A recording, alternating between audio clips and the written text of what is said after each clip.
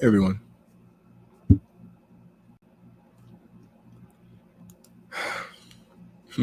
Everyone.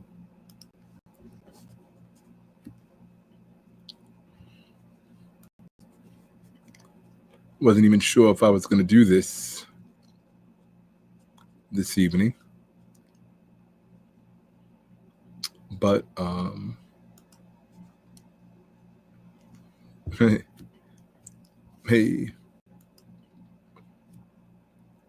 hey, Johnny.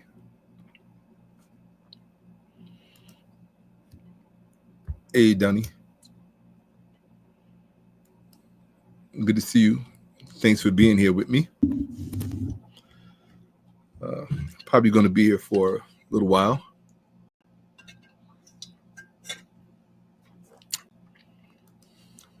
Peace to yo.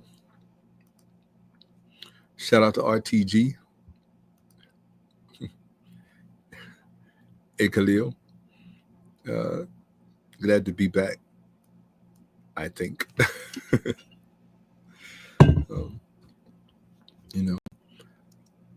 There's a lot going on right now, as I'm sure we are all well aware of here in this country of ours.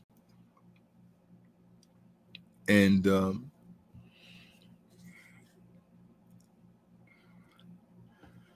suffice to say that these are precarious times, challenging times, depending on what you do, what your vocation is, right? At times like this, people who hold certain vocations, they are placed under scrutiny, and their lives take on a lot of stress and pressure that, say, the lives of other people may not take on so much. Although in this time right now, I think no matter what you do, or rather, no matter what your vocation is, let me first explain what I mean. It will make sense. And right now, because I don't know what to say, there's a lot of things going on inside of me. A lot. And you guys haven't seen me for quite some time. If it ain't snowing, I ain't going. You haven't seen me for quite some time because I've been working on projects and presentations that I think are very salient for the time in which we are living. However, with certain events unfolding, being an influencer right now is a very precarious thing to be. It's not like it has been during quote unquote normal times, where we could just come and vent from our heart or just share whatever was on our minds without concern for retaliation, to be quite frank and direct. We in prior times, we didn't have to be concerned with direct retaliation from our own government, which is currently the state of affairs that are afoot in our country, or in what was our country, or in the country that we better be prepared to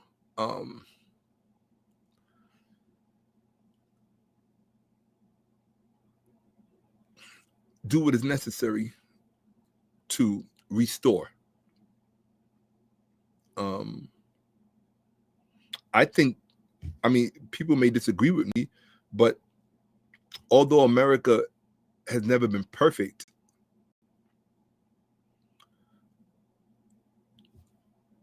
there were certain things, certain prides and privileges that we all enjoyed, benefited from, and profited from,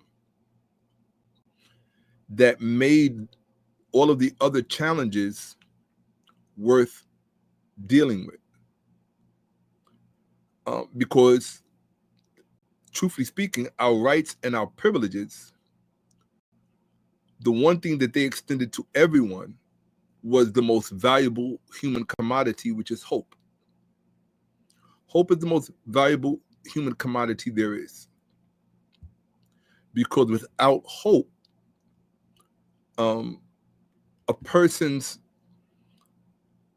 reason for living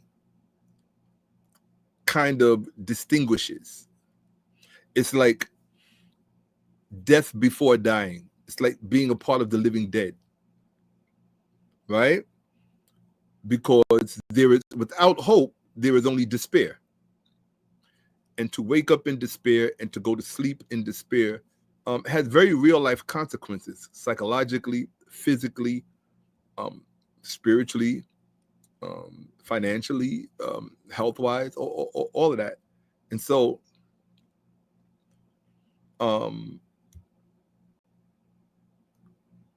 I prepared a presentation for this evening. Like, I literally started getting ready for this at 4 p.m. I was hoping to be on by, I don't know, 7, 8 p.m. But it just didn't turn out that way. And so, as usual, I'm coming on in the wee hours of the morning. Something I absolutely hate and despise. I would love to be able to come on at prime time, like 3 p.m., 2 p.m. in the afternoon. But that's just not my lot. And so I've learned to not be so down in the mouth about it, you know? So I'm sure that those of you who can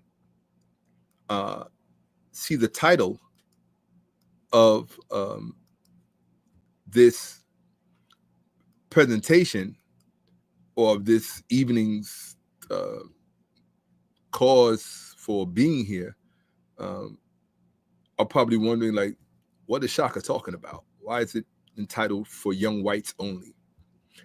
We'll get into that, you know. Hey, wonderful, JJ. I'm glad you like it. I'm not sure what it is that you like, but whatever it is, I'm glad you like it. Right? Where have I been? A lot of people seem to ask that question. I've been right here. Yeah. Where else would I be? Right? Okay. All right. Peace, public enemy number one. That's all of us right now. You know. Don B. Hey. All right. Don B, I appreciate you. Absolutely. Sure. All right. Okay. Absolutely. Yeah.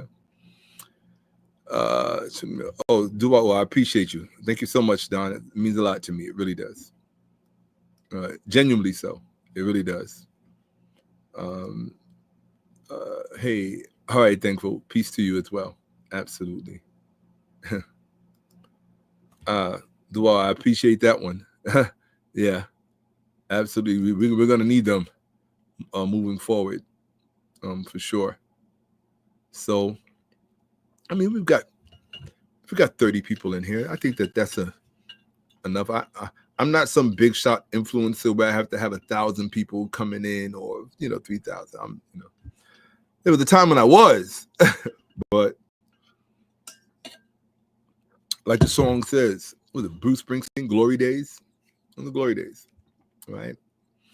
The glorious day that you will ever have is always right now. So right now is what I'm concerned with. So,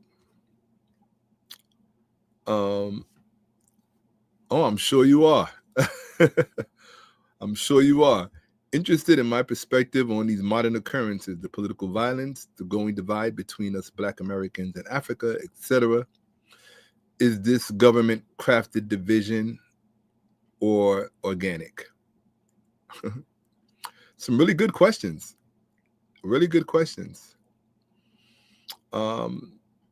In fact, I'm probably going to. I'm definitely going to make I'm going to take a screenshot of that so that I can come back to it and not have to search for it when I want to, because I think that those are really good questions. And of course, they are questions that I knew everyone would have for me, which is probably why I haven't been online, to be quite honest, you know. And the reason for that is because something I picked up from my forebearers is the wisdom of not rushing to judgment and observing before you speak. You know, the whole you have 2 ears and 1 mouth so that you can listen twice as much as you speak. And so that's really what I've been trying to do. Just really observe and listen, so that when I did speak, it would have the greatest value, the greatest possible value. Because I think it's only natural that in very highly charged times, most of us are going to speak from a place of emotion and feelings. And it's okay to have emotions and feelings. I put your questions right on the side so I can come back to them. So, Jay, don't worry about it. Those questions are present. Any questions that I feel like I really want to address, I'm just going to put them off to the side so that I can address them at my own leisure and they're not lost. Okay? So, Jay Malik, I appreciate that very much. Right? Very much so. So, and for those who are interested, there you go. It's Cash App. What is it? $ Shakka-Ahmose.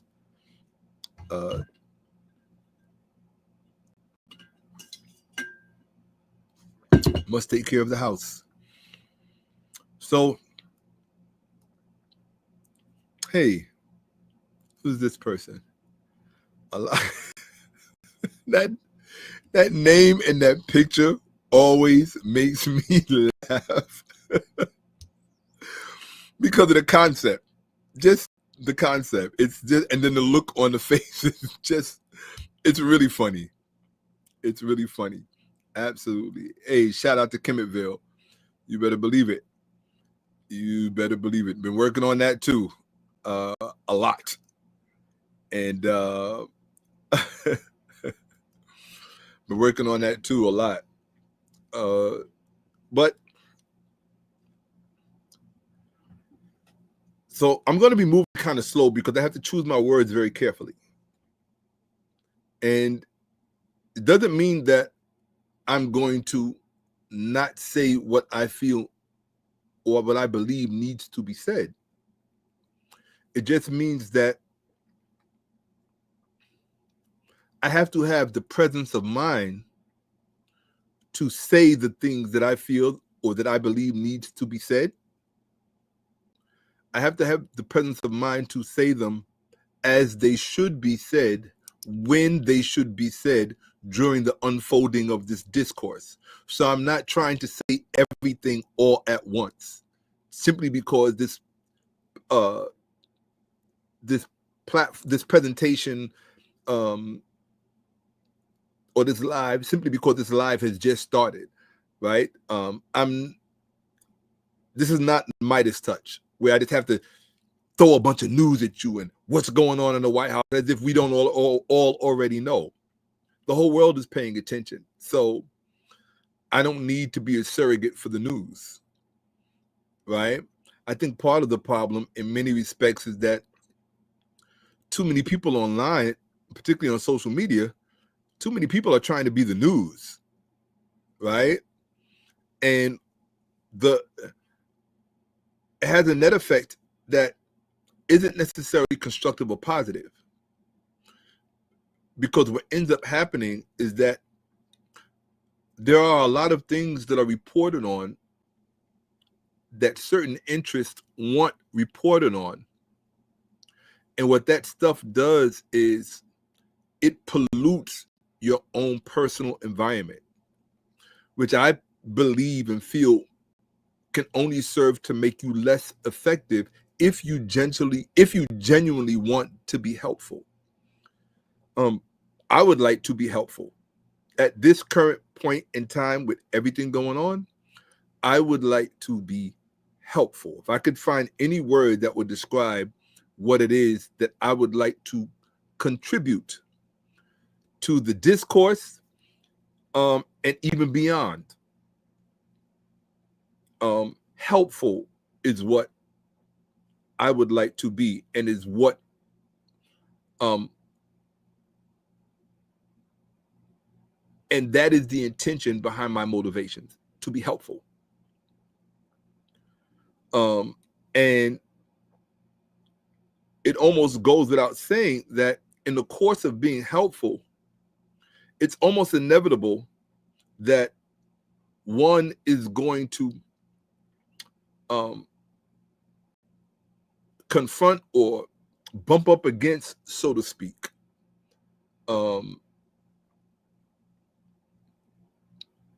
interests that do not have our best interest at heart or in mind. And it's almost unavoidable, right? And understanding that it's almost unavoidable, you're left with very few options. You can be an ostrich and stick your head in the sand and pretend like nothing's going on, and hopefully it passes over, and you did nothing to help anyone. You did nothing to allay anyone's fears. You did nothing to encourage anyone to be strong and to develop their own constitutional fortitude, right? So what I can tell you and what I can say is that currently, and I can tell you this too, I've been an American now, hence my red, my white, and my blue. I've been an American now for just shy of 60 years, 6 decades, 6. All right. And because of that,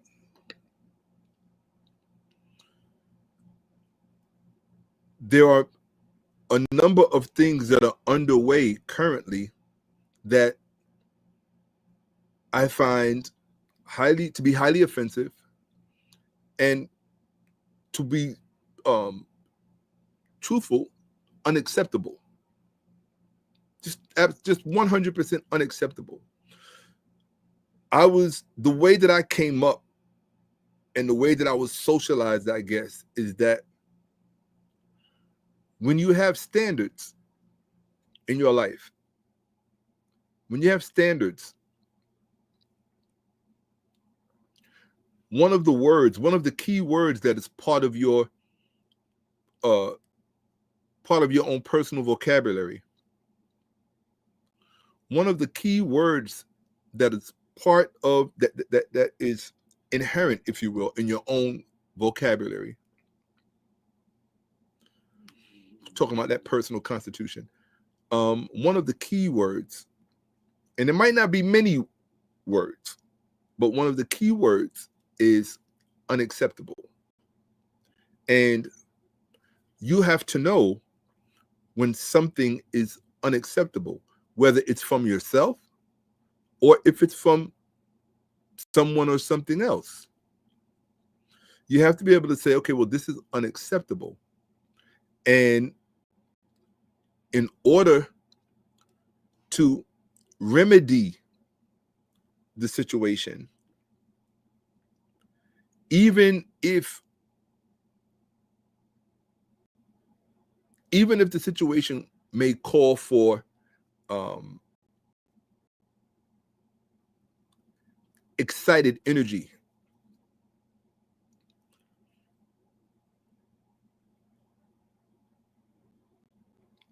I think that excited energy may not necessarily be where you want to start from.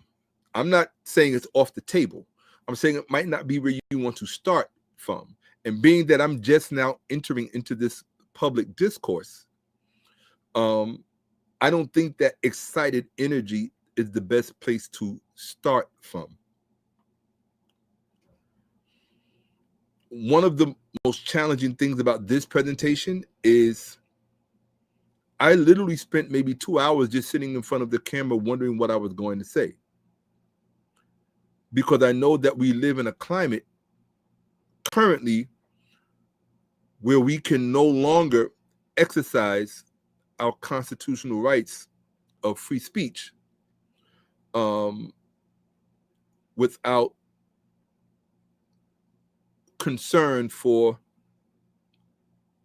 retaliation and personal injury of some sort or any sort by malevolent forces that are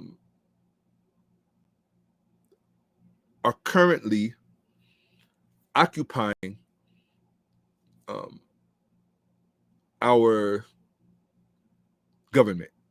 That's a fair way to say. I try to be fair, right? I don't want to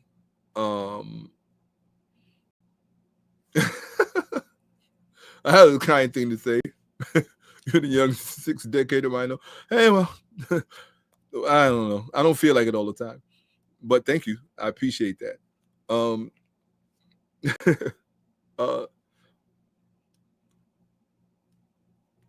And I'm sure that you can tell I'm choosing my words very carefully. And I think at this point in time that it would be wise for all of us to do that. It doesn't mean that I don't have very strong feelings stirring in me or harboring in me that I am self-managing with on a daily basis, because I live in the same world you live in. I see what's going on. I mean, not just in America, I see what's going on in other parts of the world, and I'm not oblivious to any of it. One of the things that I've learned throughout the years, at least in my time, is that when you know that there's something that you really want to do, and you understand the way time works and life and cycles of life, you know that you have to buckle down, lock in order to achieve it, especially if it's something big to you, which means that you can't get caught and thrown on every single political wind that blows by you. You understand? However, when there is a wind that presents itself as an imminent threat to all, I think it's irresponsible to just stay focused on whatever your personal goal may be. And sometimes, hey, I miss you, bro. Sin, do I miss you? For real, for real. You have to come back through. You know what I mean? Just so we could break bread and hopefully we can run into them things, and we could do right by them this time. Because we was kind of in a rush before, All right. So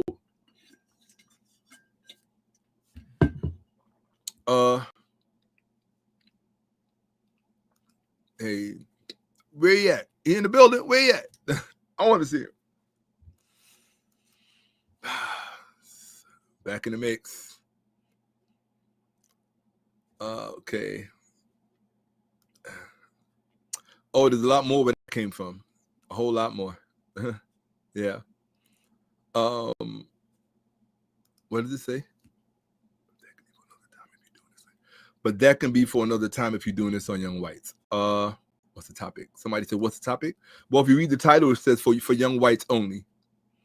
I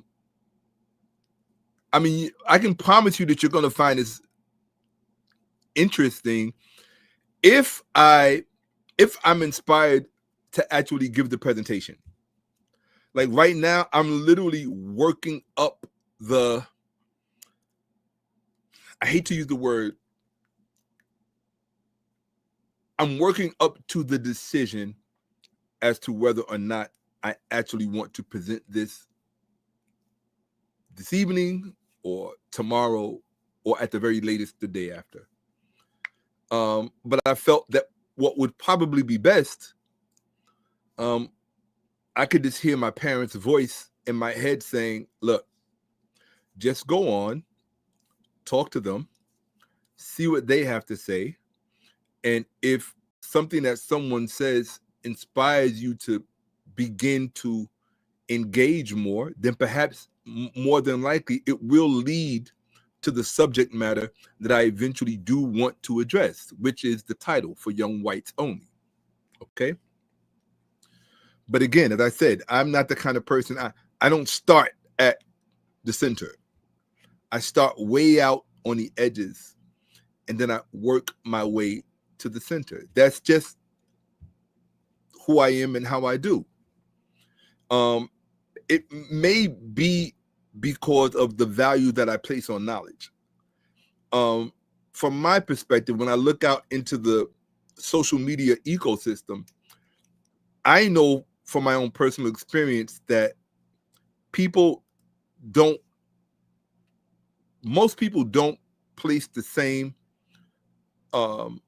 value on knowledge that I do.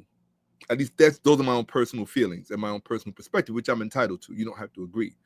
But from my perspective, that's what it appears to me. That's why when you go to most channels, most people are just jumping right into, hey, y'all, this is what's going on, blah, blah, blah, blah, blah, blah, blah. And they just da-da-da-da-da, right? And you can usually find about 10 or 20 videos talking about the exact same thing. That's not the problem. They're talking about the exact same thing pretty much in the exact same way. So it's like after a while, it just becomes redundant. And what's the point of me watching you when she just finished talking about the whole thing, right? And after a while, it just becomes a cacophony of regurgitated news, right? So it becomes all of these talking points, good or bad, becomes all of these talking points amplified. And which ultimately, to me, amounts to a lot of noise. And I don't think that noise presents itself as a medium through which valuable thoughts, ideas, views, and perspectives, even profitable ones, can be shared, because there's too much intrinsic obstruction, too much distraction, a lot. So I prefer, as I said, to go slowly, to start from the outskirts and then work my way to the center. And my personal feeling about that is whoever is still with me by the time I get to the center of what it is that I actually want to talk about, that's who the message is for. For those who have that, those who've been socialized with that video game type of attention span, more than likely, it's not that my message is not for you. It's just that this particular presentation is not constructed for your psychological temperament. That's all. It's nothing personal. Right now, I have to be more concerned about my own psychological temperament so that I don't inadvertently say something that could ultimately undermine my very intentions for being here. As I said, my goal is to be helpful. And normally the discourse on social media is usually one of vitriol, one of, a lot of spite, bitterness, all of the things that, because sometimes, I mean, those things aren't necessarily bad, right? Because what happens is that sometimes when we communicate in that way, often we are saying things that other people want to say, but they don't know how to say because they may not have the vocabulary. They may not have the conceptual framework. You understand? And so in that capacity, speaking to things with a level of vehemence and aggressiveness, they kind of get to live vicariously through that. Okay? However, the problem with the ecosystem on social media is that rather than respecting the opportunity that we have to really make a difference in one another's lives, instead, what we do is we treat social media almost as if it's a public restroom, right? So eventually the aroma is just, people doing number one or doing number two, right? And it's like, who wants to be in that environment? Any, if you've ever been to Madison Square Garden, Penn Station in New York, any man will tell you, you don't want to be in that men's room too long. If you have to use that restroom, that men's room, you want to go in and out because there's just too much aromatic noise. Okay? And so I don't want to contribute to that in an ecosystem where hearts and minds and even physical lives, especially currently right now, are at risk. Right? My own included. That's just the reality of it all. That's just the truth and the reality of the time and space that we're living in, the climate that we're living in. So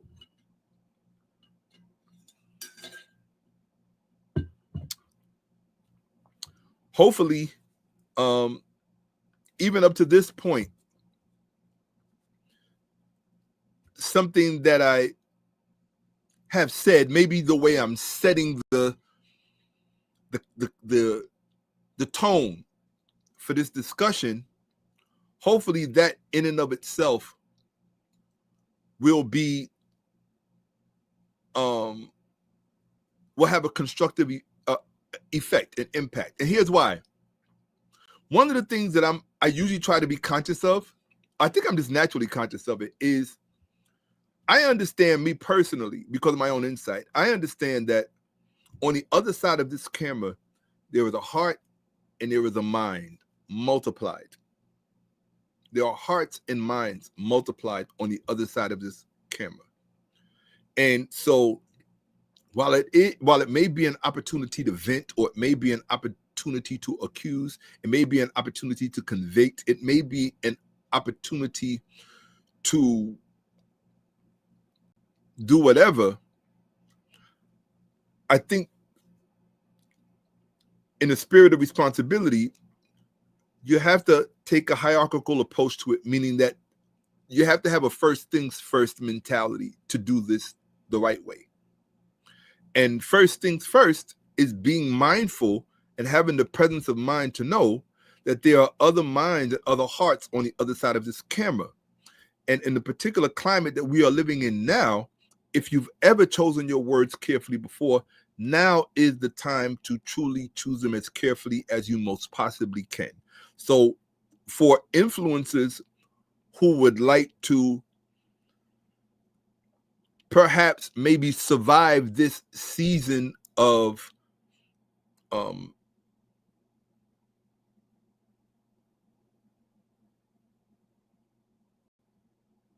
I can't even the word escapes me because, like I said, I've been an American for almost 60 years, and I haven't ever seen anything like this.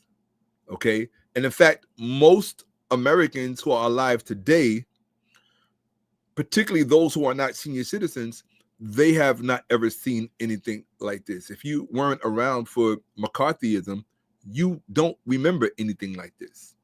You understand? Not even with, I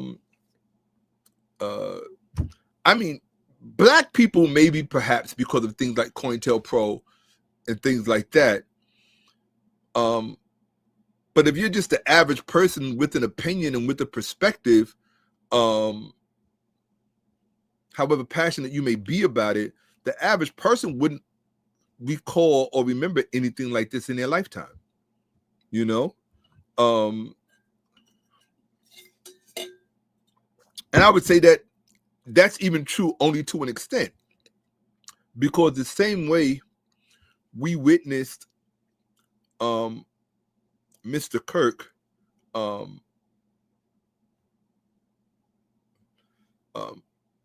meet his demise, the same way that we all witnessed that is the same way our parents had to confront what happened to Martin Luther King, Dr. Martin Luther King Jr., Reverend Dr. Martin Luther King Jr. It's the same way that they had to, which happened the year after I was born. When I was born, Martin Luther King Jr. was still alive. He was still walking around on this planet, breathing, eating, serving, right? And hopefully having a good time. People act like he didn't deserve to have a good time with all of the sacrifices that he made. Like, I don't understand why we expect people to be perfect when we ourselves are not, right? So, I mean, if you can't measure your sacrifice against his own, then shut up, right? So, or they would remember, people who are alive now, they would remember what happened to Malcolm X, right? The elder Malcolm X. They would remember what happened to him, and that happened to him within like a 45-minute walk from where I am right now, right? So at the Audubon Ballroom, that's not far from, not that far from where I am. So, and yes, I know it very well. I've passed it many times growing up, and I've always been aware of what that building represented. So,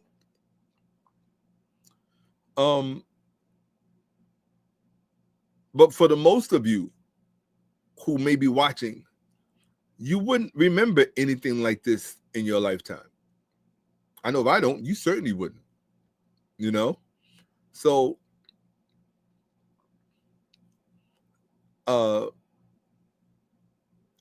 there's a lot to be said currently, a lot. And I'm the kind of person,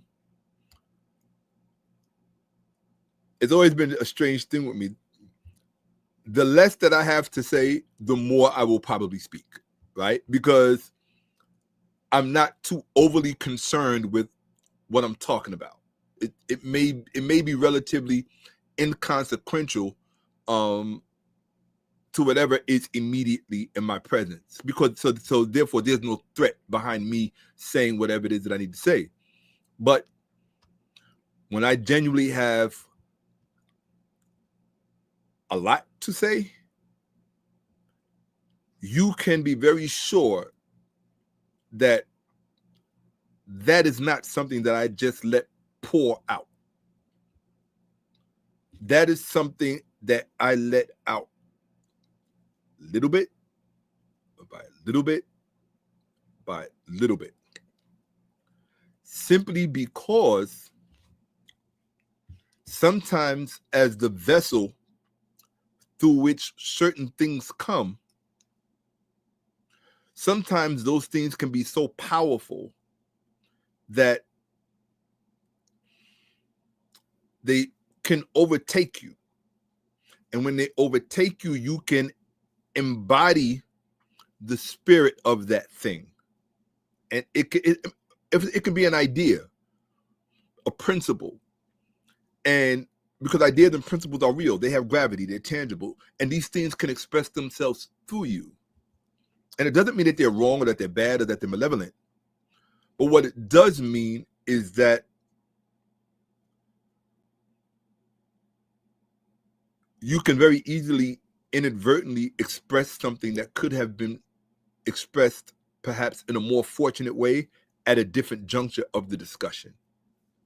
And that's all I'm saying. Now, in this climate that we are living in, it is incumbent upon influences of consequence.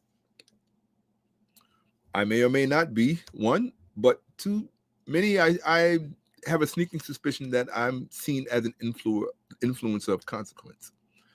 And I can't be that consequential. There's only 60 people watching. But I look at it like this. It wouldn't matter if there was 100,000 people watching. Because if all I have is 15 people watching, for the time being, you are the most important people because you are the ones that the message has found. Period. You are the ones that the message has found. So people might be like, oh, he's saying a whole lot of nothing. That's fine. I'm saying what needs to be said because unlike perhaps many who are watching, I understand what is actually going on right now. Okay? And if you understand what's going on right now the way I understand what's going on right now, you are not going to be jumping out the window just spouting off at the mouth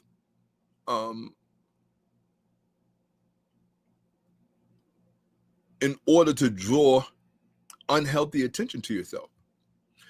You know, I mean, eventually at some point, it's impossible and it's inevitable. Truthfully speaking, if you really want to know the truth, if you really want to understand what's going on right now, all you have to do is look at the film Matrix. And just think about those evil creatures with the tentacles that were constantly after them. Right? That's the time that we're actually living in right now. And those evil creatures have names. For the most part, they are agencies at the disposal of very malevolent interests. And the truth of the matter is we are currently living in an absolutely lawless society. So we are in an outlaw season. And for those of you who don't know how to conduct yourself in an outlaw season, my heart genuinely goes out to you because you are going to invite not only suffering to yourself, but to those who may depend on you. And for those, you may invite suffering to those who may genuinely want better for you. And so my recommendation is say what you have to say, but go as far out of your way as is necessary to say it in the most respectful possible way that it can be said. This way, in this way, the message can land where it needs to land without unnecessarily provoking persons who need a target in order to validate their own existence. You understand what I'm saying?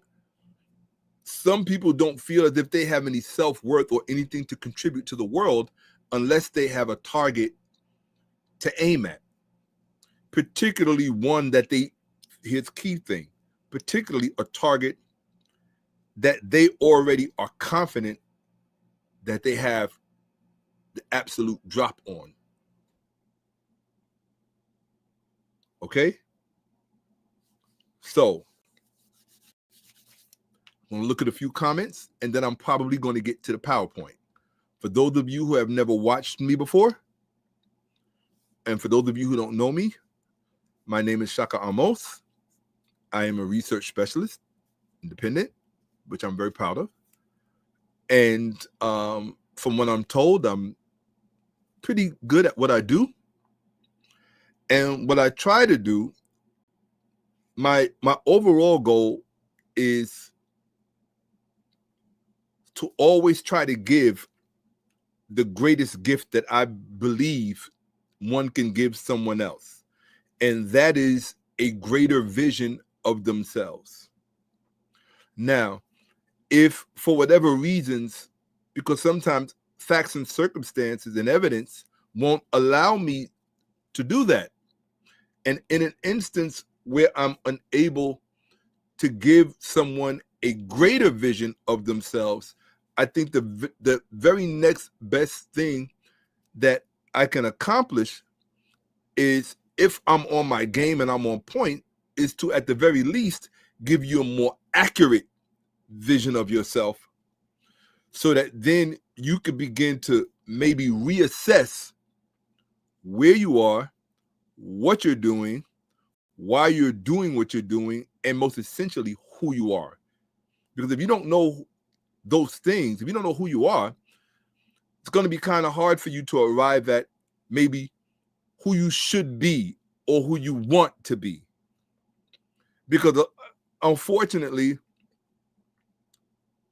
depending on the trajectory in which you grew up and came up, there are many people who have a very diluted vision of themselves. They have a disfigured vision of themselves.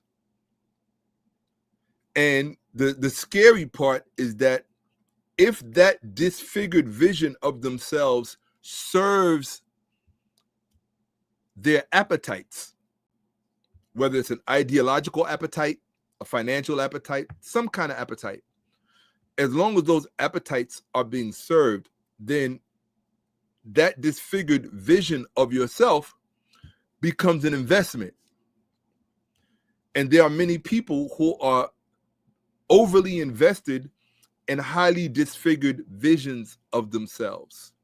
And unfortunately, we have to coexist in a society with such persons. And trust me, these persons come in every color, they come in every race, they come in both sexes. You notice I said both sexes, two sexes, right? Yeah. I know a lot of people probably caught that, and I can only imagine what some people are saying, but it doesn't really matter. But I like what I heard someone say the other day.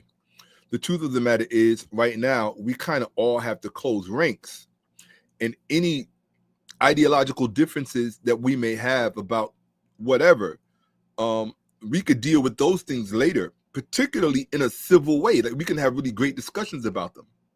But right now, I don't think is really the most opportune time to be picking one another apart, to be dismantling one another, to say, this is why your way is a bad way or a wrong way, or this is why you're a bad person, kind of thing, right? God disapproves of you, as if I could speak for God, right? And in fact, unfortunately, you have too many people speaking for God right now who are not even remotely qualified to even speak for themselves, let alone speak for God, right? So let me just take a look and see what's being said. Okay. Identify your identity. Could be mixed race. I don't know. All right. Hey, that's not on me. You have to, I think, click the bell or something like that. And hey, peace. Hotep, absolutely. Yeah, it is if you're paying attention. Remember, everybody don't have the same IQ, right? Everybody doesn't have the same capacity to actually listen. See, people don't, there are two types of listening. One type of listening is all small case letters. The other type of listening is all caps. And most people don't have the all caps listening. They only have the small small cat, listening. Oh, I hear you. Let me just keep it moving. Da da da da. You know, I don't see any booties bouncing. I don't see no pretty girls talking or whatever it is. I don't know. He's not talking about getting money and getting cat or whatever it is. I don't know. First of all, if you're watching me, 9 times out of 10, you already know I don't occupy the same world, so to speak, that everyone else occupies. If I did, and there's really no reason to watch me, listen to me, or engage with me. And I would welcome your absence and for you to leave. But for those of you who do appreciate my value and my presence, I love having you here. You are the reason that I'm here this evening. You are the reason I sat in front of the camera for about 2 or 3 hours just trying to pretend that I knew what I was going to say. I mean, you all would have probably had a good laugh. If the camera would have been on without me knowing and you would have seen what I was doing, you all would have been cracking up. You'd have been like, what is Shakka doing? Is he rehearsing for something? Is he? No, I was sitting in front of the camera really just thinking out loud as if I was talking to you guys to see what it was that was that top of mind that could inadvertently come out of my mouth. I needed to know that before I came up here. I needed to know what I needed to get off my chest before I even started this. Because you don't want to come up on a platform and get something off your chest that you maybe should have gotten off before the camera turned on. Right? That's it. Let's see. You know, shit. Oh, okay. Oh, that's cool. Yeah, absolutely. Absolutely. Hey, cool. Awesome. Right? Yeah, absolutely. Absolutely. Right? Absolutely. Facts, people, facts. Absolutely. He didn't go far enough and didn't deserve what happened to him. I don't believe the government's narrative. Okay. So look, at this point, I mean, I could put it up on the screen. You know, he said, I didn't like Charlie Kirk. He didn't go far enough, but he didn't deserve what happened, and I don't believe the government's narrative. At this point, I think it's safe to say that anyone with a little bit of historical common sense can be confident in their assessment of who felt that Mr. Kirk's presence was no longer welcomed. And I don't think it's intelligent to say those names out loud. I don't think that that's intelligent, especially if everybody already knows. If you don't know, then I don't know what channels you're watching. I can recommend some channels for you to watch where that's their whole thing. Say it out loud, right? That's not what I'm here to do. Like I said, I'm here to help. Me naming the name of those persons or those entities and interests who are responsible for bringing about the demise of Mr. Kirk, how does that help? Tell me if you can put in the chat how me saying those names out loud helps you personally or even collectively, then I might consider saying the name out loud. But if you can't do that, and you're going to have to be convincing to me, because I personally know that there are too many other important things that we need to be discussing that are incumbent upon us to discuss. What I can say and what I will say about Mr. Kirk's demise is that, and I'm going to be honest with you,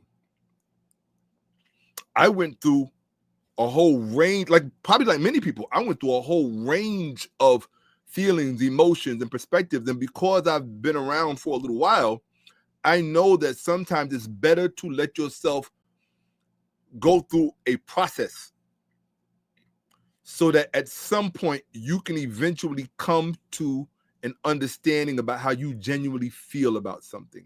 Because the truth of the matter is, everybody and their mother was guessing. First of all, let me tell you what I didn't like about Mr. Kirk's demise. What I didn't like was the frenzy of platforms and channels who were in a rush to get clicks by using his name and his demise as a rationale for building up their audience. I didn't like that. I thought it was parasitic. I just thought it was parasitic, right? Why are you looking to? I mean, you can if that's your MO. If that's how, because there's a lot of things in nature that benefit. There are a lot of things in nature that move that way, that benefits from the demise of another organism, right? And maybe there's a time for all of us to do that. I just didn't feel like it was my time for me to do that.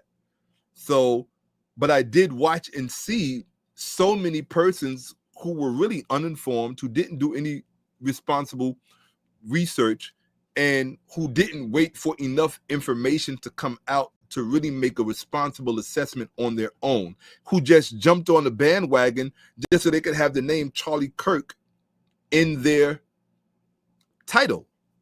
I don't even have his name in the title of this. And this is my first video after maybe 6 months, my first live, because I've just been working on presentations that are designed to present to you guys. So there's a lot coming.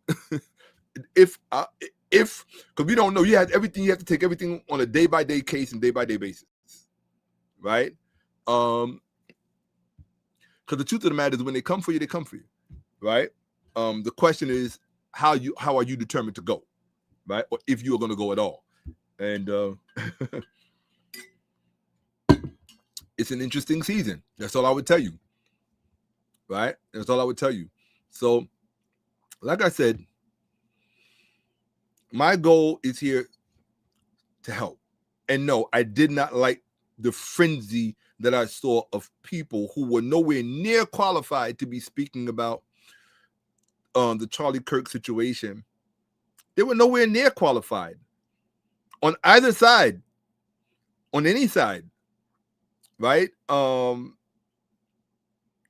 If you weren't there, if you didn't have personal knowledge, if you weren't within a few feet, if you didn't know what his before circumstances were just before, to be able to compare them to what occurred in that present moment to right after, because it was a sequential event. If you're not able to have genuine insight in all three to understand the cause and effect situation of it, then shut the fuck up. Shut up. 50 Cent was right. This is the season to shut up. It's not like his demise means that our national discourse is at an end. There are people who are trying to bring it, and it's probably those same forces who are trying to bring our national discourse to an end, but I look at it like this. They have their job that they have to do. We have our job that we have to do. May the better people, may the better human beings win. Now, the problem with that statement is that everybody's criteria for better is not the same. Some people feel like, well, the better people are the people who have everything. The worst people are the people who don't have much or don't have anything at all. Well, that just tells you that what this person's value system is based on. That's just their axiology. Everybody doesn't have the same axiology. Some people have a bit more depth to their value system, to their principles, right? To their scruples, their morals, their moral compass, right? So, and I'll tell you the truth about my own moral compass. There's something that I very strongly believe in that I live by. And that is, the only thing that supersedes wrong or right or good and evil is that which is necessary. That's it. That which is necessary. And the whole exercise of myself is always to be able to meet the moment, do what is necessary in that moment, especially when that moment sneaks up on you, as is often to happen in life. Certain moments will sneak up on you. And for you to be unstable in yourself, which will render you perhaps prematurely helpless and exceedingly vulnerable, that just means that you didn't do the work inside to be able to perhaps meet the moment adequately. And some people will meet it much more so than adequately, right? I'm sure Mr. Andrew Tate will, you know. I'd love to have a conversation with Andrew Tate one day. I mean, it's hard not to like the guy, you know. I don't agree with everything he says or everything he's done, he and his brother. But, I mean, just on some man-to-man thing, there are certain individuals that I like. I'm a human being. There's certain individuals that I like because certain things about them resonate with myself. I may see a little bit of them in me. I don't mean I see everything of me in them, but I may see, you know, there's some things that I may see, right? And so I could think of a few individuals that I'd love to have a one-on-one conversation with, just, you know, publicly, even on camera, right? I'm not going to name them all right now, but you know, there are definitely a few, you know.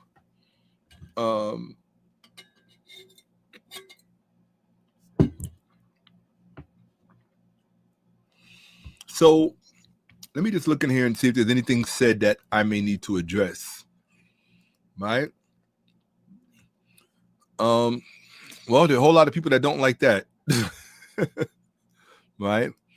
A lot of people seem to feel that way currently. I'm getting a lot of notifications, if you will, right?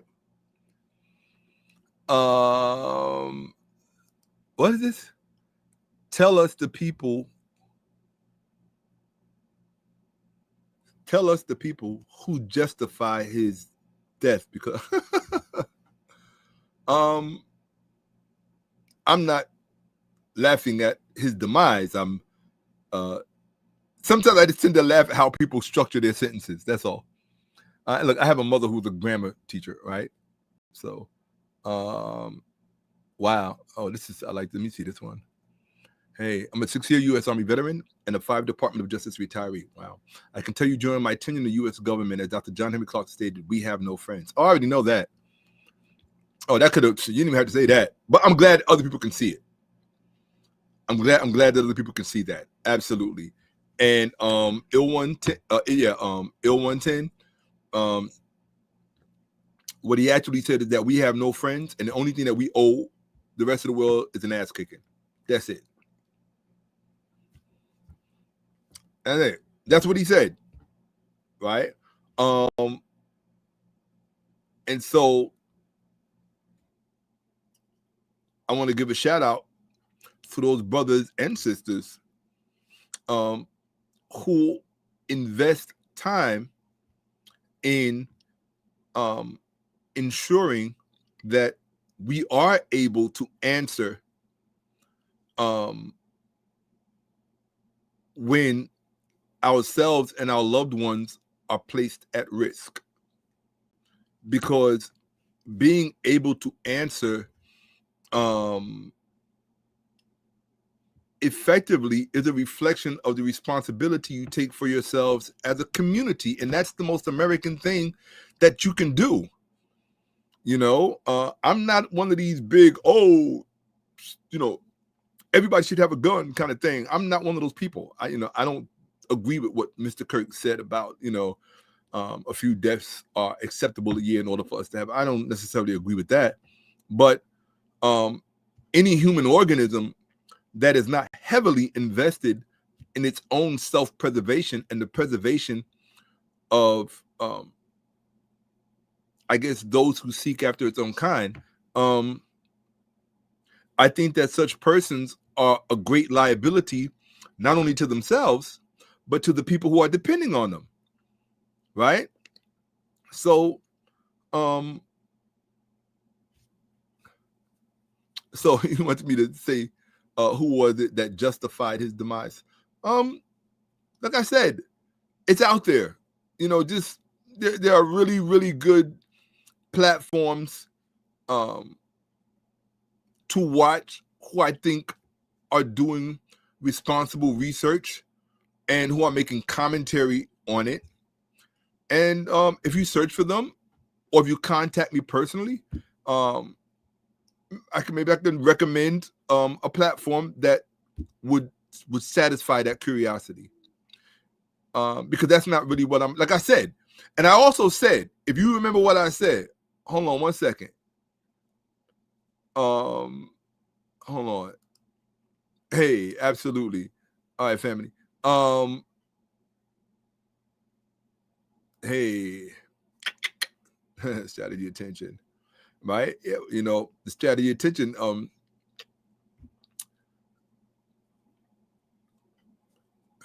thermonuclear dynamics, right? Let's see. Oh, this one here. What did I say? Right? See, people will tell you, I've been doing this for a long time. I have rules. I said to you that I would tell you if you could convince me, if you could give me a good enough reason that I should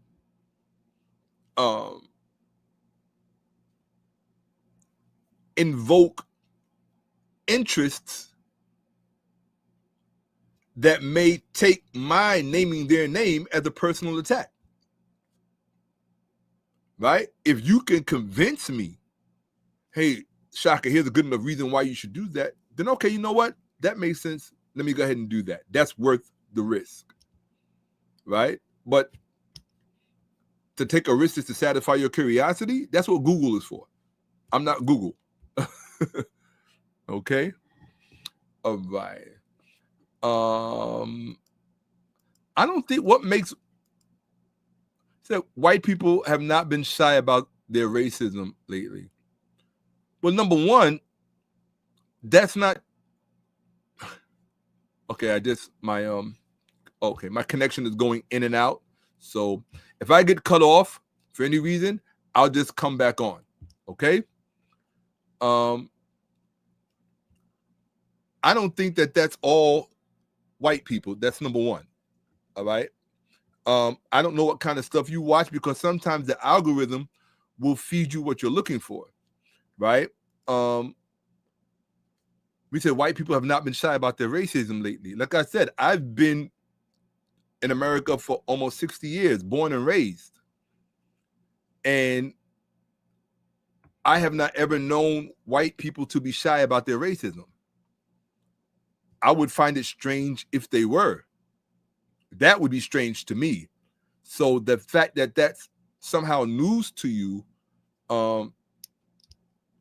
I wouldn't know what to say to that. But from my perspective, as of late, what I'm actually seeing is a lot of the opposite. What I'm seeing is a lot of persons who happen to be white. What I'm seeing is a lot of them come to terms and come to grips with the fact that for a long time now, they've been manipulated to see threats where there's only the appearance of a threat, a manufactured appearance of a threat, versus the actual threat that is instituting policies that are harmful to everyone, irrespective of race, color, or sex. Right?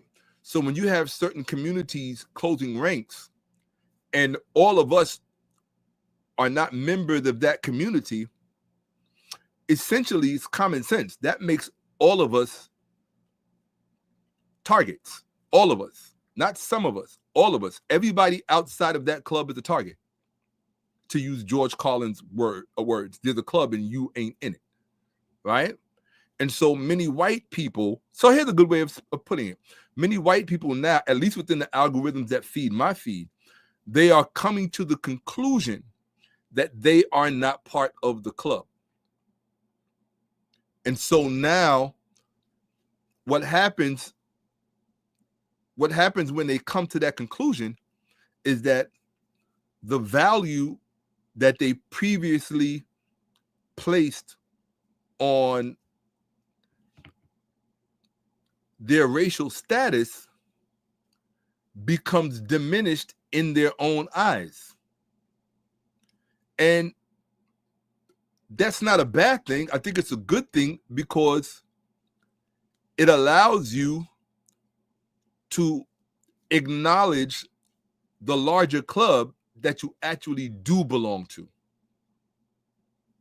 And I don't know how true it is, but some people, there's an old adage that says there's safety in numbers. And so if there's safety in numbers, why would you want to be part of a minimal exclusive club when you can be part of an extent club where there are all sorts of untapped resources, right? Money is not the only resource. It is a resource. It is not the only resource, right? So, I don't know why this thing keeps going in and out. So maybe it might be the connection or whatever. I don't know. But yeah, absolutely. For those of you who want that coaching, hey, Vivo, you guys know, just look in the description. My link is in there for a 30-minute one-on-one session with Shakka-Ahmose live on my own Zoom account where we could discuss whatever you want to discuss. And if I can offer you some insight or expose you to some data that you may otherwise be unaware of, that's what I'm here for. And that's what my Shakka-Ahmose and you one-on-one 30-minute sessions are for. And you usually get a lot more than 30 minutes. So, and the link is in the description. Okay. So I really like this one because this person really gets what's going on in this conversation right now. And this is not an easy conversation to have because to a degree, you kind of have to dance around the center a little bit. I'm working my way in because after a while, it's like, I know me, I'm going to get tired of being on the outskirts. And it's like, okay, this needs to remain interesting even for me. And that's what's going to continually move me to the center, right? And for those of you who are around, by the time I get to the center, you will understand why I took this approach. Because first of all, you already know when I go in, it's viscerally in. When I go in, it's viscerally in. So I don't just go in lightly. No, I'm not going in lightly. What, to make you happy? No. That's like people who fight, right? Fighting can be very dangerous when you're not a trained fighter. Because you don't understand how you can injure yourself, right? If you're not a trained fighter, don't ever recommend to someone else how to fight. And to me, as someone who engages in polemics, fighting and discourse or words are part and parcel of the same arena. So there's no one that can tell me, like if there was someone in the audience right now going, dude, get to the point. Or, yo, hurry up. I got to that person, I would just automatically block them and just delete their comment and keep it moving. Because I'm not here for that kind of person. First of all, I've been gone for almost 6 months. I haven't really I have not addressed the public in quite some time. And because I have genuine respect for the public, I'm going to take my time. I look at it like this. This is how I look at it. When you're on the other end of the camera and you're spending time with me, you're placing your mind and your heart in my care. And the problem is that most of us, when we watch people, they are oblivious to that. And they don't understand what kind of harm they cause just by repeating something because they're an alarmist. When I was growing up, there was a story that I used to love because it taught me about life. It was Chicken Little. Little chicken that would run around screaming all the time. The sky, because an acorn fell out of the tree and hit this little bird in the head. So the little the little bird runs around the forest screaming to everybody, the sky is falling, the sky is falling. And then people begin to repeat it, and everybody thinks the sky is falling, and it creates all kind of chaos when the sky was not falling at all, right? So I'm not saying that there aren't any ever-present and imminent threats that are present. Forget about nipping at your heels or forget about at your door. They're present. They're here. We are in it. So what I am saying is that it's not helpful, and that's the key word for this here, right? Let me just put that on the screen, right?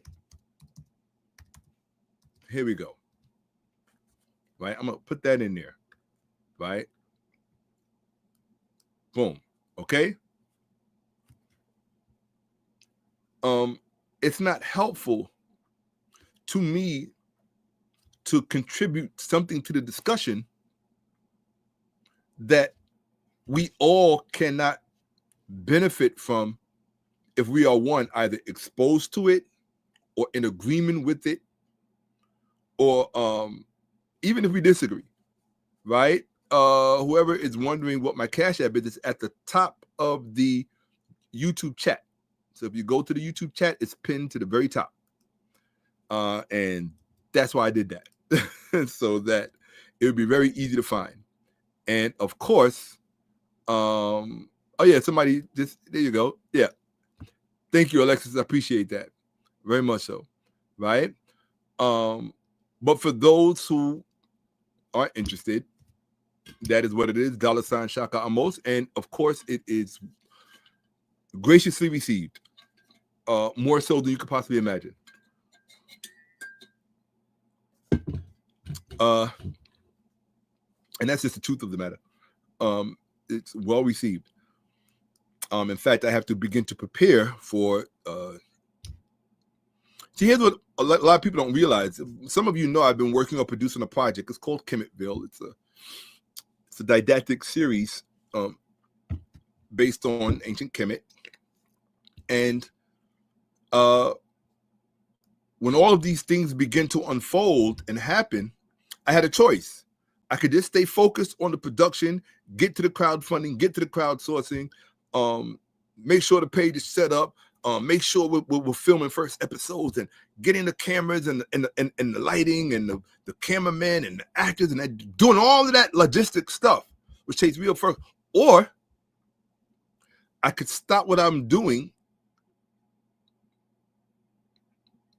I could stop what I'm doing and contribute dialogue to the discourse that might really help a lot of people. Because like I said, I want to be helpful. If my presence is not helpful and I'm not making a difference and I can't make a difference, I don't want to be here. I would much rather find something else to do that may just be helpful to myself. But if I'm going to come up on camera and ask people to spend their time with me and their resources, because when people are contributing to my Cash App or my Zelle, both of which are in the description, that's an investment. And I'm a firm believer that when people invest in you, you should make sure, because I'm old school, I'm from the 60s, you should be earning it. Period. You should be earning it.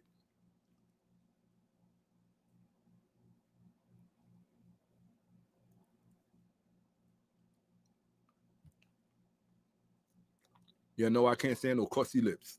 Can't. That's something I can't do.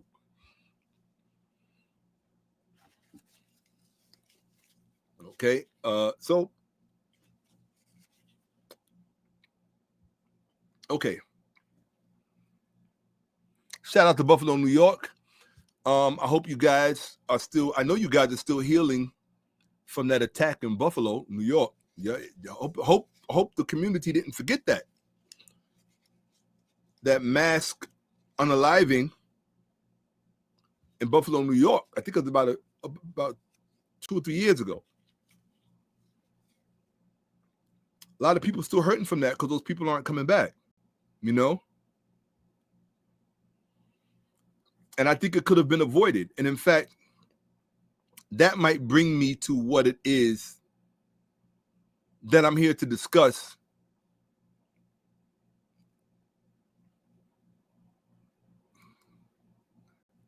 Okay, why are you scared? Are we going to stand up for some? Are we going to stand up for something? You stand up for you? Don't you know? All right, first of all, I don't mind somebody asking me a question, and I don't mind somebody critiquing me. What I do mind is you not having your grammar together, right? Because if you're not even responsible enough to be able to articulate and say what it is that you want to say the way it should be said, in my personal opinion, if you didn't even have enough respect for yourself to make sure it was said concisely, just out of respect for yourself, then it's going to be kind of hard for me to respect your question and the source that it's coming from, because you don't strike me as a well thought out person. And I genuinely don't fuck with people who are not well thought out, right? And I don't respond to pressure from men or individuals who up to this point have not shown me that they are somehow or in some way on par with myself or greater than. And with the way that sentence is structured, I'm not getting on par or greater than from that sentence. So I will let you restructure that sentence so that you can say what it is that you want to say correctly, because that will tell me that you have respect for yourself and for the platform. And then I will respond to your question, particularly if I think it has value. Because at the end of the day, trust me, my courage is not premised or predicated on anything rolling around rolling around a mind that is unknown to myself. I don't know you. You understand? I don't know how low your IQ is. I don't know how high it is. So my ego is not such that is not so brittle that I feel it necessary to overcompensate to somehow prove to someone who hasn't proved that they're on my level in any capacity.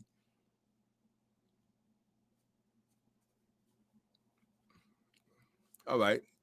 I'm just watching the camera go in and out.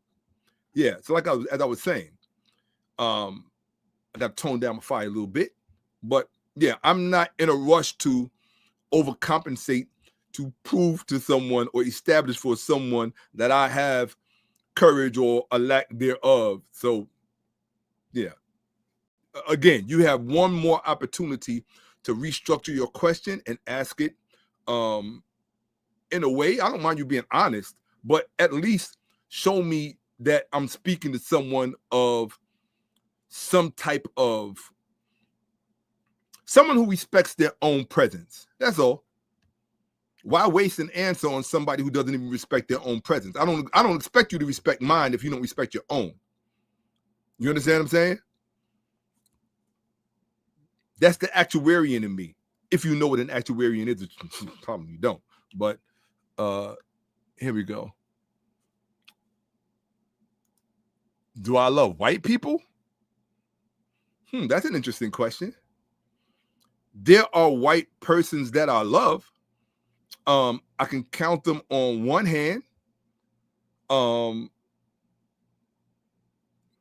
There have been times when politics and ego, put it like this, there have been times when I tried to convince myself not to love them because they were white. But you will shortly find out that in life, when you go through things in life, sometimes you don't have any choice as of who it is that shows up for you. And when people and persons show up for you, you have to judge them based on the merit of who they are, irrespective and irregardless of, let me give you a perfect example. Morris from North Van. Let's just say I am anti-trans. For the most part, everybody knows I am. I'm not shy about that. Let's just say I'm anti-trans, which for the most part I am. That's my own personal predilection. If I'm walking down a highway and I fall off of a cliff and I'm hanging on the cliff and I'm an inch away from losing my life, if a person reaches down their hand to pull me up and they save my life at the risk of losing their own life, do you think I'm going to shout out, "Are you trans?" Because if you are, keep walking. See, that's how stupid human beings are when it comes to things like merit and value. I understand value. Like I said, it's the actuarian in me. So as the actuarian in me, when you understand value, you can't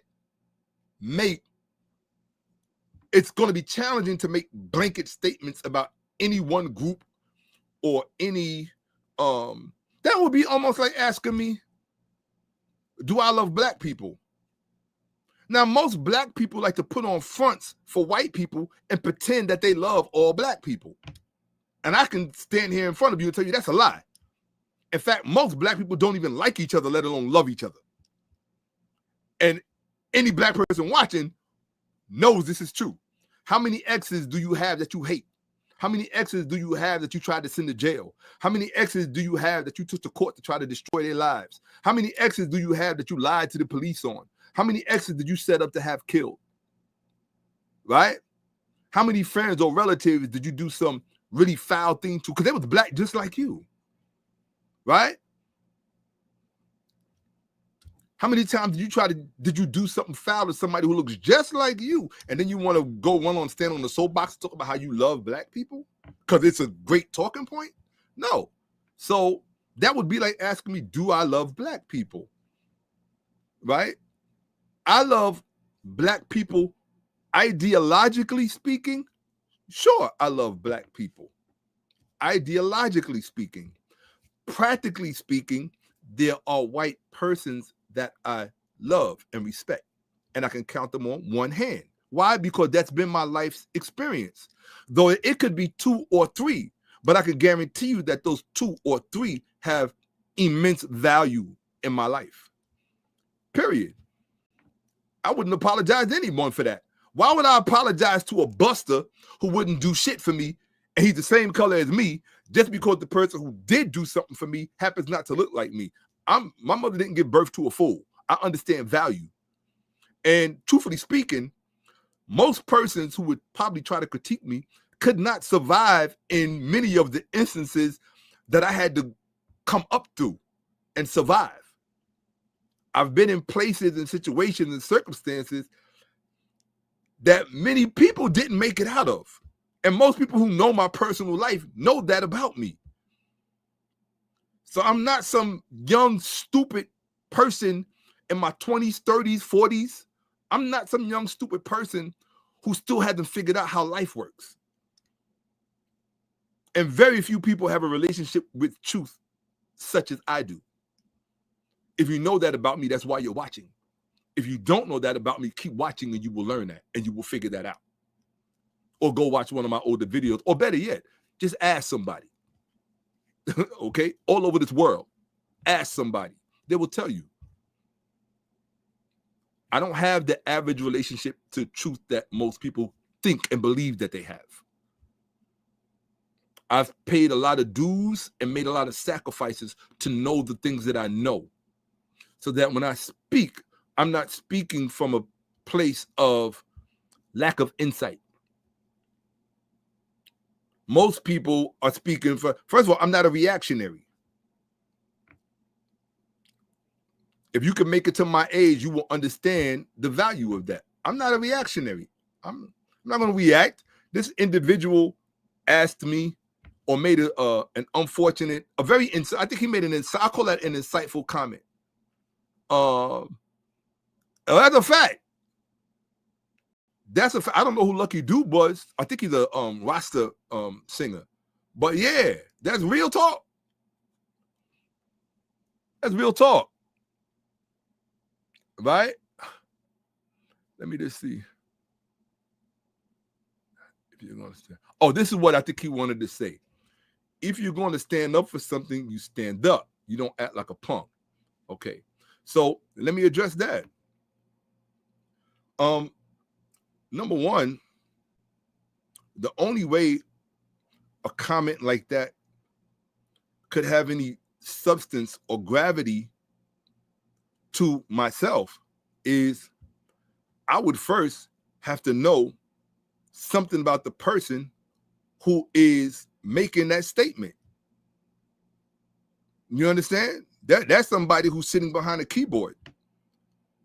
You understand? And 9 times out of 10, what I have discovered, and most real dudes have discovered this, there are things that people will say to you online that wouldn't even cross their mind to say to you in person. It wouldn't even cross. In fact, they would probably try to avoid you and make sure that you don't see them because they might remember what you said when they see you. And if you like me, trust me, I'm not the kind of person that's going to pretend that I don't see you. If there was something that you had to say to me from a distance, if I feel that you need to have an experience live and in person, if I feel like you need to have an experience live and in person, I'm going to address it. The same way I'm coming on this evening to address something that I want to address. But you don't have any control over my gears. Like I said, I'm not a reactionary. Right? I'm not a reactionary. I don't know if this person takes care of their children. I don't know if this person is sleeping on his mother's couch. I don't know if this person has on clean drawers. I don't know if this person is a rapist or whatever. With all due respect, not saying that you are. I don't know who you are. That's my whole point. I don't know who you are. So for you to, I don't know, maybe you think you're saying something meaningful to me. It just tells me that you're not a well thought out person. I do want to thank you for taking the time to restructure your sentence so that you could be understood and say what you want to say clearly and expressively. And I receive it, right? I didn't say, oh, I'm blocking you. I hate when people do that. Like, it's like, just let people say how they feel. You know, that's how you feel, right? But my thing is, this case, being that you said how you feel, let me say how I feel. R. Muhammad, would you say that that's fair? You said how you feel, so that the ball's in my court then to respond and say how I feel, right?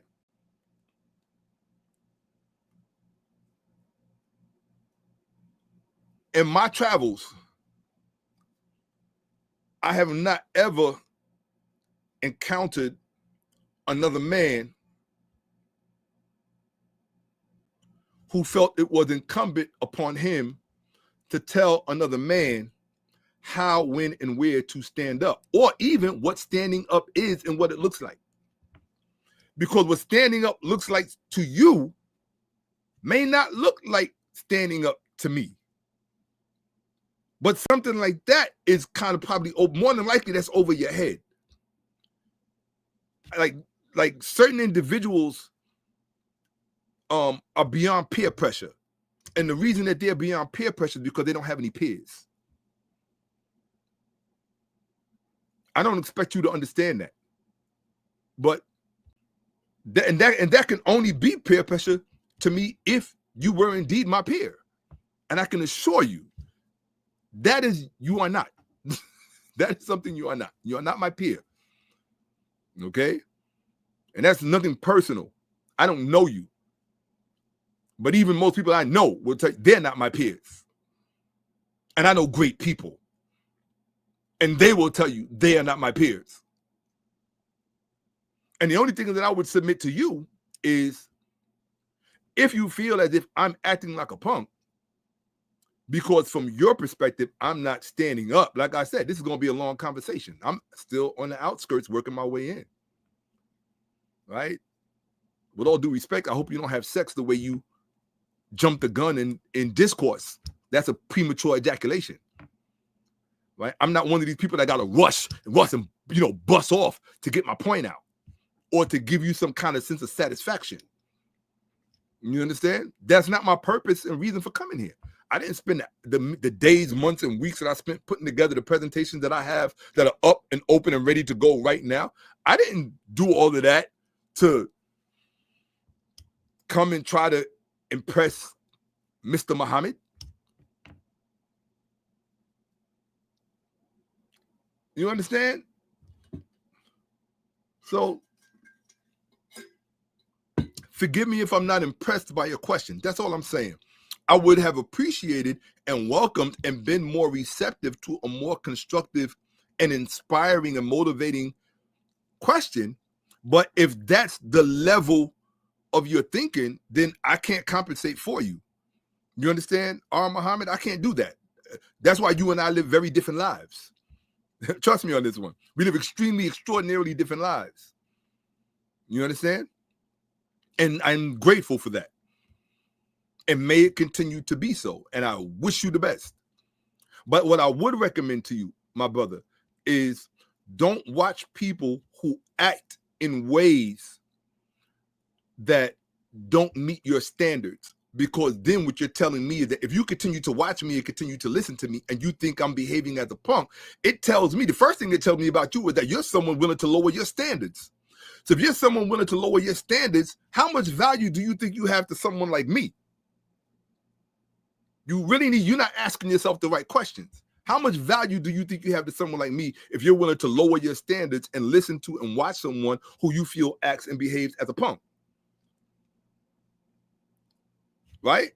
So hopefully I'm going to look throughout this discourse and perhaps I'll see another comment from you. And somebody said I'm incoherent. I think they're talking about me. I'm not sure. But if this person said that I'm incoherent, I don't know if you're talking about me, but if this person says I'm incoherent, what that genuinely means is that your listening capacity, right? How does the saying go? I'm responsible for what I say, not for what you hear.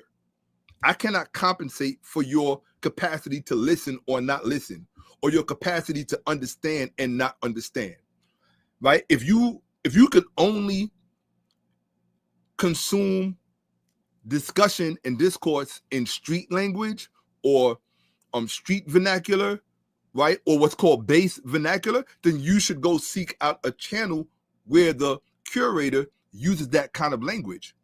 I'm not here to address such persons. I'm here for people who speak my language. You understand?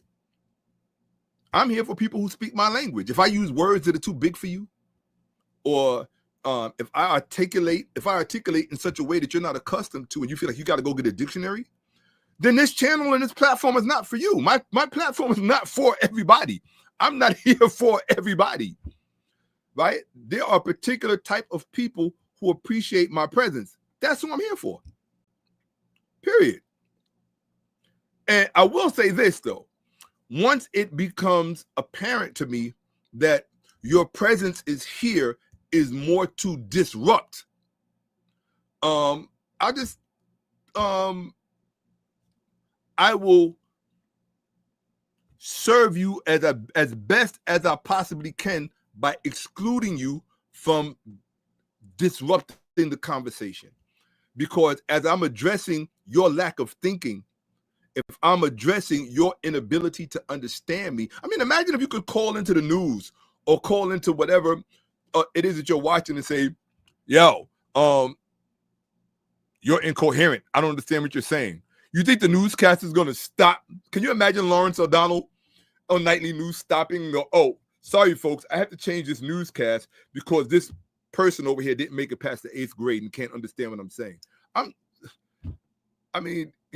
don't know what to tell you, right? I'm not incoherent. I'm communicating. And for those people who understand, you're exactly who I came here for. For those of you who don't understand, maybe you should come back at another time when I'm speaking about something or speaking in a way that you're able to understand. But the first thing it also tells me is that One thing I've learned about people of no consequence, I want you to pay attention, because the person who really who comes to mind is this person, right? I don't know this person, but they say when you open your mouth, you tell people who you are. You tell on yourself. So let me tell you what this person told me just by saying something like that, right? What this person told me is that they lack the maturity to understand the moment and time that we are actually in. They don't understand it, because if they did, they wouldn't use terminology like this, because they understand the consequences of what's going on. Unless this person is telling me they're going to step in and raise my children, they're going to step in other words, they're going to compensate for whatever consequences come my way because I spoke to please them. If that's who you are and you my cup buddy and we rock like that, then let me know. I represent far beyond this. I'm not really with this. I'm with this when I'm on a platform. That's what I'm here for, to speak. But when I'm not on a platform, I'm not coming to talk. There's a time for talking. There's a time for sex. There's a time for eating. And there's a time for other things. Right now, I'm here to talk. You understand? But I'm not here to necessarily talk to your level. And truthfully speaking, I don't think you should be listening to people who are speaking to your level. Because if you're speaking to somebody who's speaking to your level, that means that you're speaking to someone or listening to someone who's incapable of raising you up. You understand what I'm saying? I said at the very top of this discussion, which tells me you're not a good listener. I said, I understand what my greatest value is, at least as I see it. My greatest value is in giving people a greater vision of themselves. And if I can't give you a greater vision of yourself, at least let me give you, or I hope to give you, or I will strive to give you a more accurate vision of yourself. That's it. But what you have to understand is that in this climate in which we are currently living in, there's a very special man told me something once. For those of you who know Sensei Marvin Gatlin, who's no longer with us, may he live forever. For those of you who know the general, what he used to say to me personally, regularly, when we would talk about survival, he would always say, there's only one rule in the jungle. And I can tell you that this individual who said what he said, he ain't built like that, because he doesn't understand this foundational rule. I'm talking about you, Mr. Muhammad. You ain't built like that. I'm telling you, your language, you told on yourself. Because the rule of the jungle is always adopt, overcome, or thrive. Adopt or adapt, overcome, and thrive. You want me to talk to you as if it's business as usual. Which to me, somebody like yourself, you're worse than a punk. You the type of person that will get somebody caught up in some consequences that you yourself was not ever ready to place yourself in.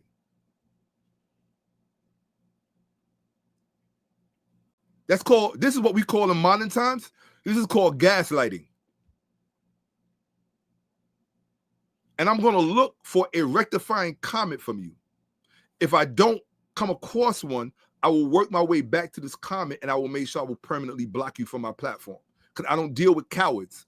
If you had the courage to say something, and now that it's been made apparent to you the transgression of your approach, I'm going to need to see some rectification and amelioration in my chat from you, sir. In other words, take responsibility and accountability for what you said. It's that simple. Because I can guarantee you that what you said comes nowhere close to what my response was to it. And anybody watching has no choice but to bear witness to that. And if you have any modicum of intelligence, you yourself know that this has been overcome. Okay? Now,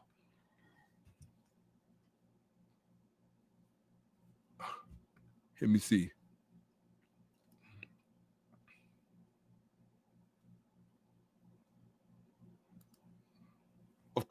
No question about it. That's what it is.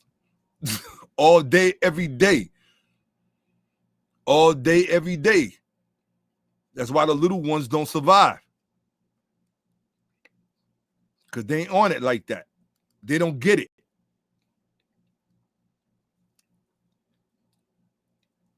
Right? No question about it.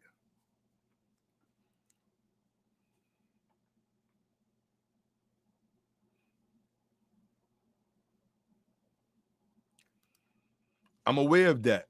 We have 2 people found hung in Mississippi, 1 black, 1 white.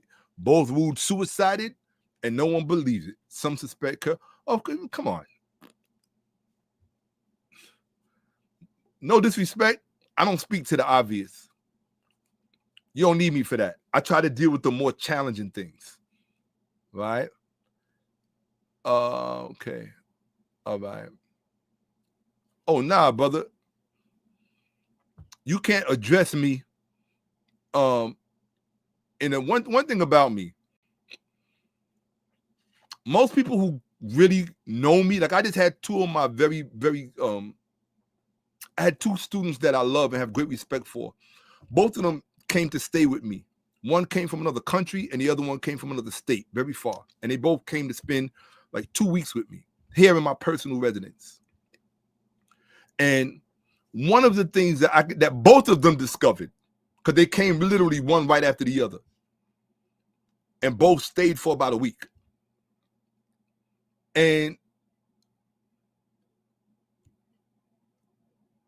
what they both discovered is that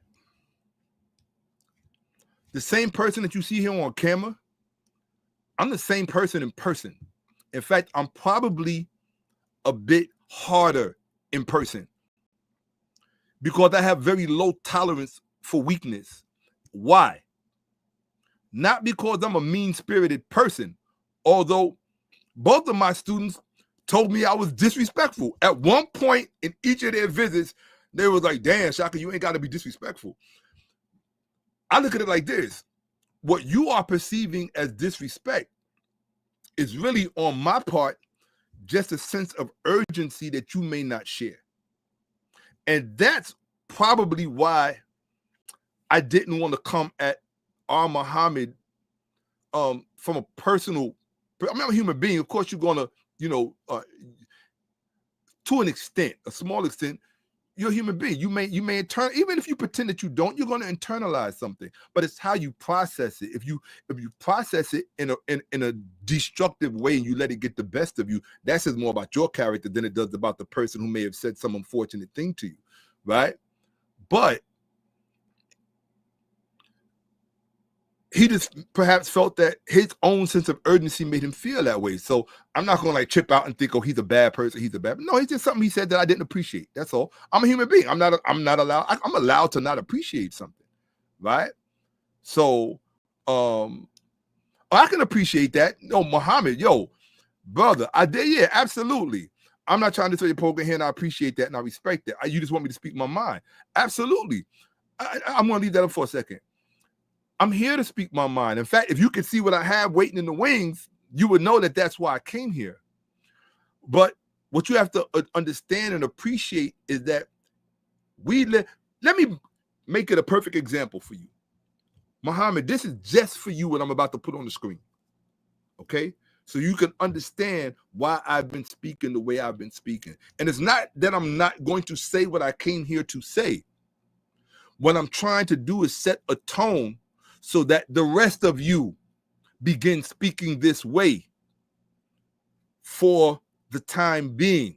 When things get back to normal and law returns to these lands, then you can go ahead because your rights have been restored. But right now, we are not living in the America that we take for granted. And when you fail to adapt at meaningful moments, you are flirting with the undoing of your own presence. You understand? Don't ever let anyone gaslight you into compromising yourself to appease their own rationale, which you really don't even know anything about. You don't know what this person's track record is in life. You don't know how many people this person may have screwed up before they came to your presence. You just got to let them know you ain't that person. You in a whole different neck of the woods. Something I made sure you wasn't prepared for. Right? When you standing in front of me, it's incumbent upon me to know before you even get there that you're not prepared for what you standing in front of. I know that. You ain't supposed to know that. I'm supposed to know that. My job is to let you find out at the appropriate moment. You wasn't prepared. You thought you was prepared. Because whatever it is that you going through in your life or where you from or whatever, all right, cool. Think you're prepared. You know? In fact, I'm counting on you thinking that you're prepared. Right? So when that face-to-face moment comes up, that is the only time that preparation speaks for itself. There is no other time. There literally is no other time. It's not until you face-to-face, nose to nose. You can smell my breath, I can smell yours. That's it. That's it. Yeah. Although most of these, that's what it is. And I stand on that. I genuinely stand on that. Like, there's some things that, see, this is why I say you don't use that kind of language, because this is what it invites. Right? Now somebody's calling you a punk. That is my whole point of taking the approach to this discussion the way that I'm attempting to have it, that it is incumbent upon me to have. Look at it like this. I'm just about 60 years old. What would I look like setting a bad example on how to engage in discourse because someone who is much younger than me, who cannot appreciate the present moment in which we are living, and I just decide to impress him or to give him something that he needs, I'm now going to act in a way that betrays what I know to be true. That's not wisdom. That is not maturity. That is not leadership. That is not setting a good example. And like I said at the outset, I didn't say that I came here to impress. I didn't say that I came here to beat on my chest and let people know, yeah, I didn't come here for that. I said I came here to be, somebody put in the chat, what did I say I came here to be? Let me see who's paying attention. Put it in the chat. I want to see who's paying attention.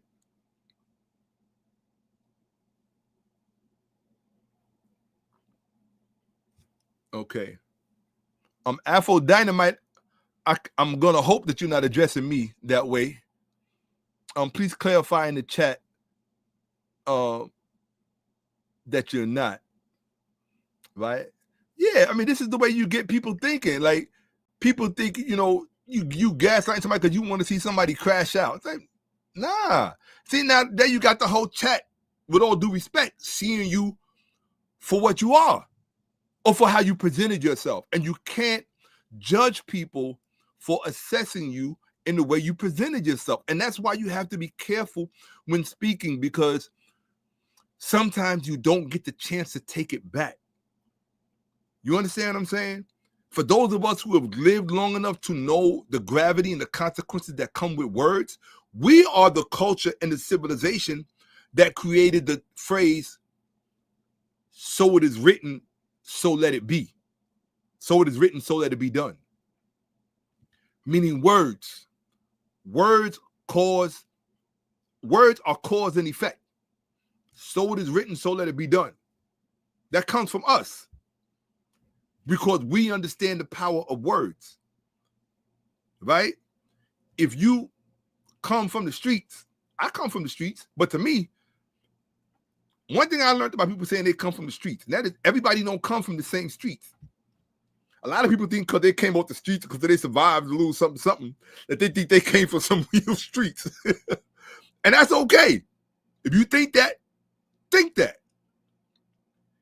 right? If you came from the streets during the time where they had cell phones, computers, and social media, you didn't come from those streets. You came from a facsimile thereof. If you came from the streets where cell phones didn't exist and computers did not exist, and 911 was only something you heard about in other towns and other cities, then you came from the streets. Then you know when it's time to move and when it's time not to move. But if you didn't come from that, you just whistling. You just impressing yourself. You not impressing me.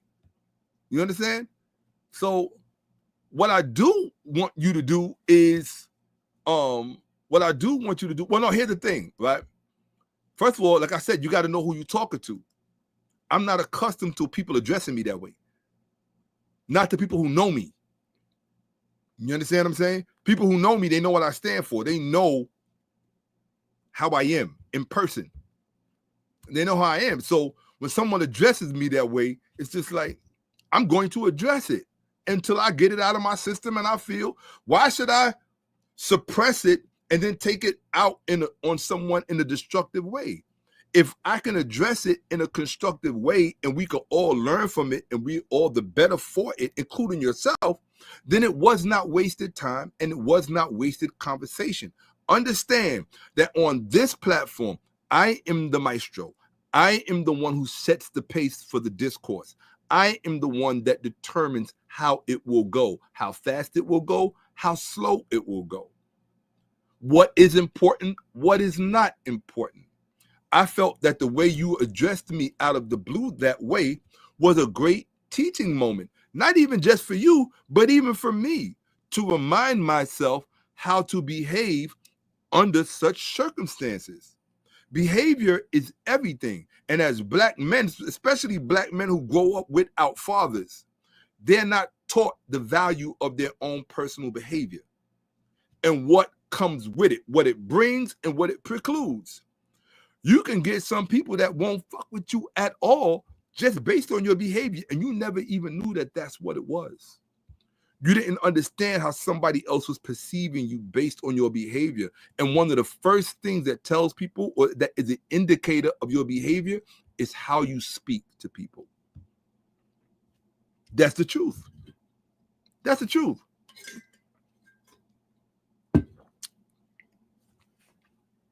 So, you know, I welcome Muhammad's presence to still be here because he gave everybody an opportunity to learn and to share. You know, that's how I feel. So, oh no, they're not. See, folks, Moonwolf, they can't derail what they're not qualified to derail. Everything is going according as it should.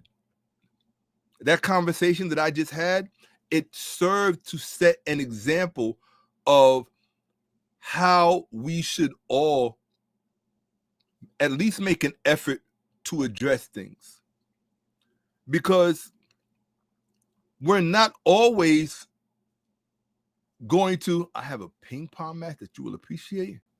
I didn't ban anybody. So I don't know who David Ali is. I didn't ban anybody named David Ali. So sorry, I didn't block any, at least not tonight. If it's from some other time, I can't do that right now.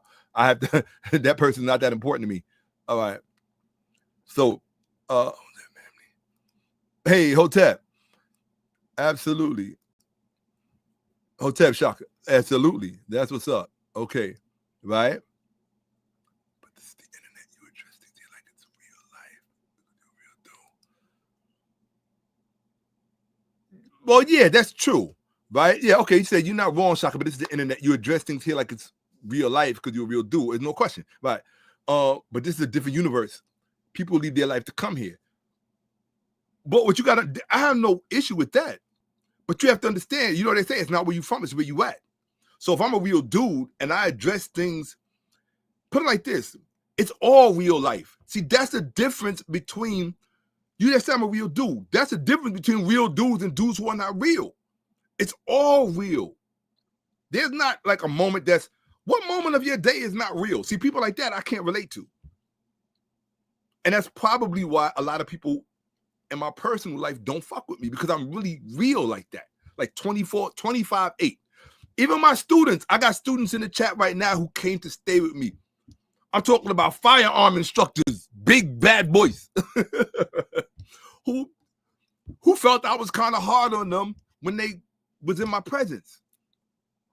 And it's not that. It's just that I tell people, don't apologize for what's inside of you. What's inside of you is there for a reason, right? I cannot be my student. I cannot be him. I cannot be R. Muhammad. I cannot be any person in that chat. The only person I can be is myself. I cannot be any. I'm not going to even make an effort to be someone else. So if the real me sees something in the chat that I feel is important enough to address, there's not a creature living, breathing that can stop me from doing it. If you understood that about me, if you really understood that about me, you wouldn't even waste your breath. You would just understand that Shakka perceived a moment that was advantageous and opportunistic, such that he could use it for a moment to remind us or for all of us to learn, because that's what I'm here for, to help. Not to castigate R. Muhammad, not to castigate Afro Dynamite, none of that. None of that, right? Because there's going to be a moment where I'm not checking the what you call it at all. Exactly. See this? Flow. That's it. Flow. Right now I'm flowing, because the more I flow, the more I will be comfortable going to where I can get to where I want to go naturally. I don't have to feel like I'm forcing it, because that's why I stood in front of the camera for 2 or 3 hours, probably 4 or 5 hours, trying to pretend, because I was trying to force it. And I understand the things that I'm here to talk about are of such a consequential nature that you have to get there at a natural pace, because if not, it will not come out naturally. You will come out forced. And if it comes out forced, you're not going to do the conversation any favors. I don't think so. I think you're going to do the conversation a disservice, because people were in a rush for you to get to the center of the Tootsie Roll. For those of you who remember what a Tootsie Pop is. Okay? So here we go. Dawood Ali, the Saute, got banned at least 2 years ago. All right. So if I can get somebody, hey, Shreveport, that's where my father's from Baton Rouge, but that's what's up. Absolutely. Visiting family up late. Wonderful. Shout out. I've always wanted to visit Louisiana, because that's where my father's from. That's where my people is from. Right. So when this is over, I will look for a way that I will go to my thing where it shows all the people I've blocked. I will search for his name. In fact, I'll take a picture of it right here. Let me see. Right. Yeah. Right. Boom. But hey, yo, hold on. Hey, exactly. You feel what I'm saying? Hey, yo, but I bet. Check this out. When 𝓈𝔔𓄿𓅓𓏭𓀢𓀁 got here after you left, right? He came all the way from the UK. I bet you already know how I am. You know my energy, right? You know that this is who I am. And it's even more so in person. And one of the things I love about and respect about Kyle Bet is he's not a pushover. Like, one of the things I think that really endeared me to Kyle Bet was from early on, he wasn't one of these people that was trying to blow smoke on my ass when we was in person. If I said something that pissed him off, he would not hesitate to let me know. And it would be like one of them things like a bull bucking back. Like I wasn't saying that and da. And I appreciated that about him, because I saw myself in him. And that gave him greater value in my life. So that when my brother came to spend time with me and he got to really see that, because we don't really know each other until we spend time with one another and get to understand each other's tolerance levels, what we accept, what we don't accept, what we accept from ourselves and what we don't accept from our circle, right? Things of that nature. Because we were not all born with the same standards. Standards are learned, they're cultivated, they're earned, and they're given, and they're bestowed. They're achieved. They're not things that come easy. So you can't always expect everybody to speak as you speak in the same conversation. So when you're saying something out of love, they might take it as disrespect. Like, damn, bro, you crossing thresholds and removing boundaries that don't normally get touched or moved. And I'm the kind of person where it's like, well, first of all, if we claim in love, right, boundaries is going to be set up quite differently here. Why? Because I don't have the luxury, with all due respect, I don't have the luxury of letting anyone in my life or in my circle who I genuinely allow into my life or embrace in my life, or somebody who is generous enough to share their life with me. If you are so generous that you would be willing to actually share your life and your resources with me, then, oh yeah, I'm gonna have standards about you. And when I see you falling below those standards, I'm gonna holler. I'm from old school. Nobody can rise to low standards.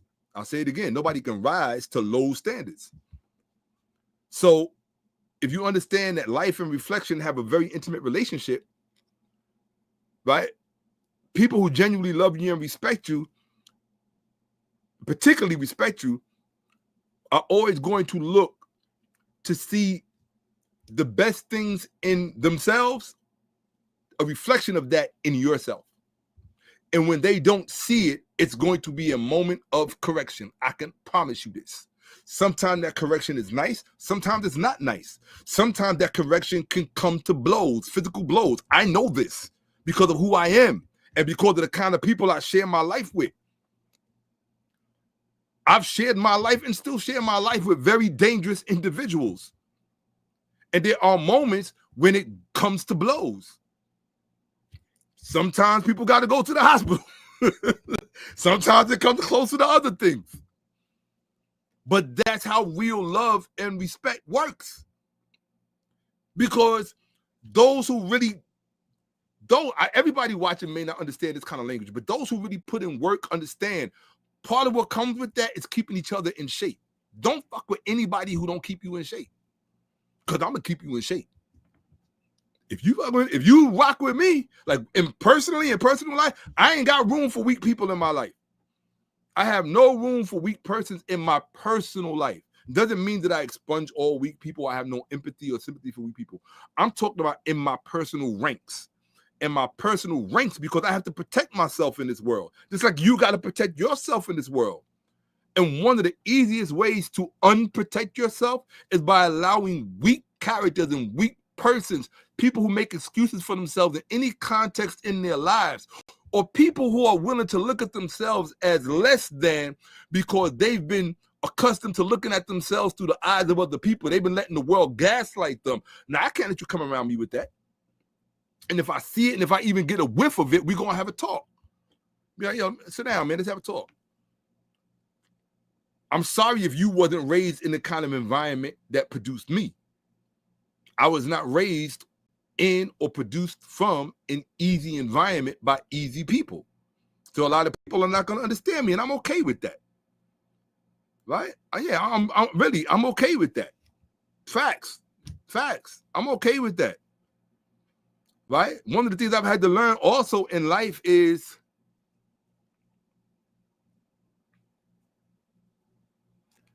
facts. Hey, beautiful. I'm taking that. I think that's beautiful. That's wonderfully said. That is one that is articulately said. Absolutely. Teachers are usually trying to cast the net by the river. Not all that are gathered are fish, and some more tossed back, even of the fish. Excellent. That's excellence. Y'all, Adamus, that's excellence. That right there, yeah, that's excellence. Facts. See this right here? Right there, that part right there. There's over 100 people in here. They didn't tune in with Muhammad. I'm just using you as an example. Don't take it personal if you're still here. They didn't tune in to move at Muhammad's pace. If so, they would be subscribed to Muhammad's channel and his platform. They're not. They're subscribed to my channel because they're interested in moving at my pace. Now, so let's look at it. Folks, please, I really appreciate that. Thank you so much, Bonzig. That just Uncle Johnson and Dua. I appreciate you. I was trying to put it on the show. There it is. I appreciate you. Cash App, everybody, because super chats influencers don't get. All right. Stop this. Okay. I'll probably try to contact you on your site. But can you explain a way or a small routine to stop the self-sabotage? Here are the key word.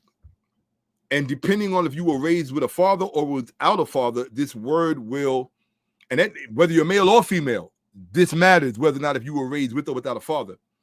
That word is discipline. Discipline. And this is a hard part, a real hard part, is learning how to forgive yourself. Not once, every day. Learning how to forgive yourself every day, sometimes 1,000 times a day. Forgiveness has to be something that's practiced so that you become so good at it that you recognize the aroma, the smell, and the value of forgiveness. And once you understand its true value, you will also understand when it is to be withheld. Because you can't give it to everybody and everything. You can't. And if you do, you can't give it in the same context to everybody and everything. Right? I have 3 siblings. Say if all 3 of them have offended me. I can forgive you in one context, I can forgive you in another context, and I can forgive you in a different context. I cannot forgive you all in the exact same context because you are not all the same people. The level of the offense was not the same. And I have to be able to resolve it all within myself. So it has to happen within the context of my own personal construct. And that's what we need to have in order to stop self-sabotaging.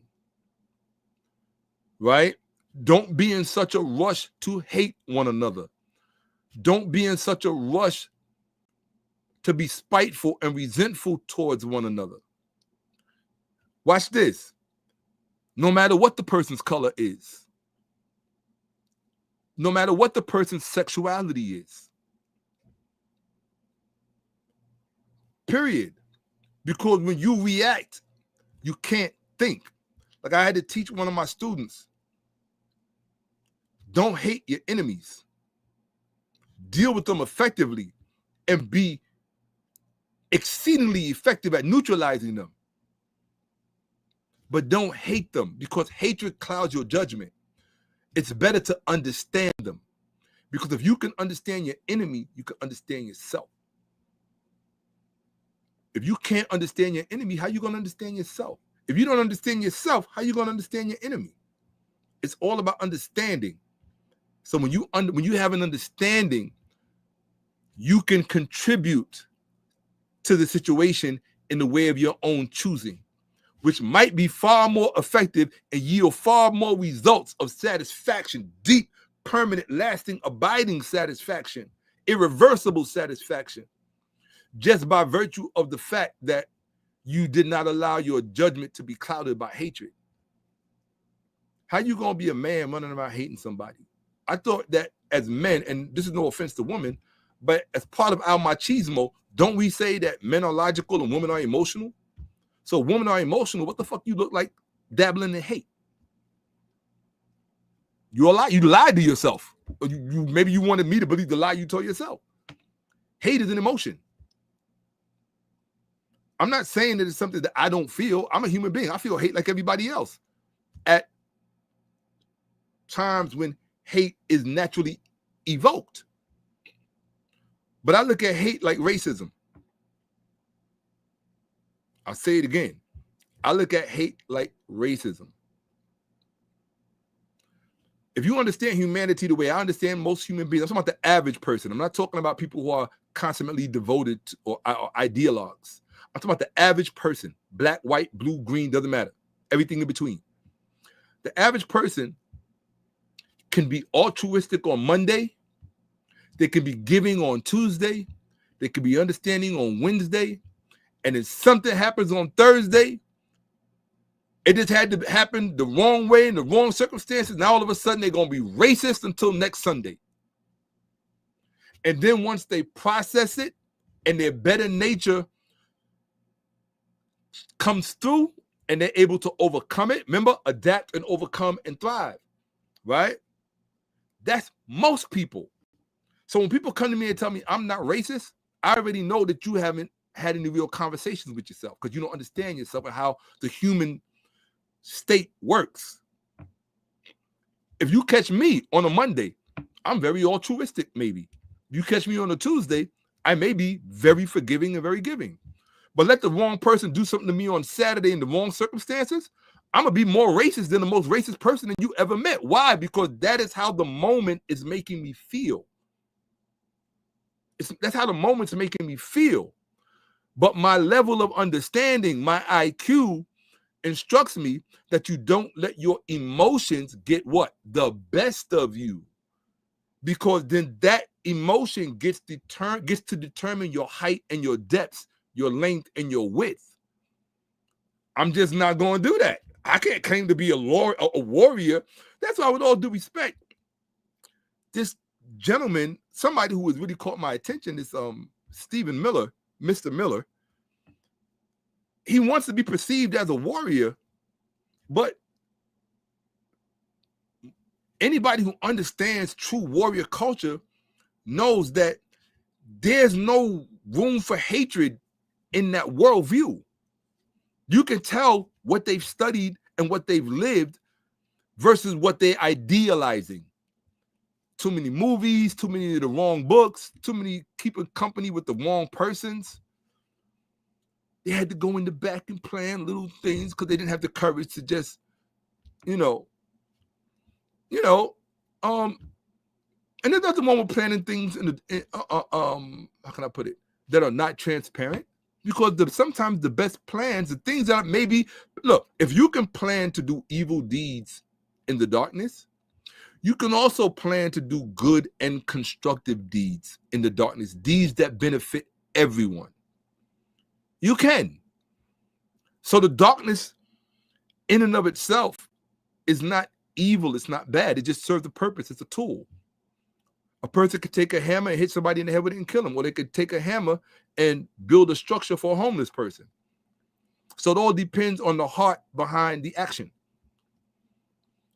If your heart is polluted and didn't ever have the opportunity to be truly cultivated, then hate is a go-to for you. Now, I'm not going to say that I'm beyond hatred. I'm not, like I said, I have my altruistic moments. But there are things that I hate. One of the things that I hate, like all capital letters, like there's no compromise, I hate bullies. I don't care what color you are. I don't care what sex you are. I don't care how much money you got. I don't care what lie you told yourself. I hate bullies. And I don't care what the excuse is. Because the only thing you did by being a bully was you proved by virtue of your own actions that you are in truth less than.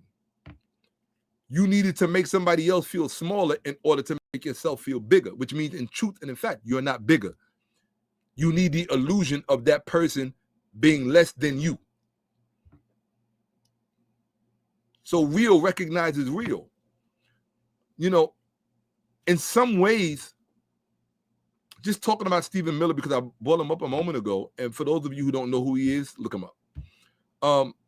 He's someone I really wish I could have a discussion with. Like, just sit down and have a 2-hour discussion, right? Even Mr. Yarvin, Curtis Yarvin, I would love to have a discussion with these gentlemen. My thing is this.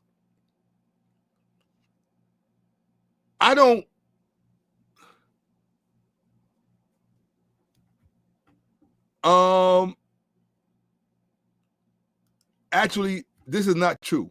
When you say hate isn't weak, it's a protective emotion for survival. But I'm not going to say that it's not true. And a person who learns to temper his hate is a dangerous individual.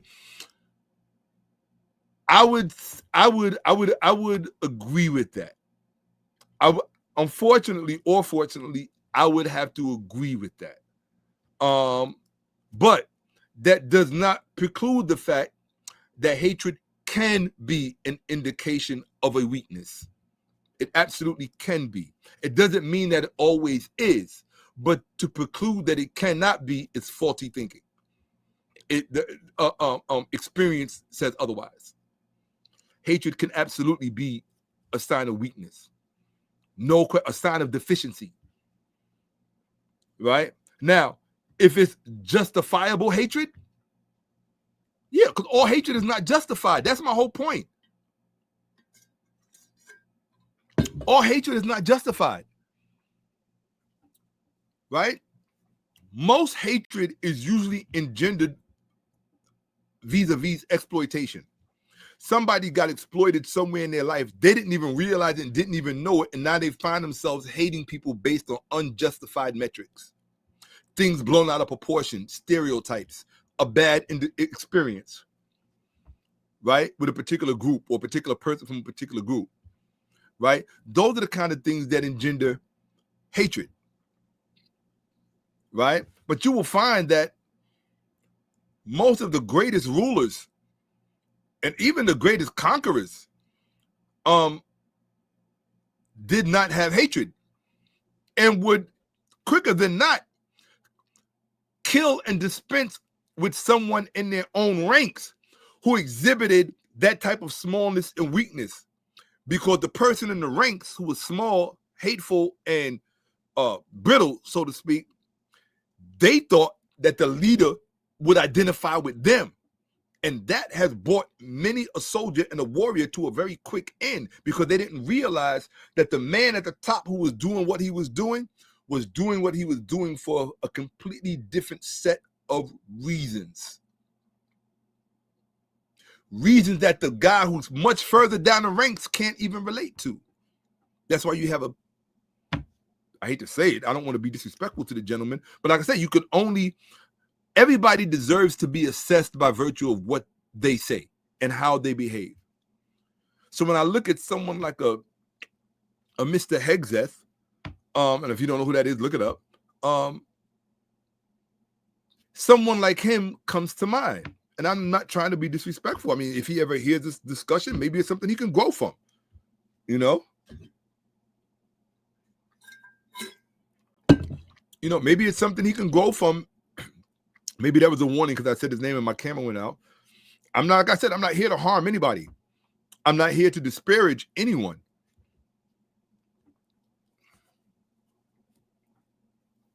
Right? I'm not here to disparage anyone. Like I said, I'm here to be helpful. And sometimes the only thing you can do is use examples that come to mind, that present themselves. Right? I don't feel like I have to tear this gentleman down in order to use his demeanor and his speech and behavior as an example of what I'm trying to describe. Because if he hears this discussion, maybe perhaps he can level up, right? Imagine if we were all hell-bent on improving, helping each one another to improve, right? Imagine that, right? I could stand here and say a whole bunch of mean things about Mr. Hegzeth and yada, yada, yada. Or I can use language and discourse that I'm not going to keep saying his name, because every time I say his name, my camera goes out every time I say his name. But what if he comes across this discourse and I said something that caused him to level up in his behavior? Because I mean, I'm older than he is, right? He's my fellow countryman. Well, prior to all of what is occurring, he was my fellow countryman. So I think that we have to reassess things. And sometimes we don't use the correct language or constructive language to say what it is that we want to say. So when I think about my fellow Americans, whatever color they may be, I just refer to them as my fellow countrymen or my fellow countrywoman, right? If it's a white person, well, that's my fellow countryman. We're both Americans. If it's an Asian person, that's my fellow countryman if he's American, right? If it's whoever it is, a Haitian person, whatever it is, if they're American, by whatever standards or means, by the way they came of their Americanship or citizenship, that's not for me to judge, right? That's between them and the powers that be that they have that compact and that contract with. But if they did so legitimately, then that's my fellow countrymen, and I shouldn't think of you in any other way. There are going to be times that we disagree. It's going to be times when we hate each other. It's going to be time when we wish the other one was not even around. That's why you have freedom of movement, so that you can live. Remember, everybody seems to lose sight of the idea of pursuit of happiness. So many people are so divested of that idea that, unbeknownst to themselves, they've even eluded their own ability to be happy. And unfortunately, and this is why my heart goes out to a lot of young men, black, white, blue. What we don't realize is that there's certain phases that we go through life, right? One of them is the warrior stage. One of them is the elder stage. And black, it's different stages. And a lot of times we don't understand why we feel so exuberant about the way we feel about things, because you're at that stage of life. But if nobody teaches you about the concept of horizons, horizons don't look the same as you move through life. So what you do at 30 or 40, you may not feel so good about at 50 or 60. You understand?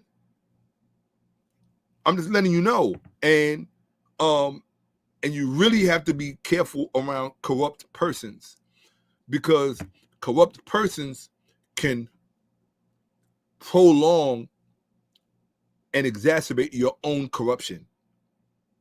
So that's just a word of warning to young men, no matter what color you are. Now, I've spoken enough about all of that. Right. Okay, I never heard of this. I don't know about it, but I'll put it on the screen in case. Please look up 3 Stages of Truth, folks. Arthur Drew from what? Yes. Okay. I don't know. Okay. So, let's see. Okay. Speak with Stephen Miller about what? That's a good question, and then I'm gonna get started. Well, as a bibliophile and somebody who is historically and culturally literate, I can tell when I'm listening to someone speak, I can tell where they've been miseducated. You understand? I can tell where they are historically illiterate. And Mr. Miller, particularly if at Duke University, as I've come to understand, is if he was keeping company with someone like a Richard Spencer, who he has subsequently disavowed, I don't know why. They're both ideological, fraternal, right? Then it's quite apparent to me that this is someone who is harboring bad information upon which he is assessing the society in which he resides. He's looking out into the world and he's making judgments about groups, about who is who and who is not who and who did what.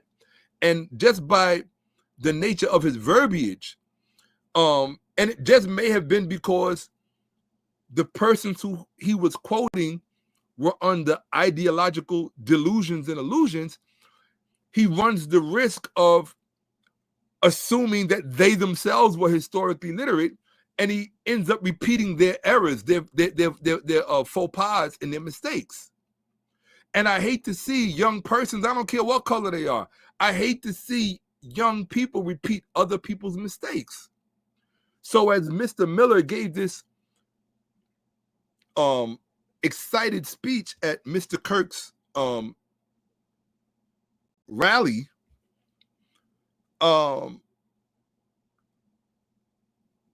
I could hear all of his incorrect and highly inaccurate historical assumptions about people who do not share his preferable traits. And it was just such a gross lack of knowledge and false associations and false disassociations about history. It was as if someone had never even taken History 101. They just like read a few books or something, and they selectively decided to compile those things that appeal to their own preference. That's not how history works. Because if you think that that's how history works, I'm definitely staying away from you on the battlefield, because you're going to get us both done, because you're not a good student. It's like if we teaching martial arts. Imagine if I'm teaching you martial arts and you take only those things that you like, and you find yourself in a situation where the thing that you rejected that you didn't like might have been the one thing that could have saved your life in that situation. But because you decided you only wanted to take what you want, look at you now. People got to come to your funeral. People got to come to, or wherever, to the hospital, because you thought that this was a situation and an arena in which you could take what personally appealed to you. So when I listen to someone, when I look at Curtis Yarvin, or these men, like I said, I'm almost 60 years old. These are young men to me.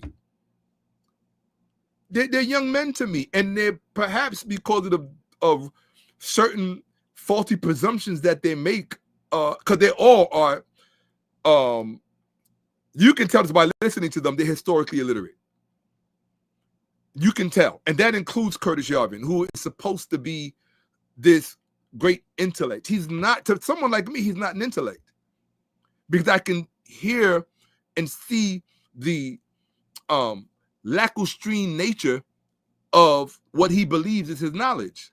There are too many gaps. There are too many false associations, and too many. In other words, as a former professor of mine used to say, everything that you say is telling me what you haven't read and what you don't know. So I'm willing to listen. Keep talking. Keep talking. But when I see the harm that these gentlemen are willing to engage in to bring about certain ends, because they feel that in the long run, it's going to make them better off. It's like, how much can you be helped if you didn't learn the basics of life? And the basics of life is you don't cut off your own nose to spite your own face. And that is exactly what you're doing when you're setting up other people to be harmed. And if you don't know something as basic about life as that, you're not in a position to lead anyone, because the only thing that you're proved thus far that you can't even lead yourself. And if you're looking at your trappings and your relationships with billionaires or access and all these other things, if you don't understand that power corrupts and absolute power corrupts absolutely, and you're okay with the corruption, then, I mean, genuinely speaking, let's just be honest and forthright. You're basically a representative and an ambassador for satanic forces. And I don't normally use terms like that. I don't normally use terms like satanic. But because of the culture in which we live, you can understand what that means. It's satanic. It is destructive. And if you understand the way power truly works, which most people who are in close proximity to it don't really understand it. They're just glad to be there, and they're glad to have the luster of it conferred upon them. What they fail to understand about power is that it's cannibalistic by nature. The very nature of power is cannibalistic. And it's cannibalistic long before it becomes absolute. So if you're okay with eventually, because at some point, things, you got to remember, in the pursuit of power and in the pursuit of total control, things could be looking really good for you for a while when you're in command central and at center control. Things could be looking really, really, really good for you. But that's just for the time being. There are other horizons.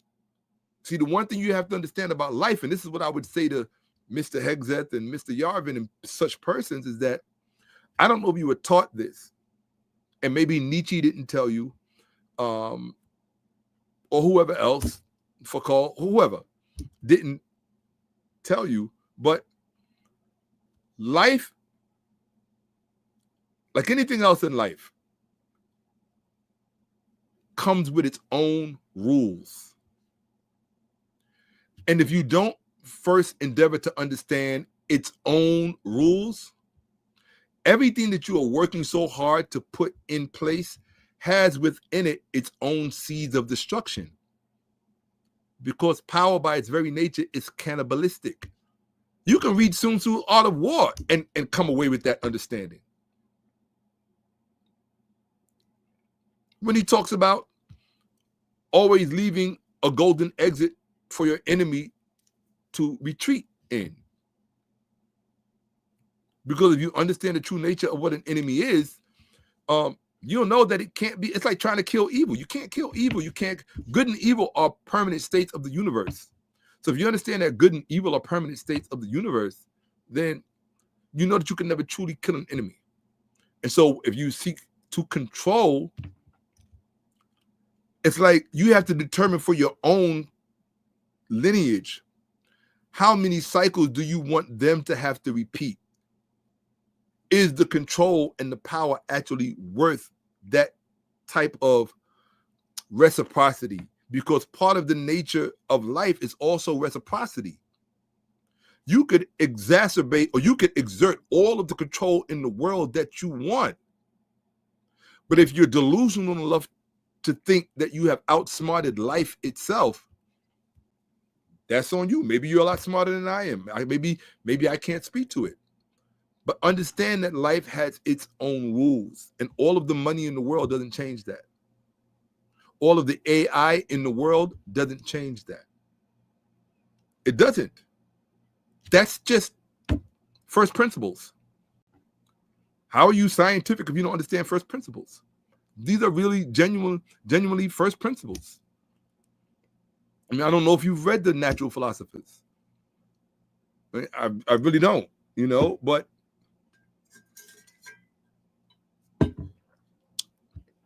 yeah, I would love to have a conversation, just a conversation about history, because I love history. History is something I love.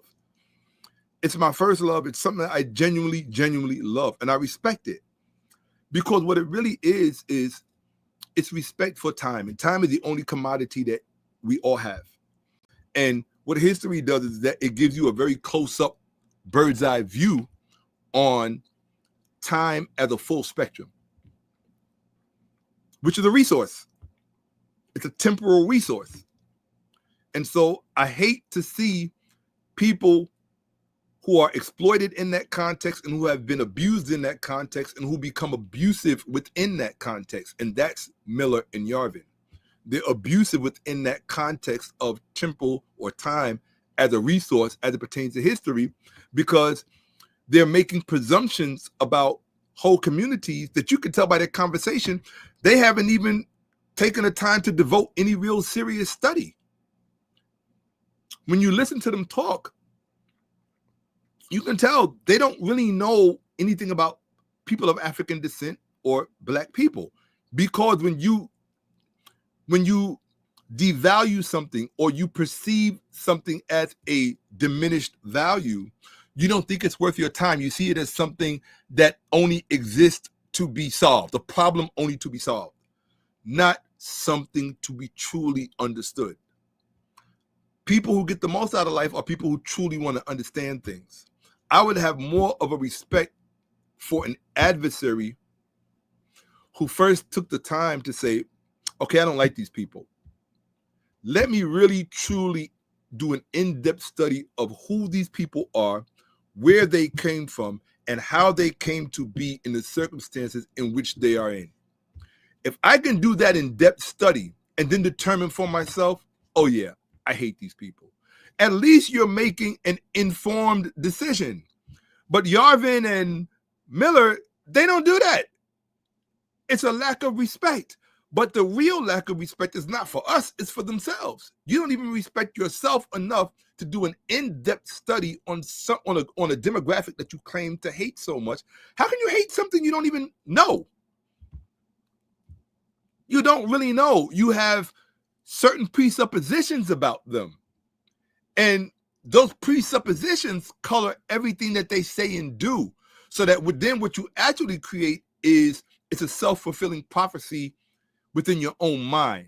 So that you vilify Black people, and every time you see them, they only represent and symbolize this one thing to you. That's not their fault.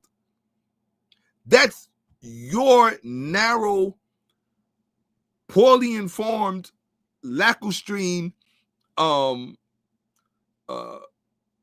unfortunate perspective, disadvantageous perspective. Because the way I honestly look at it is, if white people, the average white person, if the average white person in America, because now it's about to start getting deep, so y'all might want to strap in. That's why I entitled this For Young Whites Only. But here's the thing, though. He said Pete Hegseth is an alcoholic and used to abuse his wife and out here lecturing soldiers on how to be tough. But here's the thing. My own father was an alcoholic. He became an alcoholic. He didn't start off as one. He became an alcoholic. My own father, at the most unfortunate time in his life, violated my queen of a mother. Something she would never allow her children to hold against him. That explains my mother to you. She would not ever allow us to hold against my father his inability to rise to the occasion and meet the circumstances in the way that they should have been met at a very low point in his life. But she would not, what I respected about my mother, and it taught me something about character, that she would not let us as his children hold that against him or diminish him in our eyes because of it. And so what I would think is, okay, so Mr. Hegseth has had his challenges with alcohol. Has Mr. Hegseth been, I'm not talking about what's going on right now, because right now it speaks for itself, so I'm not making excuses for anybody. I'm just saying, outside of all of this, just as a person, has Mr. Hegseth ever really been given an opportunity to really be introduced to the best possible version of himself, so that the person that we are seeing now wouldn't even exist? You don't know that. I don't know that. That's why I said, persons like myself, I could think of a bunch of people I would love to have conversations with. Number one, Oprah, Tyler Perry. I'm not gonna lie. Monique, yes. Arsenio Hall lately. I'm gonna actually contact him. Who else? Yeah, quite a few people I'd love to have a conversation with. There's certain journalists, both Black and white, who I'm really a big fan of, right? The brother who produced Black Panther, his name escapes me at the moment. I'd love to have a conversation with him. Just all kinds of different people, you know? Yeah, all kinds of different people. Not too many rappers, unfortunately, because I look at it like this. Rappers, because of the close proximity they've had to the community all of this time, they really had an opportunity to really link up with the community and kind of really spread the power around so that we were all better off. And I haven't really seen that from the rap community. I've seen small efforts here and there, like with the I think Money Mike is his name, or even T.I. has made certain efforts, but there's so much. Ryan Coogler, thank you. Yeah, there's so much more that could be done and should be done, from the Magic Johnsons, the Michael Jordans, people with great influence and with hard influence and soft influence. I'd love to have a conversation with George Soros. Yeah. I mean, people from both sides. It's like, I don't want to have a conversation with people on the left. I also want to have a conversation with people on the right. Because if you only talk to people who see the world the way you see it, you're missing out on life. You're missing out on life. Nobody has an opportunity to learn. They can't learn from you, and you can't learn from them. Period. Think about, I mean, this is going to be, let me just say this. I'm sorry, and I apologize for saying this, but imagine if Palestinians and Israelis had that kind of symbiotic relationship, where they could actually learn from one another and benefit and reap from that crop. None of us would be, like it'd be a very different planet we're all living on.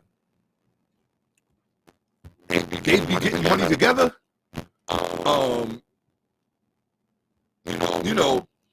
But what's unfortunate is when, one thing that people don't understand is that in certain corridors of power, people don't understand how narrow self-interest becomes. And that's where the many pay for the few.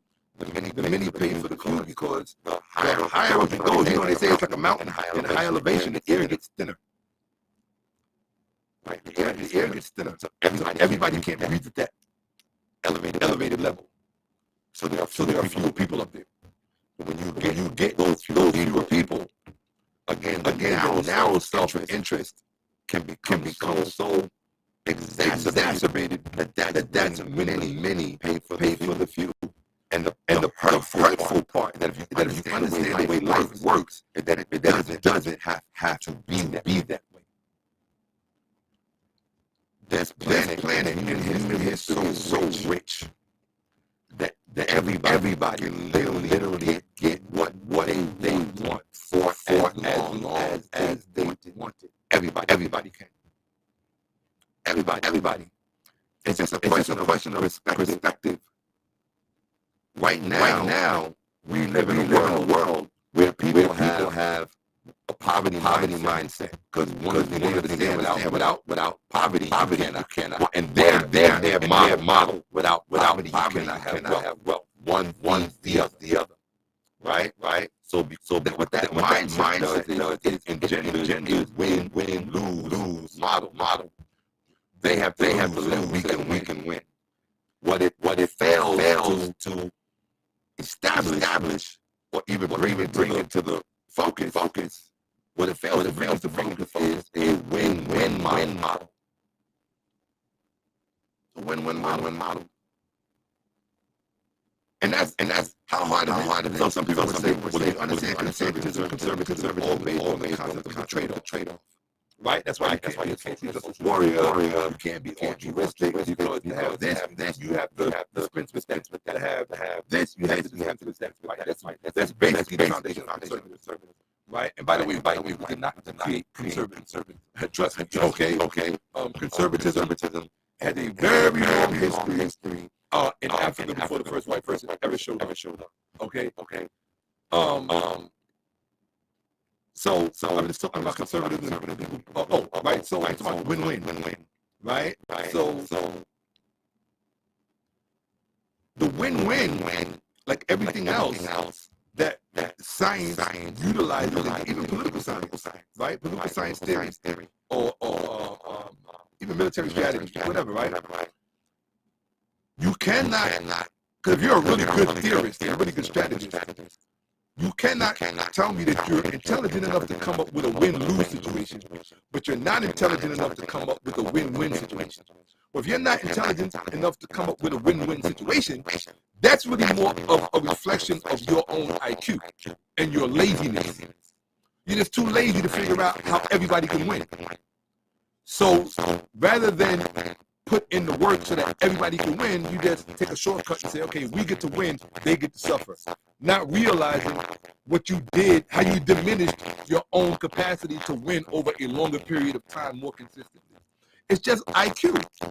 Most people don't have the IQ that they think they have, or that they bragged about having. I haven't seen anyone from the White House, they brag about these high IQs. With all due respect,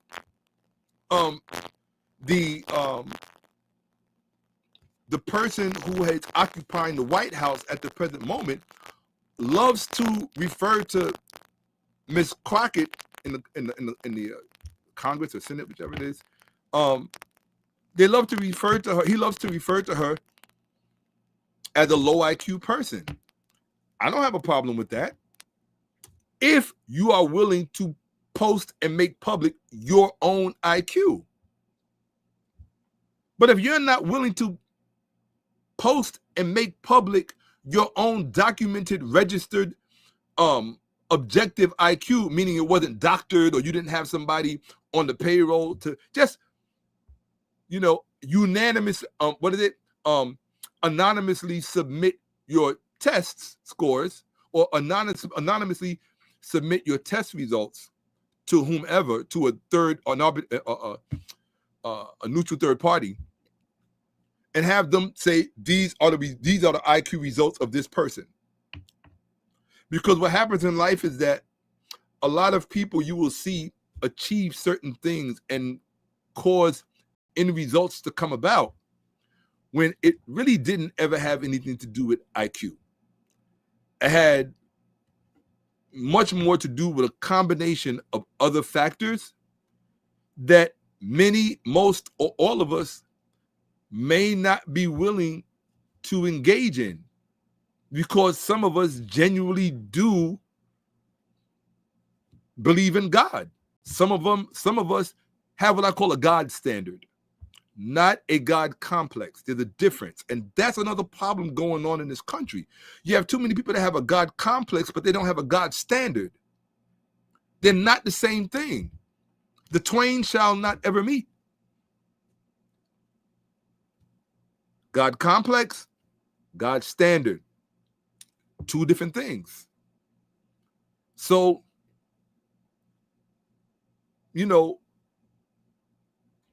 I would hope that before all of this is concluded, it's a stupid hope, but I rather a stupid hope than hopelessness and despair.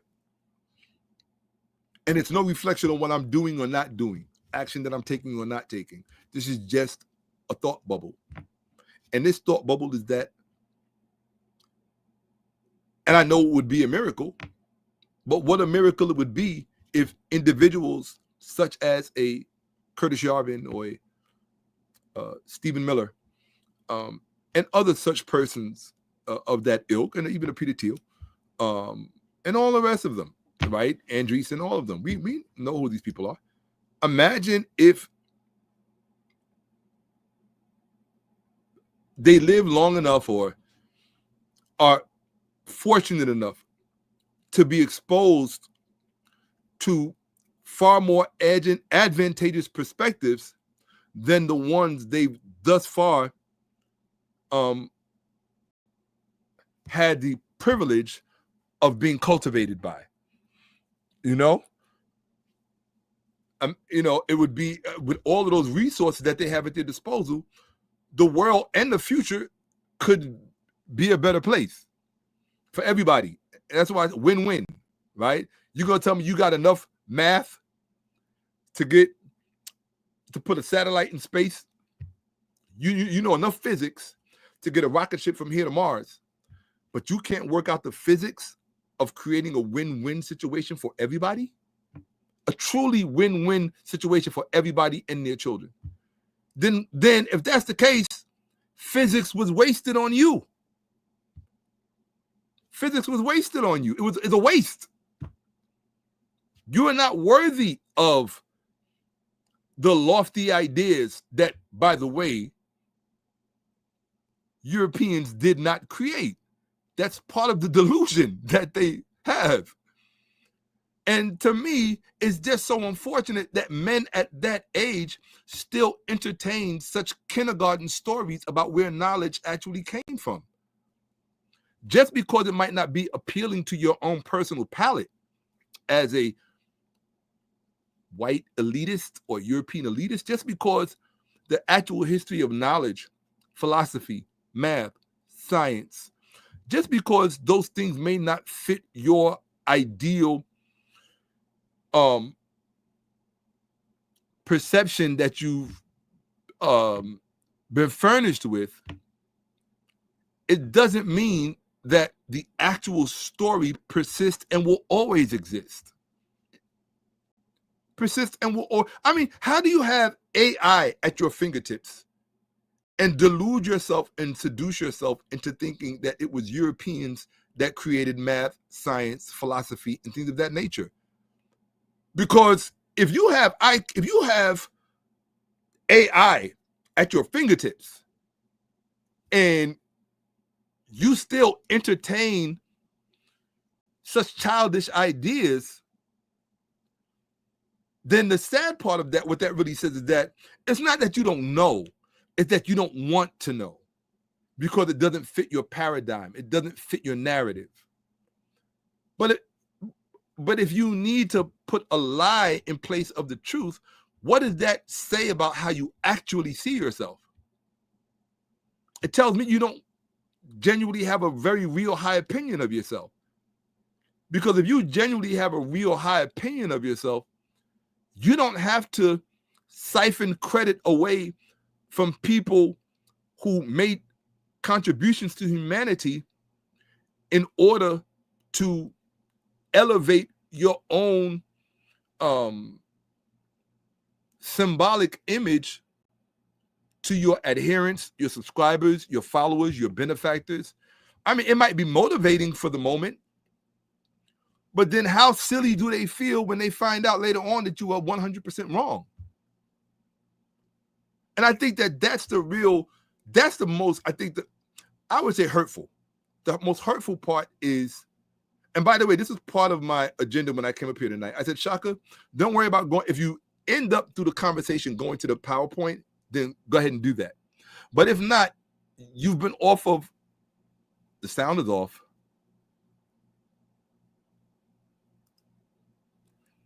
My sound is off? Is my sound still off?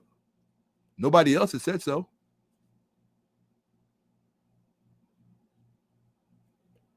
Yeah, this is real talk. It shouldn't be this hard to come up with a win situation for everybody. Yeah. They don't get paid to promote those perspectives. But how often do you even hear anybody even speaking about those perspectives? Right?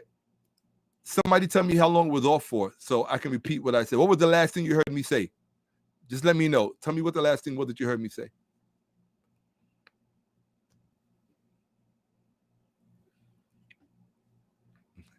Somebody tell me in the chat what was the last thing was that you heard me say so that I know. Right? And of course this is true. The economic understanding is still elementary and it's showing exponentially because of the increased advancements in the time. Yeah, absolutely.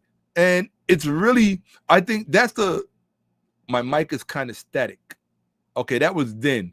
So I don't know. Finally, you're back. Oh yeah, I am back. Right? You guys might get tired of me because I'll probably be coming on every night for a while. My audio is messed up. So, see, that's why I always try to stay looking. Okay. So I guess there was an issue with my sound, but I don't know. But it's everybody said I'm all good now. I don't know what the last thing was that you heard me say. I was speaking about a win-win. I heard it all, just difficult to listen to. Okay. All right. So, yeah, basically that's what I was talking about. A win-win situation. If you have the knowledge to create a win-lose situation, because this is what methodology is all about. Even when you're proving scientific theorem, it's all about methodology. You have to be able to disprove your theory as well. So if you can't disprove your theory, you don't have a real theory, right? Because it's in disproving it that you fortify it, right? That you make it stronger, you make it foolproof. And so if you can come up with a win-lose situation, why is it not as much of an advantageous investment to come up with a win-win situation? I mean, and here's where it gets a little, right? If what motivates you is baseness, right? one of the things that Black people don't often talk about, although strangely, a lot of white people are talking about it online lately. There are a lot of white people online, and you can go look for it, who are admitting of their own accord that a lot of general racism really harkens back to jealousy. Now, if you can remember being in high school or at any point in your life where someone was jealous of you and they wanted to make your life miserable because they were actually jealous of you, it might have been that you got good grades. It might have been that the teacher liked you. It might have been that some girl that they liked you, which happened to me a lot. I used to get into a lot of fights in school because there were girls that liked me that I wasn't even trying to talk to them, but because the neighborhood, the school bully liked them, they wanted to make my life a living hell. That's why I am the way I am and why I hate bullies. I put hands on the bully, like for breakfast. That's a snack for me. I'll put hands on the bully. I don't care how big you are. I don't care how many. None of that stuff don't mean nothing to me. Just the satisfaction. It's a childhood thing. It's just the satisfaction of knowing that I made you feel something. You feel me? That I truly made you feel something to your core. You know, then push you out of your body. You know what I'm saying? Because I know what it's like to watch a vulnerable person suffer.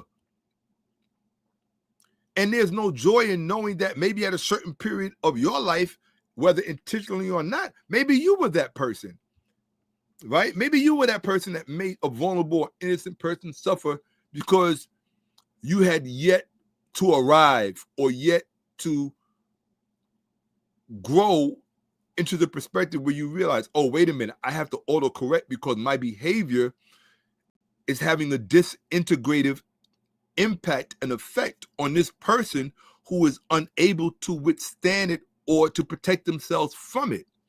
This is why self-checking is very important. You have to check in with yourself regularly. You have to check in with yourself, especially as harsh of a person as I am. I always have to check. Even when I flip on people, I will have a conversation with myself. Like I just flipped on somebody last week in a way that I thoroughly meant it. Like once I block your number and I block your email, ain't no conversation, ain't nothing changing that. That's a wrap, right? But I considered it strongly before I did it because I know myself. Once I cross a certain threshold, there's no going back over it. I'll burn a bridge quick. Especially if you're a good person and a kind person at your heart, you have to learn to burn bridges because your kindness will make you think, oh, well, maybe we can go back. Maybe we can get back to, no. You have to learn to protect yourself. If you value yourself and you value what it is that you have to offer to people who may need what you have to offer, you have to learn to protect yourself. Which is why you don't jump online just saying any old crazy thing because some dude in the chat wants you to be a stand-up dude. Like, you know, I worry about that when I hear that from a stand-up dude. But it take one to know one. Real recognize real. You know what I'm saying?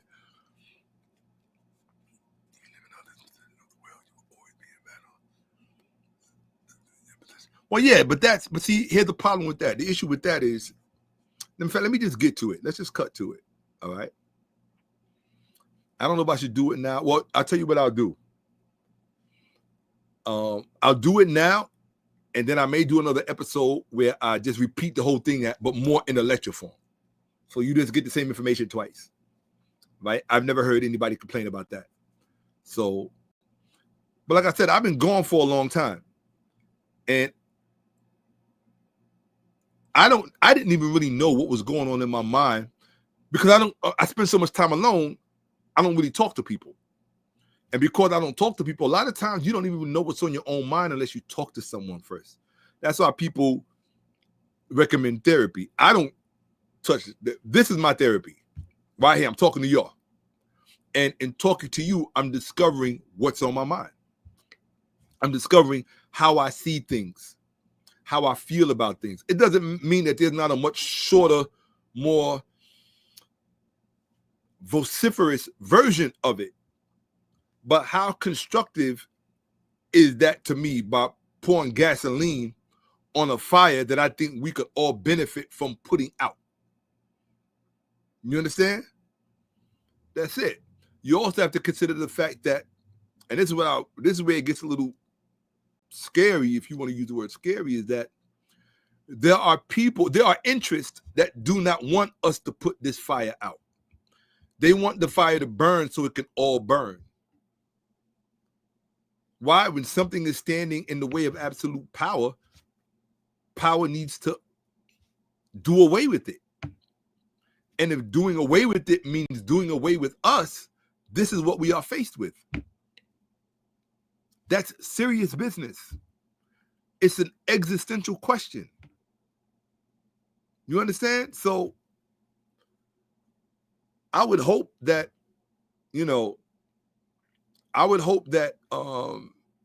facts. Facts. A kind person needs to learn how to burn bridges because your kindness will pressure you to go back. Very true. Yes. Very, very true. So right now, most of you know that the country is under a national security memorandum. If you don't know that, in the chat, put a number 1 if you know that we are under a national security memorandum. If you didn't know that, put a number 2 in the chat. I just want to see how many know versus how many who don't know. Put it in the chat. I will wait patiently. Put it in the chat. I will patiently wait. If you know that we are under a national security memorandum, put it in the chat. Number 1, put the number 1 in the chat. If you don't know, put number 2 in the chat. Shout out to JR. Hey, Uncle Johnson Neb. Uncle Johnson Neb. Put it in the chat. Okay. Most of you I can see don't know. Leroy knows. But if you could see all the 2s that I'm seeing, right? Somebody put a 1.5 because they don't even know about DC. No. On September 25th, a national security memorandum was issued. And while you may not know it, currently, as we are speaking, the America that you formerly knew is currently non-existent. You need to know that. It does not exist. You are literally 100% in a new country. Our Muhammad probably didn't know that. There's a reason why I'm speaking the way I'm speaking. You are currently now living in a place that is no different than Iran, a place that is no different than any communist country, like China, no disrespect to China, right? Or Russia, no disrespect to Russia. This is what America now is, premised on this memorandum. I'm not saying that to insult the regime. And that's another thing. We do not have an administration. An administration administers. We have a regime. That is what we have, a regime. I don't think that they would take that as an insult, because if you are aspiring to be something and someone correctly articulates it for what it is, that's just an affirmation of your achievement. You achieved it. That's it. Right? Yes. No. This is this is partly true, where it's about terrorists and it's actually being being pointed to what they consider immigrants and or gangs. It's much deeper than that. It's much deeper than that. My mic is ghosting and repeating me. This bitch ass mic. Well, what I would say first to the powers that be who may be monitoring my channel, you don't have to see me as a threat. I'm not up here to bash anybody. I'm not up here to really even be political, right? Because I think we're past that point, right? Be political when it's time for politics. This is not the time for politics, because the current regime under which we are being ruled, they have dispensed with politics. So if they have dispensed with politics, it is an exercise in futility for us to think that somehow being political at this point in time is an efficacious and fruitful endeavor. No, that's like eating the wrong fruit in the wrong season. You have to know what season it is and eat the proper fruit for that particular season. You understand? Does that make sense? It should make sense. Okay? You want to eat the proper fruit for the season you are currently in. And right now, being political that's not it.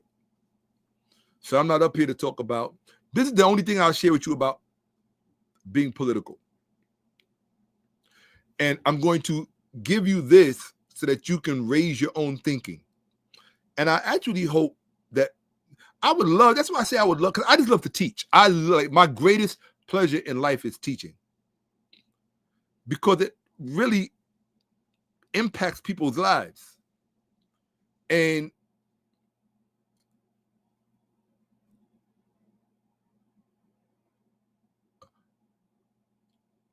what I would say to, one of the things that I would say to any people in the country who are subscribing to this whole concept of left versus right,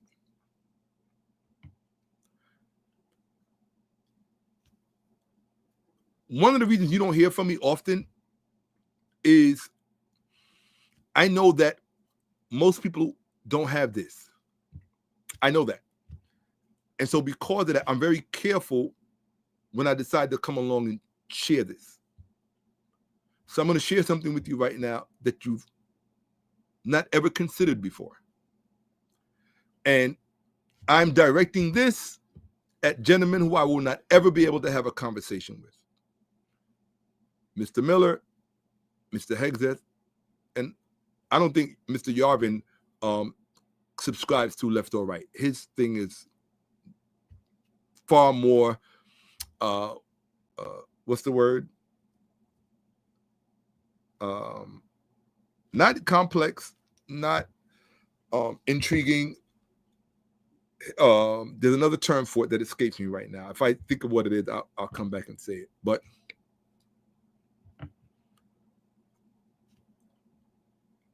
this is what I will say, politically speaking. I'm going to stay close to the comments just to make sure my microphone is okay. Okay.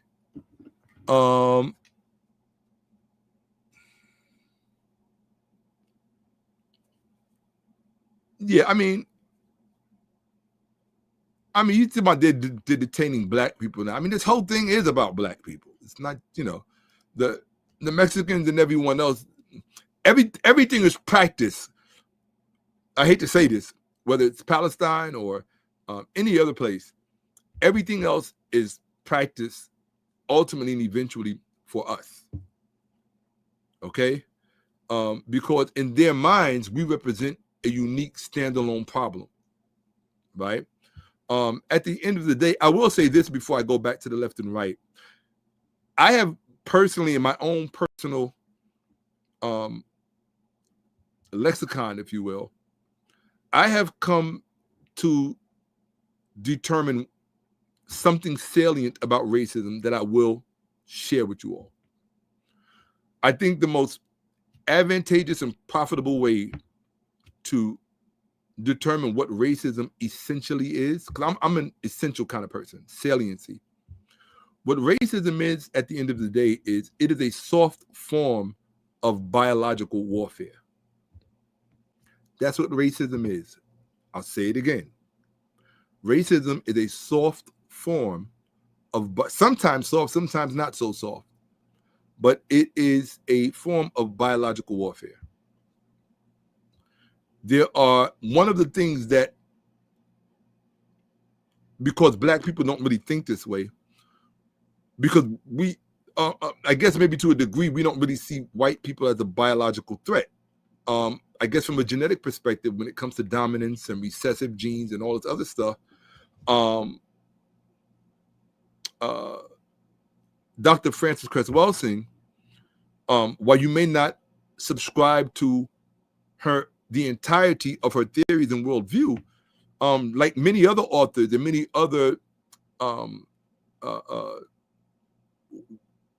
well-credentialed psychologists, the things that she got right, she absolutely got right. And it would be profitable for us, not even just for us, but for white people too, to read her work. I think white people should read the ISIS papers, not to agree with what she says, but so that you could see yourself through someone else's eyes. That's all. Most of us most of us rarely get that opportunity to see ourselves through someone's eyes. If you don't take advantage of an opportunity like that, it's your loss.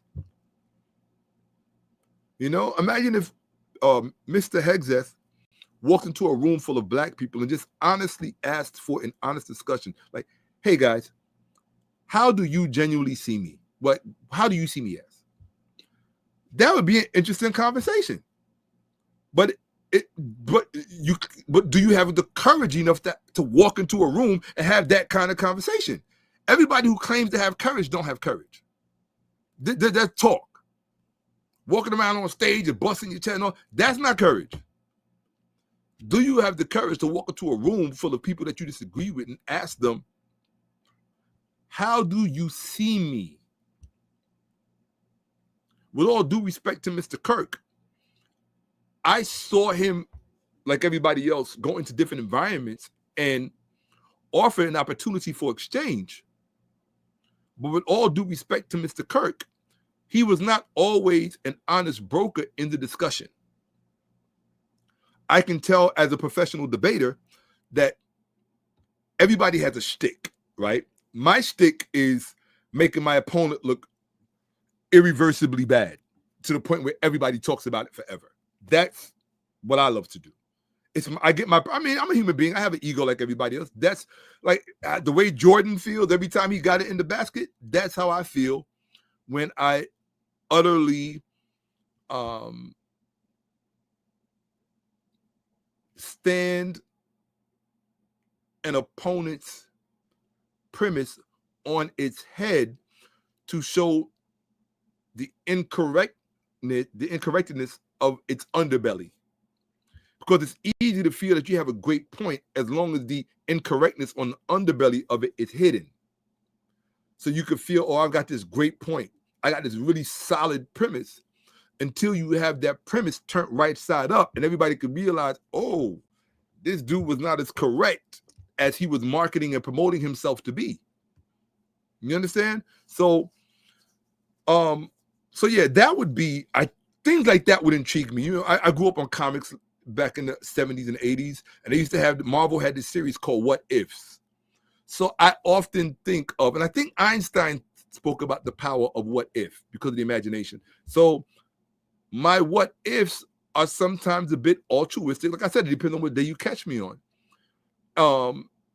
What if Mr. Hegseth decided to go into a community that he may have certain ideas about and just say, you know what, I have certain ideas about this community.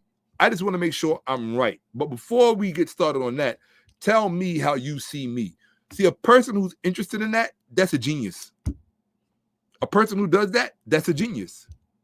Because he could take that data and that information and do God knows what with it. I mean, if you're all about data, why don't you think that that data is important to have?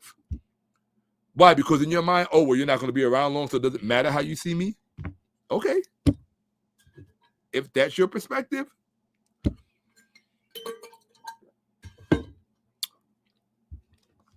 you know, why you would put yourself in that position, which is a very precarious position to be in. There are many people who, in life throughout history, who felt that they were the lucky ones because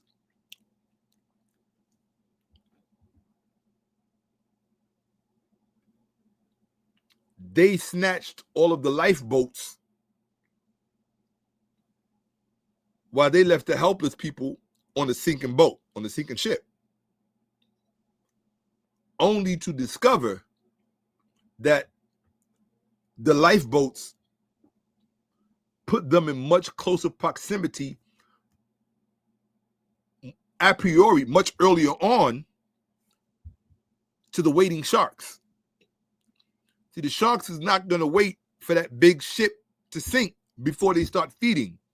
They're going to start feeding on the ones who thought they made the advantageous move and jumped into the lifeboats.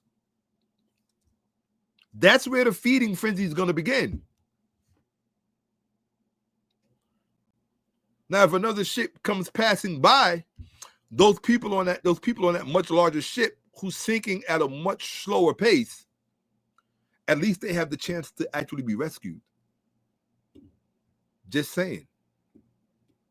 They have the chance to actually be rescued.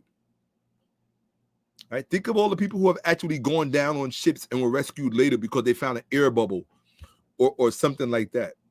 While the people who got into the life rafts, they didn't make it. There are plenty of stories like that, you know? So you have to look at sometimes what life is trying to show you and impart to you so that you can take advantage of it and not have certain presuppositions.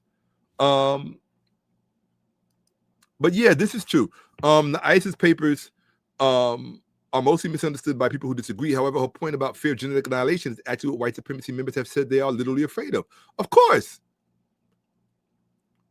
Not only are white people literally afraid of certain, not all white people, but let's just say racially conservative white people. That's not I don't think that that's an epithet. I don't think that that's speaking down to them or speaking about them in a way that is a pejorative, right?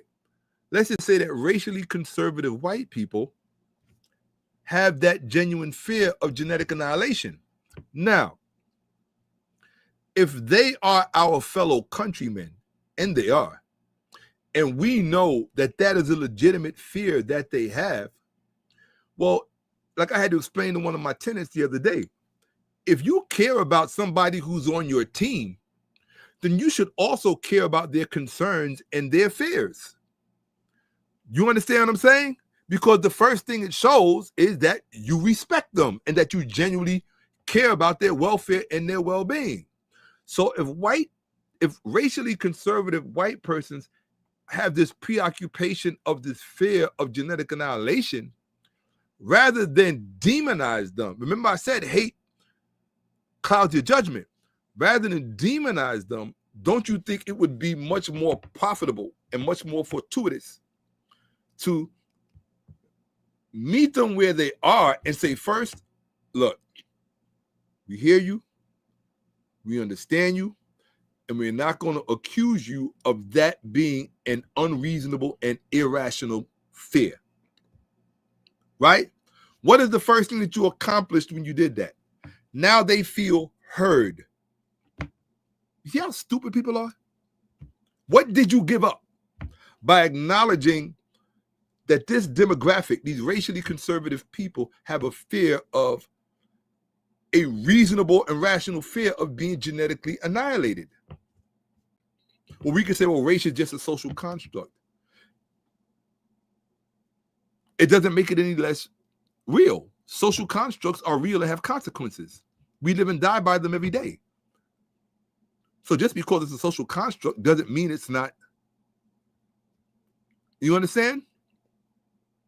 So, therefore, if they see this as an ever-present, I'm going to give you all of, so y'all guys don't really understand what thinking is all about. So I'm going to talk to you about things I don't normally share with people. Okay?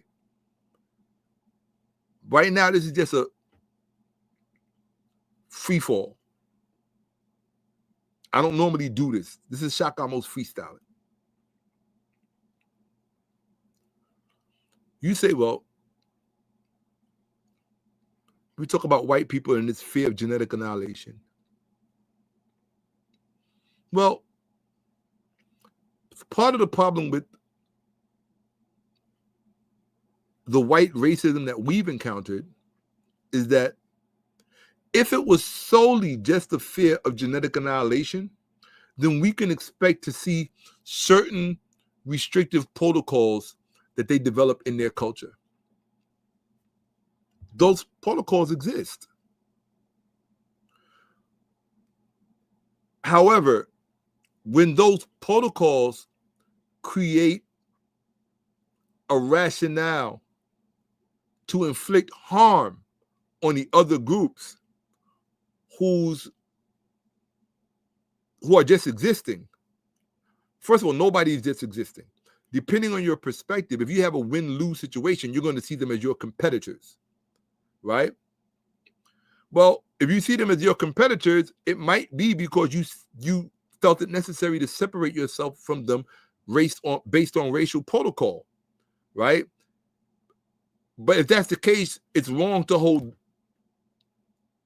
the racial threat accountable for a racial preoccupation that we define as a fear that is your own. That is, if we all went around doing that to each other, we would all walk around victimizing people based on our own fears. And that's dangerous. Why? Because it's human nature to, number one, fear what you don't understand. And if you understand that it's human nature to fear what you don't understand, you will also know that the next step in that process is that it's also human nature to destroy what you fear. It's human nature to seek the destruction of that which you fear, right? And this is what I said before. And here's the thing. Quite often in seeking that destruction, guess who we end up screwing? Ourselves. This is the idiocy of racism. I'm not saying that all exclusionary behavior is wrong. I'm not even saying that race realism, which is the term that I genuinely like, I'm not even saying that race realism is wrong. I disagree with people who think race realism is wrong. I just think it's wrong when it's predicated on mythology and it's not a full, honest discussion. Because, I'm gonna start taking notes because there are things that I want to come back to because I'll mention something and I'll forget it. So, let's see. I've got a bunch of whatever's around me. Okay, I'm gonna use this right now. Okay, so I know I shouldn't, but I don't have any other thing to use. So I'm going to use this. Okay, left and right. Okay, see, I had forgotten I was talking about that, left and right. And right now I'm talking about genetic annihilation, fear of it, right? Cool. I think that's where my frustration comes from. My frustration comes from watching channels and listening to people have discussions, and it seems like no one has any real understanding about, at least from my perspective, about how certain sensitive topics should be discussed. Like it's almost as if nobody was raised. It's like nobody had exceedingly insightful parents to the point where everybody is taking psychological shortcuts because they're convenient and they fit your narrative. But the only thing you're doing then is you're creating an insulated group of low IQ opportunists. That's it. Right? And if your measure for a meaningful life is whoever had the most won, whoever gets the most wins, If that's your criteria for a meaningful life, then carry on. It is what it is.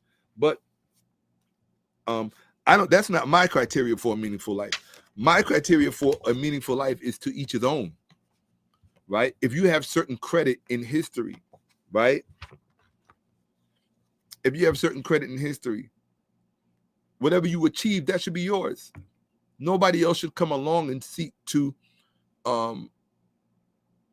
siphon it away from you simply because they want it for themselves, right? What is that? That's coveting that which belongs to your neighbor. For Mr.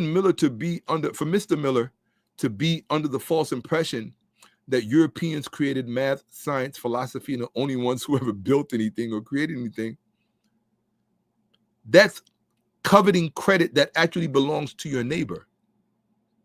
Because Europeans did none of that. They did not create math. They did not create science. They did not create philosophy.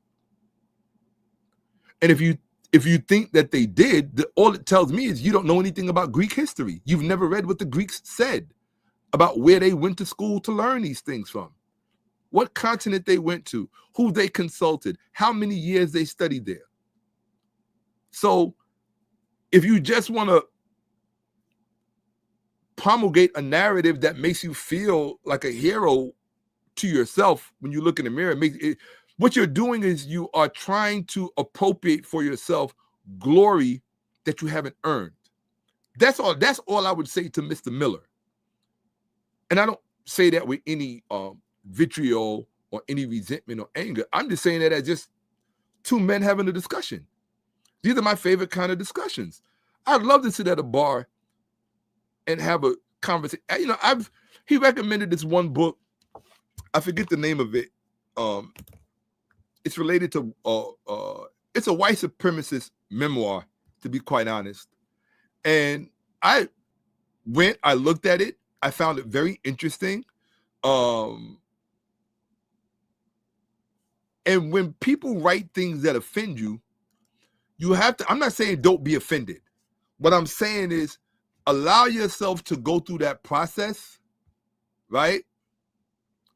Yeah, here we go. The Camp of the Saints, right? So there was a book that he referenced because he felt somebody wasn't understanding something, and he was like, well, they would get it if they read Camp of the Saints. Well, I looked into Camp of the Saints, and I went through it just like I looked into the Butterfly Revolution and what that was actually all about. This is all political science theory. But I think what hurt me about the Camp of All Saints was it spoke from a place of a person who had a misperception of their own value and what their own value should actually mean and look like, if it's going to be a real permanent value in the world. Because the kind of perceptive value he perceived himself to have caused him to diminish the value of others in order for his own to reach its fullest potential. And that's usually an illusion.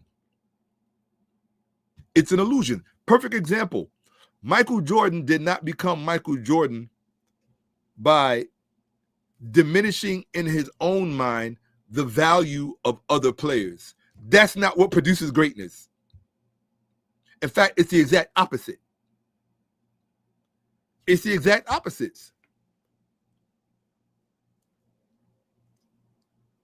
Most great leaders, even Genghis Khan, they will tell you, do not ever hate your enemies, because hatred clouds your judgment. And it makes you easily manipulatable or easily manipulated. That's what hatred does. It allows others who can benefit from exploiting your injured perspective. It's fuel for other people's agendas. right? I always tell people, I don't need any help hating you. If I hate you, it's going to be based on something that I actually saw you exhibit. The first thing I'm going to require from you is an explanation. If the explanation is not good enough, I have to act according to the rules of life. The only thing that supersedes good and bad is that which is necessary. And sometimes we bring things that are necessary upon ourselves. I would hope, I pray every day, I hope to avoid such circumstances. I'm not always successful. Hopefully, I won't ever be so unsuccessful that such behavior is my undoing. And I would hope the same for you. Do you know how, I mean, if you're an American, like I'm an American, like I'm an American. Look, I've been around, look, you have to look at it like this. I was an American before Stephen Miller was thought of. I was an American before Mr. Hegseth was thought of. What can they tell me or teach me about being an American? I was an American when you didn't know what air was, when you didn't know what water was, when you didn't know what land was. So the idea that being an American is based on the color of someone's, exclusive color of someone's skin is about as un-American as you can get if you are going to understand the context. Because if America doesn't have a history, then what America are you talking about? You're talking about a particular era that appealed to you, or you allowing someone to misinterpret and reinterpret? Well, I like what I heard a professor say the other day, and I really enjoyed it. And that was that, well, in fact, the person who said it is somebody who I've always had a lot of respect for, Ken Burns. He's an American chronicler who photographs historical moments. And like he photographed the Vietnam War, and there are things within technology, within like Final Cut, or I think it's Final Cut or iMovie, I forget which one, where the close-up, I forgot what the mechanism is called in the camera, but the close-up mechanism or your focus mechanism is named after him. It's called the Ken Burns, right? He recently said on a podcast, and I really appreciate what he said, because he said it with credentialed authority, as far as I'm concerned. What he said was, people misunderstand the Civil War and who actually won. And he said the South actually won the Civil War. Why? Because it produced the lost cause ethos, which is what we are all reckoning with now. If it was a true loss, there would have been an acceptance of something. That acceptance did not ever occur. Why did that acceptance did not ever occur? For the same reason many, I hate to say it, ignorant, let me explain something to you. This is what people have to understand. Money and power is not an indication of education. I'll say it again. Money and power is not an indication of education. You have many people who have a lot of money, billions upon billions upon billions. They're not as educated as you think. How do I know? Because there are other billionaires who will tell you about that, about other billionaires. They leak their conversations. They let you know. Right? This person's very short-sighted, very narrow, and myopic in their thinking. Myopic thinking, it's kind of like a double curse. That same narrow myopic thinking, which is what got you there, is that same exclusionary thinking, because you had to put on blinders. But in those blinders, there was a loss. There was a trade-off. That trade-off often manifests itself in education. And this is why you find many powerful people who just happen to be white, who subscribe to a white ideology. If you have a substantive discussion with them, you will realize they're historically illiterate. They're genuinely historically illiterate. They know the little bits and pieces that appeal to them. Right? But when you actually study great rulers, if you ask them, right? I can guarantee you, if I had a conversation, this is just off the cuff, if I had a conversation with Mr. Miller, right, I would just quiz him, or better yet, the Secretary of Defense. Legally, that's the no disrespect. And by the way, the Department of War is not a new name. It's just a reversion back to a title that it had in previous times. So, if it was good enough for the, if it was good enough, it was good enough for a period that saw us through challenging times. I don't understand why people would be so resentful that it's a term that he chose to appropriate during his tenure. As that, I think people, in my personal opinion, I think people overblow and make everything news for clickbait. Department of Defense, Department of War, like, okay, so if one has an edge that, again, I mean, isn't the World War II demographic, isn't their appellation the greatest generation? So if their appellation is the greatest generation and the Pentagon during that time was referred to as the Department of War, why wouldn't you want to reflect something? Not everything.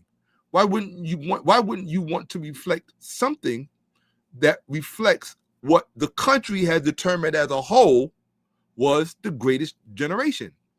Because I don't think that it's just white people or white conservatives that subscribe to that term or to that epochal terminology or eponym. I don't think that they're the only ones who use that terminology for that period. And I'll show you why. Watch. I'll show you why. And this is what I mean when I say hold on, I'm gonna just show you something. Gotta kind of let it load up. Load up, baby. Right, here you go. Okay. So I'm gonna put it right here. So Mr. Hegseth wants to rename or revert back to the older name of the Department of War. Okay? Why? Because it's reflective of a time when the country was referred to as the greatest generation. So that's something that he wants to emulate. With all due respect, I don't see how that would make anyone, is it newsworthy? Sure. But just because it's newsworthy doesn't mean it's inherently bad. Right? I don't think it's inherently bad, especially if that is their business. If war is the business of the Pentagon, and it's like if you sell ice cream and you call it the ice cream shop, right? Nobody's going to freak out because it's what you do. So if this is the department that administers war, right? And you call it the Department of War. You understand what I'm saying? Not only that, people say, oh, well, that's bad because the connotation is, yeah, you could, but what if you called it the Department of Peace, but yet it practiced offensive, aggressive, unjustified warfare, but you called it the Department of Peace? Would that make it better? See, this is what I mean when I say they don't have substantive discussions and discourse. It's just this demonization, or you got to demonize it because maybe he did something wrong on Tuesday, so therefore what he did on Wednesday is just as wrong. I don't think that way. But I'm going to show you why, right? So I'm going to share my screen, if I can remember how to. Okay. You got to remember, I ain't been on here for a minute, right? Entire screen, yes. Allow. Okay, so now I'm on my entire screen. So I'm gonna wait. Hopefully it'll become big. I'm trying. Well, anyway, this is my mother's second husband. He's a World War II veteran. And one of the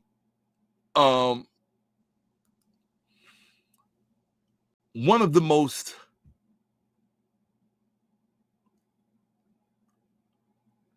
wonderful men I have ever known in my life. Right? There he is. This is my mother's second husband. He was a World War II veteran. That's why that particular flag is there.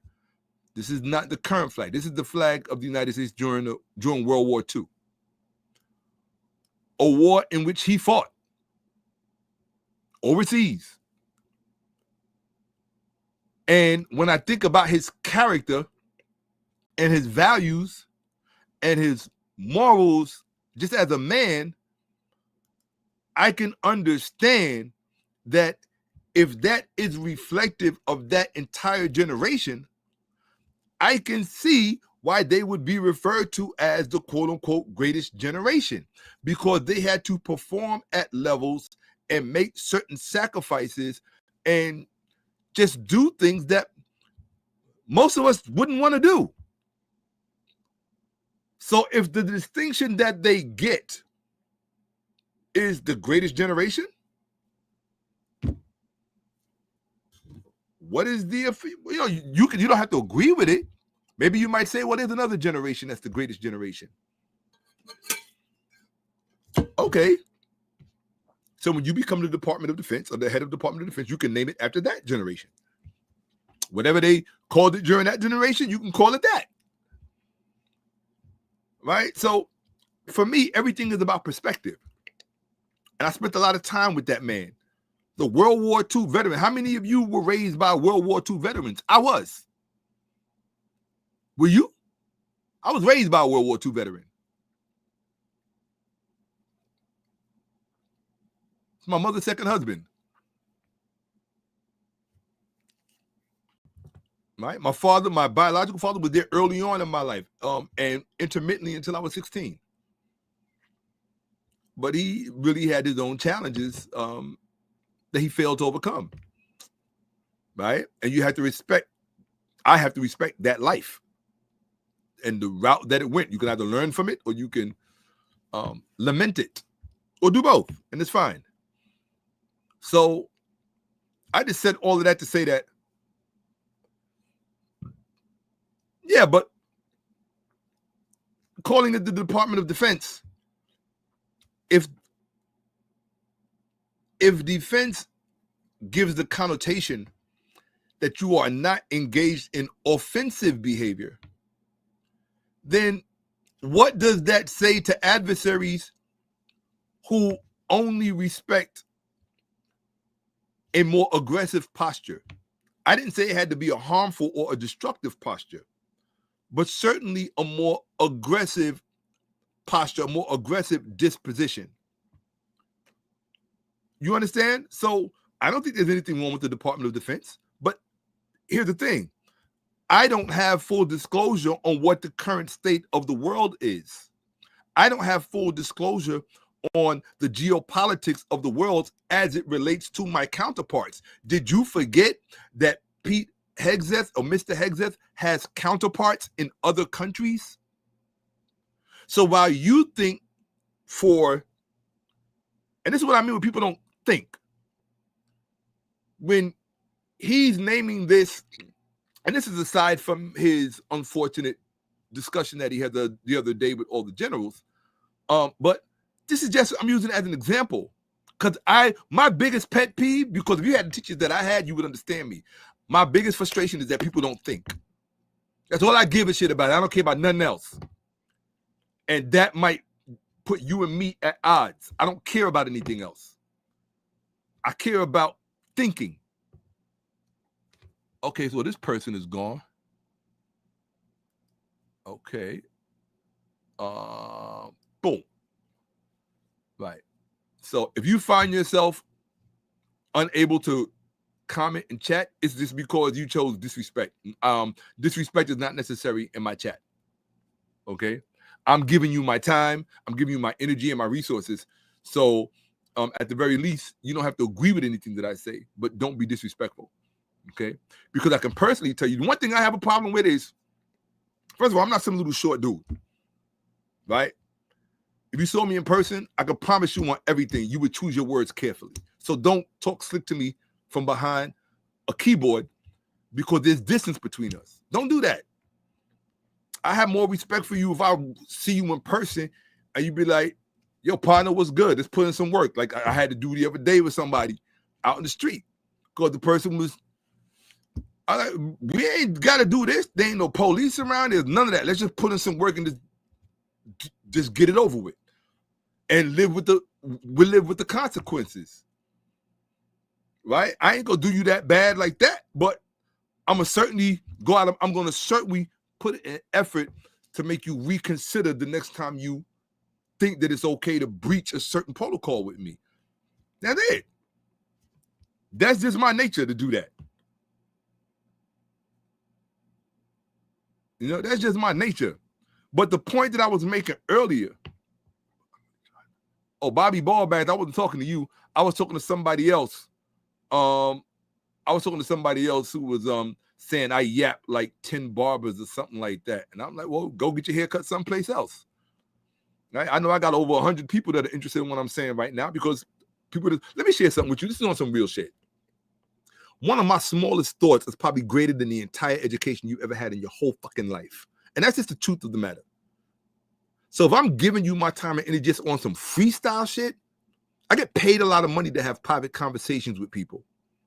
When I'm not on here having public discourse, I'm usually in private sessions being paid a lot of money because people are interested in what I had to say about things.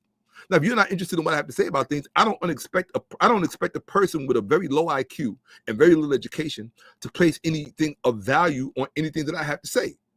I don't expect that from you.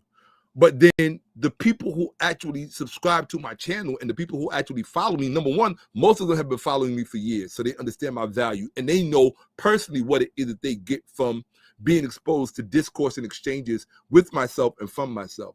If you haven't had that acquaintance with me and you have yet to see any value that I have to offer, I invite you to leave.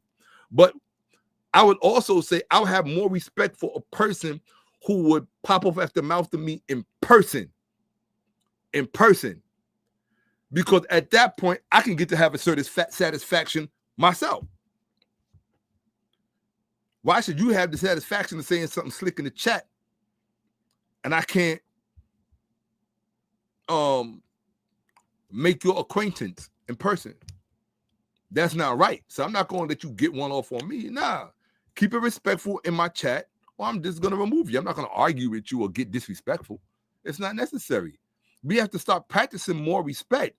You got all that heat for me and all that critique for me when you got people who are literally coming to kill you. But you're so stupid, you don't even know that. You don't even know that there is an agenda of people who are literally coming to dispatch you. Yeah. Your eradication was always part of the equation. Our eradication was always part of the equation.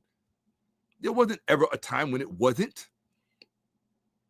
If they can achieve it by removal, they'll achieve it by removal. But if they have to achieve it by other means, if they are hell-bent on achieving it, you got time to sit there and critique me?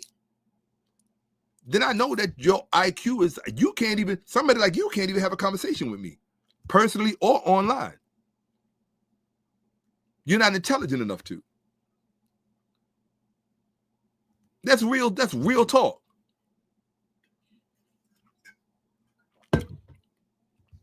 So what I was saying is that what people have to remember is that each one of these offices in our government, they have their counterparts in other countries. So often with respect to their own policy, they're not necessarily talking to you and me. They may inadvertently be communicating with their counterparts. That's who they may be doing it for. So when they change the name, they're not necessarily changing the name because that's how they holistically or wholly feel about us. But it also doesn't exclude the fact that we are going to be absorbed and incorporated into that definition as far as homegrown enemies or homegrown adversaries as they may choose to see us.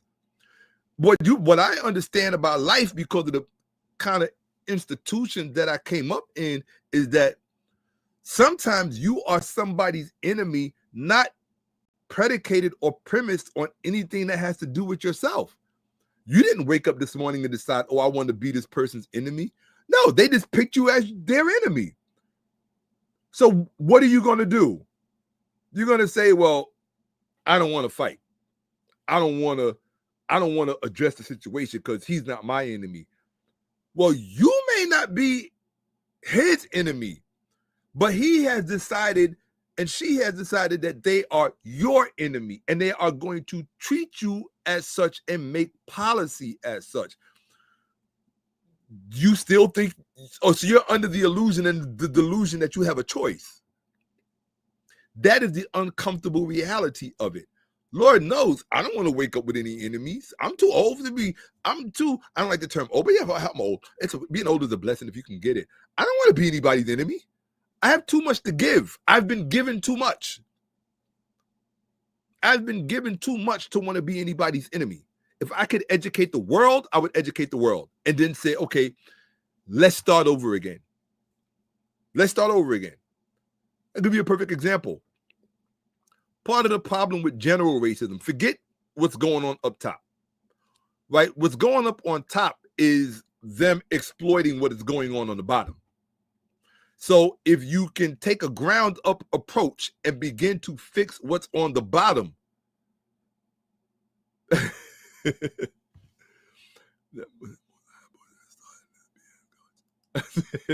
then nah, you old, brother, and it ain't bad. It ain't about to be bought back, right? All right, that's more psyop bullshit that's starting this BS culture. Hey, yeah, being old is a blessing. They always say being old is a good job if you can get it. Everybody can't get it, right? So what I'm saying is, I put it to you like this. Everything I learned about my hands, everything that I learned about cutting a man to the quick, and I don't mean with a knife, I'm talking about cutting a man to the quick. If you don't know what that means, you never really fought. You never fought systemically, right?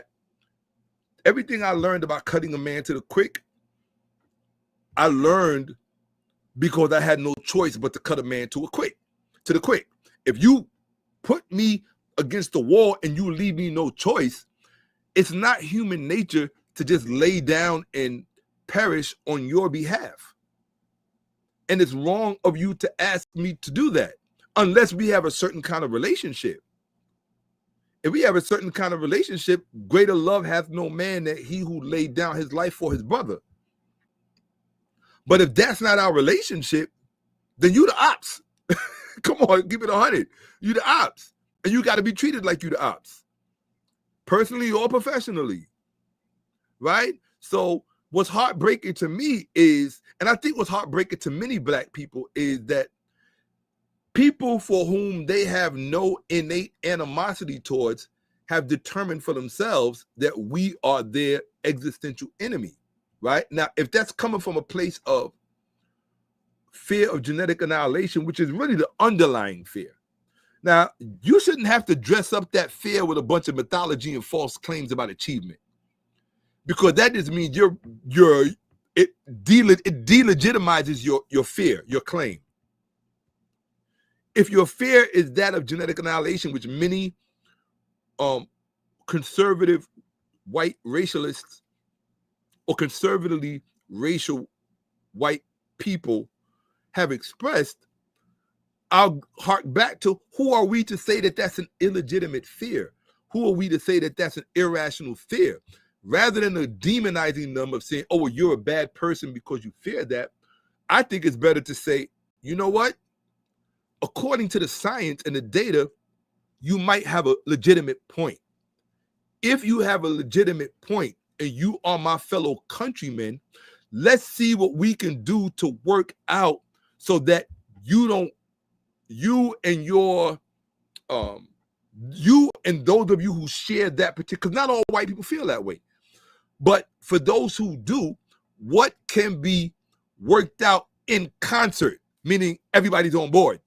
Right?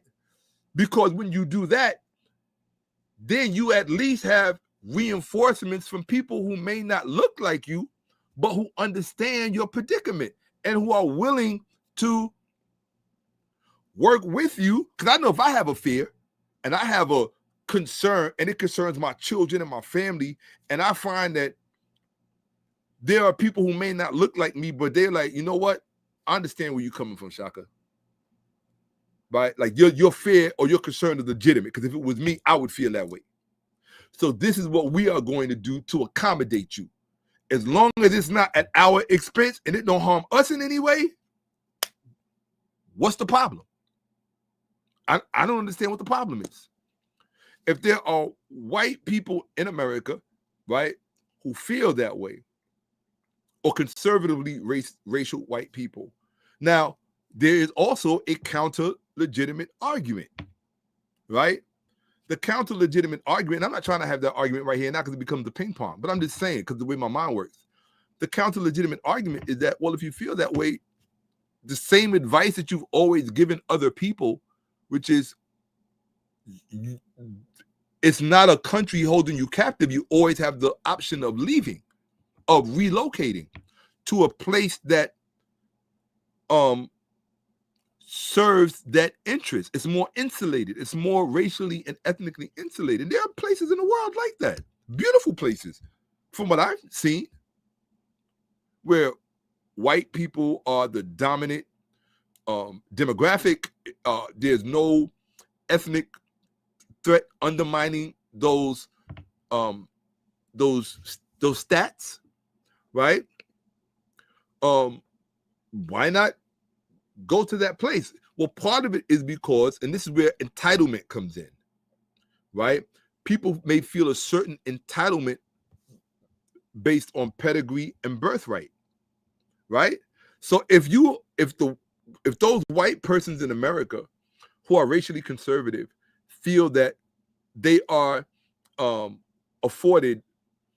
intrinsically afforded a certain pedigree and birthright by virtue of what their forebears contributed to this country, then that has to be, if you're going to make that argument, be prepared to have that. At least, people can say what they want about Charlie Kirk, but as a professional debater, what I liked about dude was that he showed up. Most of you motherfuckers ain't even got the balls to show up, male or female. Show up first.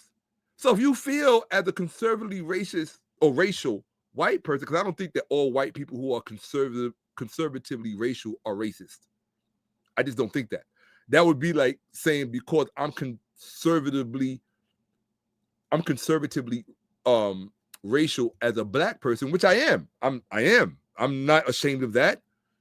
Why would I begrudge that to my white fellow countrymen? But do you see how the epithet that I put on him? My white, look at the choosing of my words. My white fellow countrymen. All of my white fellow countrymen don't have to want to mix with non-white people to be your white fellow countrymen. I wouldn't want any of my fellow countrymen, Asian, Latino, or whoever else, white, whoever, I wouldn't want any of them to think less of me as their fellow countrymen simply because I did not want to, quote unquote, mix with them. You understand? Doesn't mean we can't be friends. Doesn't mean we can't do business. The other shit, we might have better business stratagems set in place simply because of our mutual understanding about life. Right? We might share those views. That's why they tried to call the Kemetic community the Ankh right, because we have certain conservative views that mirror a lot of what is on the right. It doesn't mean I agree with everything, because I think a lot of what's on the right is based on just folk mythology, the Hedden folk, to say it in German, right? It's just mythology that, and most of that mythology comes out of Prussia, which I don't think, honestly, I don't think Mr. Miller or Mr. Vance or Mr. Yarvin even knows very much about. Because if they understood the relationship between Prussia and the French university system, the French academic system, you would understand a lot of the motives and modus operandi behind why the Prussian university system developed its curriculums the way that it did and why it produced a certain thinking model that is really at odds with actual history. And that's where the disconnect comes in. You keep trying to prove a superiority that doesn't exist and never existed. If you're going to prove a superiority, base it on something that actually exists. It's like any claim. If you're not willing to put your claim, right? It's like, imagine you're a rap artist and you talk all of this smack, but you never come to a rap battle to show what you really got. So you're just a studio rapper. There's nothing wrong with that, but don't claim to be a battle rapper when you're actually a studio rapper. That's all. Just because you got to remember, a lot of these people are flying off of fumes. And right now, unfortunately, in America, we have a very excitable demographic of our fellow countrymen who happen to be white, who are flying off of the fumes of errant 19th century assessments about classical history, right? Certain mistakes that the French did not make.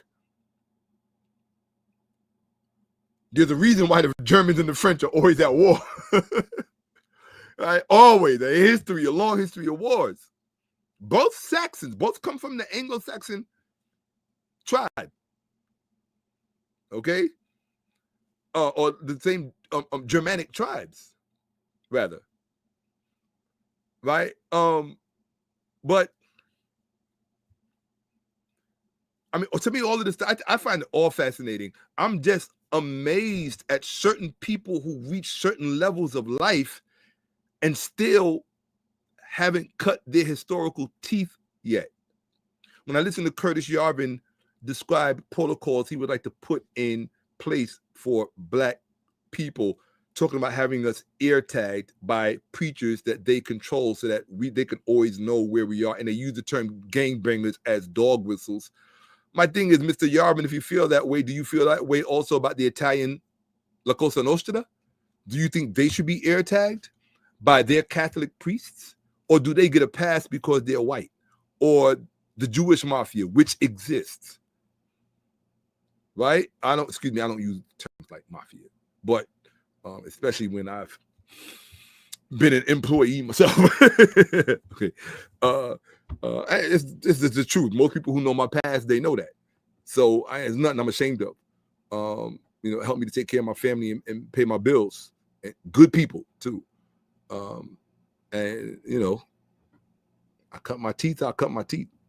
But I just said that to say to Mr. Yarvin, if you're sincere about that, then you got to do that across the board. You can't single out gangbangers and say this is our plan for them when you're really just talking about Black people.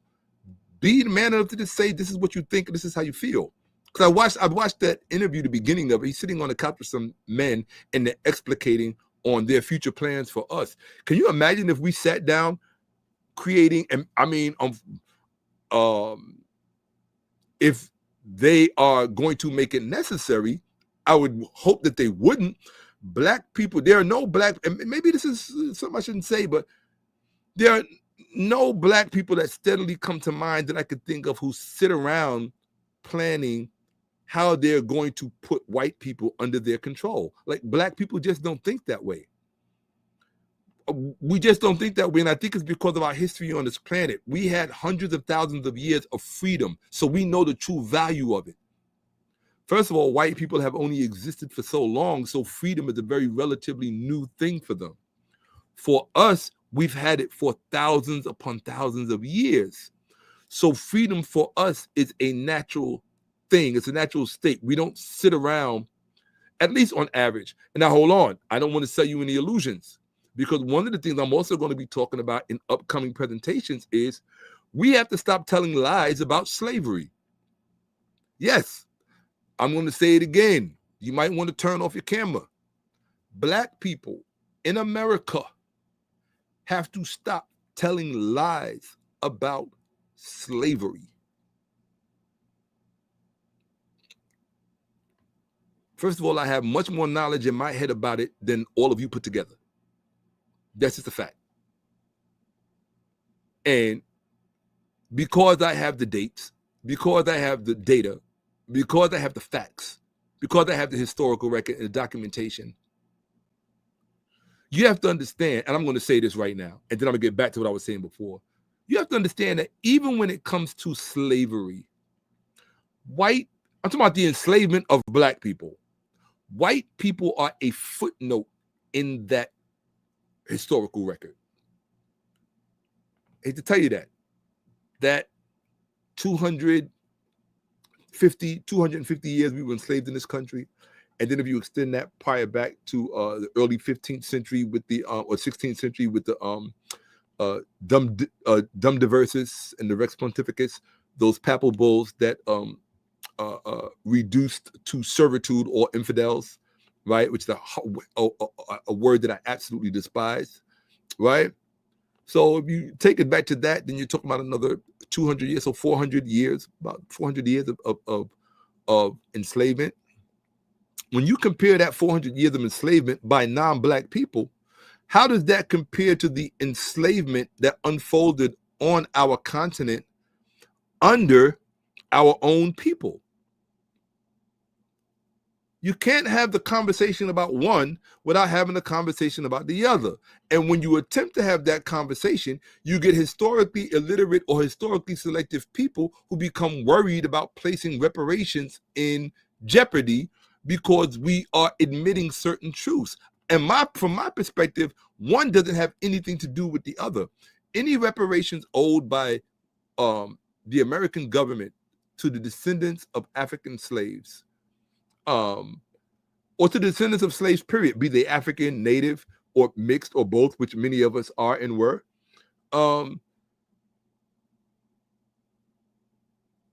Those reparations stand the requirement or necessity for such reparations stand on their own merit.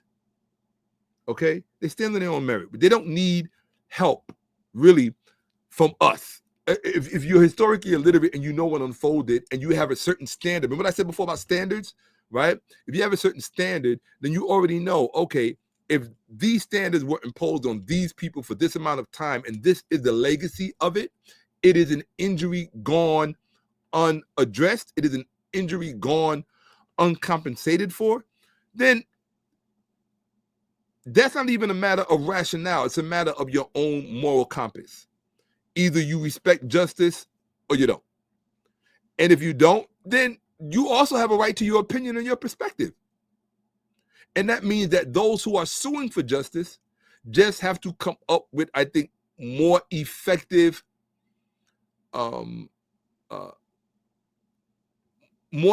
means by ways of which to procure the reparations that they feel that they are owed. Because my perspective is, if you feel you are owed reparations,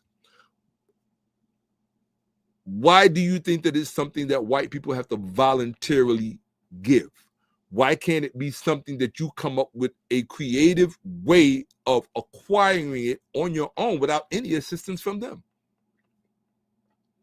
Because of lazy thinking. Most people are just lazy.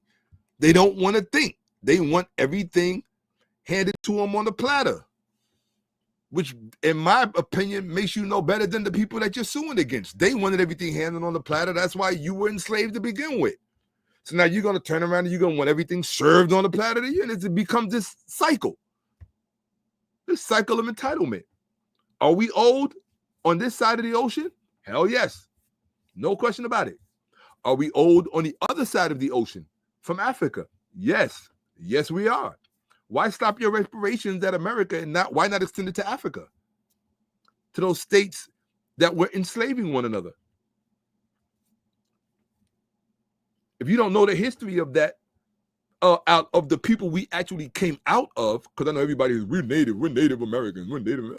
You stick with that. It also tells me that you don't know anything about the data. You don't know anything about the DNA data. You don't know anything about the linguistic data. You just don't know anything. And that's my biggest frustration. That's one of the reasons why I stay up with social media, because I have a habit of insulting ignorant people and then showing them why they're ignorant and why they're stupid. And I try not to use that term too much these days because I'm trying to generate a respectful atmosphere. So I want to thank you guys for letting me come on here and just talk to you. I appreciate that. So yeah, I'm gonna save my I'll probably save the. I mean, there is one thing I'll probably show you on the being that I have the presentation open. Yeah, I might touch a few things. Who knows? But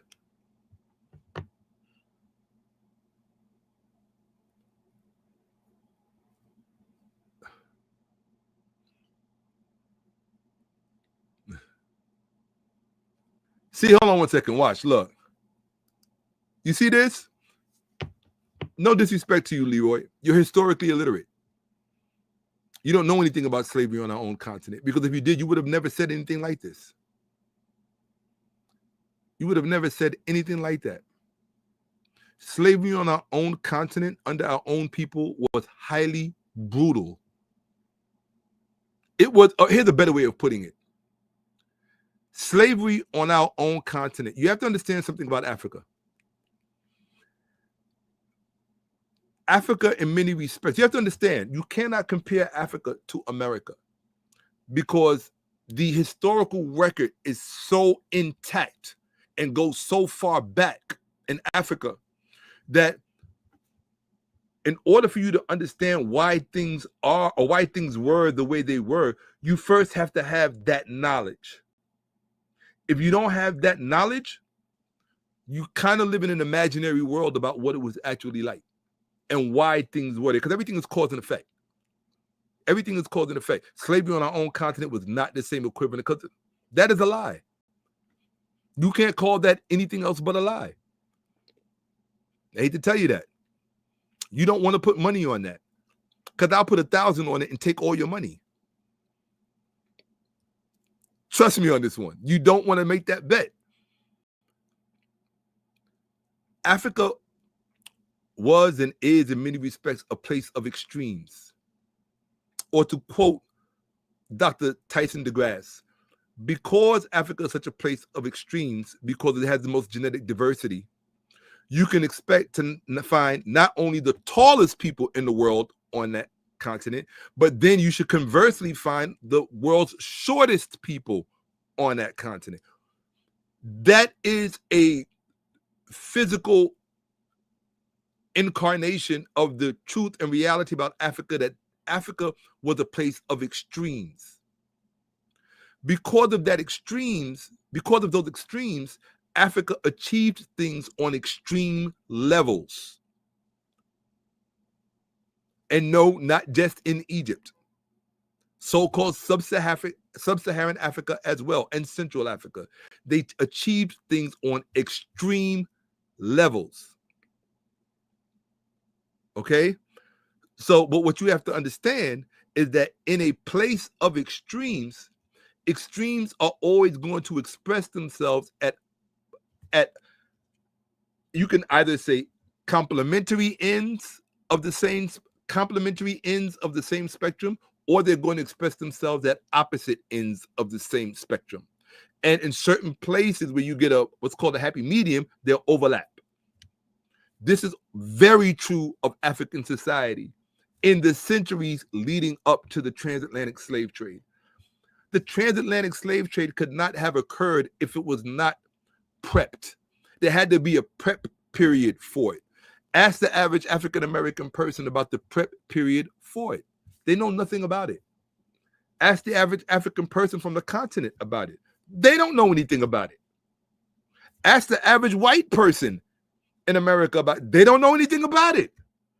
Do you think white people in America actually know anything about black people? All they know is their stereotypical media-driven perspective. Let me give you a perfect example. I grew up in New York City. I'm talking about from the 1960s to right now, which means I saw all of the 70s, all of the 80s, all of the 90s, okay? And the end of the 60s as well. Yeah, my memory goes that far back.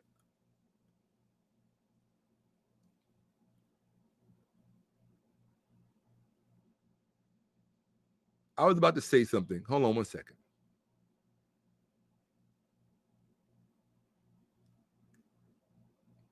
Man, I just had a brain fart, so I cannot remember what I was about to say. I was about to say something really important. It'll come back. Don't worry. So I was talking about extremes. Because Africa had extremes, let me give you an example of what slavery looked like in Africa prior to the coming of the European. I'm talking about West and Central Africa, right? Sub-Saharan Africa, they like to call it. Slavery was such that in Africa, you could find slavery in Africa that was 1,000 times more brutal than the slavery you found in America. Nobody wants to tell you that.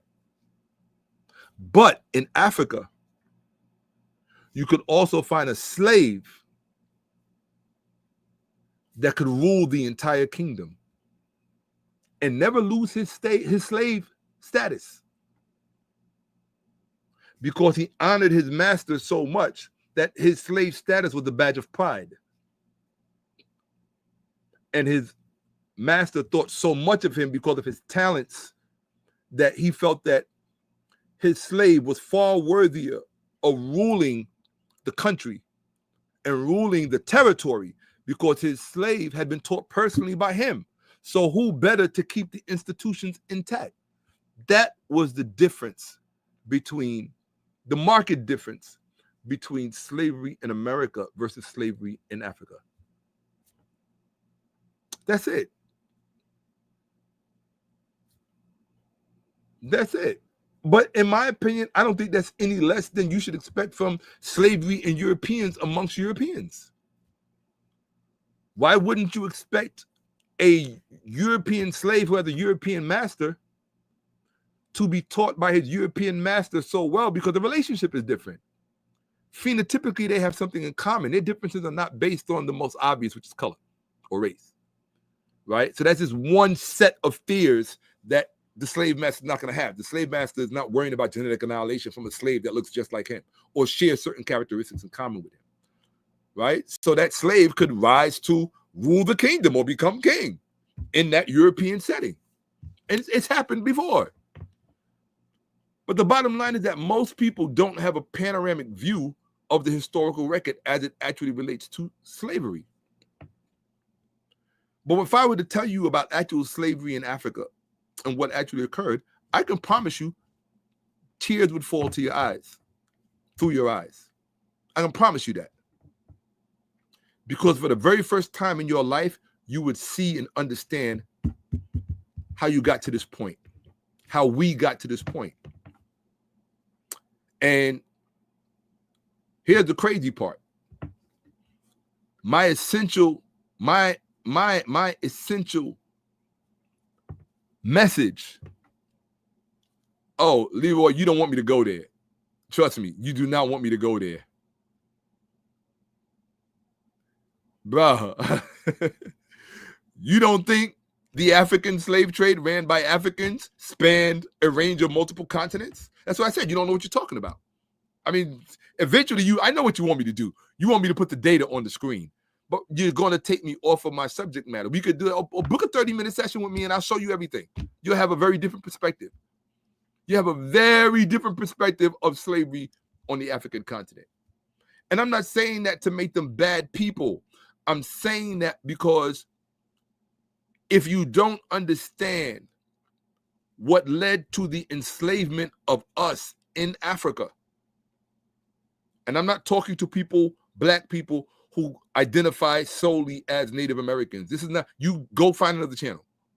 I'm talking to those of us who actually have seen the scientific data, who knows where we come from, okay?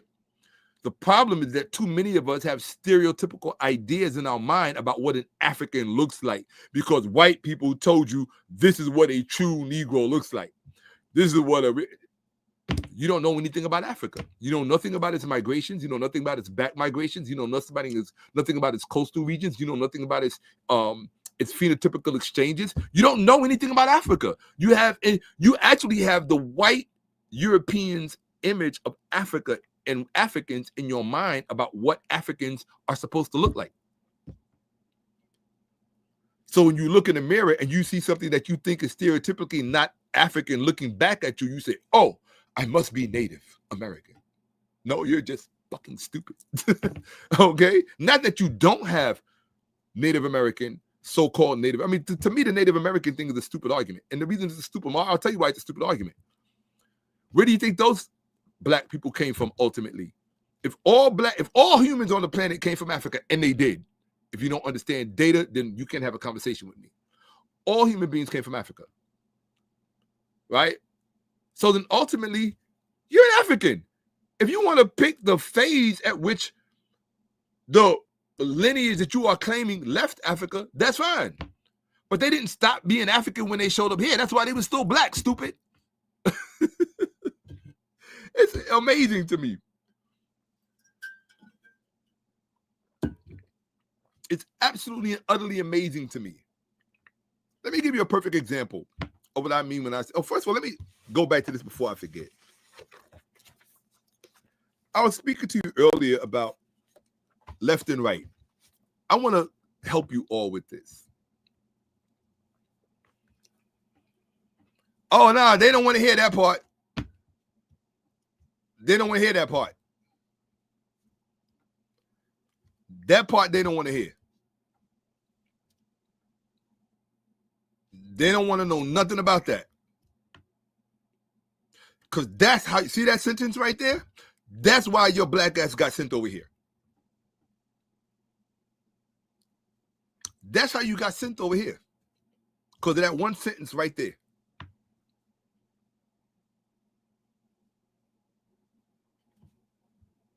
That's a fact. And that's when no white person was in the picture. That's a fact. I mean, not that they weren't in the picture. They were not in the picture directly. They were indirectly in the picture.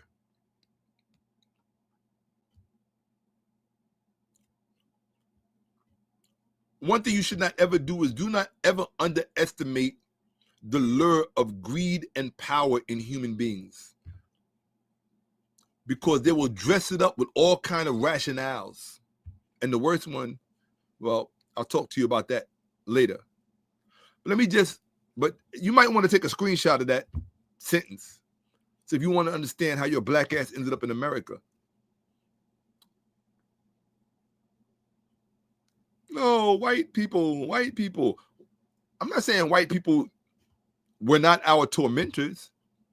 I'm not saying that white America did not inflict or did not continue the burden. Because that's what they really did. They continued a burden that we were already suffering under. That's a fact. They didn't create it and they didn't start it. Certainly not Western Europeans. The Portuguese did not create it and did not start it. The Spaniards did not create it and did not start it. Right? They were, in some respects, they basically invited themselves into it. Why? Because it was just one more market that they were coming to exploit. But it was already a market that existed. And if you have never studied the brutality and indiscriminate decimation of that market, don't talk smack about something that you don't know anything about. Don't do that. It's not a good look.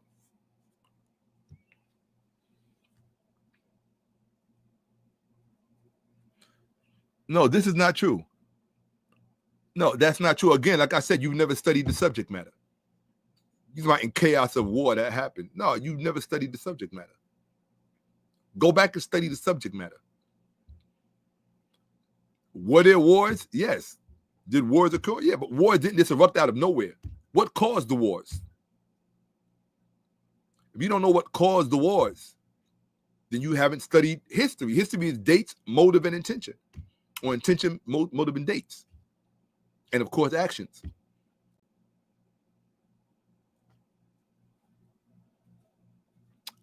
Is this a show for Pakistanis? It's a show for anybody. It's a platform for anyone who wants to learn. This is not true. Africa was under invasion. Dude. It's not true. Hold on a second. Nah.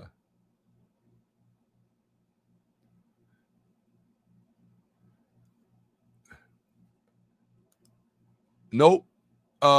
You're confusing one context of slavery in Africa with another context, right? The reality of it is that, like everything else in life, all things are not created equal. All slavery in Africa was not created equal. All right? I'm talking about this. If you don't know anything about this, the best thing that you can do is be quiet until you learn about it and go hard on your research. But if you don't understand anything about this, you're always going to believe fairy tales about slavery and what happened to us. I don't like fairy tales because you can't. You could profit from fairy tales if you're selling them and if you're exploiting people through them, which is what happens. I'm not trying to exploit anybody. I'm just talking about what I know for a fact happened to us. It is I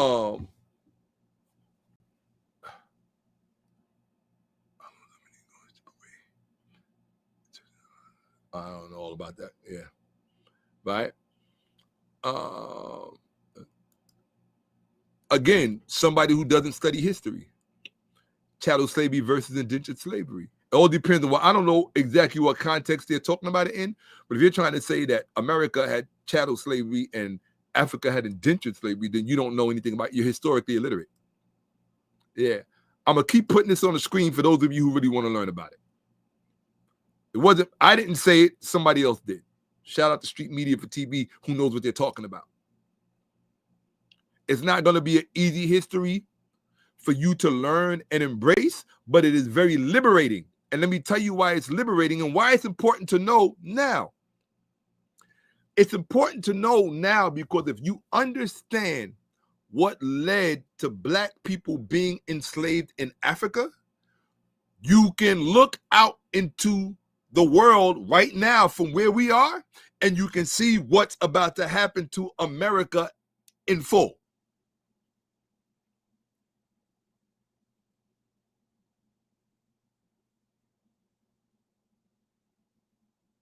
When you see the same hallmarks that are coming to bear and surrounding you, and you can line them up and match them up perfectly in history, then it's very easy to see what the outcome is going to be. But if you're historically illiterate and you don't understand what forces were brought to bear that created that situation in Africa that allowed for us to be enslaved to the extent which we were well before the coming of the European. If you don't understand, if you fail to understand what that's about, well, get ready for a rough ride. And this, but don't feel so bad because this time you'll have white partners that are going to be suffering with you. That's the whole point I'm trying to make. That if white people were intelligent enough to see Black people as a resource from a historical perspective, meaning that there are things in our historical record that we can pull white people's coattail to and say, yo, look, this is what we went through and how it flipped on us and we ended up enslaved. The same thing is about to happen to you if you don't stop X, Y, Z. This is what I'm talking about. That's why I initially titled this for young whites only, because there is a conversation that I have prepared for young white people only. Not to make them turn against anyone, not because my whole thing is that when I'm teaching people, I'm not political about it. Politics is there to deceive. I'm not interested in deceiving you. I'm interested in you not being exploited for someone else's benefit who genuinely does not have your best interest at heart. If I thought that there was somebody exploiting you or taking advantage of you, but I know that ultimately they had your best interest at heart and they were forced to deceive you, then I'd be like, okay, it is what it is. But when I know that there are forces that are banking on your ignorance so that they can continue on with business as usual, because let me give you a perfect example of what I mean. Why do you think the word woke is so demonized in this culture? Why do you think? I'm asking you, why do you think? The reason, well, I'll tell you. I'm going to give you a few minutes to think about it. I'm going to give you a few minutes to think about it. I'm going to put this on the screen one more time for those who really want to learn the truth about how black people ended up enslaved in this country. Okay? Now, don't say I didn't put it on the screen, and don't say I didn't tell you that that's where to start your research. Okay? Because I can tell you that if my brother Leroy Green knew anything about this, he wouldn't be talking about all that other stuff, because all of the data is just going to crush it.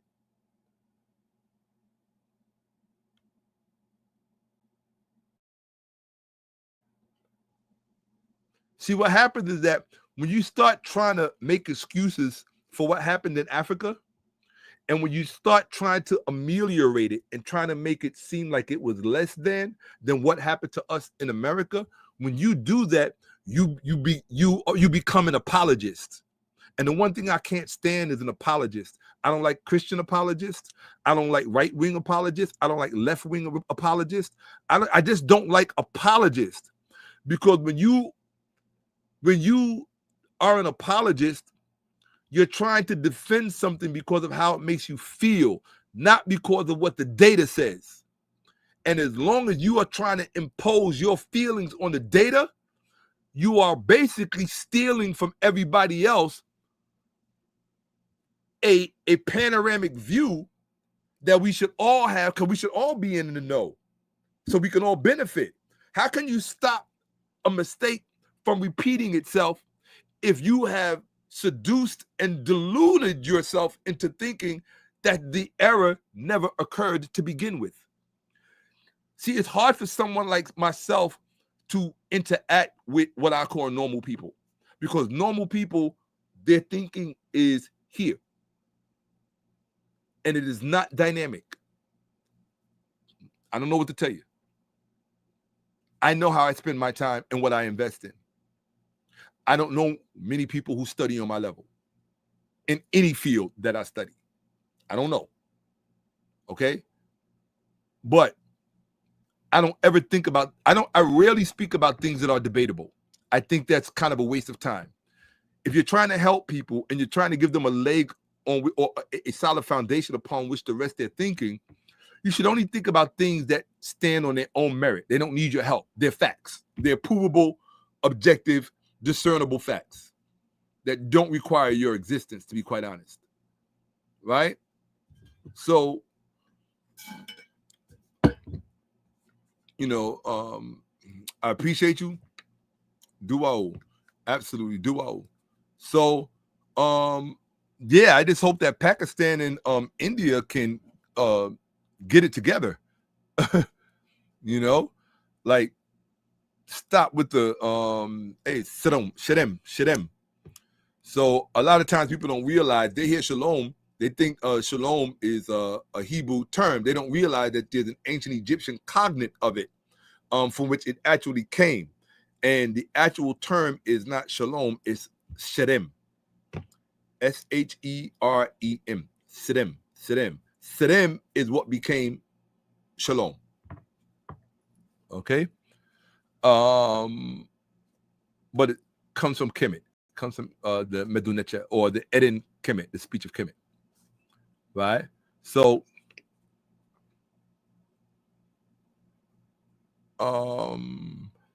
honestly, I can honestly say, to me,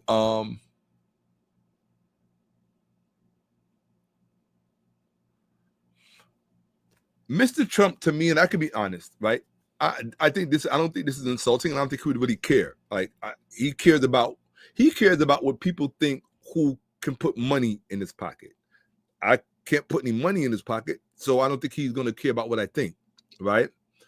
As long as it's not a personal attack on him. My perspective with him is more of hurt and disappointment. The reason why I say it's more of hurt and disappointment is that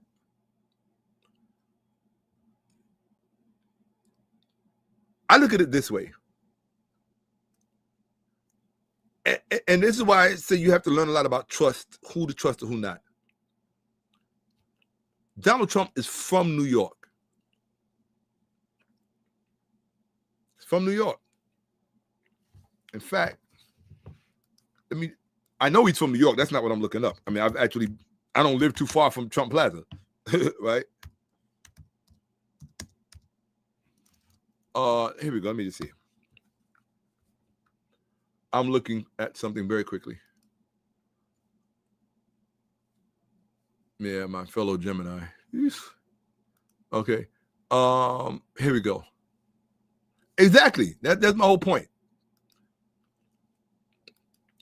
Donald Trump, I just wanted to make sure, was born in New York. He was born in New York. I'm born in New York. He's born in Queens. I've lived in Queens. All over. Now just think about it.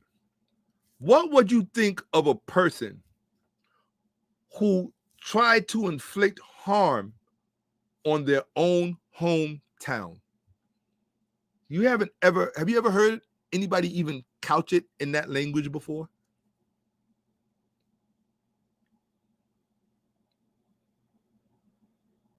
Has Donald Trump ever considered that irrespective of those principalities who he had to struggle with, did he ever consider that the people, even if not everybody, but that there was a sizable demographic of, yeah, we got a New Yorker in the White House. Like, it's kind of a badge of pride because we're all New Yorkers. It's just a New York thing, right? It's just a New York thing. So, like, how do you think that feels? And it's like, damn, like, but you're from, and I know he's from New York because I used to see him all the time. I used to bodyguard celebrities, so I would always see him at nightclubs and different parties and stuff like that, which I don't speak about. It's nobody's business. I don't get into any of that stuff, right? I've been around him, Mariah Carey, all these people, Denzel, all of them. And my thing is, it's like you wouldn't hear of, well, I don't know. Well, I was going to say Elon Musk, right? You wouldn't consider or hear of Elon Musk trying to do harm to South Africa. That's where he's from. However, we do know that there are certain demographics in South Africa that he certainly would level injury against because of old rivalries. That's it. And I can't even really call them rivalries because it was never really a rivalry thing, right? I don't see it as a rivalry thing. I see it the way any native of a continent or of a place would see it, right? For the same reason, look at it like this. Just common sense. How can one justify an inordinate amount of white influence in an African country on an African continent and then turn around and complain about too much influence of color in a European continent like Germany or the UK? That makes you a hypocrite. If you're Elon Musk, I'm a purely logical person, right? I'm not political. I'm just logic. If you're Elon Musk, and you're advocating for a certain level of nationalism, right-wing or conservative nationalism or populist nationalism, which to me, from my perspective, because of the unique nature of certain countries, I understand that. I just don't demonize people who think that way, right? As long as they take into consideration the cause and effect of how everything came to be, because in that context, you have to be fair, right? But that doesn't make, all right, look at it this way. Why is it when South American countries want to nationalize for their population, it's considered heroic? But if white Europeans want to nationalize for themselves, right? This is identity politics, right? Why are they considered exclusionary, racist? So you understand? So you have to, in other words, I'm a math logic. What you do to one side of the equation, you have to do to the other side of the equation. And this is where Elon Musk fails miserably. It's an embarrassment for somebody who's supposed to be this physicist and person who studies first principles and all this other stuff.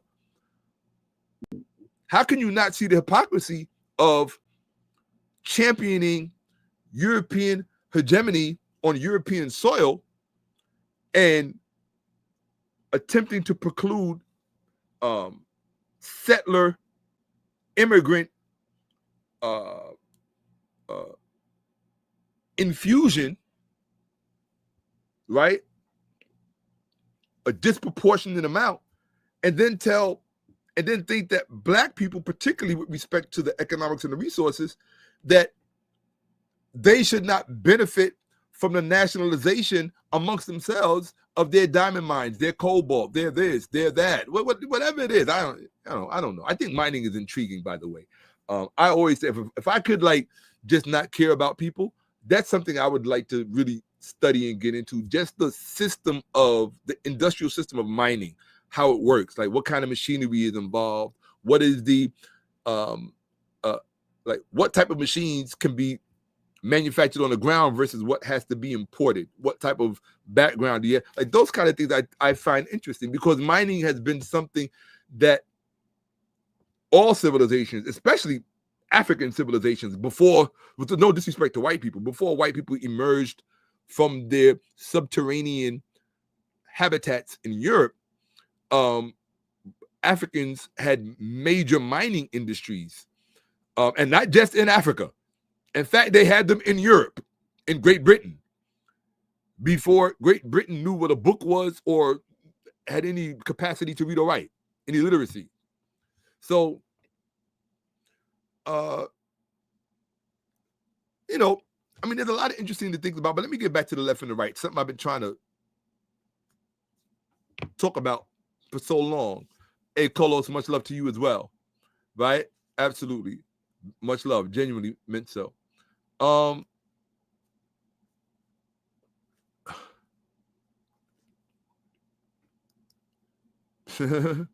Hey. Oh, there's no question about it. Of course, Elon is the enemy of black people in Africa. There's no question about it. His whole very presence being there to begin with was based on that, premised on that, right? And it's so unfortunate because of the whatever contributions of involvement that he and his father made when he was younger and growing up and attempting to perhaps behave constructively in getting the country on the right track. You don't get credit for a test that you passed in the 3rd grade for tests that you fail in your sophomore and senior year. You just don't. Right? So that goodwill done away with is irrelevant and immaterial if you have grown into the embodiment of whatever it was that inflicted the original transgression. Racial supremacy in someone else's land. Racial and economic supremacy in someone else's land. I'm talking about in someone else's land. That's like literally somebody coming in your house and saying, this is what it is. Now, would you care if they came in 55 years ago or 5 years ago? No, because it's still your house. This is really simple stuff.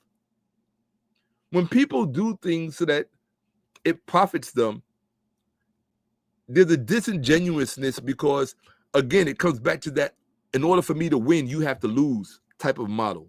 It's a what I call the lazy brain model. In order for us to win, you have to lose.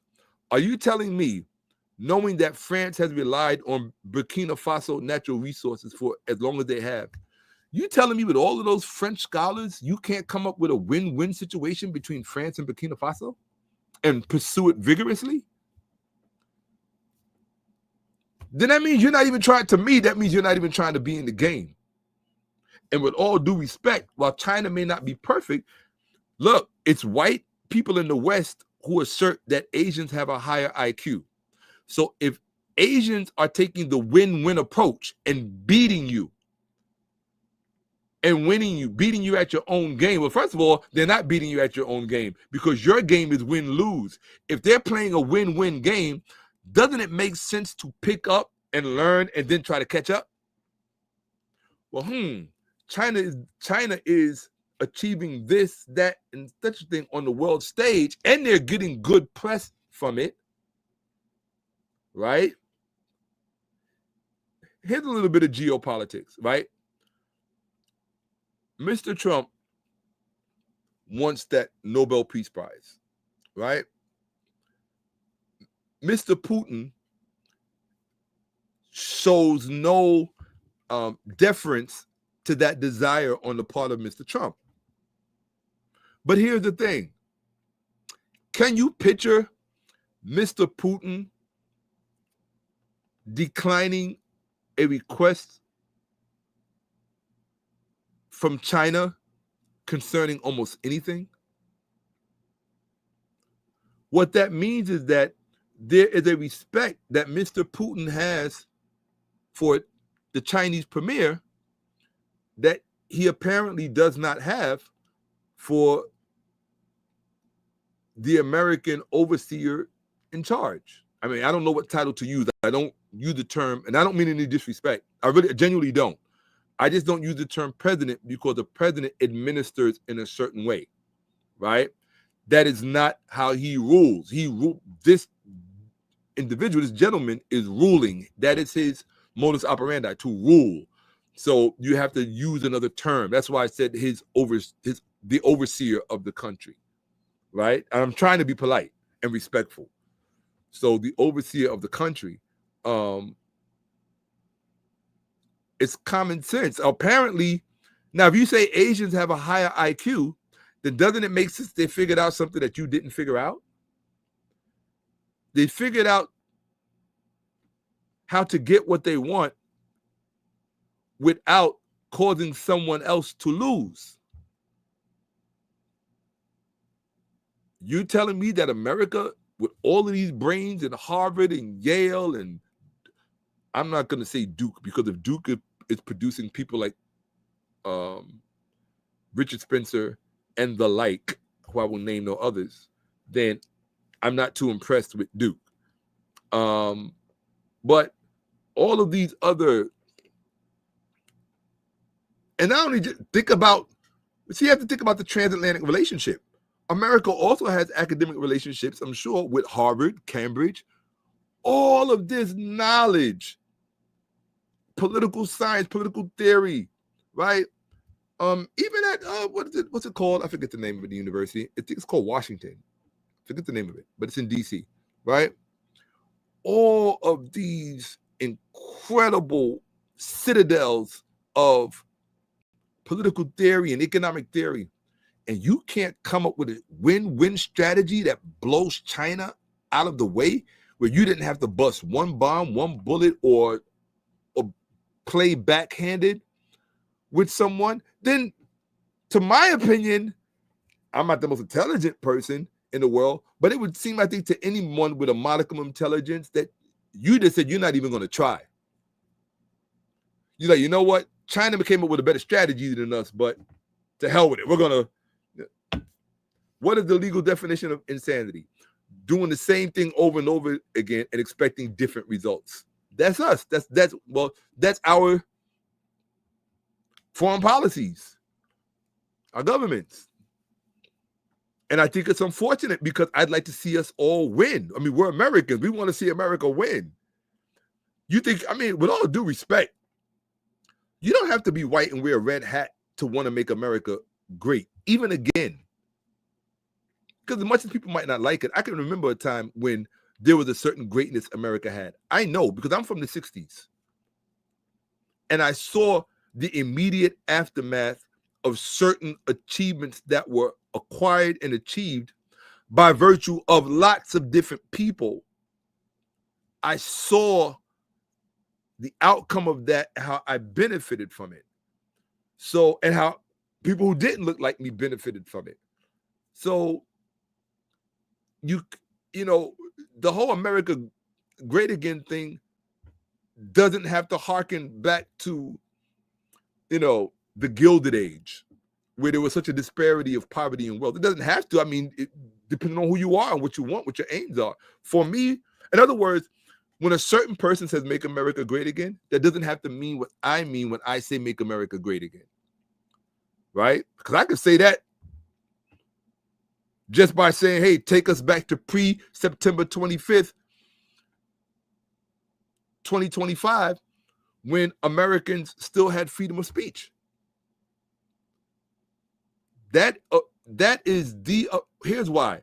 Because you cannot claim to be a Christian and understand the power of the word, and then the one privilege or right that you undermine, which reflects that value. You say American values. What do you think the freedom of speech is in correspondence to? It's in correspondence to the power of the word. What is the power of the word? Read John 1:1, whatever, you know, in the beginning was the word, and the word was God, and the word became flesh. It's interconnected. So when I see these people who pretend to be Christians, because they're not, I'm sorry, they're not Christians. I have too much respect for Christianity, for fake or faux Christians to run around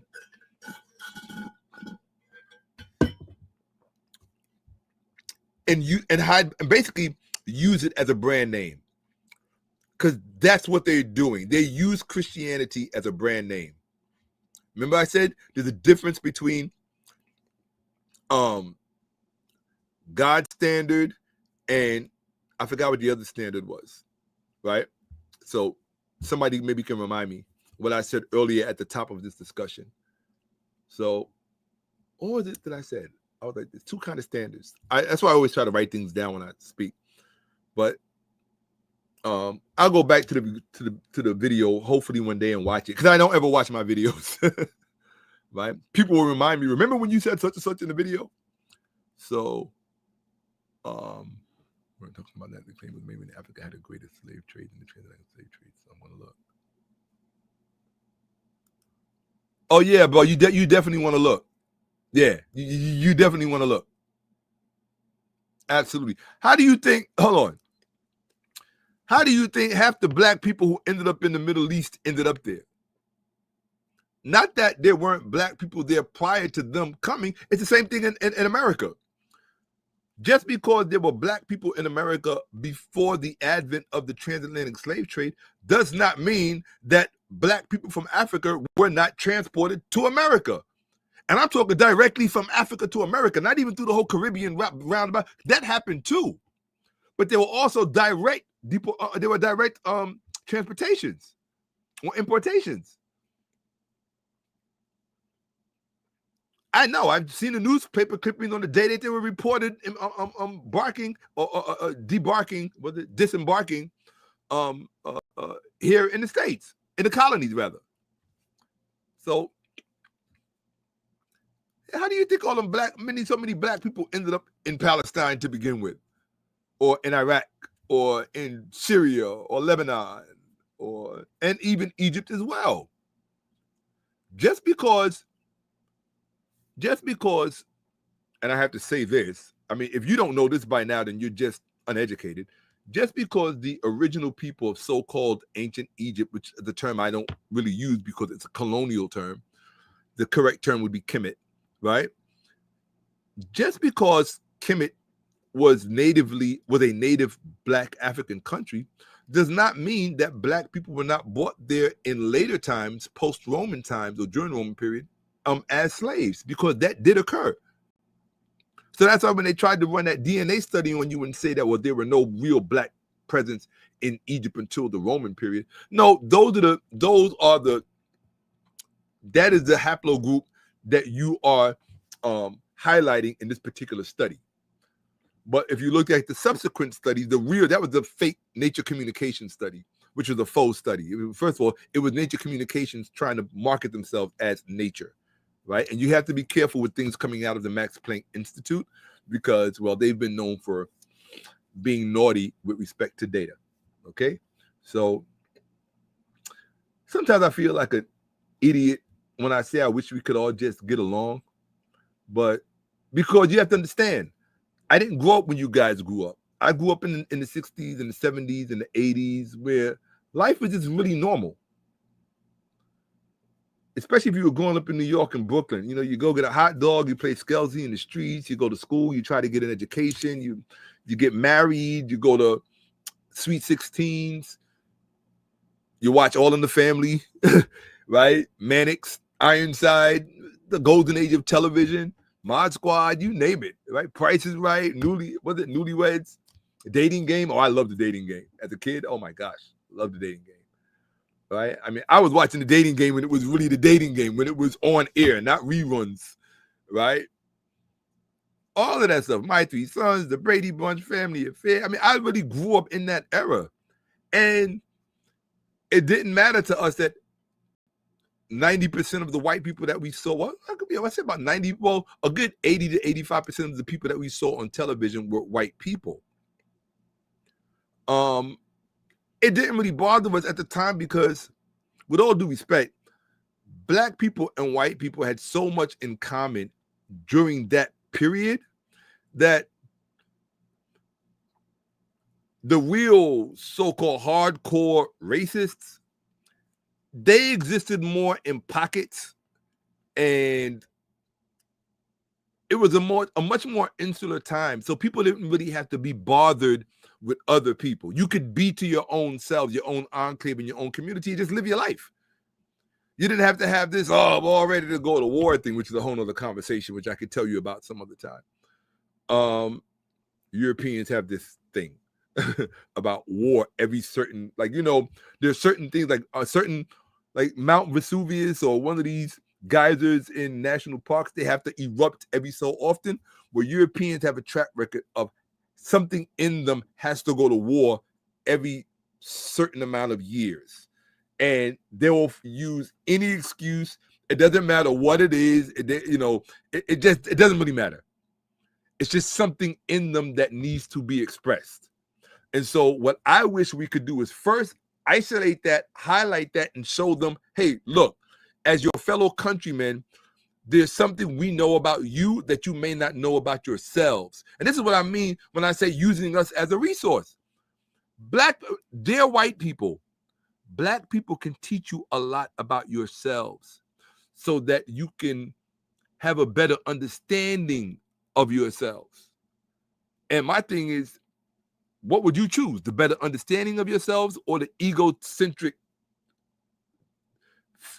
fake-ass view that you have about yourself? And that would go for Black people too. I would rather have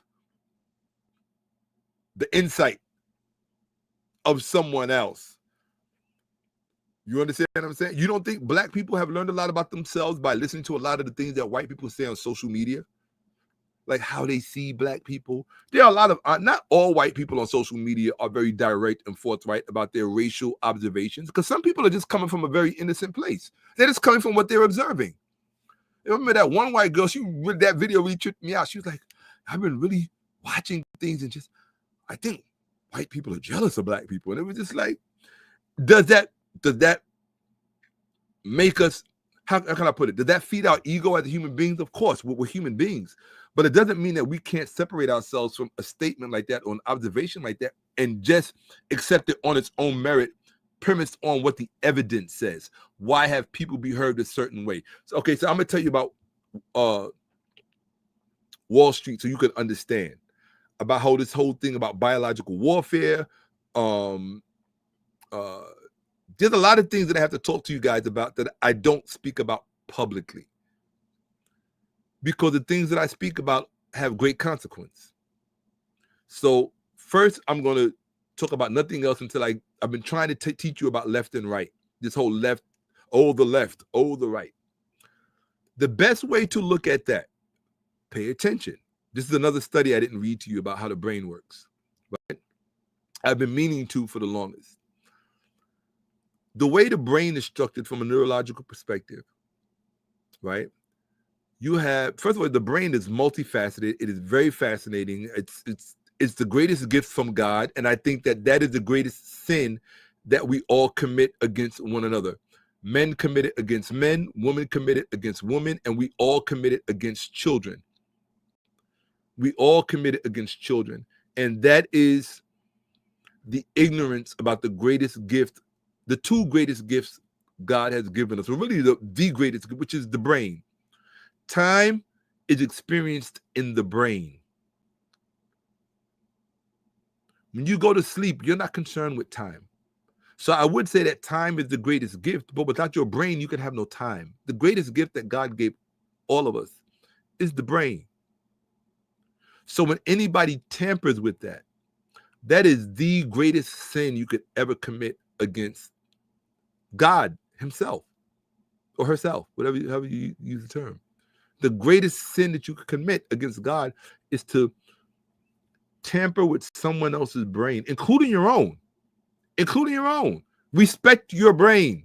I don't care if you're a black person, if you're a white person, if you're respect your fucking brain. And that should be reflected by how you eat and what you eat, what your lifestyle is like. Do you exercise? Do you make sure you don't overdose on all of the political theater because of the harm that it can do you?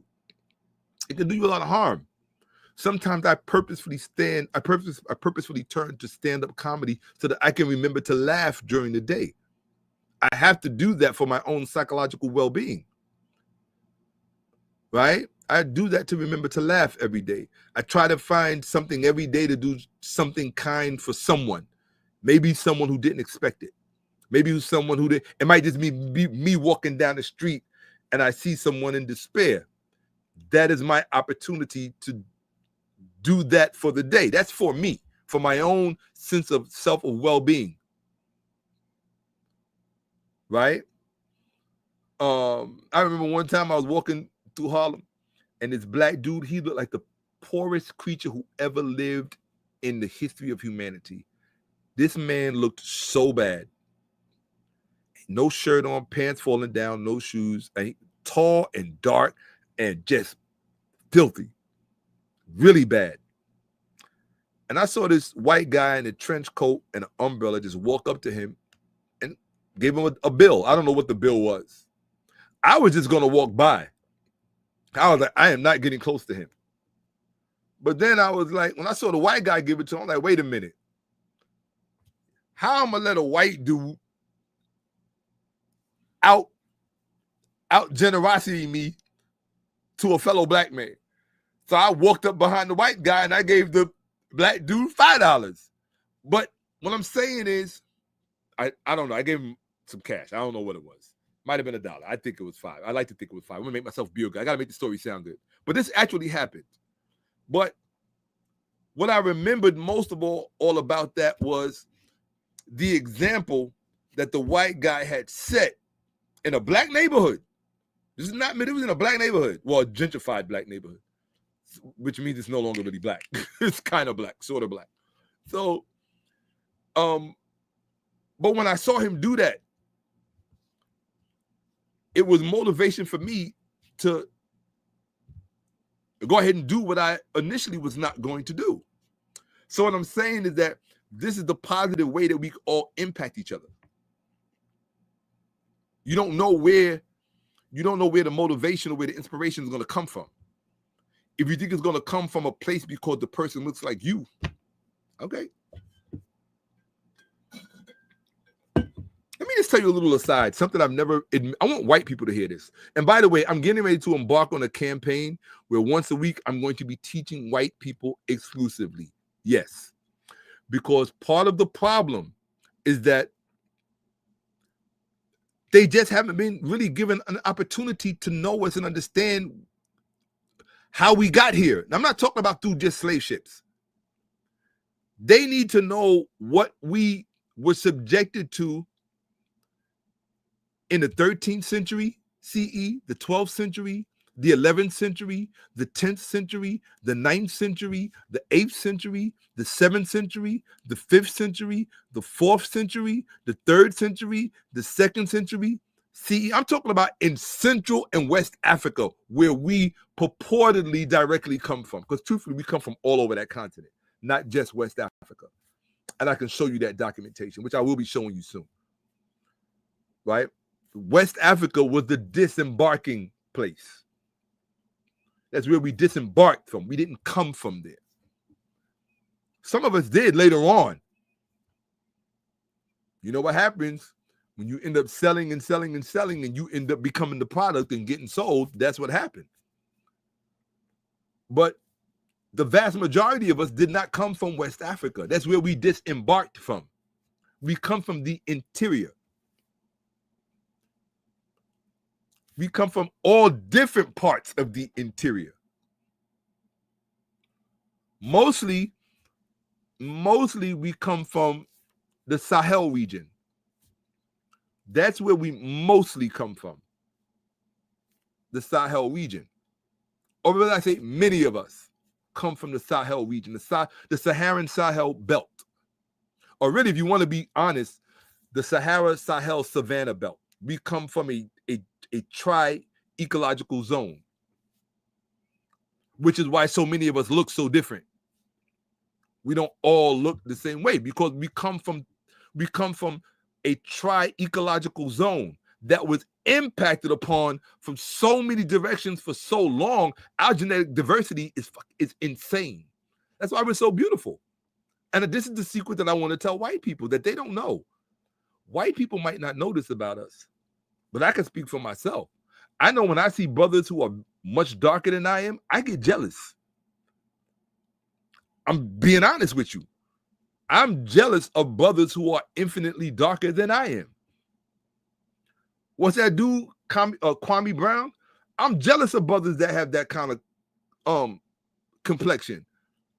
Because, believe it or not, although white people don't know and understand this, in Africa, we placed a premium on darker skin. It was just something we valued. That's all. We just thought it was beautiful.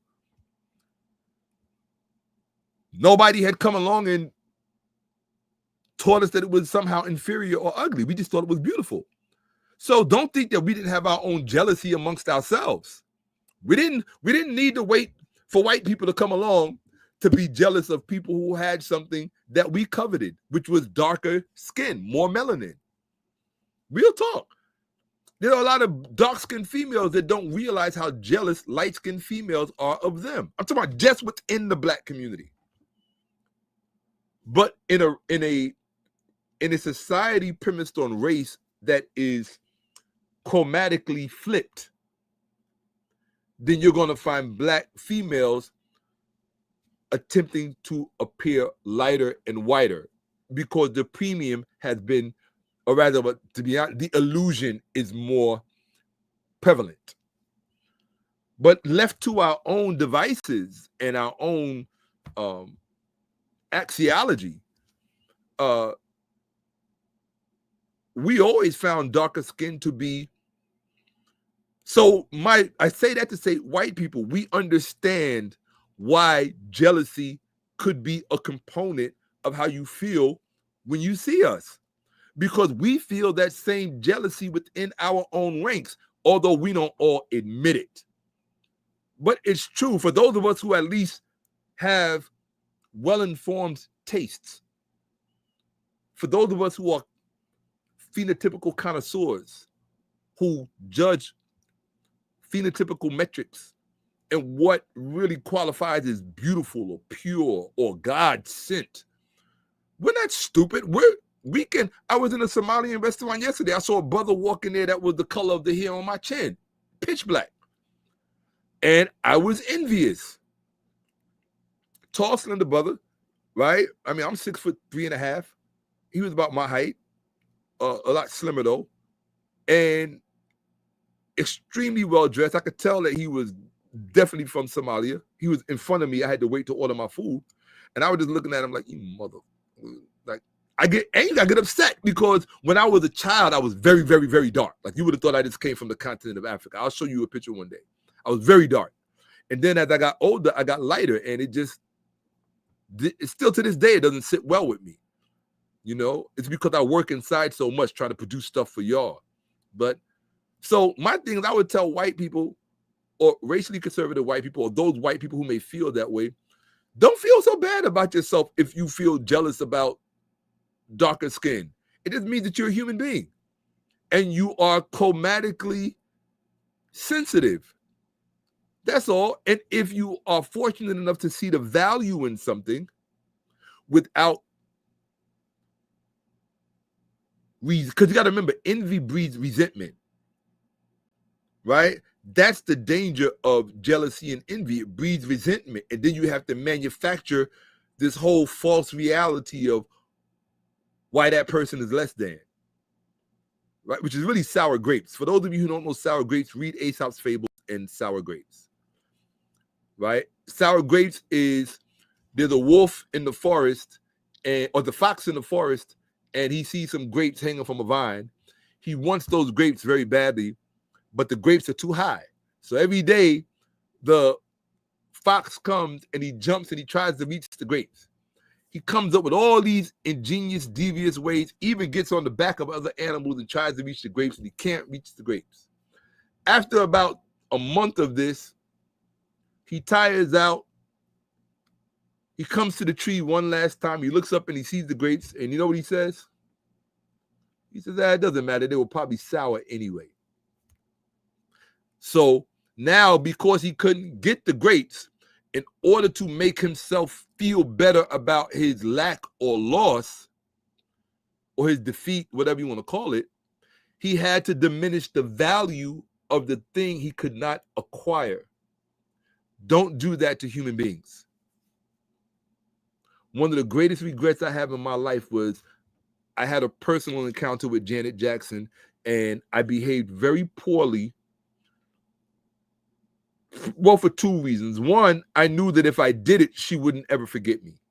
And I'm sure, positive, that if it was brought to her attention that I was that person, she would absolutely remember. And if she said no, she didn't, she would be lying to herself. But to this day, because there were people present who witnessed what I did. And to this day, I feel very bad about it because not too long afterwards, I realized, you know what? Think about the crap that successful, wealthy people have to go through because they know that people resent them for their success. Right? How would that make you feel? It would make you, the bottom line was I felt like I should not have treated Janet that way simply because she was successful. I should have been gracious. I should have given her the hug that she approached me for.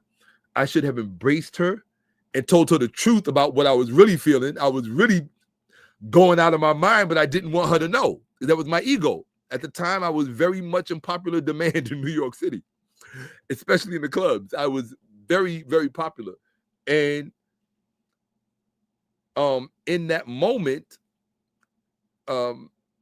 any person with common sense would have accepted her the way she presented herself to me. And I didn't. I instead did something. It was one of those moments where I was like, think real fast. What can you do so that she won't ever forget you? And I did something that was really fucked up. And it was disrespectful, and it had to be embarrassing and demeaning to her as a woman and as a person, because she didn't have to do that. She didn't have to give me that privilege of presenting herself to me that way she did in Club Cheetah downstairs in the basement, right? After seeing me for about 2 weeks when she was on her Velvet Rope tour.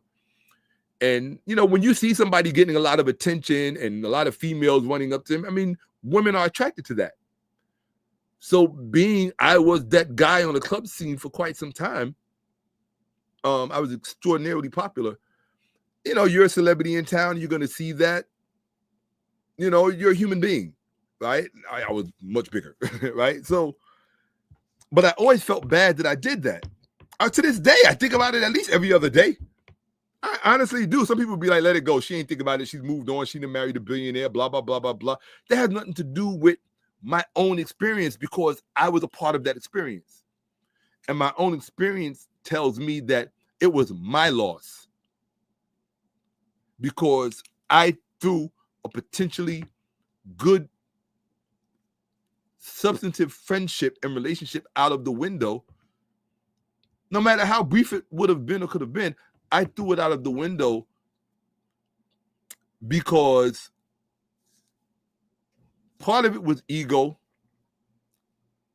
I could be honest, there was 3 reasons. I think 2 or 3 reasons. One was I was such a huge Tupac fan, and I had heard about how she had treated him during Poetic Justice film, and making him make an AIDS test, changing her number after the film wrapped up.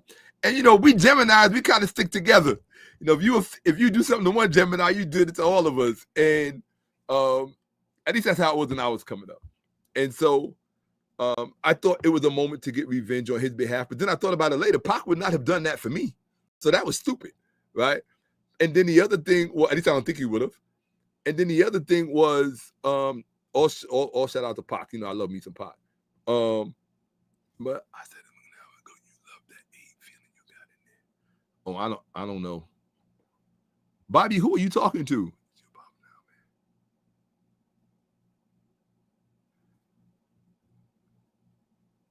Hey, guys, do me a favor. If you don't put at somebody in front of your comment, I'm going to think you're talking to me. So that is a new rule moving forward. If you put a comment in my chat and you don't put at the person you're talking to, I'm going to think you're talking to me. And if it's a disrespectful comment, you already know what the outcome of that is going to be. Okay? So, okay, that's cool. All right, yeah, everybody put at whoever you talking to, even if it's just their initials, at such and such. Then I know, okay, he's not talking to me. All right? I mean, my thing is, I just don't suffer disrespect well. If you knew me and you knew me in person, you would understand why. I had to pay a lot of dues to get my respect.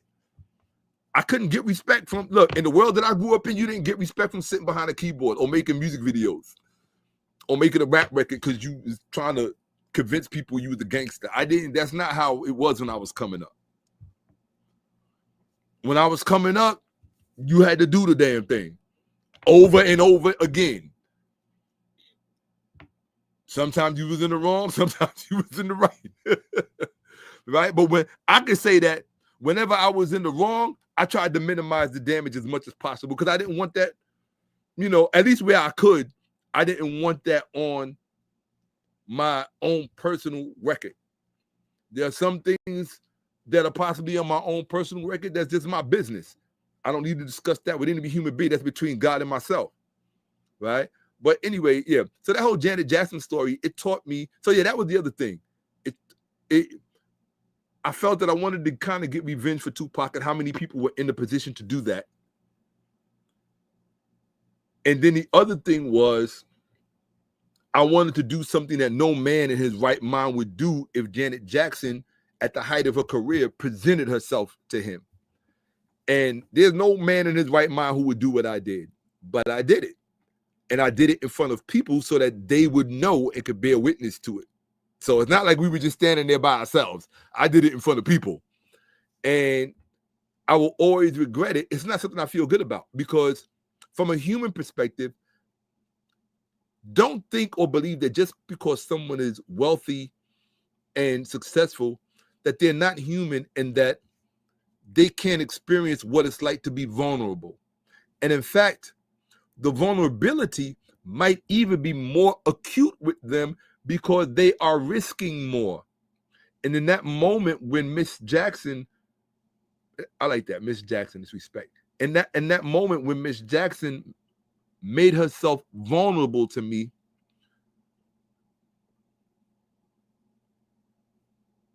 I disregarded her humanity. But you have to understand it was the 90s. There was a lot of ego involved, especially in the club circuit in New York. Club Cheetah, Club Envy, Life, Spy by all of that chaos. It was insane. Anybody who was there in the 90s will tell you it was insane. Y'all have nothing like that in existence now. Nothing like that. But I think about it every other day, or anytime I see her in something. And then not only that, one of my very dear friends runs her record label. Like, that's like exactly. I never thought about that. Sorry, Miss Jackson. Yeah, I never thought about that. But yeah, sorry, Miss Jackson. And I genuinely mean that from a genuine place, because you know how sometimes when you get time to think, right? I appreciate that, 𝓭𝓭𝓭𝓫. I appreciate you. I appreciate that very much. You know how sometimes when you get time to think and you look back over time, I realized after seeing her speak in other environments and just behave, you watch somebody's behavior in a way you haven't really gotten to see it before, and you kind of come to your own conclusion. I came to my own conclusion that she's genuinely a very nice person. And I think that's what hurt me the most about that situation. Here is a girl that you had a crush on since you were both kids, right? I think she's like 1 year older than I am. So we grew up at the same time. And here's someone who you had a crush on since she was on Good Times, on Different Strokes, on Fame. You followed her through all of that, posters of her on your wall. Like, of course, right next to her brother, right? Because I had Michael up. The Jackson 5, I had all of them on. But her posters were in a special place, of course, because, you know, they didn't look like her. And you finally have this moment with this person, and rather than meet the moment with integrity and fulfillment, I guess I was in player mode. I was a player. In the 90s, I was playing. Look, put it like this. I was getting things that rappers only get today. I was getting that just by stepping in the room, just being myself. No car, no phone full of money. You know, the money phone they do. I had none of that. I probably took the train there, maybe took the bus home or a cab, whatever. I don't know. But back then, I mean, if you were a female that had your own and all of that, you wasn't really looking for that in another dude. You were just looking for that dude. You know, in that sense, females are just like men. Sometimes you just want that girl because she that girl. There have been times when I pursued women, not because she was the finest girl in the room, but simply because I knew every other guy wanted her, and I saw them bombing, and I knew I could get it. And I did. Over and over and over again. Right? Well, you know, people in New York know me. They know my history. That's something I'm ashamed of.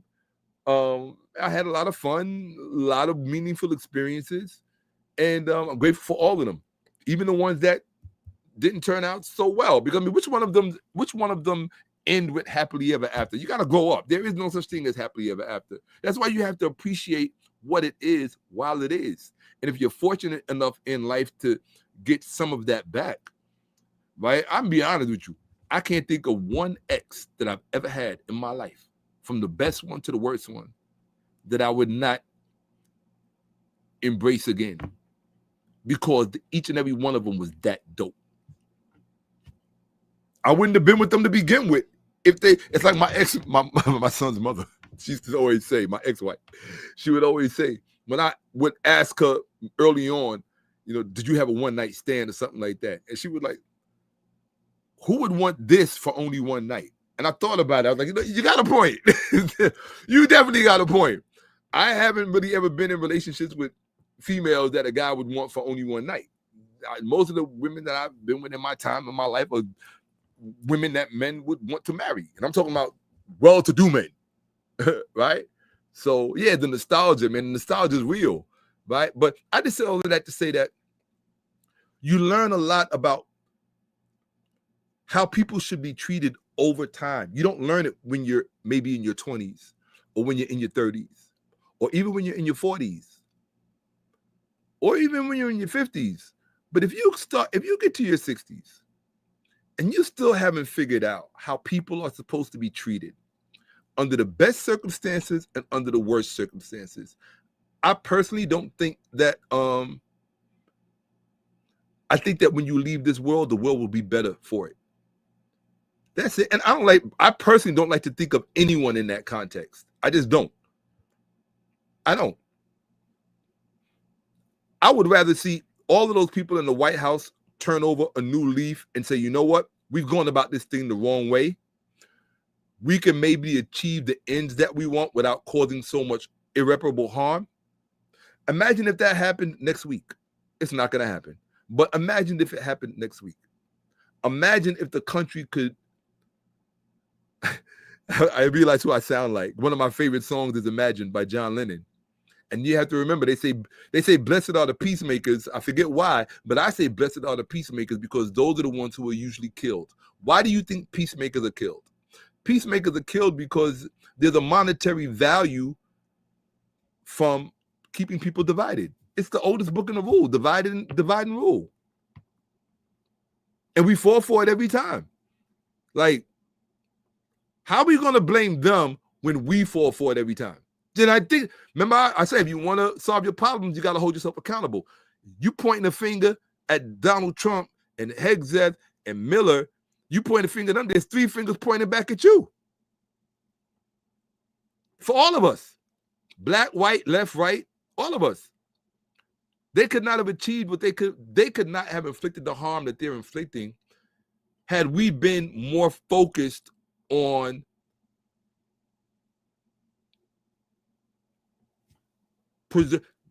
preserve. In other words, look at it this way. This is common sense. I'm going to introduce political language. How can you preserve the unity of the state? It's called the United States, right? Well, how united are the states if the states are not united? The states cannot be united if the people themselves are divided. And if the people are, now I don't have a problem with the people being divided if they have legitimate gripes, because then we can talk about the gripes and find a medium, because the ultimate goal is for everything to work. But if the things that are dividing us on things that we have no business being divided by, we don't have any business being divided by religion. And I'll tell you why. Because all of the real answers about religion have been answered a long time ago. We know where the Bible actually came from. We know who wrote it. We know the reason and purpose for its existence. And it has zero to do with the story inside of it. And if you cannot differentiate between the story inside the Bible and the actual historical cause and effect circumstances that brought the Bible into existence, then you're just what's called, and this word has the greatest premium in the time that we're living, you're just a useful idiot. I think Christianity has a lot to offer, but you don't need a false, if you need a false story to embrace Christianity, then you don't understand what Christianity is all about. That's it, or what it's supposed to be about. If you need a false story that has been enshrined in literature, I say it again, if you need a false, fake story that has been, and this is not anti-Christian, this is anti literary genre. Like I said, I think Christianity has a lot to offer. I think it has a lot to offer in terms of values, in terms of axiology. What is good? What is bad? What is wrong? What is right? What type of behavior inspires godly behavior? Because you have to understand that there are forces on this planet that have no love for God. They have no love for God.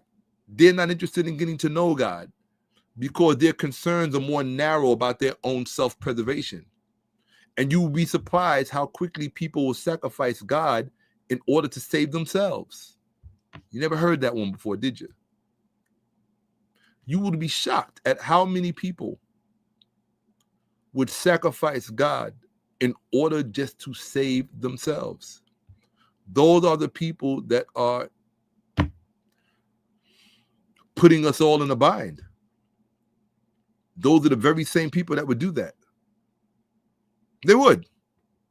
If they had to choose between themselves and God, they would sacrifice God to save themselves. Yeah. But what I'm saying to you is that you don't need a false manufactured literary genre in order for Christianity to have value in your life. The issue is when any religion, because the same thing takes place in Islam and Judaism, particularly the political religions. These are political religions. They're not ancestral religions. Well, they actually are, but they have a ancestral context and they have a political context, right? Let me just tell you about the left and the right. So I've been trying to tell you this for the longest. This is how you need to understand politics. You have a left hemisphere of your cerebral cortex. We're talking about the CEO of the brain, the part of the brain that makes decisions. You have a the part of the brain that filters, if you will, right? You have a left hemisphere of your cerebral cortex, and you have a right hemisphere of your cerebral cortex.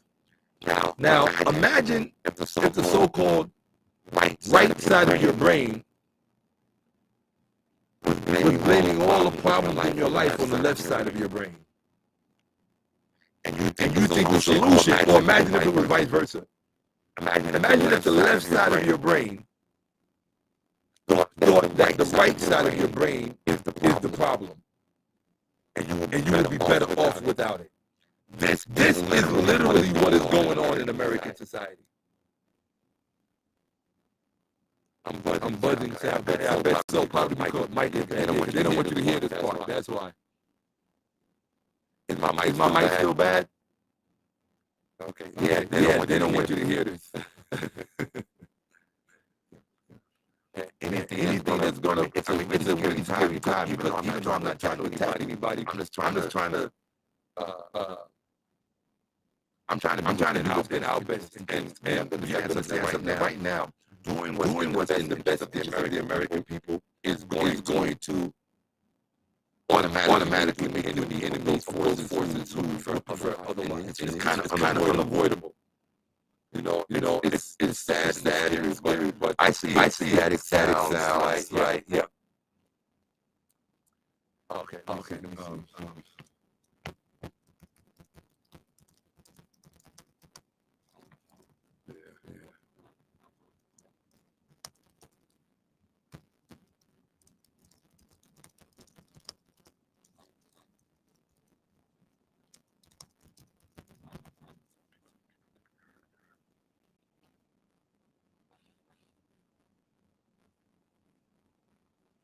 Okay. All right. I'm gonna try to make it again. Hold on one second.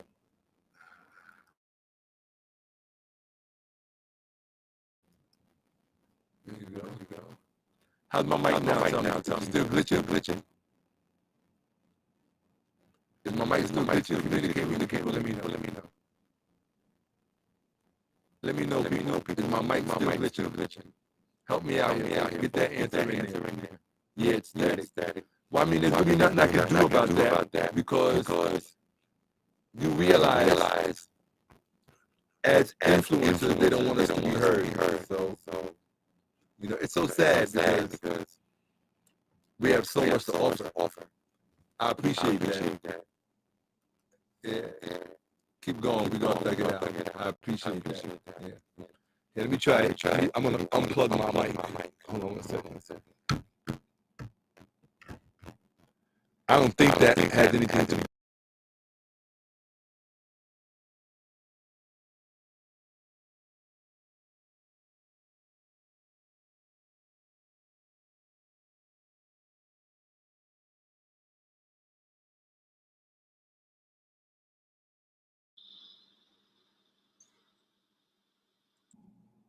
Okay. So, so tell me, am I still glitching? All good now? All good now? Much better. Okay. I'll try again until it gets staticky again. And let me know in the mic. The moment it gets staticky, let me know. So what I was saying is that imagine the left side of your brain thinking that the right side of your brain was the problem. Or imagine that the right side of your brain thought that the left side of your brain is the problem. Right? Does it make a lot of sense for the left side of your brain to say, well, if I get rid of the right side of my brain, I'll have everything I want? That's stupid. Turn my mic down a little. Guys, you're going to have to adjust your own volume because there's nothing that I can do. My mic is just on the way it's been all night long. I'll just move it away from me so I'm not in it. No sound now. I don't think it's me. It's like, it might be your connection because people are telling me it's good. See, people are telling me it's better. People are telling me it's better.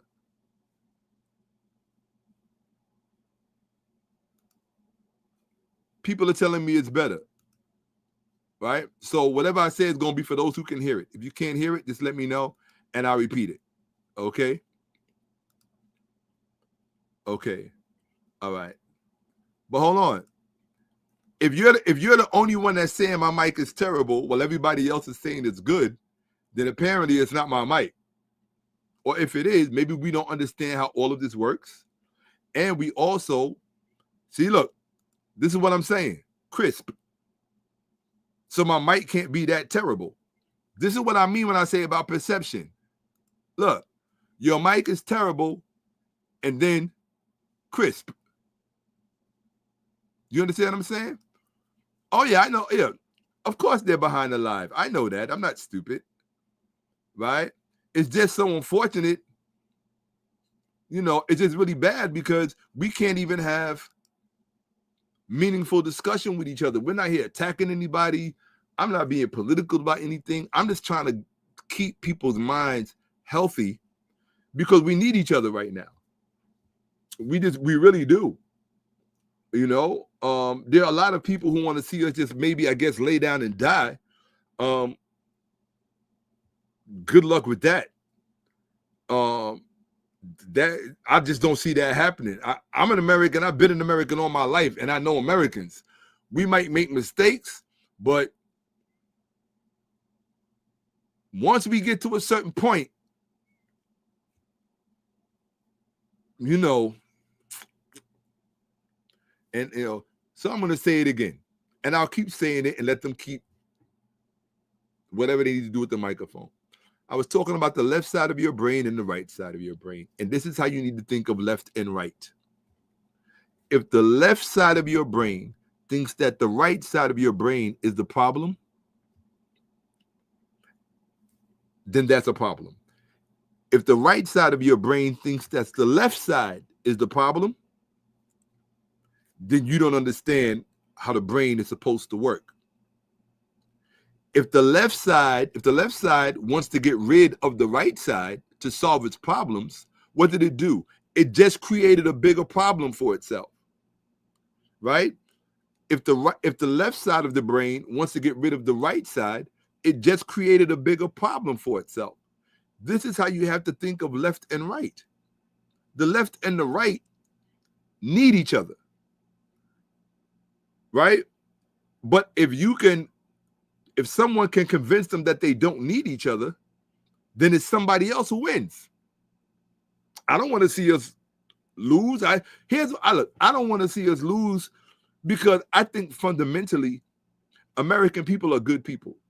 I've seen the worst Americans do some of the best things under trying circumstances. And if you've been around as long as I have been, you know,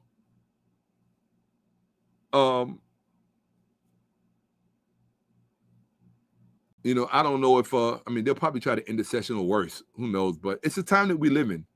You know, it's the time that we live in. I could have just not did the live, kept to myself, and just been quiet. But I would like to think that. Hey, give me a 1 in the chat if you can still hear me. Give me a 1 in the chat because I'm not seeing any activity in the chat. Somebody give me a 1 in the chat.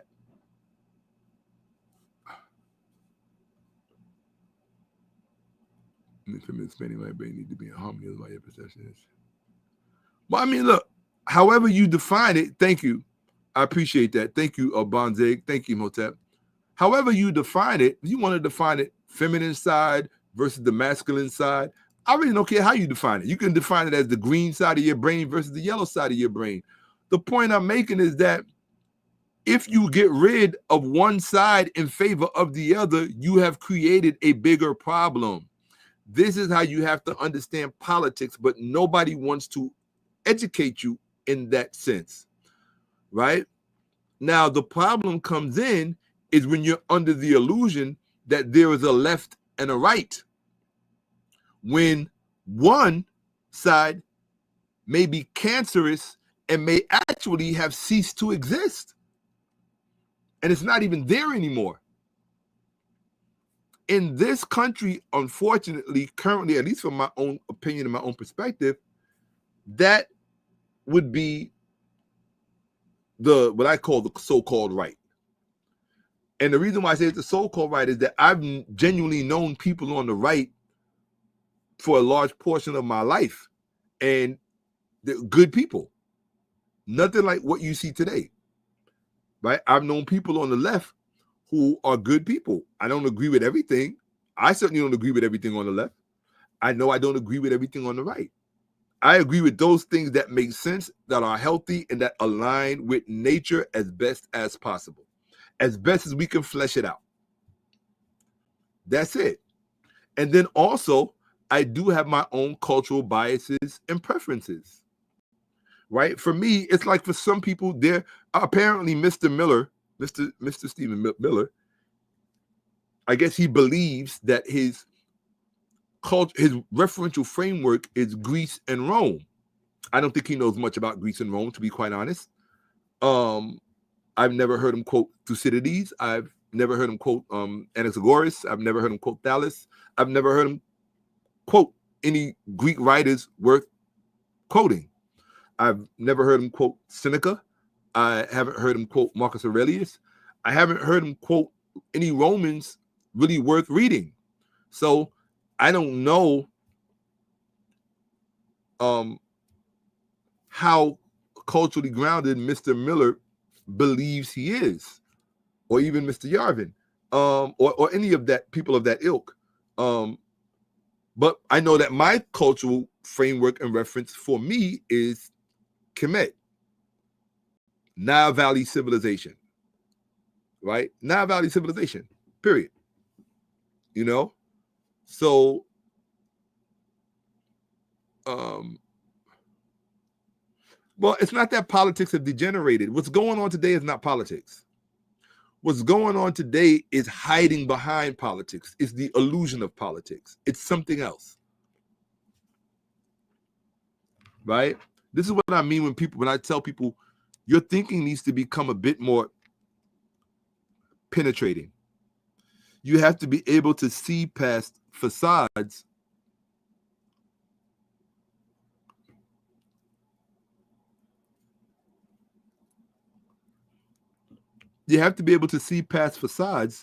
that allow people to operate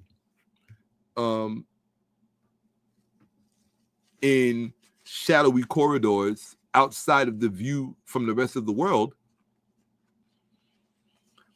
Because if you don't learn to have a penetrating gaze, they will use that obfuscation to misrepresent themselves when the time comes. And unfortunately, with such satanic behavior, what you're dealing with is self-rationalized deception with the intent to do harm, exploitation, and I don't know, But that's how I want you to think of left and right. When people talk to you about people on the left versus people on the right, do not entertain that discussion with anyone if they do not understand the function of the brain.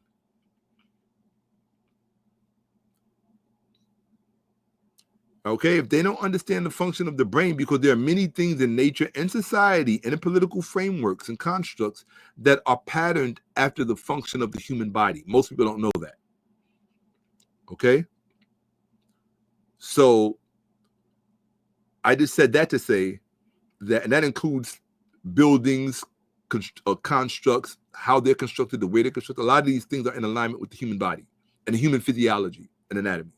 So I would just say to you, don't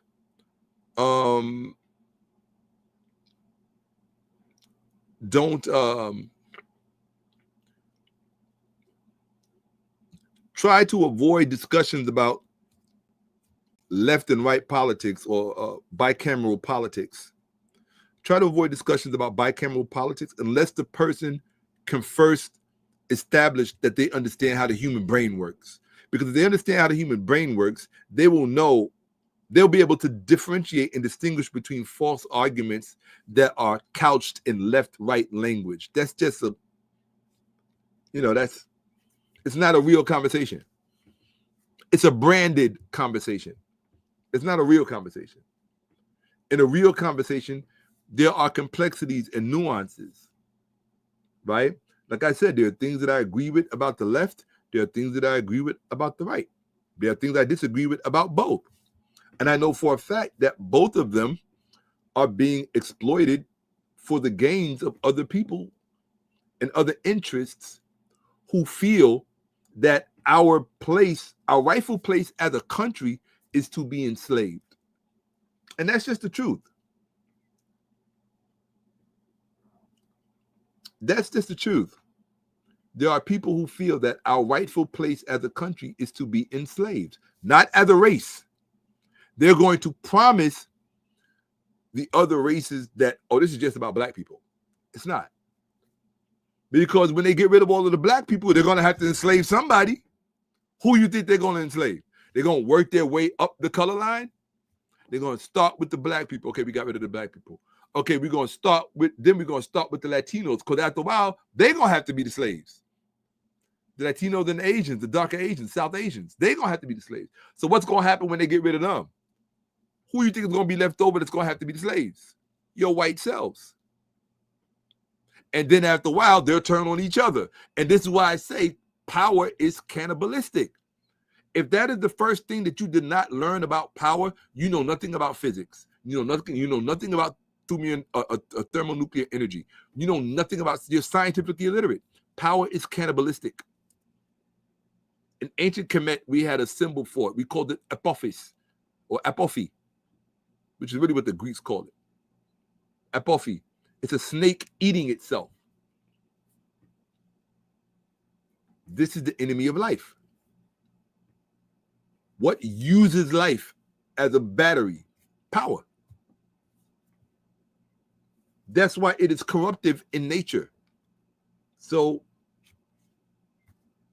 it doesn't mean it doesn't have its utilitarian aspect.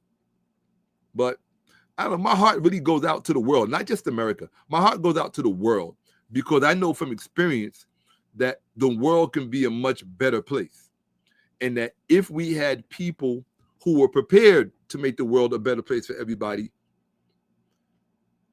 instead of people who are trying to be on the winning side of a technical revolution so that they can be the next JP Morgans and the next Carnegies and the next whoever, it's like, it's really sad. It's really sad. And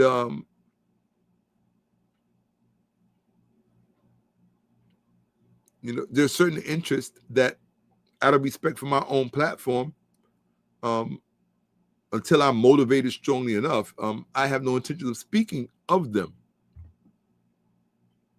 But to know that they are at the heart of all of this pain, suffering, and misery is very disheartening. It's very disheartening. It's sad because It does not have to be. Period. Period. It does not have to be. Well, you know, the argument is silly. You know, oh, did Jesus ascend to heaven from this dome, or did Muhammad ascend to heaven from this dome? Oh, so that's what the fight is? It's like, come on. You know, if a land grab is a land. No, I'm not.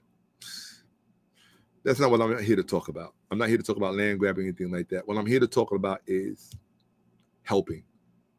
You know, so for those of you who don't know, I will say this much, and I'll show it again tomorrow because it needs to be addressed. Or we need to at least be aware of it. Okay? That's a better way of putting it. Oh, that's right. I did have that. Yeah. Okay. So, for those of you who may not know, let me just pull this up here. Okay. Hopefully it'll show up soon. I'm letting it load. I'm letting it load.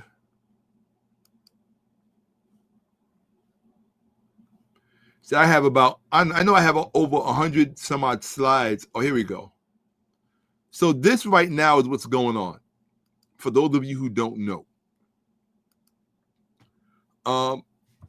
I'm just kind of doing a public service announcement for those of you who may be unaware. And oh, I don't even know where my hold on one second. I don't know which camera I have it on. Or which mode. Here we go. I'm going to come here. All right, cool. That's fine. So I'm going to put that there, and I'm going to go back to sharing my screen. All right. Did I miss something? Oh, I'm still sharing my screen? Oh, yeah, sure. Okay, cool. All right. So for those of you who don't know what this is a White House memorandum that was issued on September 25th. And it's called Memorandum NSPM 7. And it's under the title of Countering Domestic Terrorism and Organized Political Violence. I would strongly suggest that you look it up, research it, and learn about it. Why? Because until this memorandum stops being the law of the land, we are officially no longer in a democracy. We are, and I have to be honest, and I hope I would hope that the White House would not take offense to this, because I think it's foolish to intentionally offend people who have positioned themselves to behave aggressively. But I look at it this way: as long as I don't lie about someone or lie on something, I like to think that I'm standing on good grounds. Because the real offense is when somebody lies about you, right? However, part of power is establishing an alternative reality where everything that you say is true and whatever the other person says is false, even if what they say is true. So you're going to have to really, really curate your relationship with truth during this time. But I just said all of that to say that as long as this memorandum is the law of the land, we are absolutely no longer in a democratic, a representative democracy, and we are no longer in a democratic republic. Okay? We're just not. Because if you know what's inside that memorandum, there is, I guess, the one that causes myself, everybody's going to find different thing that causes them the most concern. For me, it is the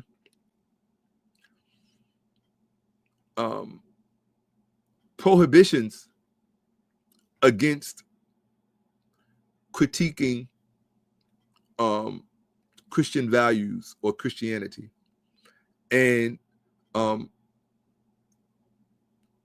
course, that is anti-constitutional, but I think it's unfair to expect of people who have been raised to devote themselves to the Constitution to then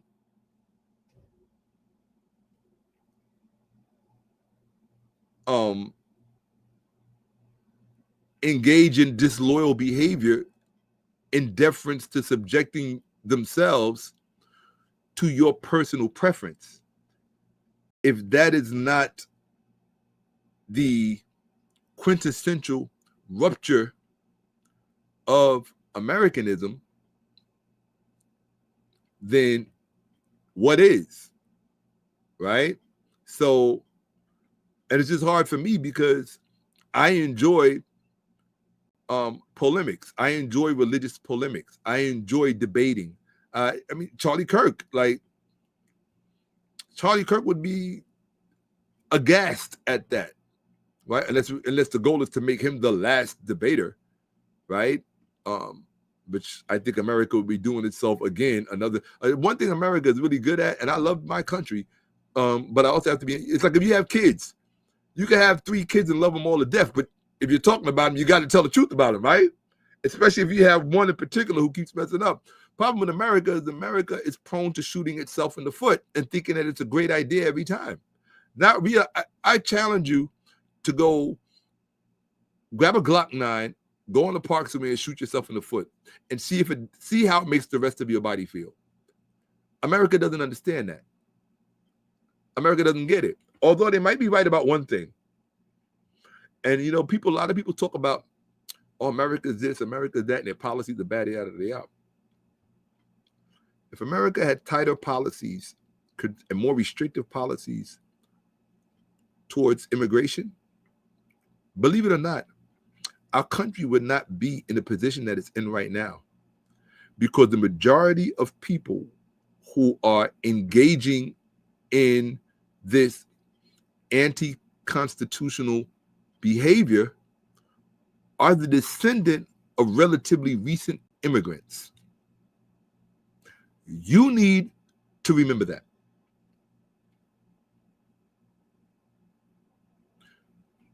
Mr. Trump's family does not go back to the Civil War in this country.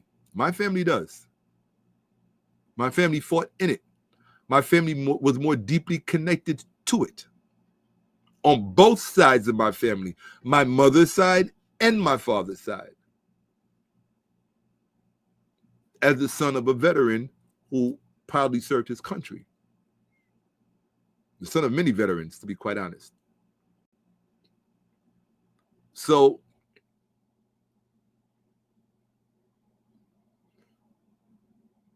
or the son of a number of veterans.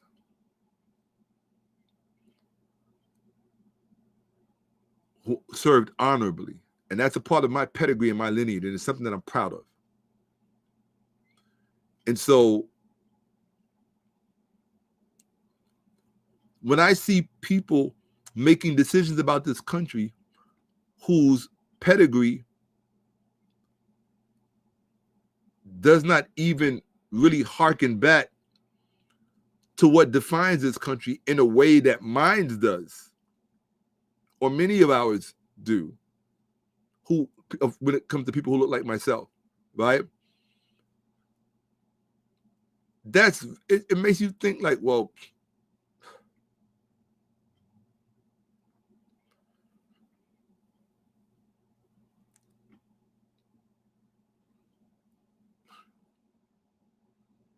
it just makes you think, wow, like these people had no vested interest in the future of this country, you know? And democracy was never in their blood. It was never in their blood to begin with. They didn't come from a democracy, nor did they contribute to one. So why would we think they would come here and be good for democracy? Elon Musk didn't come from a democracy, yet he essentially has ran our government.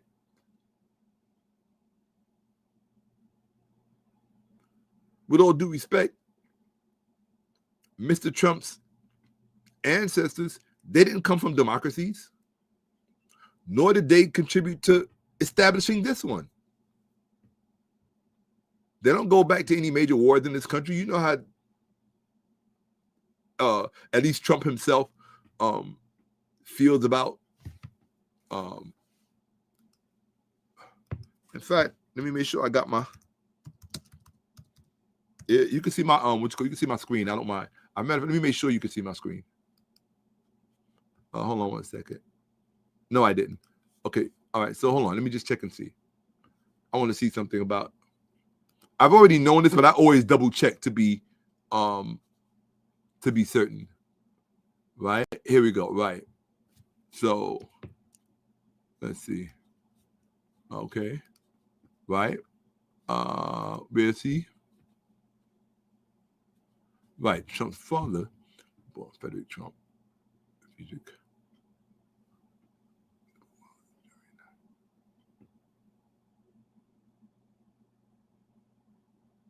Yes. 1905. Yeah, I'm just looking at something very quickly.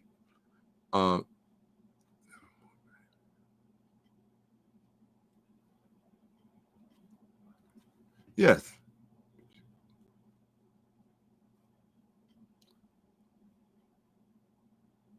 Hold on. Oh no. Okay. Okay. He was born in the Bronx to German immigrant family. But this I was corrected about. This is what I wanted to know. So I found out what I was looking for. So I had to do the other side. My bad. I did one side. Right. So I mean, some of you may already know. I'm just looking up Mr. Trump's ancestry because I don't want to make a statement about somebody and it's not correct. Right. Exactly.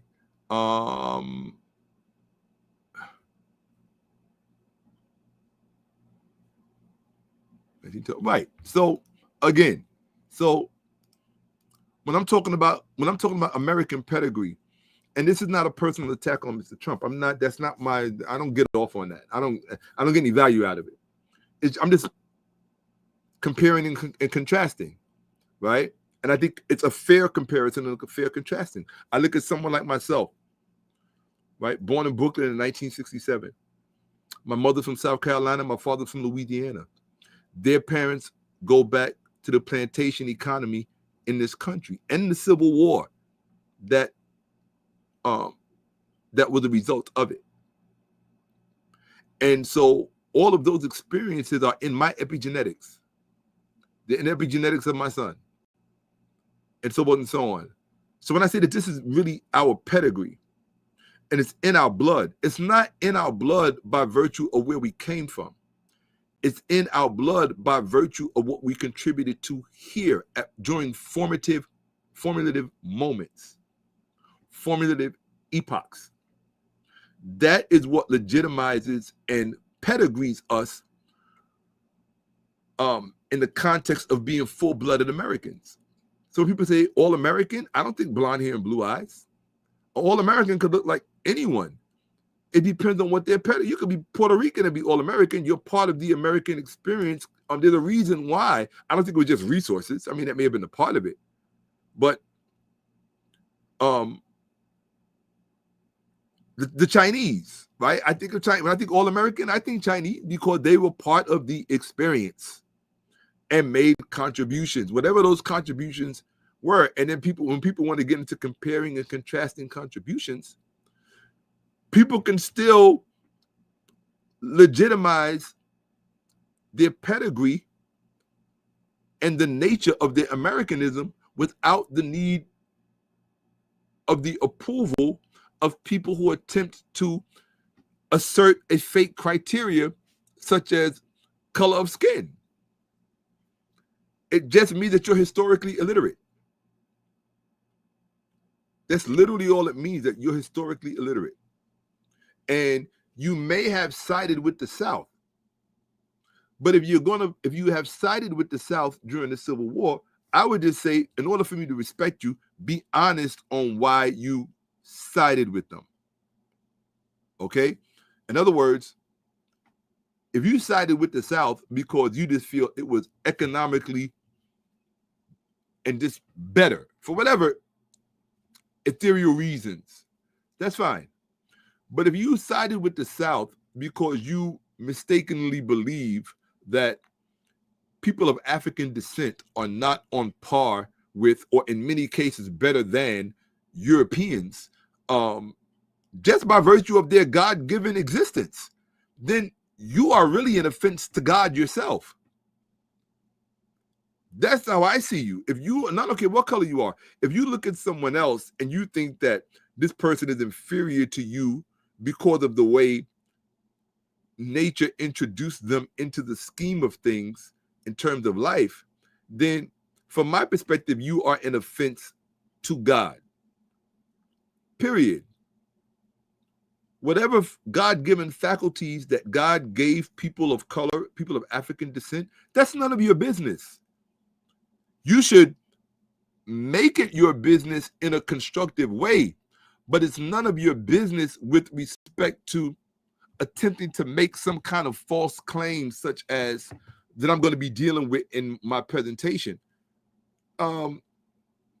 which is what really sparked me to stop everything I was doing. The two things that sparked me to stop working on my production and focus on teaching for a while, which took me 3 months, about 2 or 3 months to put all of this together.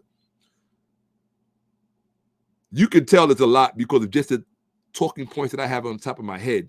Forget about the PowerPoints. You guys wouldn't be ready for this stuff. But don't worry, I'm going to present it. I didn't realize how much I had to get off of my chest. And I thank you guys for being here and letting me get it off. You know? Oh, shout out to Jeffrey Harris. Shout out to Ka'abet. Shout out to 𝓈𝔔𓄿𝓅𝓏𝓏. Shout out to Hartson. Shout out to Hillary and Leah and the Prince. Shout out to Mr. Rogers, of course. I spoke to you earlier. Hotep Jesus, of course, always is my dude, my ace boom coon. Like the people in my life are people who I really value. Like I really value them.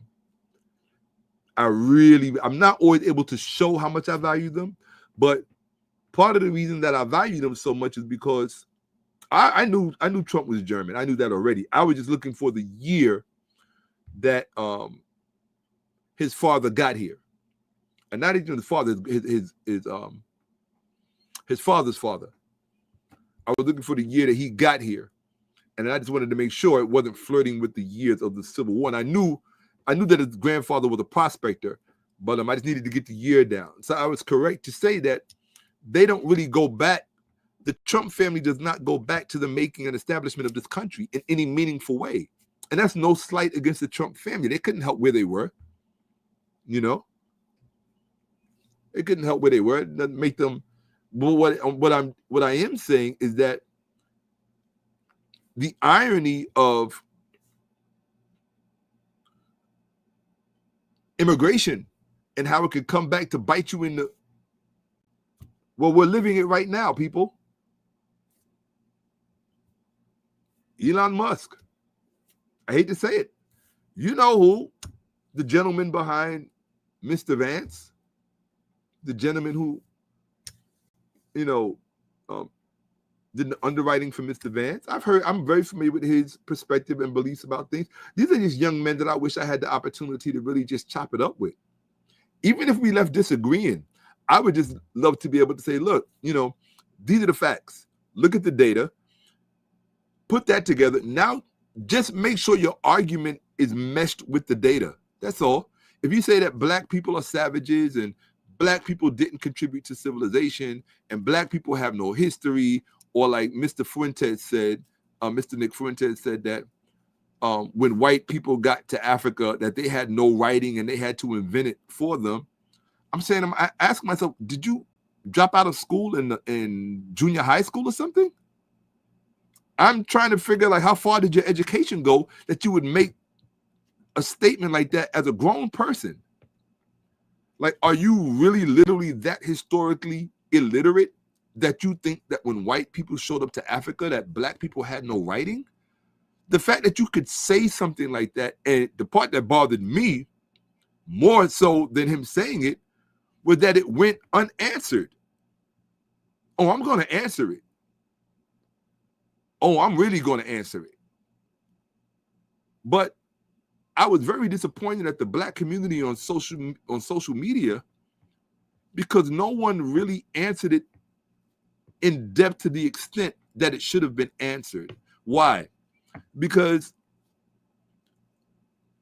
we live in an ecosystem where what is being said is remunerating throughout the ecosystem. And once these ideas, the only thing that can stop an idea from contaminating other minds is a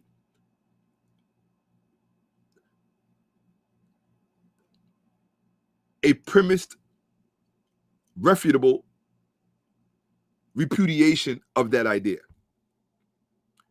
That's it. In other words, if you cannot show an idea to be false, that idea stands until it is undermined, until it is refuted and essentially destroyed.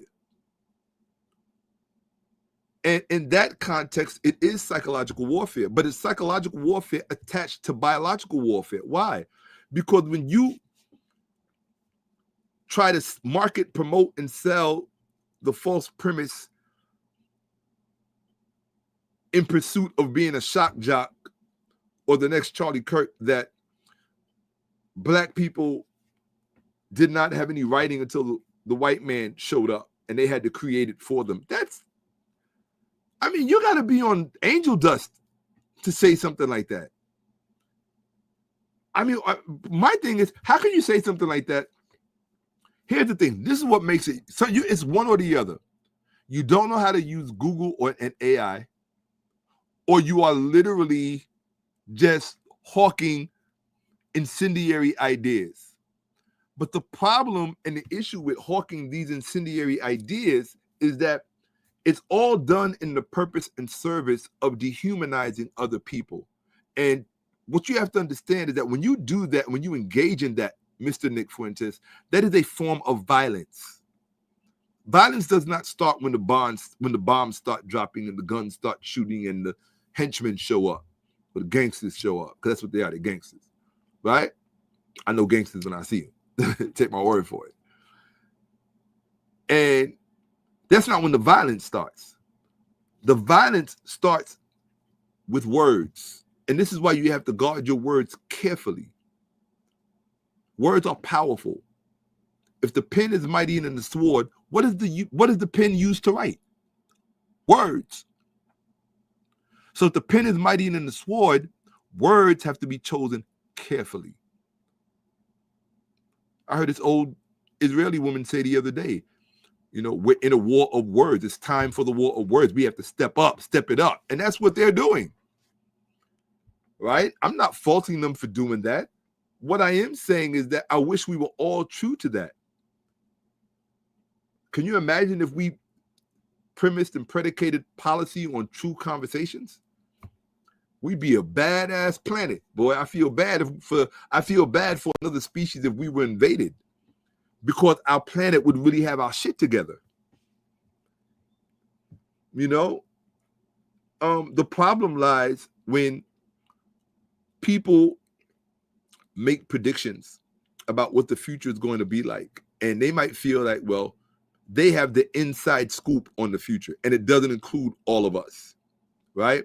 If this is their perspective and they couple that or compound that with the formulation of accelerationism, and there's so many different groups that are caught up in the concept of accelerationism, that there's so many untoward things that are being sought to be brought to bear, that it's just an exercise in pure destruction, really just brought about by stupidity. I hate to tell you this. Most people need to go back and read Plato. You really need to go back and read Plato, and you need to read what Plato said about Solon.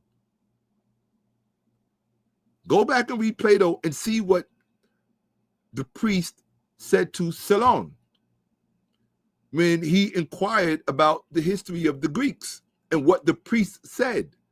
But you guys are geniuses. You already know that. I don't have to say what it was because you're so intelligent.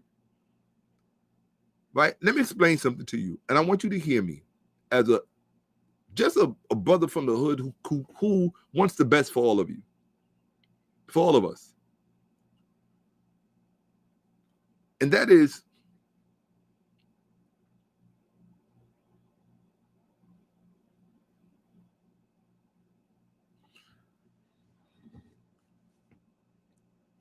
I'm sitting up straight. Take some pressure off my lower back. I've been up for hours. How long have I been talking now? 6 hours. I have a reputation for going 8 hours. I'll try not to today. But thanks for just coming up here and letting me spend time with you guys, because trust me, I do have a whole presentation open, really ready to go, like right now. So I'm going to show you what it's about. I'm going to give you a quick preview so that when I come back on, you'll see why I actually came to talk to you. Right? You notice I said talk to you and not talk at you. Right? And I wish we would just level up when it comes to things like that. Right? So, but by the way, don't forget that's what this represents. I don't even know if I told you what this represents. I sure didn't. I tend to go from one, I'm just jabbling on. Sorry, guys. The reason why that is important is, hold on a second. All right. The reason why that memorandum is important is that, are you ready for this? It is now illegal in America to criticize Christianity or Christian values. It is illegal. It is considered to be a form of terrorism to criticize a religion. I personally, there's only one word to describe that. I'm not going to say what it is, but many people are starting to say it. And I think, honestly, we all need to say it.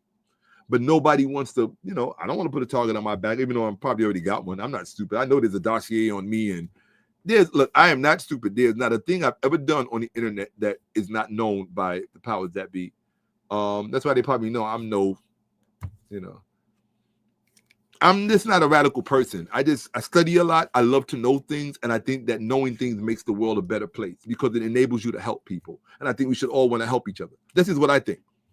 I don't care where you come from, what you're doing, whatever it is, knowing things puts you in a position to help people. And that's it. It's unfortunate, though, sometimes what you know is in contrast to a premise that someone else is using to prop themselves up. And that's when it becomes problematic. Real talk. I mean, I'm going to say this and I really shouldn't say it, but I'm just going to be honest. I would love to see a day when a certain country justifies its presence in that region based on real and true merit without having to defer to a story that is false, demonstrably false, and is fictional. It's a fictional narrative, right? And that's in no way an existential attack on anyone. It's just that I'm a bibliophile and I'm historically literate. I understand where the book comes from and why it was written. I understand the motive behind it. So, and I'm not the only one. So while the rest of us are over here looking like this is insane, but the way power works, the way power and influence works, and you have to understand, that's how you know something is kind of wrong with too much power and influence. Because when power and influence sees truth as a threat, it has become anti-truth. Now, subscribing to Christian nomenclature, if something is anti-truth, is it not anti-Christ, anti-Jesus? Jesus said, I am the way and the truth and the light. So if Jesus is the apex of your axiology and he is synonymous with truth, then truth is supposed to be the apex of your axiology, not left, not right, truth. You see how that works? Not left, not right, truth. Anybody who's trying to shove you to either side is not your friend, nor they're a friend of Jesus. This is just for my Christian family out there, right? And why would you expect someone to be a friend of Jesus when their entire ethos is not amenable to your own religious worldview? That is a form of suicide to me. And it seems as if America sees suicide as an option in order for certain people to get their 30 pieces of silver at the expense of everyone else. And to me, there's something that's just very un-American about that. But why would I expect American behavior from people who are influenced by foreigners? Foreigners from different countries. It's not just one country. Stop blaming one country for all of our problems, right? Even the favorite country we like to blame now. Oh, they control America. They control. Well, whose fault is that? America's. So put the blame back on America. The blame is going to begin with America and it's going to end with America. And until America gets her shit together, stop blaming the other people, because them other folks, they're not going anywhere. Isn't that the nature of business in general? If somebody's going to let you screw them over, then do it. Isn't that the nature of business? If you can get a wedge in, and that is the nature of corporate culture. If someone is going to let you screw them over, you are obligated to do it. It is a gift from God, right? So, in that sense, with all due respect, I'm sorry. It's like, don't take this the wrong way. I'm just being honest. Come on, if we grown-ups, right? None of us should be scared of just good discussion, right? Actually, I like great discussion personally. But like the other day, I heard Mr. Trump make redress about certain people in his sphere of influence being referred to as Nazis, as if that was somehow offensive to him. And I don't understand the rules of that being offensive. First of all, it's a misplaced offense. In fact, any Americans, particularly, I have to be historically accurate. Any racially conservative white Americans, Citizens Council, so on, Heritage Foundation, whatever, and many, many others, right?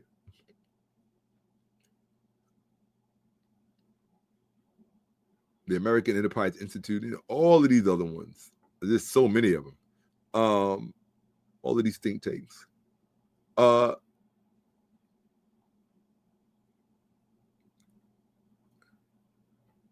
can you be offended by being referred to as a Nazi when the Third Reich themselves admitted that they got their inspiration from and their model from Americans? So that should tell you what the source of that particular issue is. Stop hiding behind Nazism. In other words, stop making it seem, number one, as if you're offended when you're referred to as a Nazi, because if as I see you through my eyes, I would think you would take that as a compliment. So what is with the rules of pretending it's offensive? That's just strange to me. It's like this weird dichotomy, right? Like unless maybe you don't know the history of this country. Maybe you think this country was all Mayberry and this is not anti-Christian. Being historically accurate is not the same as being anti-Christian, being anti-American. Being look, like I said, I'm all American, right? Being historically accurate is not being anti-anything, right? That's just a power play, right? That's just power. That's just power imposing itself. And you have to remember, what's unfortunate is that power is not obligated to respect. But if the wielder of power has any real knowledge, he will know the downfall, he or she will know the downfall of disrespect. Like, you could disrespect the most vulnerable creature in the universe and have eternal consequences for it that you didn't even see coming because you thought it was small and insignificant, that it didn't matter. But I told you before, there were things put in motion long before humanity came into existence. And if you think that you can outdo those forces, okay, have at.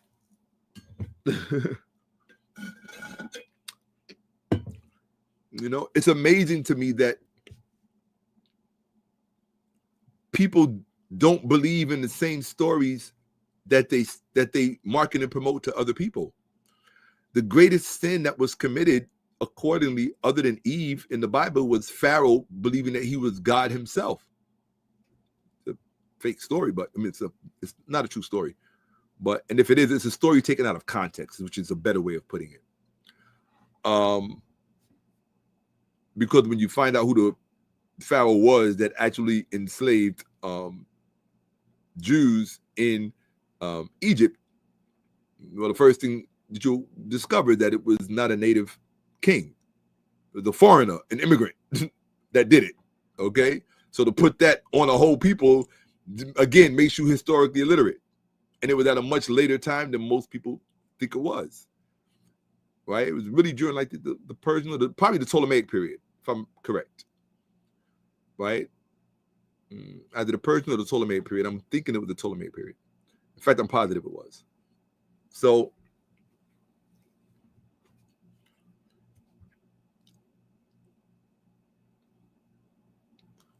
yeah. So anyway, because of this memorandum that says that we are no longer allowed to criticize Christianity or Christian values, that means officially, whether you know it or not, we now reside in a theocracy. Now, I don't think I have to put the word fascist in front of it in order for you to understand what kind of theocracy we're living in, but I will let you figure that out for yourself. I'm not calling it a fascist theocracy. I'm just saying what it is. It's a theocracy that we now live in, which to me is kind of blows my mind. Because there goes all of the great conversation we could have had, you know, all of the learning that could have taken place.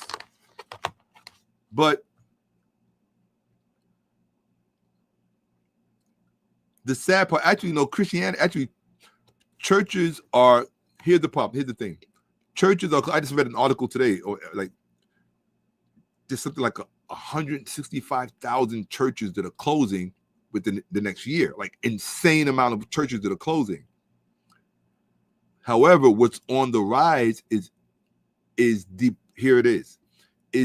power of evangelical Christianity, not the numbers of evangelical Christianity, the power of evangelical Christianity. That is what is on the rise. And so because of that power, it has a higher visibility. So it gives the impression that it is a mass thing when it's actually not. The actually opposite is occurring. And how do you know? Because anytime something is on its way out, it becomes more aggressive. It's a sign of imminent, I hate to say it, well, I don't hate to say it, but it's a sign of imminent defeat or imminent obsolescence. That's a better word. Imminent obsolescence. So my whole thing is, if you understand that imminent obsolescence is, oh wow, that's a very kind thing to say. Wow. That's a bit, well, yeah, Andrew Tate is someone I would love to have a great time, a great conversation with. I always thought we would have a great time, which is what I was trying to say. Right? Hold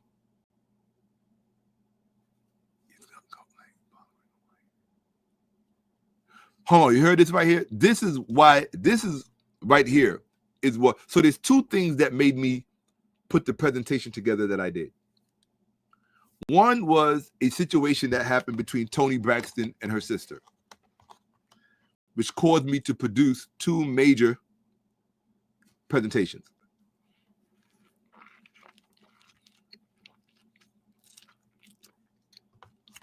About the Bible.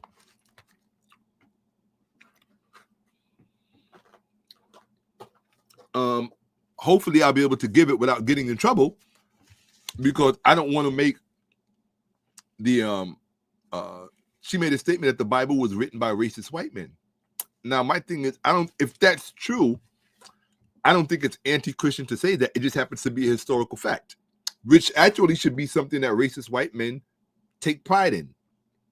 I don't think it's something that they should be offended by, right? The problem with power and the way power works is that, now that was a regular orange. I hate blood oranges. I just needed something to salivate my voice, my throat, my larynx.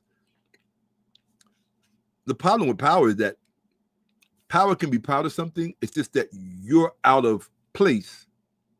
You're out of your place if you speak to it, if you acknowledge it, if you speak to the raw truth of it, right? If you comment, if you make commentary on it, it's not your place to make commentary on it. So a large part of what's going now really is just, it's a genuine incursion on our freedom. It's really an absolvement. It's an absolving of our freedom.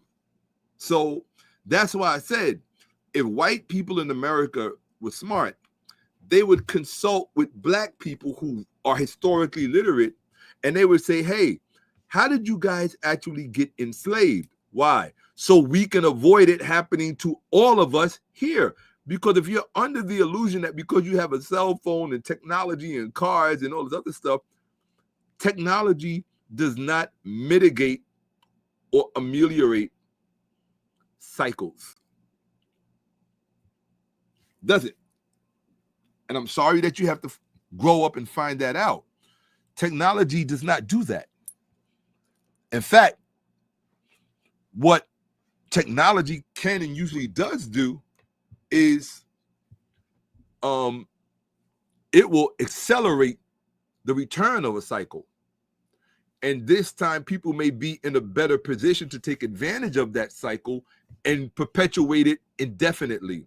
That is the real danger of what's going on right now. The real danger of what's going on right now is that slavery as an option is really and genuinely on the table. And that's only if they're merciful, because you don't want to know what the other thing is.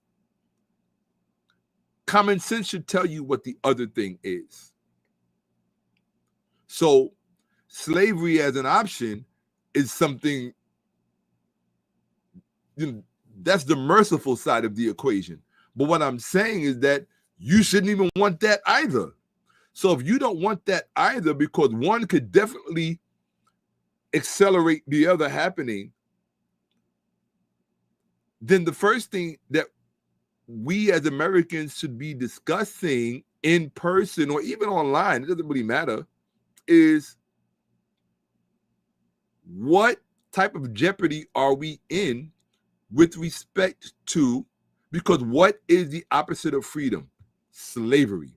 By any other name, the opposite of freedom is slavery. That is the only thing you need to know about it.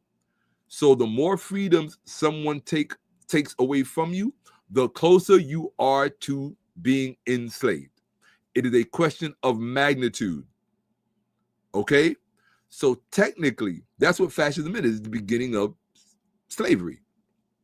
So, and trust me, most people who ended up enslaved thought at the time that they were that they were ambassadors and representatives of the present moment, and therefore this could not happen. And that's exactly how it happened.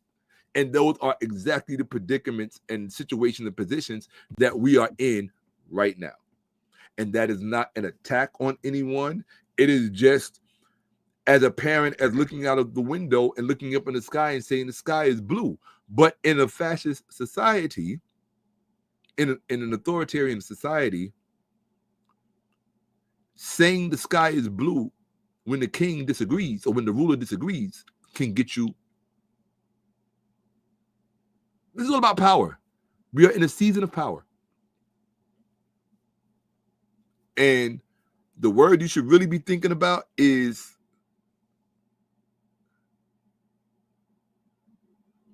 who, a dark side. You need, I'm going to say this again.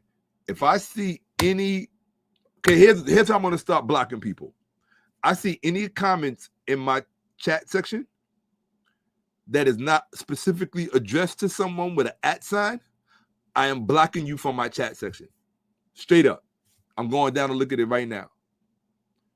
Because when I see disrespectful comments in here, as far as I'm concerned, you talking to me.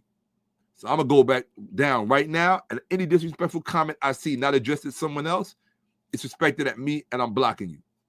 I'm certain you're putting you on a timeout. Yeah, so dark side, you need to address who that statement is about. This right here, this ninja wearing a dress. What ninja are you talking about? Like, explain that.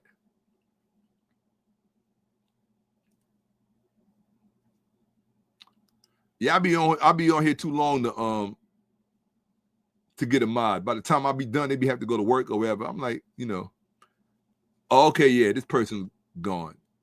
I don't deal with low IQ people. Yeah, all right. Yeah. All right.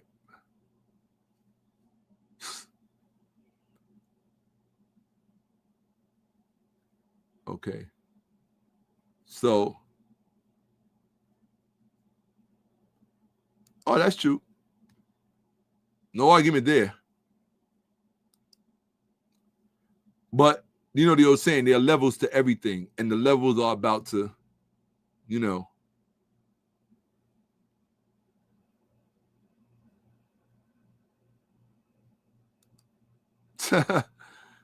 Oh, yeah? I hate to tell you this, but as long as you're in this country, they've already done it. Just because you don't know it don't mean they didn't do it.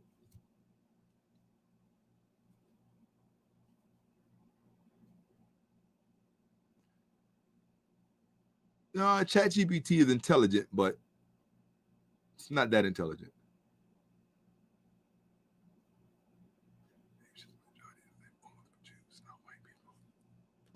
Okay.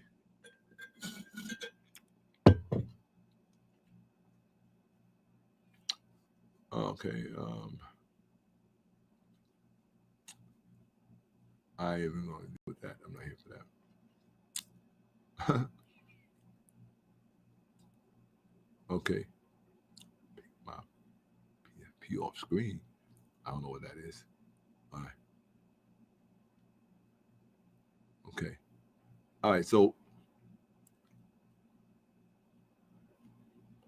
I'm trying to make sure I didn't miss something. Oh, thank you so much, Biting. I appreciate that. Okay. So I didn't see anything worth responding to.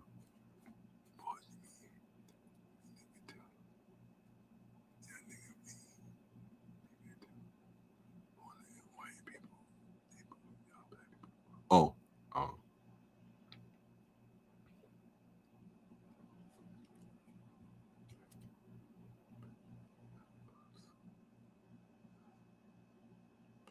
Yeah, yeah, I know Tate's background, his origin stories. I know who his father was. And like I said, I mean, I would be a liar if I said I don't have an appreciation for the brother because I do. You know, he's somebody that, well, what the topic was supposed to be was for young white people only. So let me explain that real fast because I don't know how much longer I'm going to be on here. The reason I was calling this for young white people only, and it's still going to go down, just probably not in this, definitely not in this presentation. I just had to get my camera legs back because I've been off and gone for a while. But it didn't mean that I didn't have a lot to talk about because I talked about a lot of things in this video, but this is more of a freestyle, I guess, right? Free association, I don't know, just discussion or reintroduction of myself back to the YouTube community for however long that is. Because these days, you got to take everything day by day, right?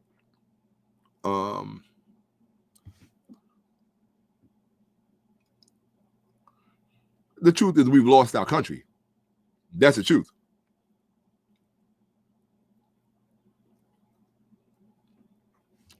Being in denial doesn't make it any less true. We've already lost the country.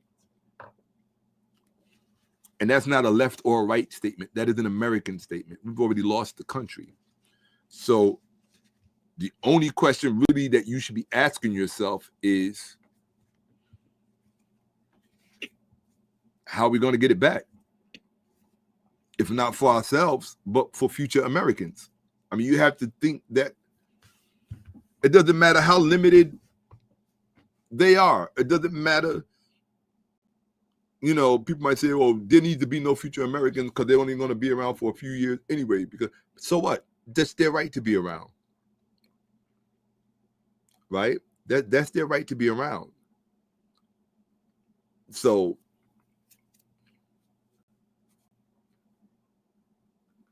anyway, let me get rid of that. Oops. So yeah, Nick Fuentes is what really prompted me to do this. I'm going to show you a very small part of what this presentation is going to be about, and then I'm probably going to just log off. Okay? Because I'm getting kind of tired. No, I just want to get out of this chair. Okay. How good that would feel. All right. So, in fact, I don't need to do that. I can do this first. Sorry. I'm going to pass a few slides, take it to where I want it to be, and then open it up. But, okay, come on. All right. Let's go, power. Okay, there we go. All right. Here we go. So, in fact, I'm not going to even come there. Hold on. Oh, wow. I forgot. Hold on. This is a pretty long part. Okay, so I'm not going to go there. Let me see.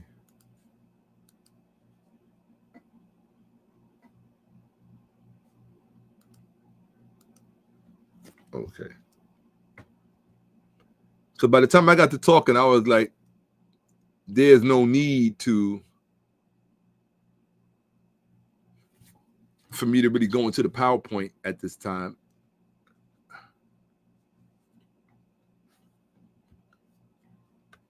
Yeah.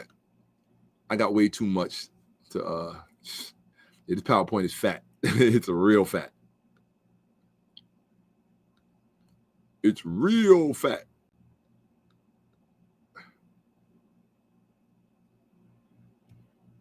Yeah.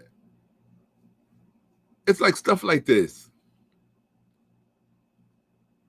No, I'm not even going to do that. I'm like, yeah, this PowerPoint is too intense. So basically,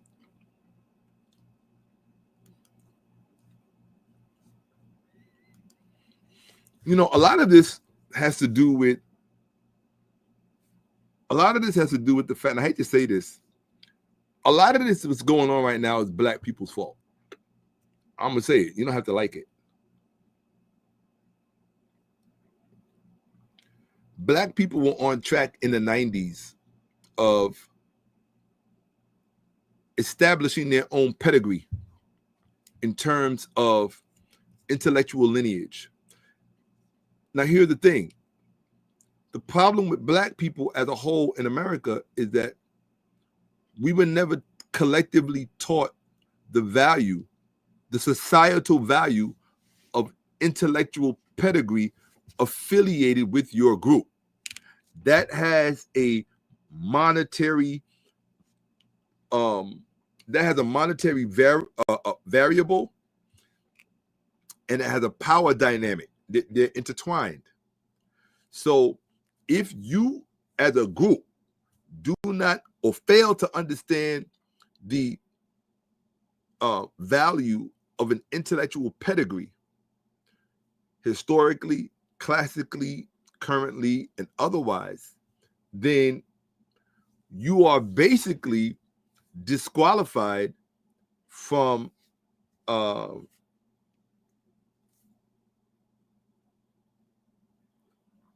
the platform of inherent intellectual legitimacy. And in the 90s, black people had their shit together in terms of establishing that.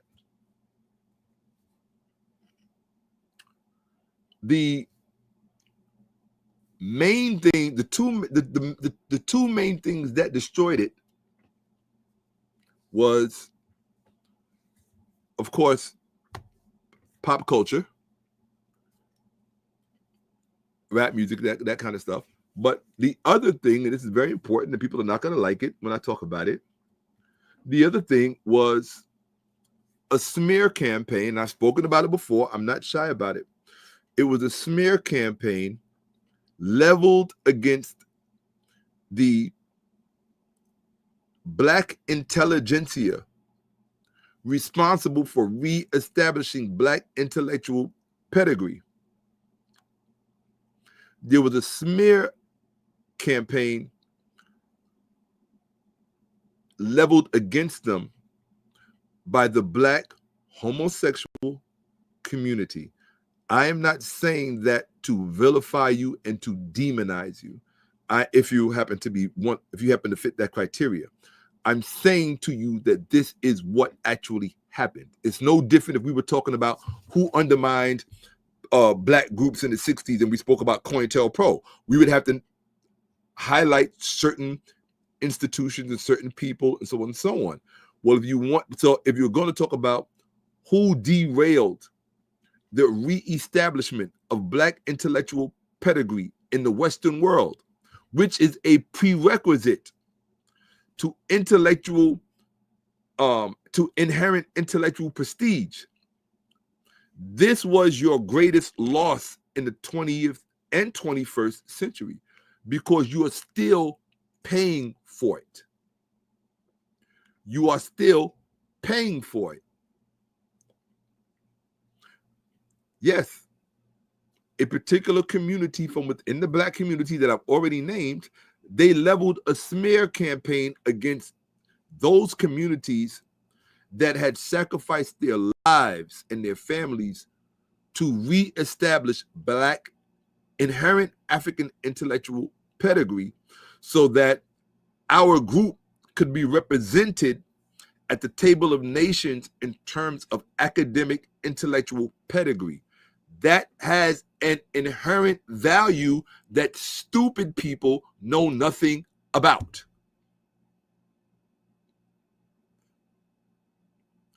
The very same people who will seek after and have sought after white intellectual prestige, even though they're black, they have sought to appropriate for themselves the prestige of white intellectual prestige, are the very same people who sabotaged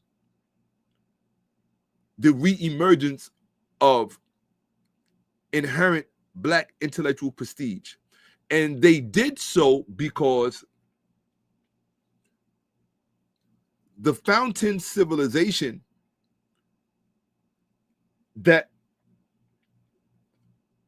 we held up and continue to hold up as the model. I'm going to show you what I'm talking about. A small piece of it. Mr. Stephen Miller, the head of the chief, what is he? The chief of the White House Council, or the chief of White House staff, right? Chief of staff of the White House Council, something like that. And he also runs Homeland Security, and he runs the Justice Department. Basically, he's the what they call him the de facto president, which he most likely is. There's a reason why in his speech at the Charlie Kirk rally, why he said, we go back to Greece and to Rome. We go back to Rome and to Athens. That's what he said. Why did he stop at Athens? Why didn't he go back any further?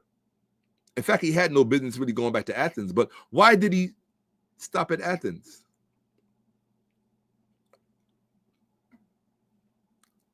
Why didn't he go back any further if he was claiming intellectual achievement? Because that's what it was all about. Black people do not understand how lack of intellectual pedigree serves as justification in the human family for eradication.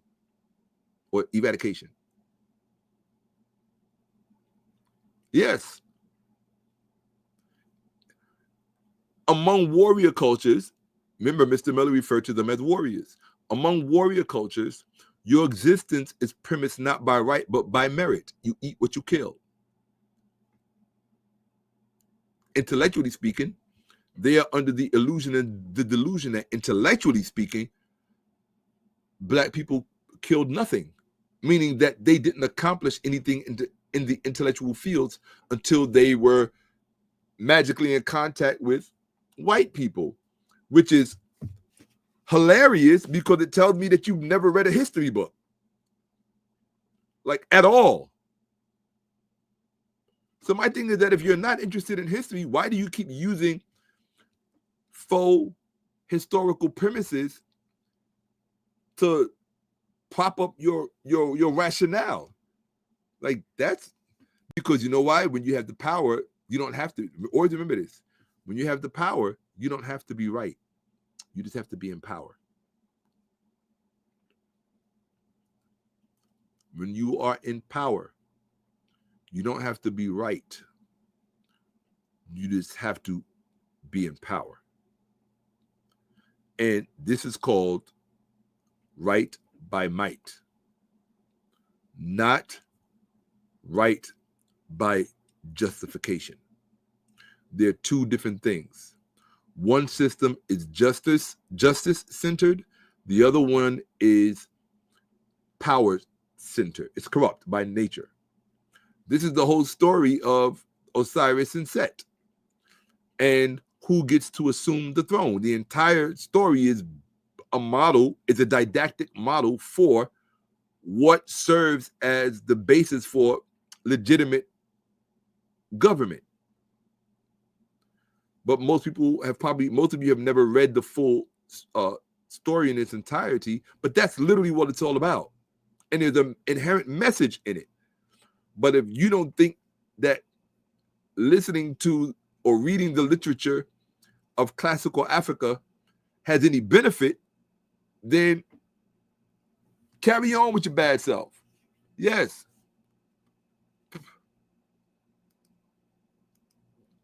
Absolutely. This is exactly what they did. Sabotage. And when I tell you how they sabotaged it, well, no, that's not true. You say that Stephen Miller, the Jew, to make it so funny, nothing to do with him. Well, there were Jews in Rome. There were Jews in Greece. The oldest synagogue in the world is in Delos, Greece.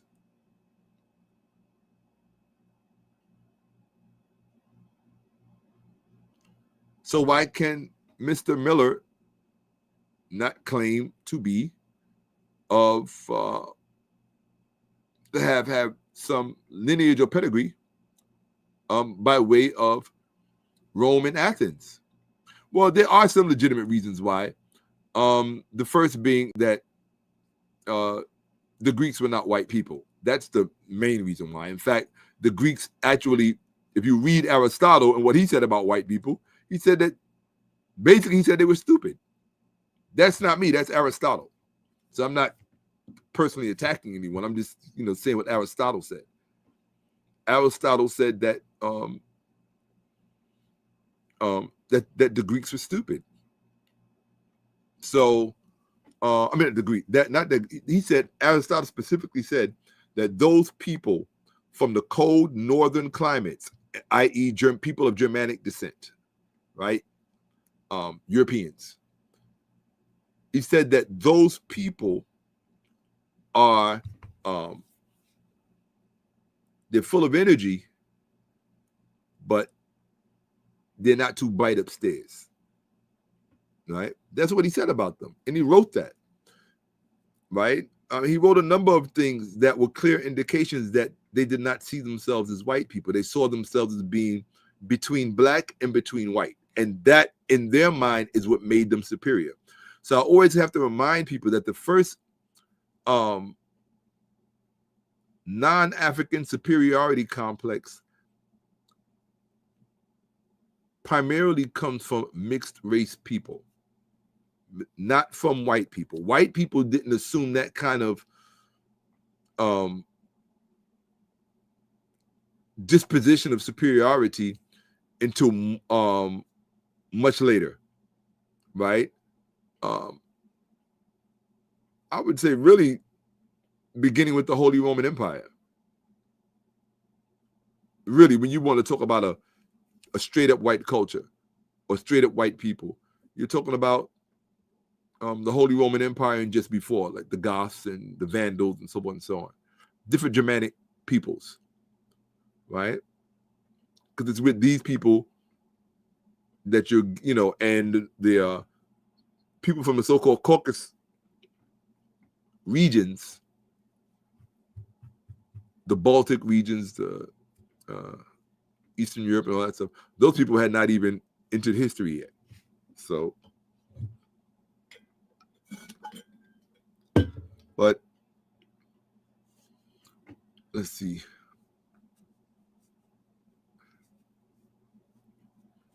Let me see. Did my thing open up? Yeah. I don't want to show you all this until I'm ready to really go in.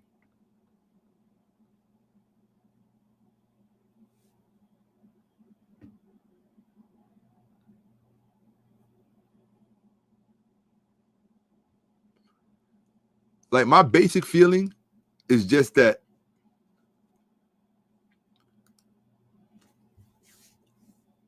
even if we can, one of the things I've learned over the past few years is that it's not that you cannot do everything that you want to do in life. What it is you just cannot do it all at the exact same time, right? Unless you have a budget that can let you do that. But if you're like the average person with respect to that resources, you can't do everything that you want to do all at the same time. You just have to do it in a step-by-step process. Get one done, get the other done, get the other done. Hopefully, when you turn around and look back, it'll all be done. Why did I say that? Well, I know I'm getting tired because I forgot why I said that. I was saying that for a reason. But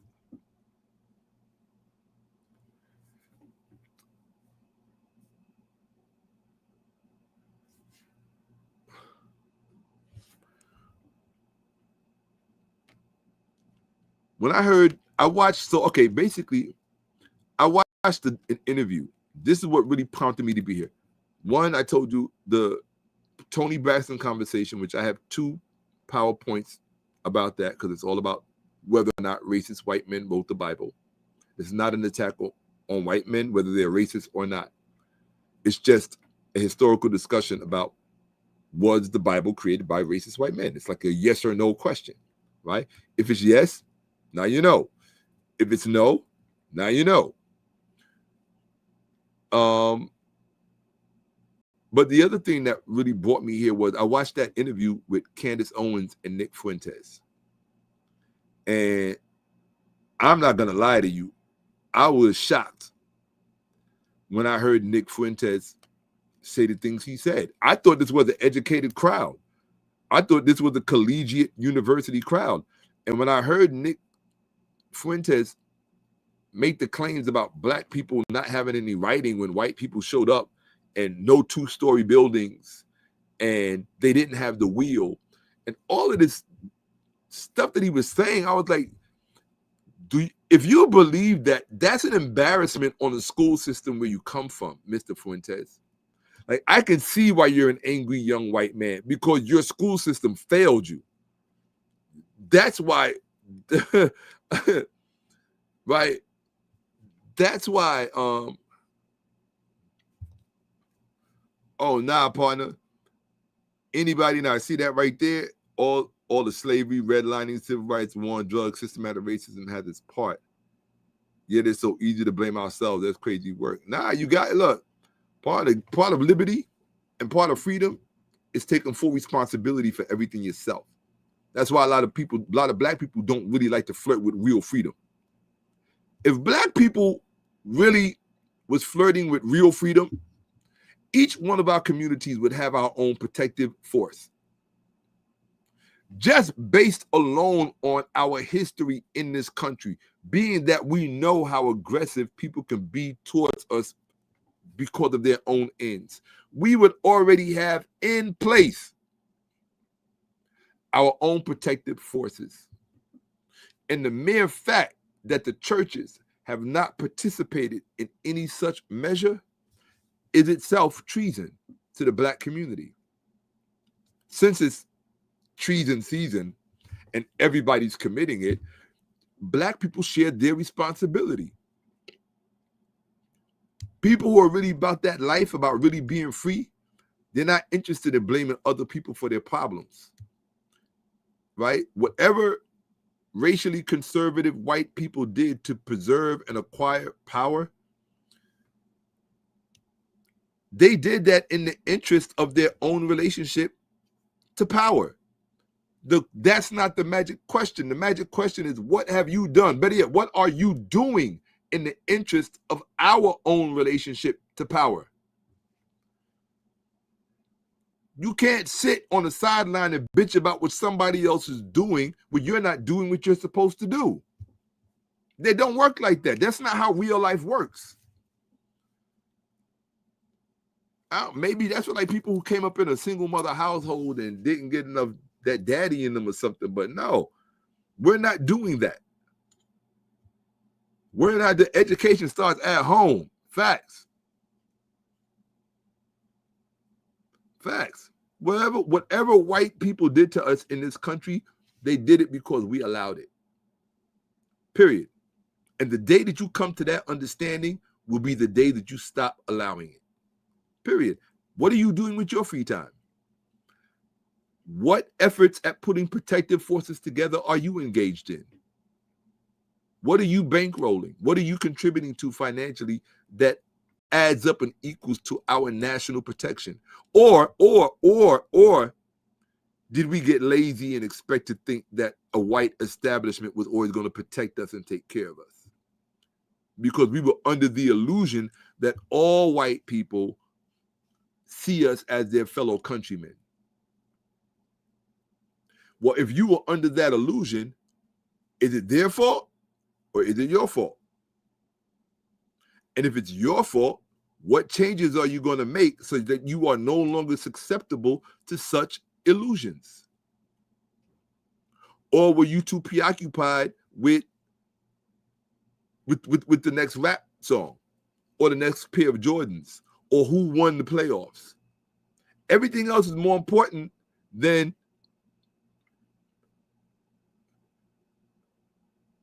paying a separate amount of making certain, I don't want to use that word, I'll use another word, making obligatory contributions to your community so that there is a well-functioning protective service working solely on your behalf. Did we expect white people to put that protective service in place for us because we pay taxes? No, our taxes prop up the protective services that exist for them, controlled by them for their interest.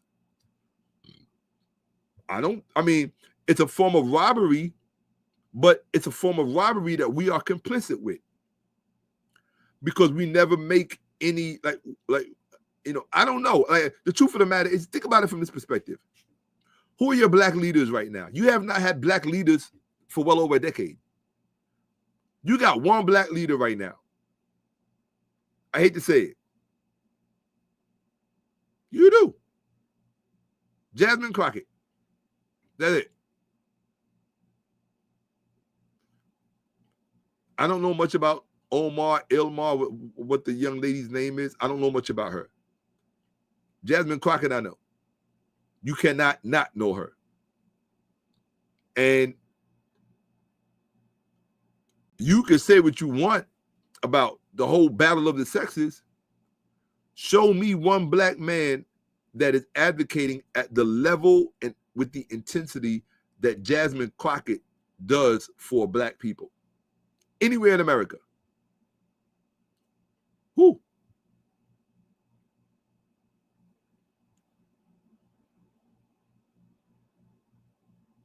There's nobody. We've been leaderless for a long time. And my thing is, it's kind of hard to step up and want to be a leader for a people that don't want to be led and that will go out of their way to let you know they don't want to be led. So at that point, I think you just have to extend your influence to those persons who are amenable to the values that you share and the vision that you have for your own community. Because truth speaking, as black people, I don't really hear many black people across social media talking about the vision that they have for our community. At least these white people have a vision for their community. They're willing to go all in for it. The racially conservative white people, they're willing to go all in for it. I wish that they could find a more constructive way to do it in a way that's just not so harmful, unnecessarily harmful and toxic. But to me, again, that's just lazy thinking. You know, it's just lazy thinking. So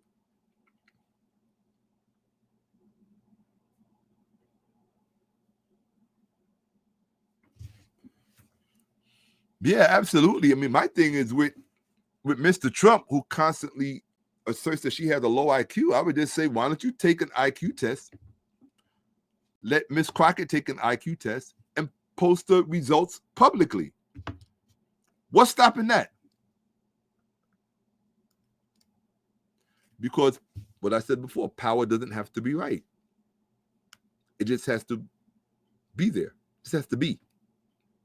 So I can say that my aunt is not in these lands. Oh, that statement is so stupid, I'm not even going to respond to it.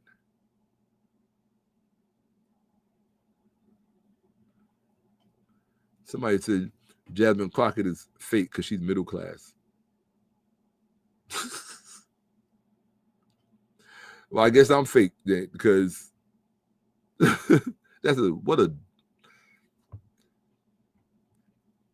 see, this is why you can't even be mad at wealthy people for being classists, because poor people are no different. I just heard somebody, I got to show you this. I'm just like looking like, did he really say this? He said Jasmine Crockett is fake because she was middle class. I heard she was middle class. So you gonna judge your sister because of her achievements in life? That makes her fake. We don't speak the same language. We don't. I don't. That there's no logic there at all. None. Zero. Exactly. This part right here. Hold on. Where's that at? That right there. Hold on a second. There it is. There. No, not that one. Here we go. This one. That's what that added up to right there. Jasmine Crockett is it's fake because she's middle class. I'm like,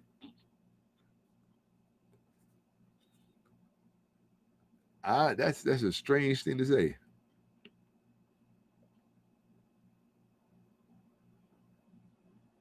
Very strange thing to say. So basically, I haven't really confessed it yet because I'm like, oh, they're gonna eat me alive when I say this. But I don't care. I say what needs to be said. When I saw that interview with Candace Owen and Nick Fuentes, I felt bad for young Black people only because I could tell this by going through social media, because I went looking for the responses. I saw no substantive responses to that interview. No one did the work. No one said, okay, these are the charges that Nick Fuentes, who has a large platform, these are the charges that he has leveled at the Black community in order to legitimize his perspective. I was just shocked to see that no one had really responded in appropriate measure. And when I saw that, it just made me feel like, why do I always have to be the one? Why do I always have to stop what I'm doing in order to do what so many of us should be ready to do? And it makes me angry. It makes me frustrated because I feel like, why can't I work on Kemetville? Why can't I work on finding actors and cameramen and crowdsourcing and crowdfunding and all of the things that I want to do to bring Kemetville into existence? Why do I have to stop production and spend 3 months producing 5 presentations to set the record straight on everything? But I realized that this time around, I could not do it just for Black people. I realized that part of the problem is that we live in this imaginary world where we think white people live in one side of America and Black people live on the other side of America. That is an illusion. We might have pockets where that's true. Utah, Colorado, Albuquerque, New Mexico, whatever. There are going to be places, no question, where white people are overwhelmingly, exclusively the dominant demographic. But there are too many places of confluence where Black people and white people are in close proximity every single day. And there are white people in Utah and Colorado and Iowa who actually share the same perspective with many white people who live right in New York City, who live in New Jersey, and who live in Long Island. So I came to the conclusion that, and you can tell me what you think. I don't really mind. I mean, I love y'all. I can't help it. I try to keep that to myself, but I do. I love y'all. That's why I'm vulnerable with you and I just say what I think. I just came to the conclusion that it's not all white people's fault that they think about us the way they do, because why should we feel that it is incumbent upon white people to teach white people about our history?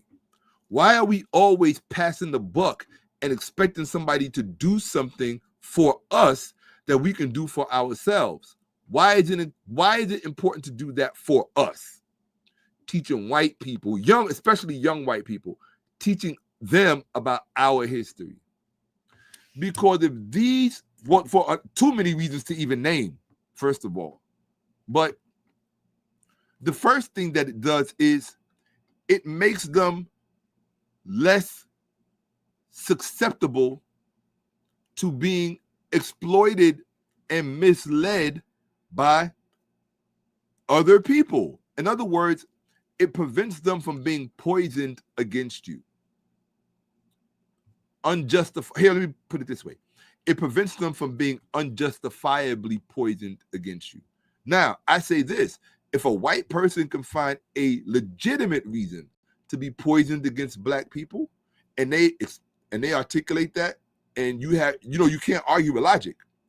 If the logic adds up, and my only issue with so many persons with racially conservative white persons with grievances against black people is that they usually take for granted by inherentness, because of their own investment in racial ideology, they don't bother to look up facts. Like, they have no relationship with facts at all. They have a very strong relationship with propaganda. They have no relationship with facts, which should indicate to you that one of the hallmarks of white privilege is not having to know anything about people who have been historically subservient to you in this particular environment.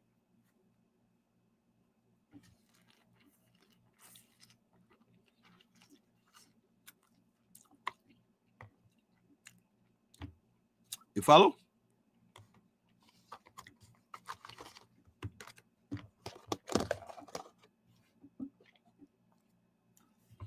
Yeah. We've been historically subservient to them for a very long time. A very long time.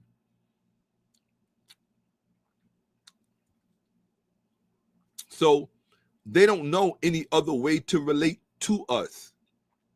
And if their lineage and their heritage here in this country, I mean,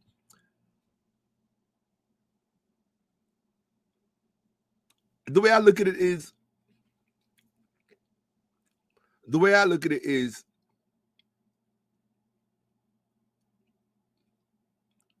first of all, this is one. Let me share this with you. And this is why I say, I'm sorry, I'm just not one of these people that walk around thinking that white people are to blame for everything. They're blamed for a lot of it. But you can't say that they're your fellow countrymen and then leave them holding the bag for everything. Can't do that. That's like being on the Lakers and one side of the team want to point the finger at the other side of the team as to why they're losing. Instead of one side saying, you know what? We failed to do our part because we thought that they should just get it on their own. The offensive side of the team should have just had their shit together. Not realizing that there were things that the defensive side of the team could have contributed to the offensive side of the team that would have helped them rear up for the whole team. And that's what's going on in America with respect to blacks and whites, right? How can you, so what do I mean by that? Do you honestly think that white people in America have ever really had the opportunity to get reacquainted with people of African descent in this country? I'm not talking about the people of Native American descent. I'm talking about the people of African American descent in this country. That's who I represent. I don't represent the Native population. I just don't. Okay? So they've never really had an opportunity to get acquainted with us. So all they have about us is two things: mythology and stereotypes. That's it. Which means on a world stage, and that doesn't change just because you win boxing matches, get Grammys, win Olympics, even become president. None of that, even though none of us have become president, none of that changes the symbolism of the pedigree. If the only thing they know about your pedigree, and you have to understand how most people, and I grew up in the 90s, I can tell you, 60s, 70s, 80s, and 90s. The way that most white people in America relate to black people is through media. How do I know that? Because growing up in the middle of freaking Manhattan, I know what it's like. In fact, I'm supposed to do a presentation on this. I know what it's like to walk down the street and have white men stop me and look up and go, "You look like Eddie Murphy." I've been told that. "You look like that guy who played in Brother from Another Planet." I've been told that. "You look like Dennis Rodman." I've been told that. I can put my picture next to all three of these men and tell you, at least from my perspective, I don't resemble them. However, what you have to understand is that when the only thing that communities have to go off of is what the media shows them, and then a few personal experiences here and there, what should you expect white people to know? What should you expect white people to know about your own personal historical pedigree if you yourself don't know enough to teach them?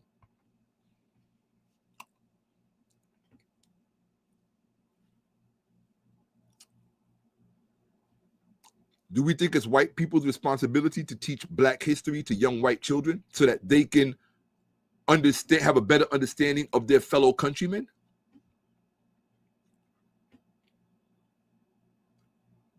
Because to some degree or another, that was part of the attempt that was made in the 80s and the 90s to get to be quite honest, an Occidental education system to correct the curriculum by teaching it. And that with all due respect, that's not I don't think that's the cultural mandate of any country. The cultural mandate of any country is to focus on the persona and nature of citizens after their own kind. And that doesn't just mean racially. That means ideologically, and politically, culturally, like assimilation, right?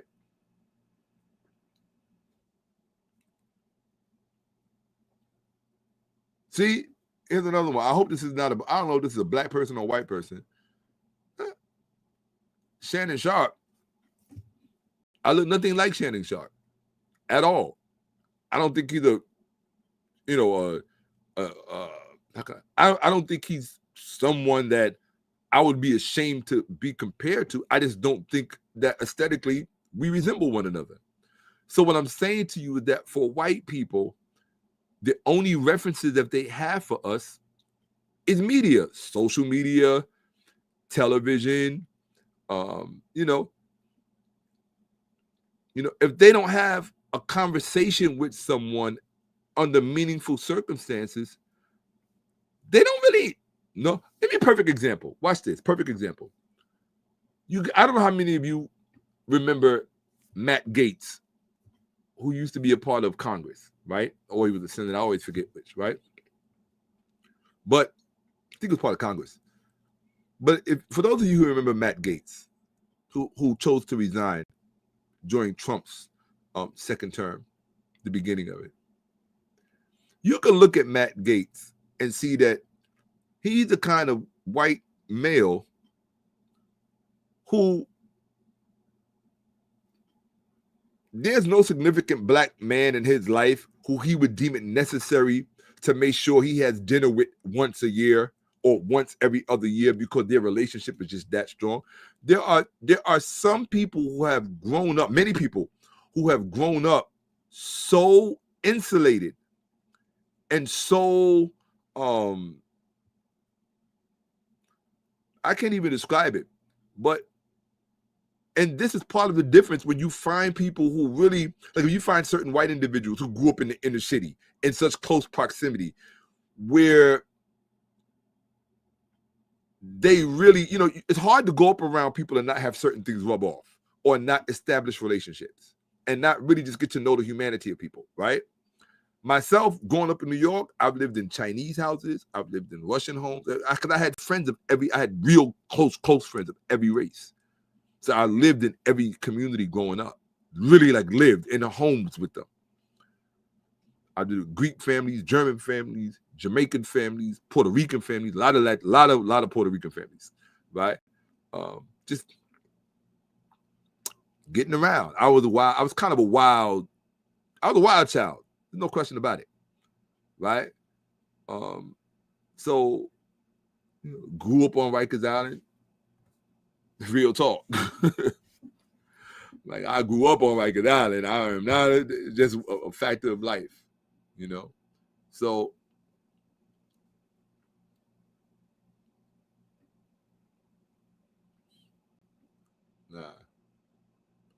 So I just said all of that to say that black people have not been on their job. They haven't been. And that's very easy to tell, because all you have to do is look at young black people today. And you will find that young black people today don't know much about anything. Talk to them. Ask them questions. And I'll tell you, they don't know much about anything. I could say the same thing about young white people, but the consequences are different. Well, they used to be different. They're not so different anymore, because now white people, young white males, are crashing out and throwing their life away. That is a large part of why I chose to go on the campaign that I'm going on. It's because the way I look at it is, I had to say this to a homie of mine. If you see young white males in the street doing something they don't have any business doing, you as a grown man, you're supposed to stop and say, excuse me, you guys cut that out. That's illegal. You're going to get in trouble, right? Or, hey, you have no business doing that. Those young white males are supposed to say, oh, sorry, or whatever, and just keep it moving. And the same thing is true in reverse. If a white man is walking down the street and he sees two young black males doing something they don't have any business doing, or he sees some black girls fighting, and the white man comes over and he says, break it up. You know, stop that nonsense and get out of here, right? What are they supposed to do as young people, because an adult is telling them that what the adult is correcting them? They're supposed to stop. If you raise your children correctly, they're supposed to stop and do what the adult has recommended within boundaries. He didn't cross any boundaries. He did what adults are supposed to do: intervene and engage in corrective behavior. And color ain't supposed to have nothing to do with it. So from my perspective, the way I look at it is, and this is, a lot of people are going to be mad at me. I really don't give a shit. I look at it like this. I see a bunch of young white males that white America basically didn't give a shit about, and just said, and just basically threw them out. They just dispossessed. And because we as black people are not accustomed to thinking of them that way, because we think, you know, they got white privilege and blah, blah, blah, blah, blah, it's lost on us that you got a whole demographic out here that is dispossessed. Now, here's my thing. When black people were dispossessed in a major way in the 80s and in the 90s with the crack and all that other stuff, right? Didn't we look to the white community for help? Programs, this, that, and the third, intervention, all that stuff. Yes, you did. You wanted funding for programs, all of that. So white America was supposed to step up and help young black American youth because they were dispossessed. Then why does black America feel like, oh, that's not my problem? How is it not your problem when them same dispossessed kids come in your churches to mow you down and kill you? How is it not your problem when them same dispossessed kids come in your supermarkets and mow you down to kill you? How is it not your problem when these same dispossessed young men come and get on buses and ride to New York just to stab a black person because he's black?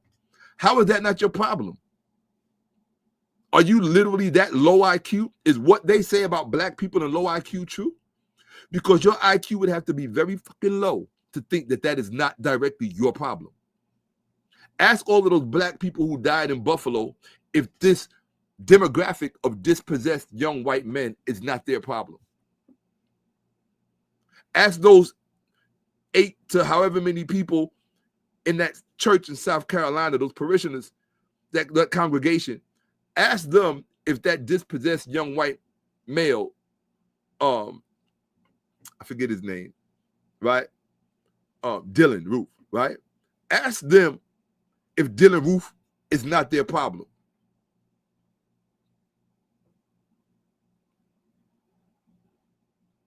You still think it's not your problem.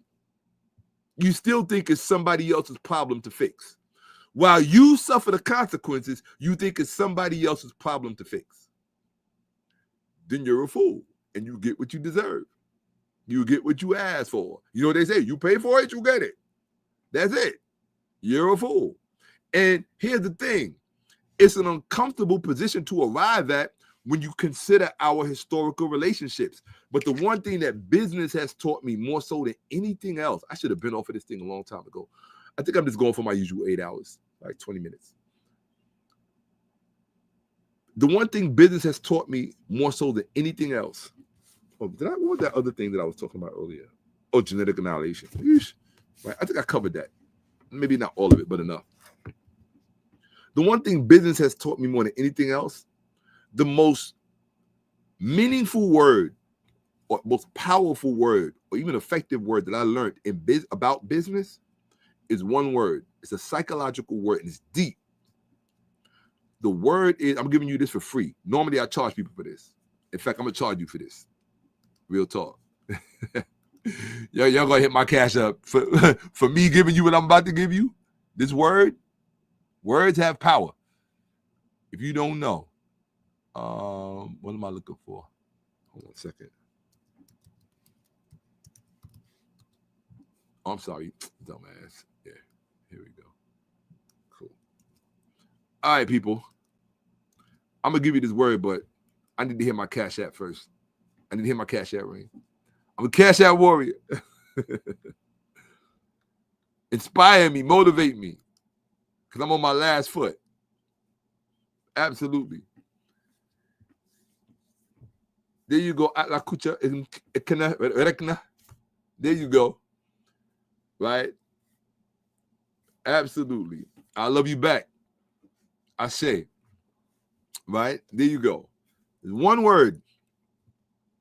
There's one word that I learned in business that taught me everything about life, just in general. And it's why certain people succeed in business where everybody else fails. I want to see. Come on, yo. I ain't hearing nothing. Where's that ding, ding, ding, ding, ding, ding? Where's my cash app bell? I don't know. Maybe it did. I've been so busy running my mouth. Let me see. Right? What? Okay. All right. So I'm going to give you the word. And this is what you have to think about when it comes to this whole black-white thing and why we have to teach. We really have to start teaching, reaching out and communicating with young white males. It's not like we're trying to steal a white resource. It's just that white adults have proven beyond a shadow of a doubt that these young white males are castaways and throwaways in their society. And they're walking around and pretending like that situation doesn't exist. It's a form of poverty that I personally think the white society is embarrassed about.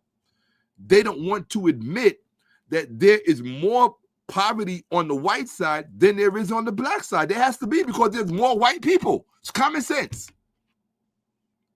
So if there are more white people, there's going to be more poverty on the white side than there is on the black side, no matter what anybody's telling you. It's just numbers. It's a numbers game. So you got these poor, white, dispossessed kids, and if they're not poor one way, they're poor in another way. There's more than one way to be poor and impoverished. which is why sometimes I know instinctively when I encounter young black people, I see how rich black people are. Their family ties are very much together. Forget about the stereotypes that white people like to tell themselves about us. Our families are very much together, right? I live in the middle of a historical black community. All I see is strollers with parents, both parents, and the kids everywhere. 3 to 4 kids, car seats, trucks, family life. That's it. Kids going to school every morning, backpacks, lotioned up, lunch in the bag, all of that. That's the average black community. But I learned growing up in New York that young white people hid a lot of poverty. You wouldn't know it unless you was hanging out with them. And then when you saw how paltry their life was compared to yours, it was kind of weird because you thought and figured that because they were white, that they therefore had either privilege or access, or they had none of that shit. But also what it did do, at least in New York, I can't speak about young white people from other places. In New York, what New York City does or did was it, if you had wits about yourself, you could make it. You could definitely make it if you had wits about yourself. If you were white and young and in New York, you got no excuse. Not because you had something. But see, here's the thing. Look what somebody said, right? Sociopathy. I would say that's a good word because it's better than psychopathy. Because what this means, what this is indicative of is a social disease, a social contaminant. And that's what is really prevalent throughout the white community. It is. It's very prevalent. You know, people love the stereotypes about how absentee black fathers and all this other. Do you know how much? That's why I said, here's what I learned. Watch this. Oh, I didn't tell you what the magic word was. The magic word that really helped me to understand, at least what I feel I need to engage in. And I've asked certain individuals to assist me in this process. The word is counterintuitive. That's the word. Counterintuitive. 𝓈�𓔥𓏿𓀁𓏫. I appreciate you, Sebati, very much so. The 𝓈�𝓥𝓏𝓏𝓫 truly expresses gratitude. The word is counterintuitive. Let me put that down for you.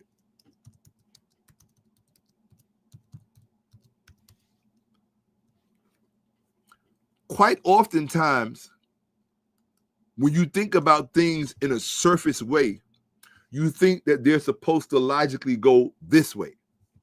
Well, they're white. Let the white establishment deal with them. As if the white establishment is equipped to break out of its psychological constraints and actually teach from an altruistic perspective or even a responsible perspective. If they did that, the whole society would have been different a long time ago. Right? But what you have to understand is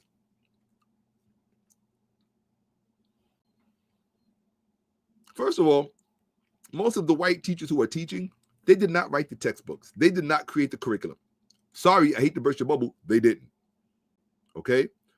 Those things come from think tanks. They come from governmental influence, right? And cultural institutions. It's not the teacher in the classroom. The teacher in the classroom, their job is to be able just to teach material. That's it. And then intervene where and when they can. So I said all of this to say that we got two demographics that we have to be concerned with. We have young black kids, young black youth, and we have young white youth. Both equally ignorant about black people. Now think about this for a second. You have young black youth, and you have black youth, that they're already young. You have black youth and you have white youth, both equally ignorant about black people's historical pedigree. Why? Because the black parents don't know it. The white parents don't know it. So where are they supposed to get it from? You know what's going to persist in its place? Because nature hates a vacuum. You know what's going to persist in its place? The stereotypes from the rap records and the world star hip hop and all this other crap.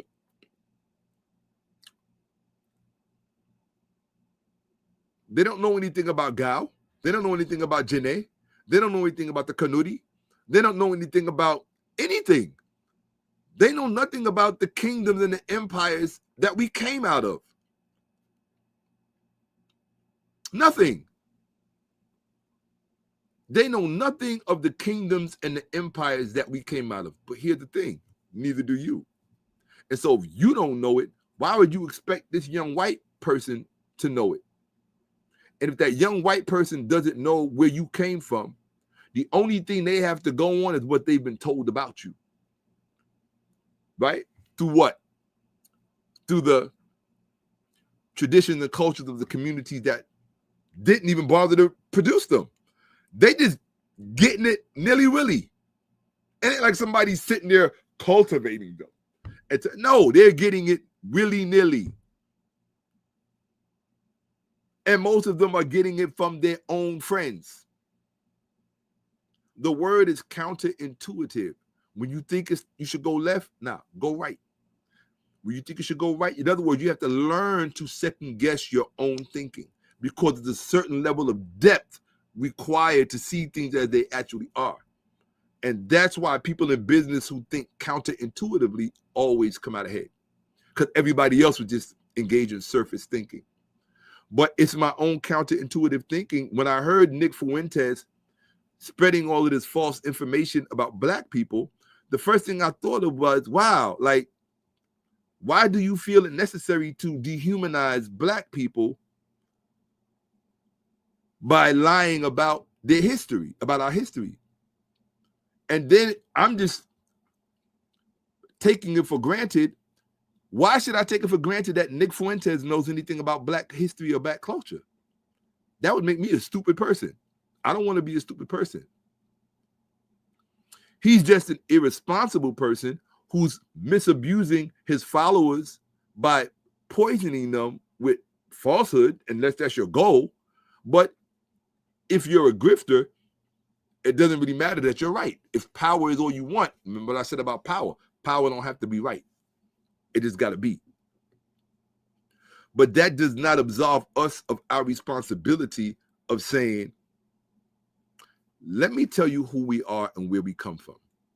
Let me tell you how we ended up as slaves in this country. And then, if you still choose to look at us the same way, that's on you. But I bet you $1,000 you won't. Period.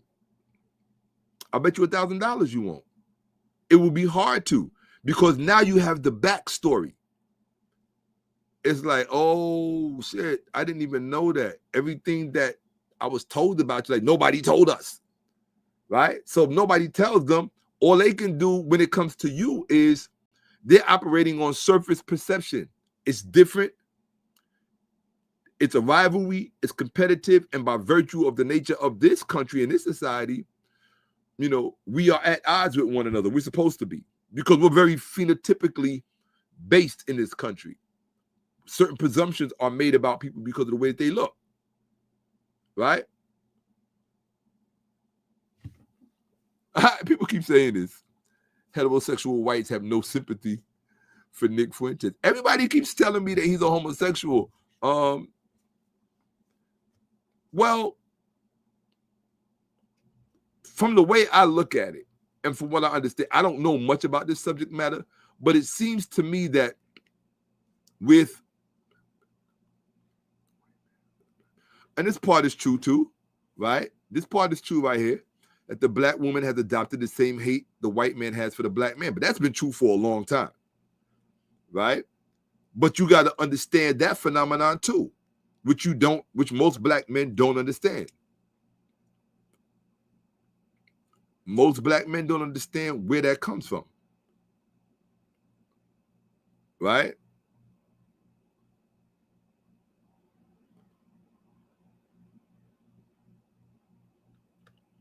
Watch this. You want me to help you understand black women just a little bit more? I know you're not going to get it. You're not going to understand it. But it's a little bit more. Who do you think slavery impacted more in this country? Black males or black females? Who do you think had the worst of it? I'll let you ponder that for a while. Put it in the chat. Who do you think got the worst of it during slavery? Black males or black females? During slavery in America.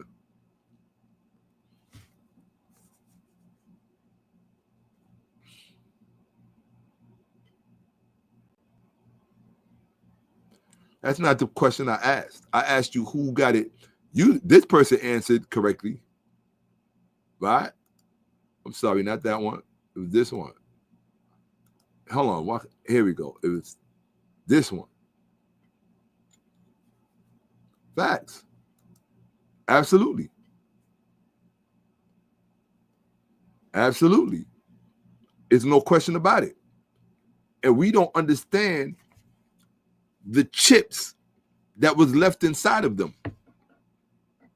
Yeah. Oh, you didn't know that they left chips inside of them? Yeah. Yeah. Oh, nah. Y'all don't understand this.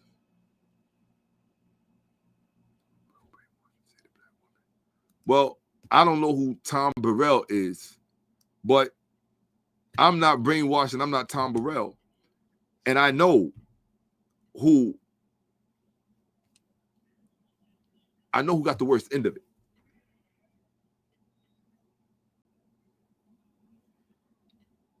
Right?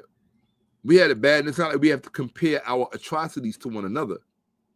But if you're seeking to understand somebody and why they act the way they do and why they behave the way they do, you have to be able to really look over a large expanse of time and be able to say, okay, I see what mechanisms are at work in you. And then you have to understand who put those mechanisms there. What part of those mechanisms have to do with evolutionary biology?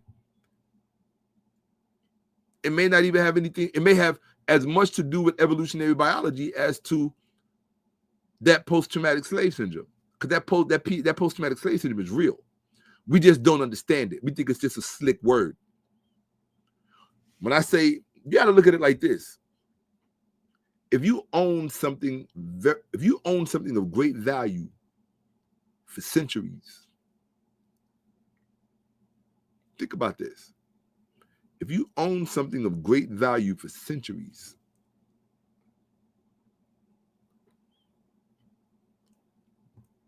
and it came time, and mind you, you had all power over this thing as part of the culture.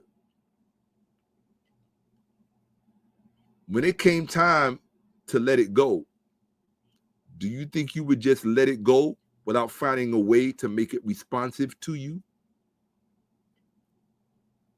That's the part that black men don't understand about black women in America. That's why I say he left his chip in her. That is not an attack on anybody. That's just trying to help you understand why someone may behave the way that they do. And so rather than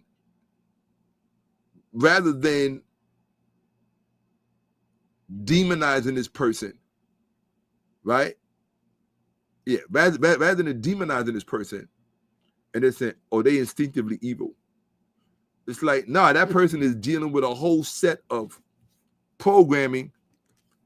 Epigenetics is real, people. That person is dealing with a whole set of programming that's still at work. Why? Because she still existed in the same culture that produced it. Them signals, all of those signals are still there. All them ghost signals are still there. Them chips that were placed, they're still there.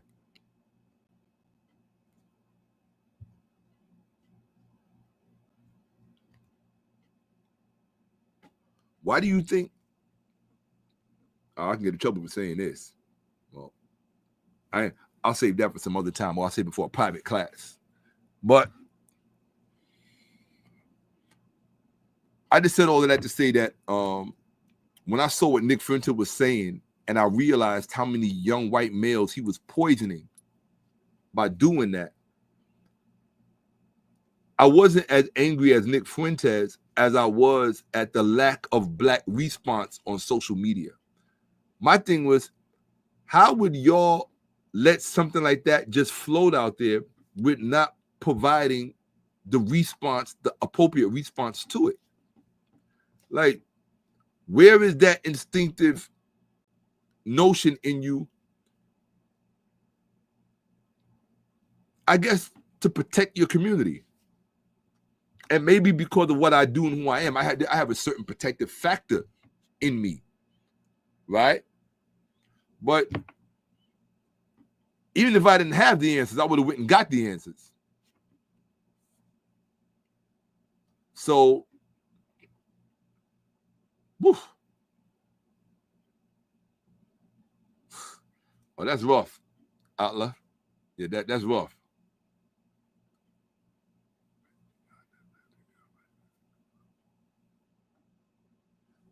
Oh, nah, like I said, partner. Now, like I said, there's a lot that you don't know. I can tell by that comment right there. I can tell you that right there. Oh, this is a good question. What's the evidence for the chips? That's a good question. See, that's a smart person thinking. This is a good addition.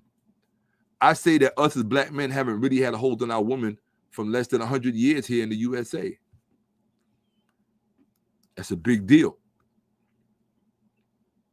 That's a big deal.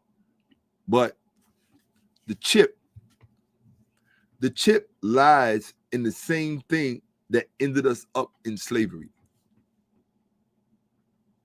If you don't know what caused black people to end up in slavery in the first place, you will not understand that chip that has been left in the black woman by virtue of what happened to her during enslavement. And I don't think that any government official or any government agency or entity out there would think that this is inappropriate or terroristic discussion because we're discussing our past and our history. I think, come on. If they're going to outlaw discussing our history and our past, then,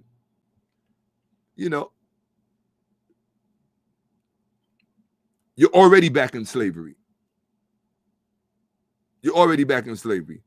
And at the end of the day, if you know anything about the personality of white males,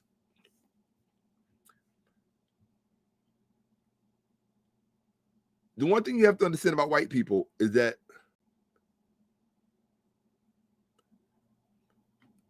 they've had, in many respects, just as intense experiences with slavery as we have, but so much so to the point where they was like, oh, hell no, never again. Like, that's how bad it was for them. They were like, no way. Them Europeans in medieval Europe, they weren't making jokes with them serfs. Right?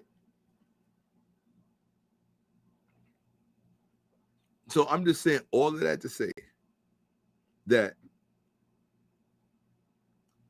the very same thing that caused us to be enslaved in Africa is the very same thing that defines that chip that was left in women of African descent who were formerly enslaved. It's the same thing, just a little different. Just a little different. A little bit of a twist. So I know this because I've been looking at the data. My mind is one of those minds that just sometimes I have a hard time turning it off because I have questions. And being that I live in an age where getting answers, and I'm very adept at getting answers, being that I live in an age where getting answers is really just a few clicks of a button, I see things that most people will probably never see because they're not asking the kind of questions that I ask. I just want to know. I just want to know so that when I'm standing in front of someone, I understand the creature that I am in front of, whether it's a black female, whether it's a white male, whether it's a young white male, young black female. Yeah. You know, black youth is doing well for themselves. They're naturally going to thrive for themselves, right? Young white people who, and they'll tell you themselves, at least in their minds, they feel like they don't have any culture. That's the big thing all over the internet now. White people are saying, well, the difference between black people and white people have no culture. That's not true.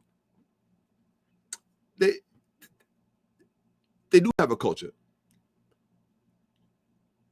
White people, in many respects, coming to America was an abandonment of their culture. You understand?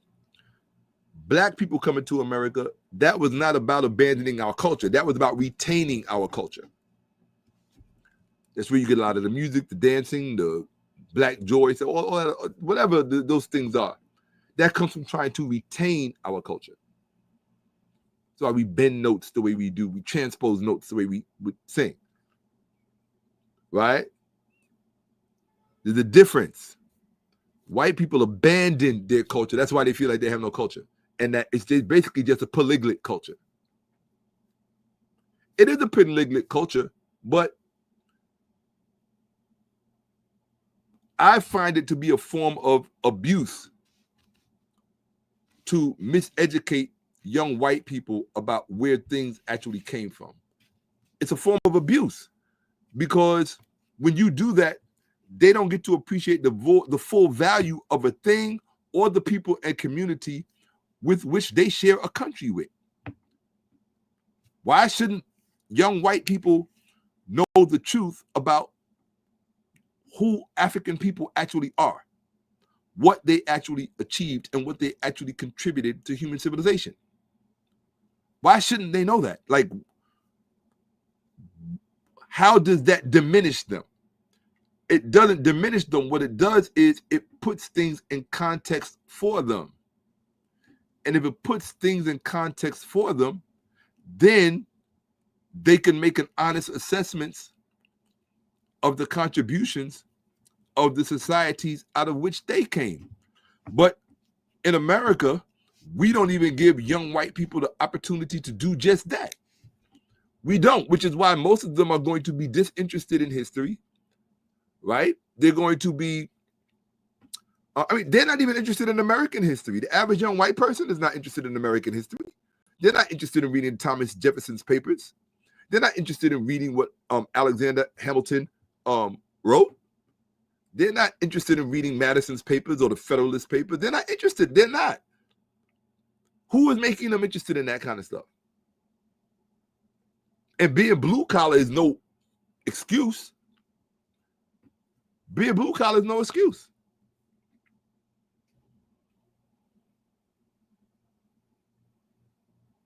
You know, who is educating white people,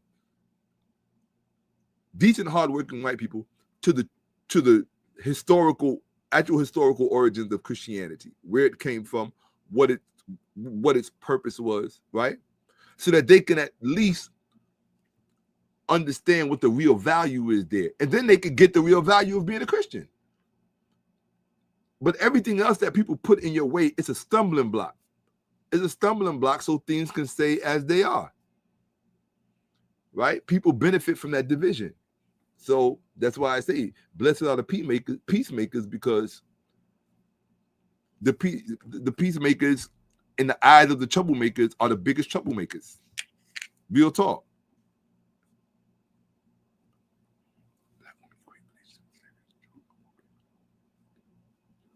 That's a good observation. What you have to understand in black women, really in all women, but particularly in black women where it's going to be more pronounced, is hypergamy, right? Hypergamy has both a dark side and what I call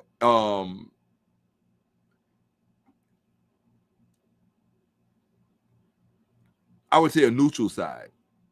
I don't want to say a good side. Well, maybe even a good side. It has a dark side and a good side. Right?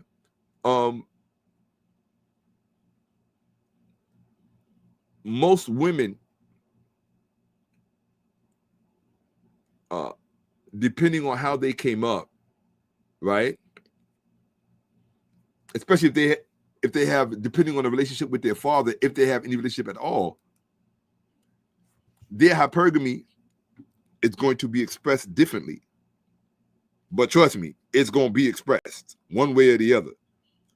That is something that cannot be suppressed. It's part of their nature.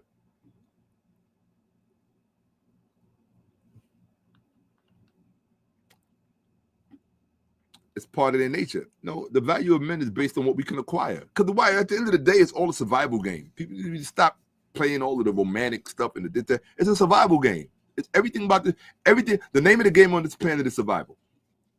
Period. If you're playing any other game, you are a distraction and you are a liability and a deficit to your team. The name of the game on this planet is survival. That's it. But you're going to have to take it further at some point, because if you're only surviving just to be a slave, then what is it worth? You understand what I'm saying? That's the real test. If you're only surviving just to be a slave, then you don't really understand the level of the thrust and the urgency of the moment that we need to be meeting right now, because the name of the game is survival. Period. Right? The name of the game is not survival because you want to hurt somebody. The name of the game is not survival because you want to go to war with someone. That really is a European epigenetic thing. It's something that it's what produced them. They literally came out of an environment that was war-ridden. Everything was defined by war. Life and war were one and the same.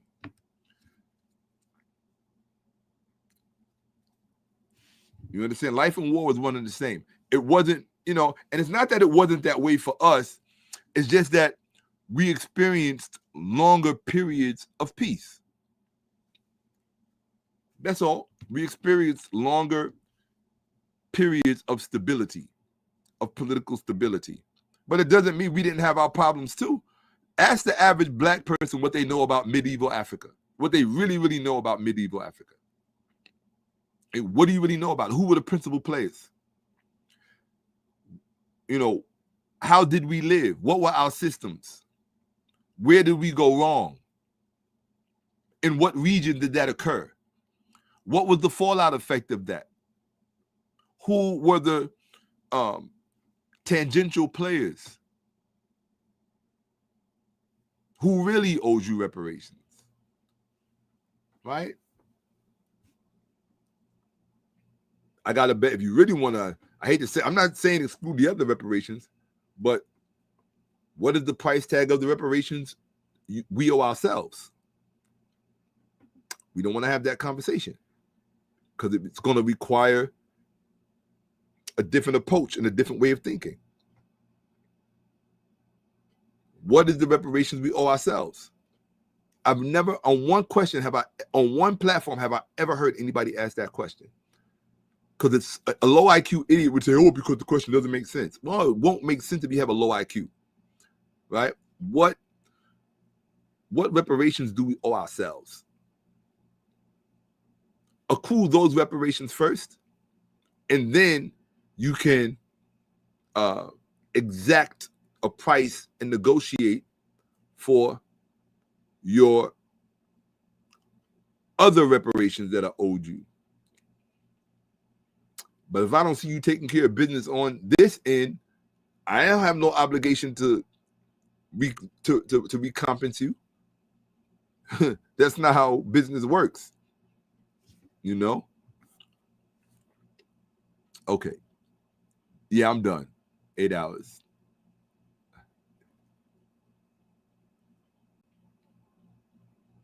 Yeah, absolutely. The idea of life being synonymous with war. Yeah, absolutely has bled into my psyche as well. Absolutely. I tell people all the time, if you come to this planet and they tell you that the name of this planet is anything other than, let me say it the way I normally say it. If you want to know the true name of this planet, just find out the word for war in every single language, and that is the true name of this planet. Now, that's not a bad thing. What it should do is it should give you something to strive for, just as a cultural imperative, which is peace. Why? Because we already know that war is just going to be a natural occurrence because of strife and tension and resources and human ambition, greed, callousness, ungodliness, whatever you want to call it, anti-life, right?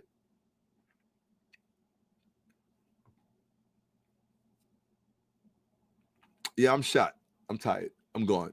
Guys, thanks for spending time with me. I really appreciate it. I will be back this evening with the actual presentation. And just to show you what it will most likely look like, what I will probably start with is, let me put it to you like this, okay? And I will be presenting this, I will be presenting this probably later today or Monday at the latest, because I'm gonna probably be tired. I don't know, but you don't know. All right, so I'm gonna show you. This is the beginning of the presentation that I did not give this evening that I thought I was going to give. It's called For Young Whites Only. Okay, so just to give you an idea.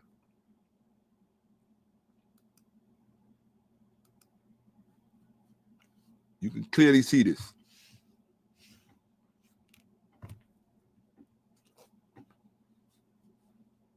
Let me stop sharing for a second. Yeah, I had a feeling I was in the wrong window. Okay, so I'm going to share again.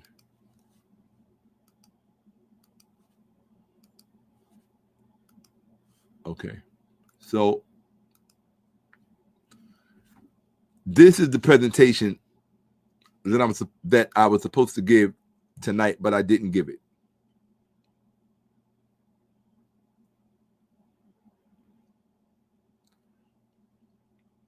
What's one of the things that all of these young men have in common? I can tell you right now, and this includes Charlie Kirk. They're all uneducated. Do you think that because Richard Spencer went to Duke University and Mr. Kirk, I think he dropped out of high school. He left high school or completed high school. I'm not sure. Mr. Fuentes is, I have no idea what his educational background is, but I know it is not. It is definitely not graduate level academics. These young men, they had no. I think he's a high school graduate. This is the individual who committed the Buffalo atrocity. This young man, the same day that Mr. Kirk met his demise, and then Mr. Roof, right? So the one thing that I don't like is when people avoid a subject matter that is at the center of an entire debacle, because it's like people are wasting time. It's like, why are you wasting everybody's time talking about everything else except for what is at the center of the entire argument? Don't talk about anything else until you get that resolved. And Black people don't take that approach, because if they did, every single Black platform would be on one accord, and they would be talking about one thing and one thing only. And this is what it says. This is not an attack on anybody. It's just an observation. At the heart of white supremacist ideology lies one premise and only one premise alone. All other premises, questions, and answers serve only as distractions and to camouflage the one true premise. What is the one true premise? That is the race of the ancient Egyptians, so-called. This is the crux of the race problem in America. You have to resolve it or you will perish. It's that simple. It is really, it sounds like, oh no, Shaka, it's got to be something else. No, this is the one central problem at the issue of race in America. If you can't solve this one problem across the board, that means the whole country's on the same page about one thing. If you can't solve that problem across the board, everything else you do is a waste of time, and it's always going to come back to bite you in the ass. So the presentation is simply entitled The American Problem. Our American Problem. Ancient Egypt, ground zero for the problem of racism in America. The line in the sand. This is the line in the sand. No one can be seriously talking about solving the race issue in America if they think they can do so by not being at this line in the sand. It is a line drawn in the sand that all other lies come from. All other mythologies come from. Why does that matter? Because everything that racially conservative white people believe about themselves is premised on a lie that they have been taught about black people. So the two things cannot coexist without antagonism, without volatility, without friction. Don't you think it's interesting that at the center of every white supremacist argument is ancient Egypt, but no one talks about that? No one focuses on it. What did Richard Spencer say? Black Africans did not build ancient Egypt. Richard Spencer. What did Nick Fuentes say at Candace Owens' interview? The Egyptians were not black. So here's my thing, right? Here it is right here. The race of the ancient Egyptians is the central talking point of white supremacist ideologues, not Christianity or Jesus, who they claim to worship, not Greece or Rome, who they claim descent from, intellectually and culturally, but specifically the race of the ancient Egyptians, so-called. Just as remarkable is how we've allowed ourselves to be programmed to treat that fact as if it's just an incidental part of the conversation and not what is at the heart of the issue of power in the context of survival. You have to understand, why do I put it like that? Right? I put it like that. Pay attention. You're going to get the beginning of it, and then I'll start tomorrow. I'll redo this tomorrow night. Wealth is a form of power. Pay attention. For those of you who have no knowledge and no real understanding of things, wealth is a form of power. Conversely, a form of power is wealth. The oldest, listen now, the oldest form of wealth in the world is credit. Let me stop that for a second, because I don't think you're hearing me. The oldest form of money in the world is credit.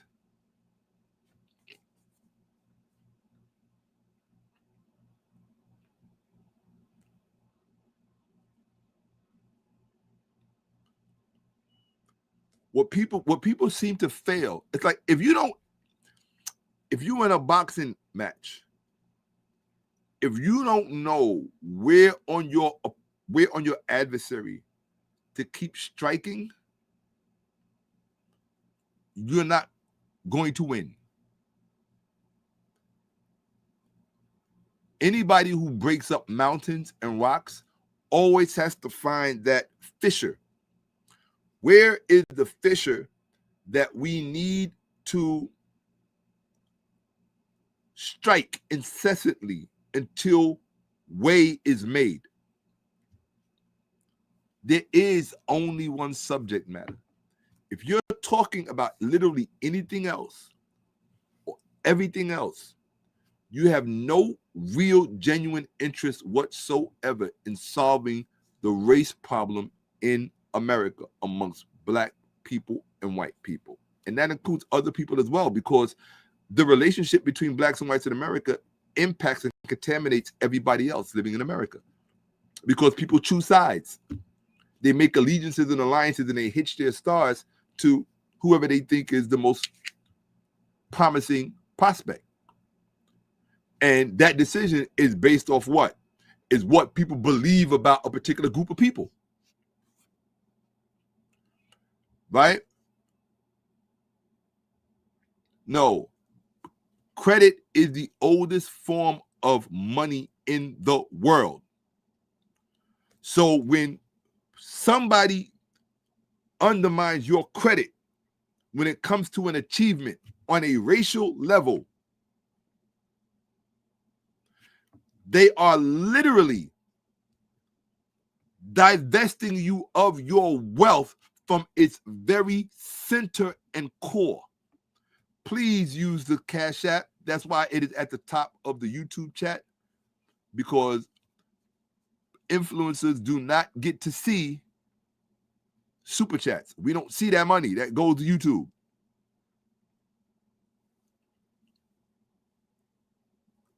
Look.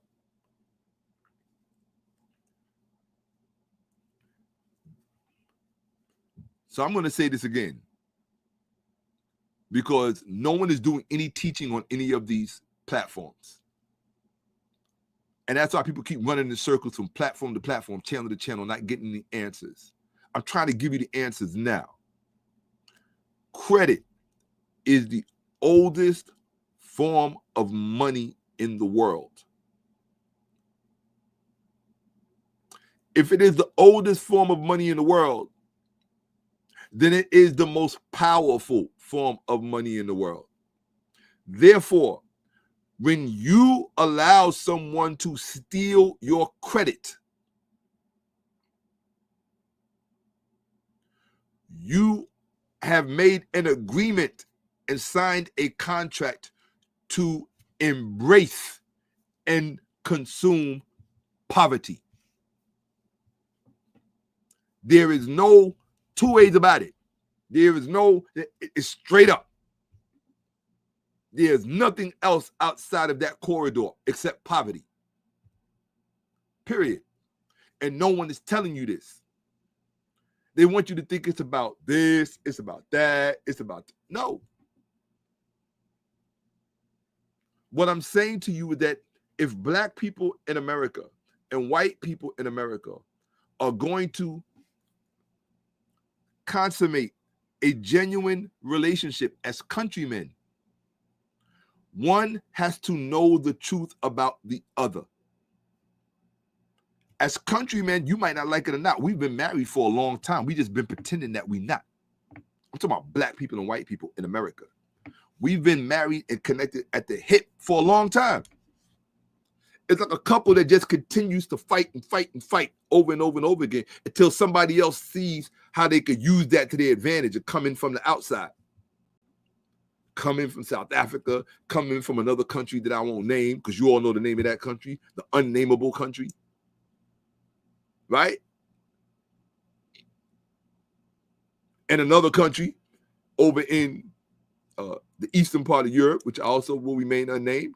So you got all of these interests coming in, taking advantage of a fight that black people and white people have been having, married at the hip, for how many years now?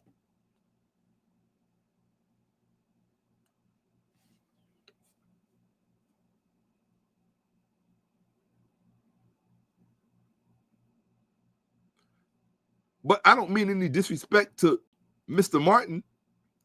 I really don't. He's one of my favorite broadcasters, and I thoroughly support him. But when I watched Mr. Martin attempt to advance or attempt to restore that credit in the moment, he was not equipped to do so. His argument was, especially if you were a white person watching, when you're making an argument, you always have to remember that there's a third party watching. It's not just the person you're talking to, right? The one who you really want to get the attention of is the person watching. And when you listen to Roland's argument that because Egypt is in Africa, therefore they were Africans, that's not a cohesive, plausible, and because then Mr. Spencer invoked white South Africans. And Roland, unfortunately, being kind of in over his head, Roland acquiesced to that assessment, which was incorrect. White South Africans are not Africans simply because they are in Africa. And he did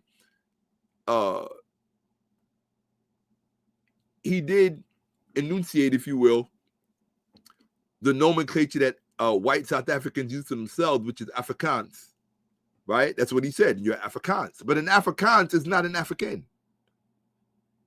Afrikaans is an ideologically imbued.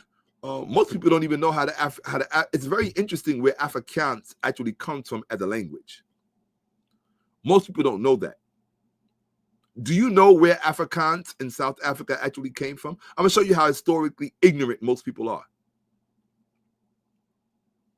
Put a 1 in the chat if you know where Afrikaans came from. Put a 2 in the chat if you don't. If I don't see enough 1s or 2s, I'm not going to answer the question. I'll just keep it moving. Because it'll just tell me that you don't want to know. And I don't even know, most of you probably, do you even know what Afrikaans is? I'm going to 2. Right. 2. So most of you don't know what Afrikaans is. Okay, Lennon knows what Afrikaans is. Leonard Gabriel. Most of all I'm seeing is 2s. Right? Doesn't know what Afrikaans is. Doesn't know what Afrikaans is. Doesn't know what Afrikaans is. Doesn't know what Afrikaans is. Doesn't know what Afrikaans is. Is that who I think it is? Man, that girl. I'm so done with her. All right. Lamar doesn't know what Afrikaans is. George doesn't know what Afrikaans is. Marcus doesn't know what Afrikaans is. Lamar doesn't know what Afrikaans is. Right? Right? Don't know what Afrikaans is. Right? So Leonard knows. So this is only partially correct. Right? Partially. And actually, yeah, very partially, slightly correct. Right? So none of you know. Yeah, I'm done with you, girl. It's a wrap. You don't holler at your bro, nothing. You don't be like, Shaka, let's go get some coffee. I know that's the thing that everybody does now. I don't know. I don't drink coffee. Right? So I'm too tired to even give you a hard time. I've been up here for 8 hours. Right? So I almost hung out with you in Georgia the other day. Right, Afrikaans. Yes, Afrikaans. No, it does not come from Afrikanus. No. So I'll tell you where Afrikaans comes from. Afrikaans comes from South Africa. It is the language that the Boers or the Dutch white South Africans established as their own language.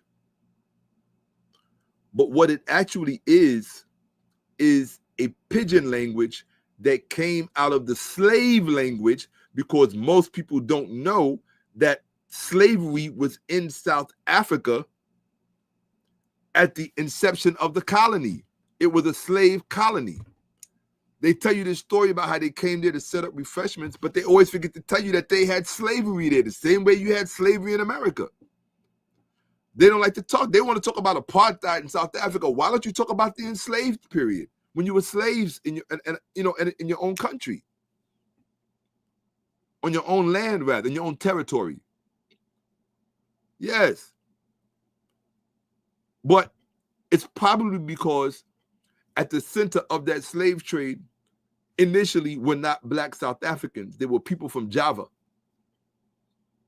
They were people from one of the other island countries who were brought over,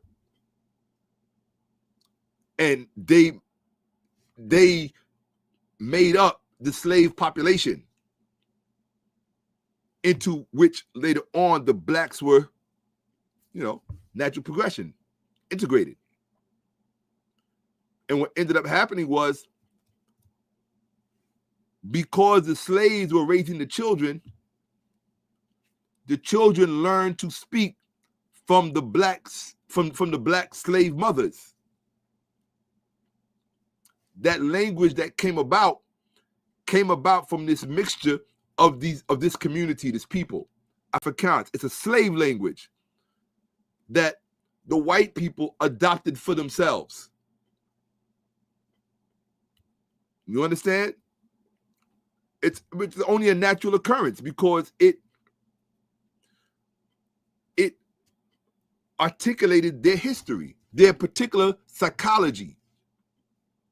That language is a constant reminder of their oppressive history, or that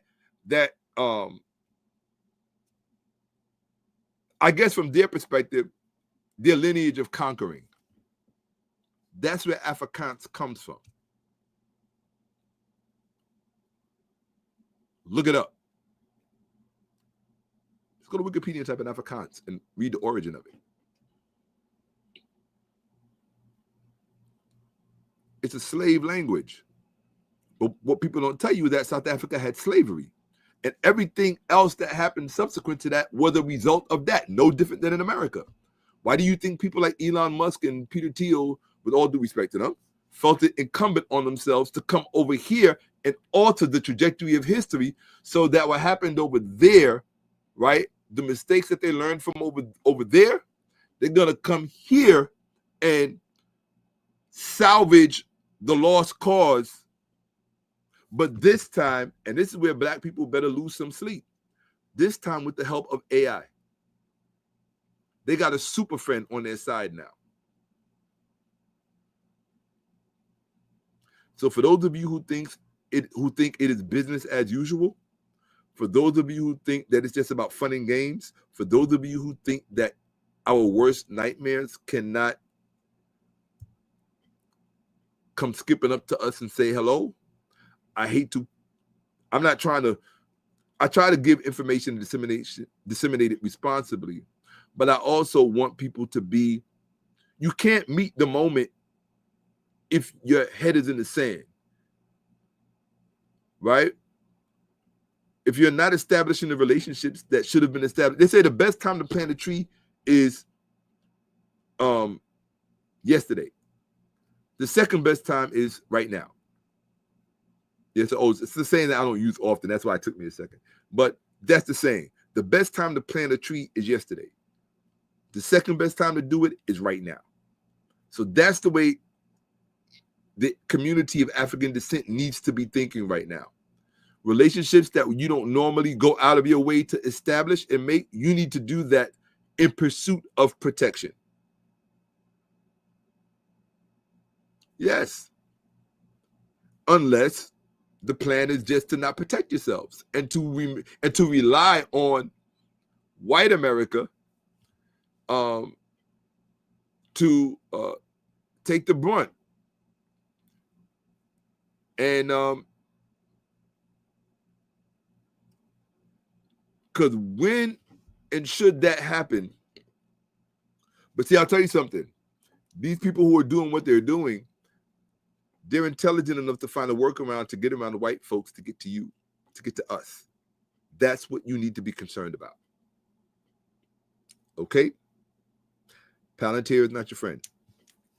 Like they say, they live for bad times or rough times.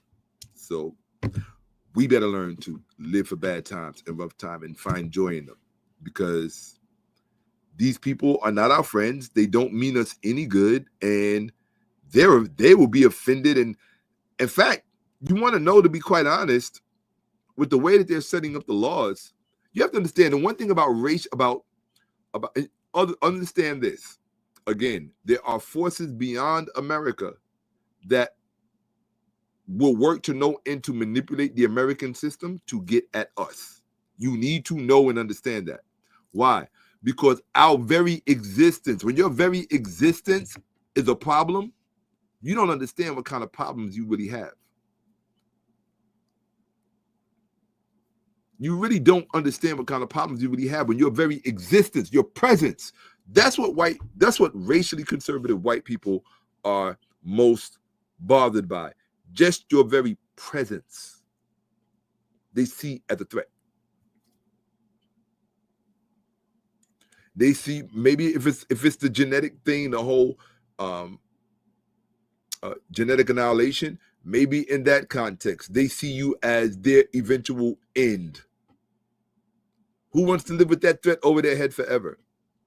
So how do you ensure that there is no eventual end to your race? Get rid of the threat. Do away with the threat. All they have to do is rationalize and moralize about why it's justified to do so. They have enough in their European intellectual heritage and pedigree to do that. Something else black people know nothing about. Black people know very little about European intellectual heritage, something that is a great resource for racially conservative white people when they want to ruminate and machinize, if you will, or machinate even, the destruction of those and subordination of those entities that they feel would best serve them in those positions. My message to black people is, wake up. This is not a dress rehearsal. Remember that rap video everybody was talking about? This is it. So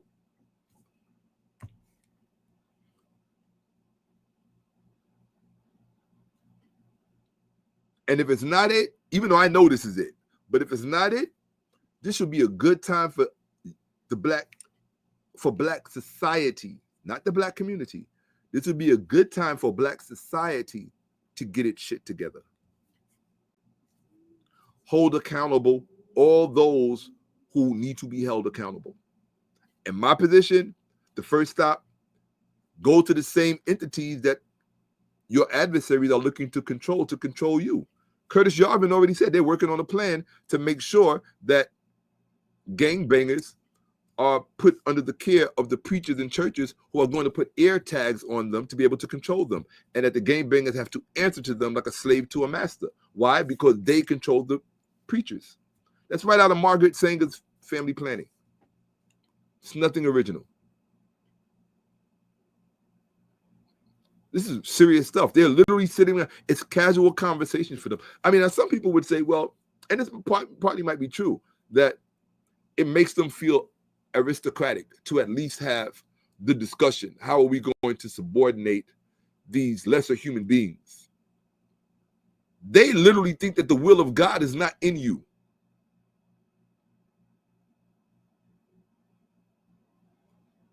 They literally believe that the will of God is not in you.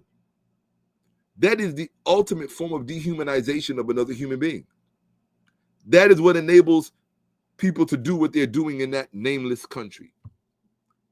They believe that God is not in those people. You have to be insane to believe that. It means you know nothing about what God actually is. If the God in your story is more real than the God inside of human beings, you're an abomination on this planet. Doesn't matter who you are. This is just decency. It's nothing else. It's not an attack. It's not a terroristic threat. It's just it's decency. It's divinity.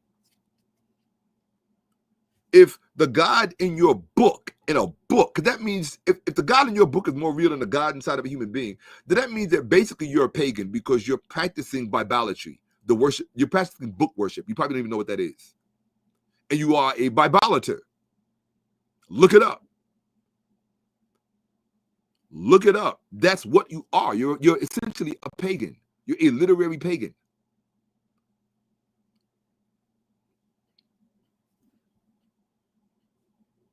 That's why I say, even for that nameless country that I don't mention,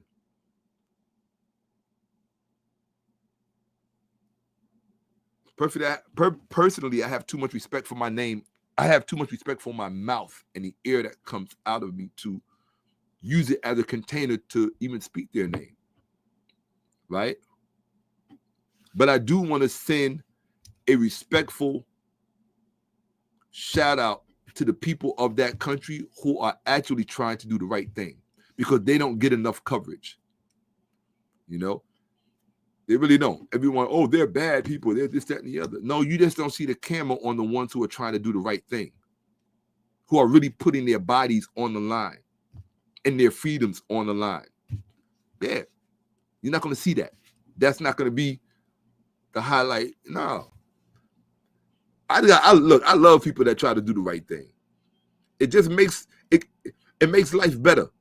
It makes life make sense. Just try to do the right thing. It's not always the easiest. That's how you know it's the right thing, because it's usually not the easiest thing.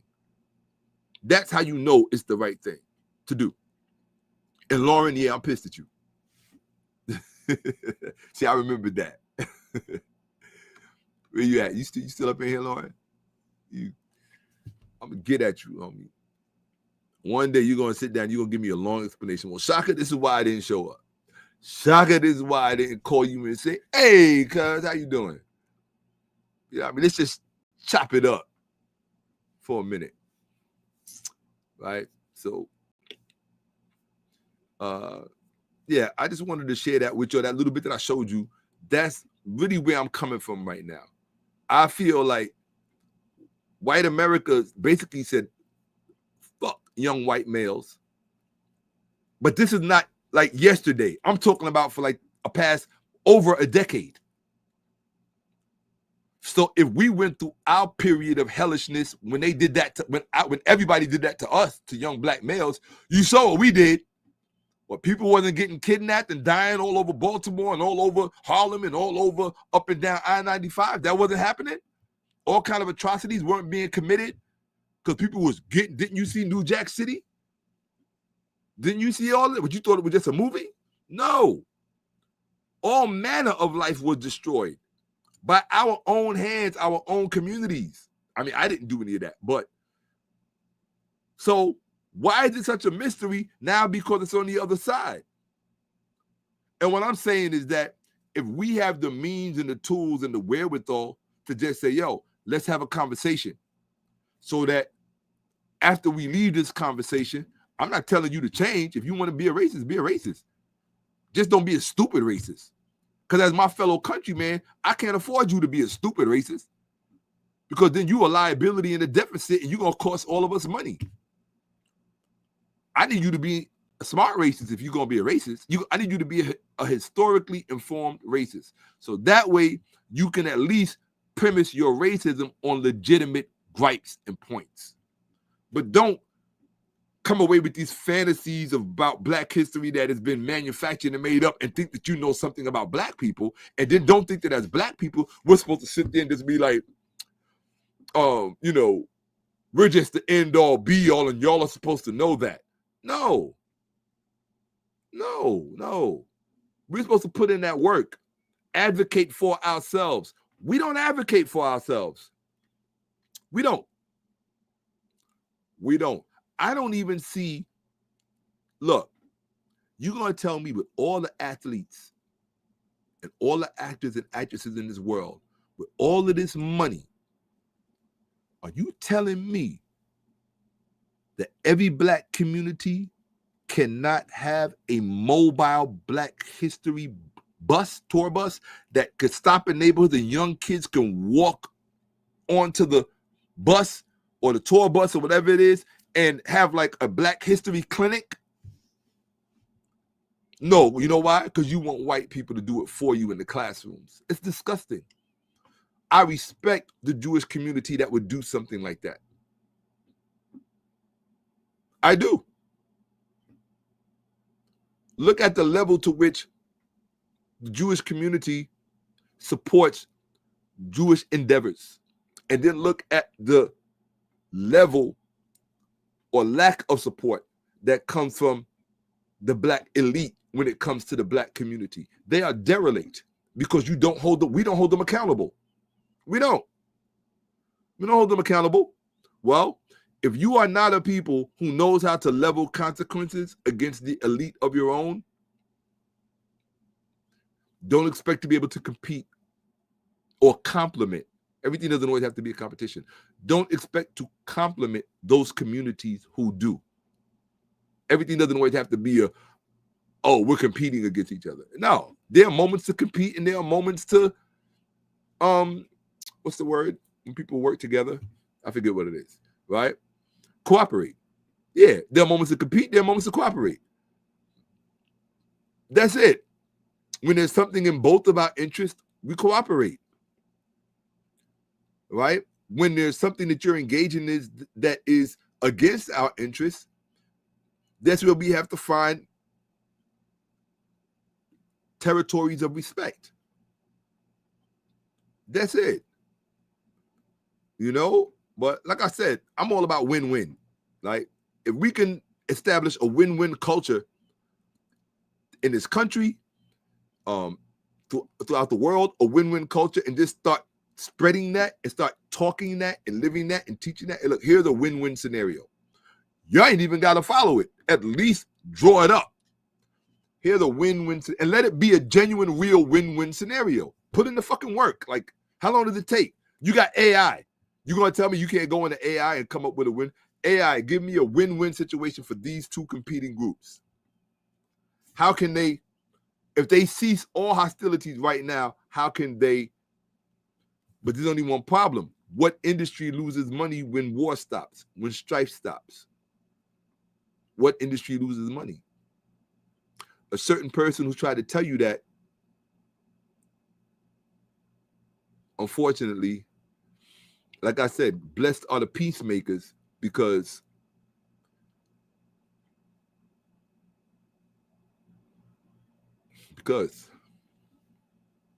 yeah, when there's too much money to be made from harming people, money's gonna win. Can you imagine? Maybe one day we live on a planet where that's not the case, and no one is subordinated to the other one. Imagine that. What would that even look like? And I got a message for white people who are watching this. Please stop making all these dystopian films, because you're influencing younger generations to make it a self-fulfilling prophecy. It's not cute anymore, and it's depressing. I don't want to see any more dystopian films. Hollywood has been very irresponsible with plotting out a future for young white people to subscribe to that is so disintegrative and depressing. And like, yeah, with all due respect, I don't know many people who respect nature who really want to live in an inorganic tube out in space or whatever. I mean, maybe there's some people that want to do that, right? I'm personally, I'm a natural man. I need sunlight. I need oxygen from trees. I live right across the street from a major park. But stop making these films, these destructive films, because what you're doing is, now this is where it gets dangerous. When you make all of these films, you're giving young, impressionable people who happen to be of European descent, you're giving those people who will have the ways and means to model what you are impressing upon them. Young minds are impressionable. So when you're making these films, you're giving them ideas. You understand what I'm saying? You're giving them ideas. Do this, right? You're giving them ideas. Why don't you give them good ideas? Why don't you give them constructive ideas?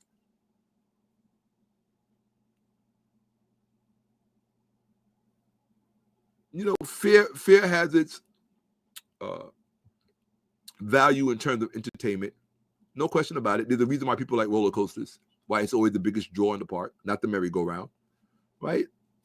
Absolutely. Exciting that amygdala. Get that amygdala going,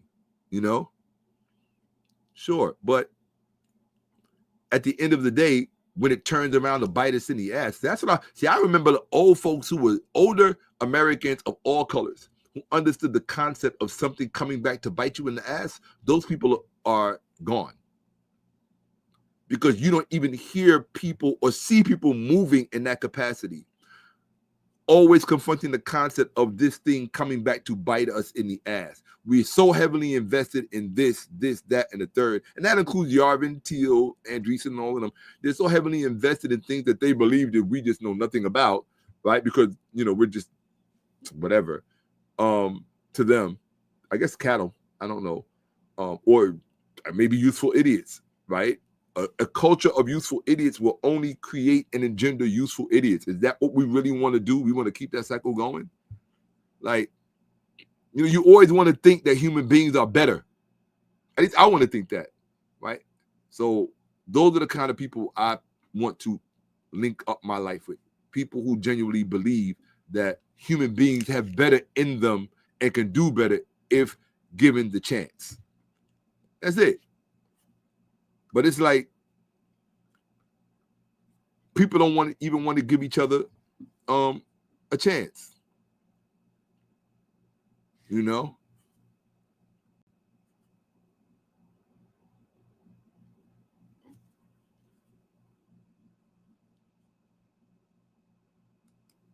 That's very true. But do you know what brought that about? Rap music. Rap music is what brought that about. The culture. It's the culture. And while I can say that to some degree that's no fault of our own because we know how it was financed and who it was financed by, again, if you're not feeding your side of the court, if you're not financing your side of the court, if you're not underwriting your side of the court, don't get mad when your team loses.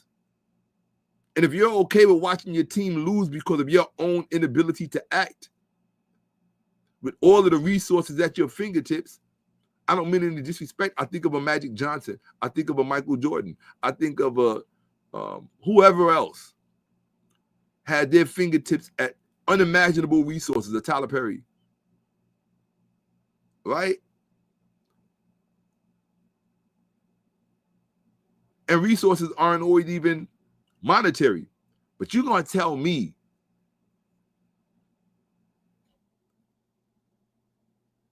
white folks can build rocket ships to go to Mars, but black people can't produce a Black History tour bus in every city? I think that all the money that Dr. Umar Johnson got could have produced, at the very least, a Black academic tour bus that goes from city to city. Even if you have a fleet of them going from cities to cities where their parents are paying on the weekend so that the children can be educated and not relying on white people to do it, because truthfully speaking, it's not their responsibility. It's not. And it's unfair to them to try to impress that upon them. Or you're bad because you don't want to teach Black history. I know if I was a white person and a Black person came into the school that my taxes pay for, and you talking about you want to teach Black history, I would be like, well, don't you have your own community? Like, we could put some Black stuff in the books, but as far as like a real strong thrust in Black history, like, don't you have your own community? And I do not know what they are teaching at HBCUs, so I can't even speak to that. I can't. And with all due respect, I hate agreeing with somebody who I consider to be, and I shouldn't use this word, there is someone that I consider to be a Sambo. I'm not going to say who he is. But I do agree that those students, I think it was Tennessee University, those Black students, they should have been, in my opinion, well, I look at it like this. You have to reverse it. I want to say they should have engaged those MAGA guys from I forgot the name of their tour, the Fearless Tour. They should have engaged them in debate. That's what you're in school for. That's what you should have done. Your young fellow white countrymen came to debate you. You should have risen and met the moment and got it on film to put your intellectual prowess on show or display for the world. You didn't do that. You didn't do that. And there are many black people, yes, who are rightfully embarrassed. Now, the other side of that is, how would black people have been treated had they shown up at a white university with a table wanting to discuss their talking points? We know what would have happened. The campus police would have came and shot him and said he was reaching for a gun when he was reaching for a pencil. We know that. So why should, you have to look at it from their perspective. Why should these young white males who have antagonistic views come onto their campus unannounced with this unofficial access to them as if they're a bunch of nobodies? That's the intrinsic insult. Like, why would you violate our space when that same privilege is not extended to us? Because that's just an exercise in inequality. It's just really like throwing your so-called quote-unquote white privilege in their face. So I understood. Hold on a second. Let me get rid of this person permanently. Who's that? Tomax? Yeah. All right. Tomax, deuces. Don't come back. Okay.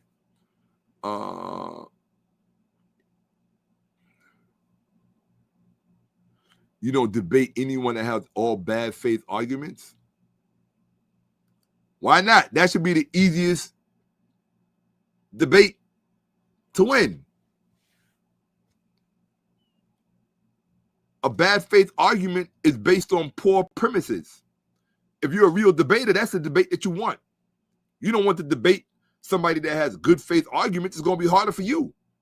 Like, somebody with bad faith arguments has basically done half your job for you. So I don't accept that as an excuse as to why those students didn't enjoy they should have looked for, me personally, I would have jumped at the chance. I would have been right in front of that table and said, okay, let's go. You mean I get a chance to embarrass you publicly? I'm sorry.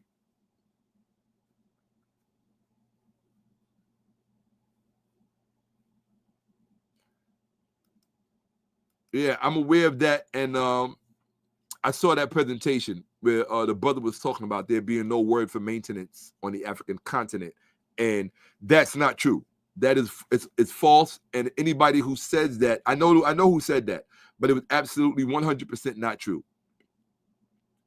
How can there be no word for maintenance on the African continent when you have African cities that are still standing today in West Africa that have been there for over 3,000 years and no one talks about it? Explain that shit to me. You have African cities in West Africa today, cities that have been there, urban centers that have been there for over 2,000 years, and no one talks about them. Over 2,000 years. You think that those cities are still standing because they don't have a word for maintenance? You got to be on drugs. You got to be on drugs.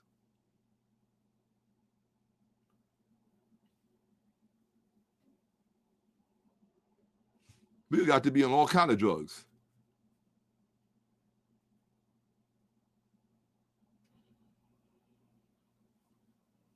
Somebody, if you think that there's no word for maintenance on the African continent,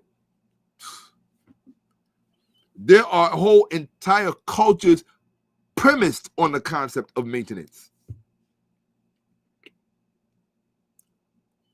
Literally, the concept of maintenance is at the very center of the culture.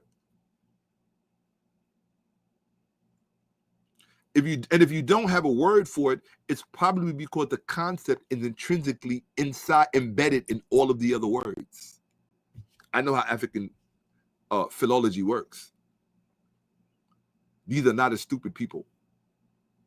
African people are not a stupid people. They're not. They made really bad mistakes that we're still paying for to this day, but I personally think that it could be turned around. Yeah. All right, folks. I'm gone. I should have been stopped. I'm just enjoying spending so much time with you guys because I haven't seen you in a long time. Yeah. That's what I do. No, not 8 hours, 9 hours. Don't steal my time. 9 hours.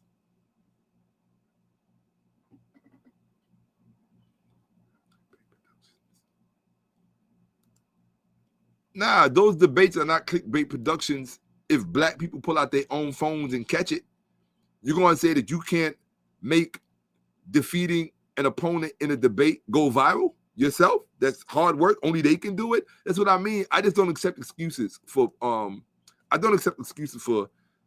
cowardice and for incompetency. I just don't. I don't.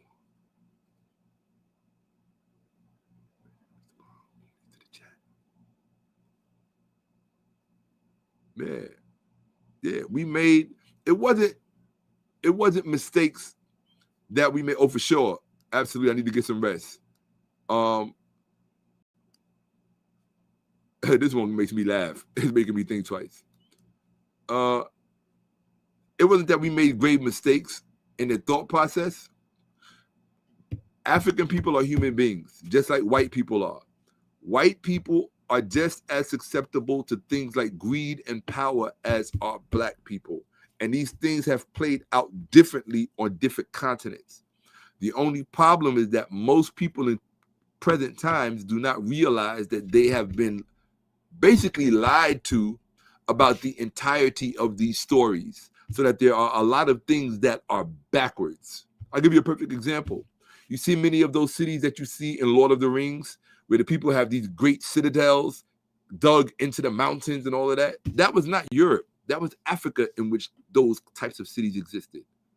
Yes, Africa was replete with mountain cities dug into the side of the mountains with fortresses around it, the same way you see in Lord of the Rings. Europeans heard stories about these places, and in their myths and narratives, they appropriated that aesthetic and they imbued Europe with a history it never had. That's called sorcery. I know you don't know that, but that's what it is. It's sorcery. And that's not a swipe at Europe. That's just what it is. If it wasn't sorcery, you wouldn't be under the spell that you're under. I started this whole thing and I'm going to end it with this. I asked you when I first started this, why do you think they hate the word woke so much? Well, what is the opposite of woke? Being under a spell. See you guys. I'm out. Thanks for spending time with me. And for those of you who my Cash App is pinned to the top, I will give it one more round. Absolutely. The house must be taken care of. And I'm the only one that can take care of it. So for those of you who want to, the average IQ, somebody said the average IQ of, I appreciate you, Thankful, very much so. It's almost why Africa devolved into spiritualism. Yes. Well, the average IQ. The average IQ is going to be different depending on what demographic you're talking about. Right? The average IQ is going to be different depending on the demographic you're talking about.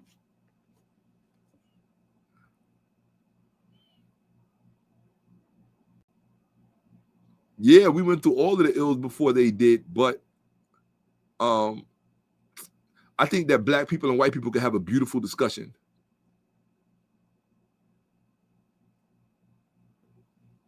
We can, but we're going to have to get those white people who have the courage to come to the table and have that discussion. That's all.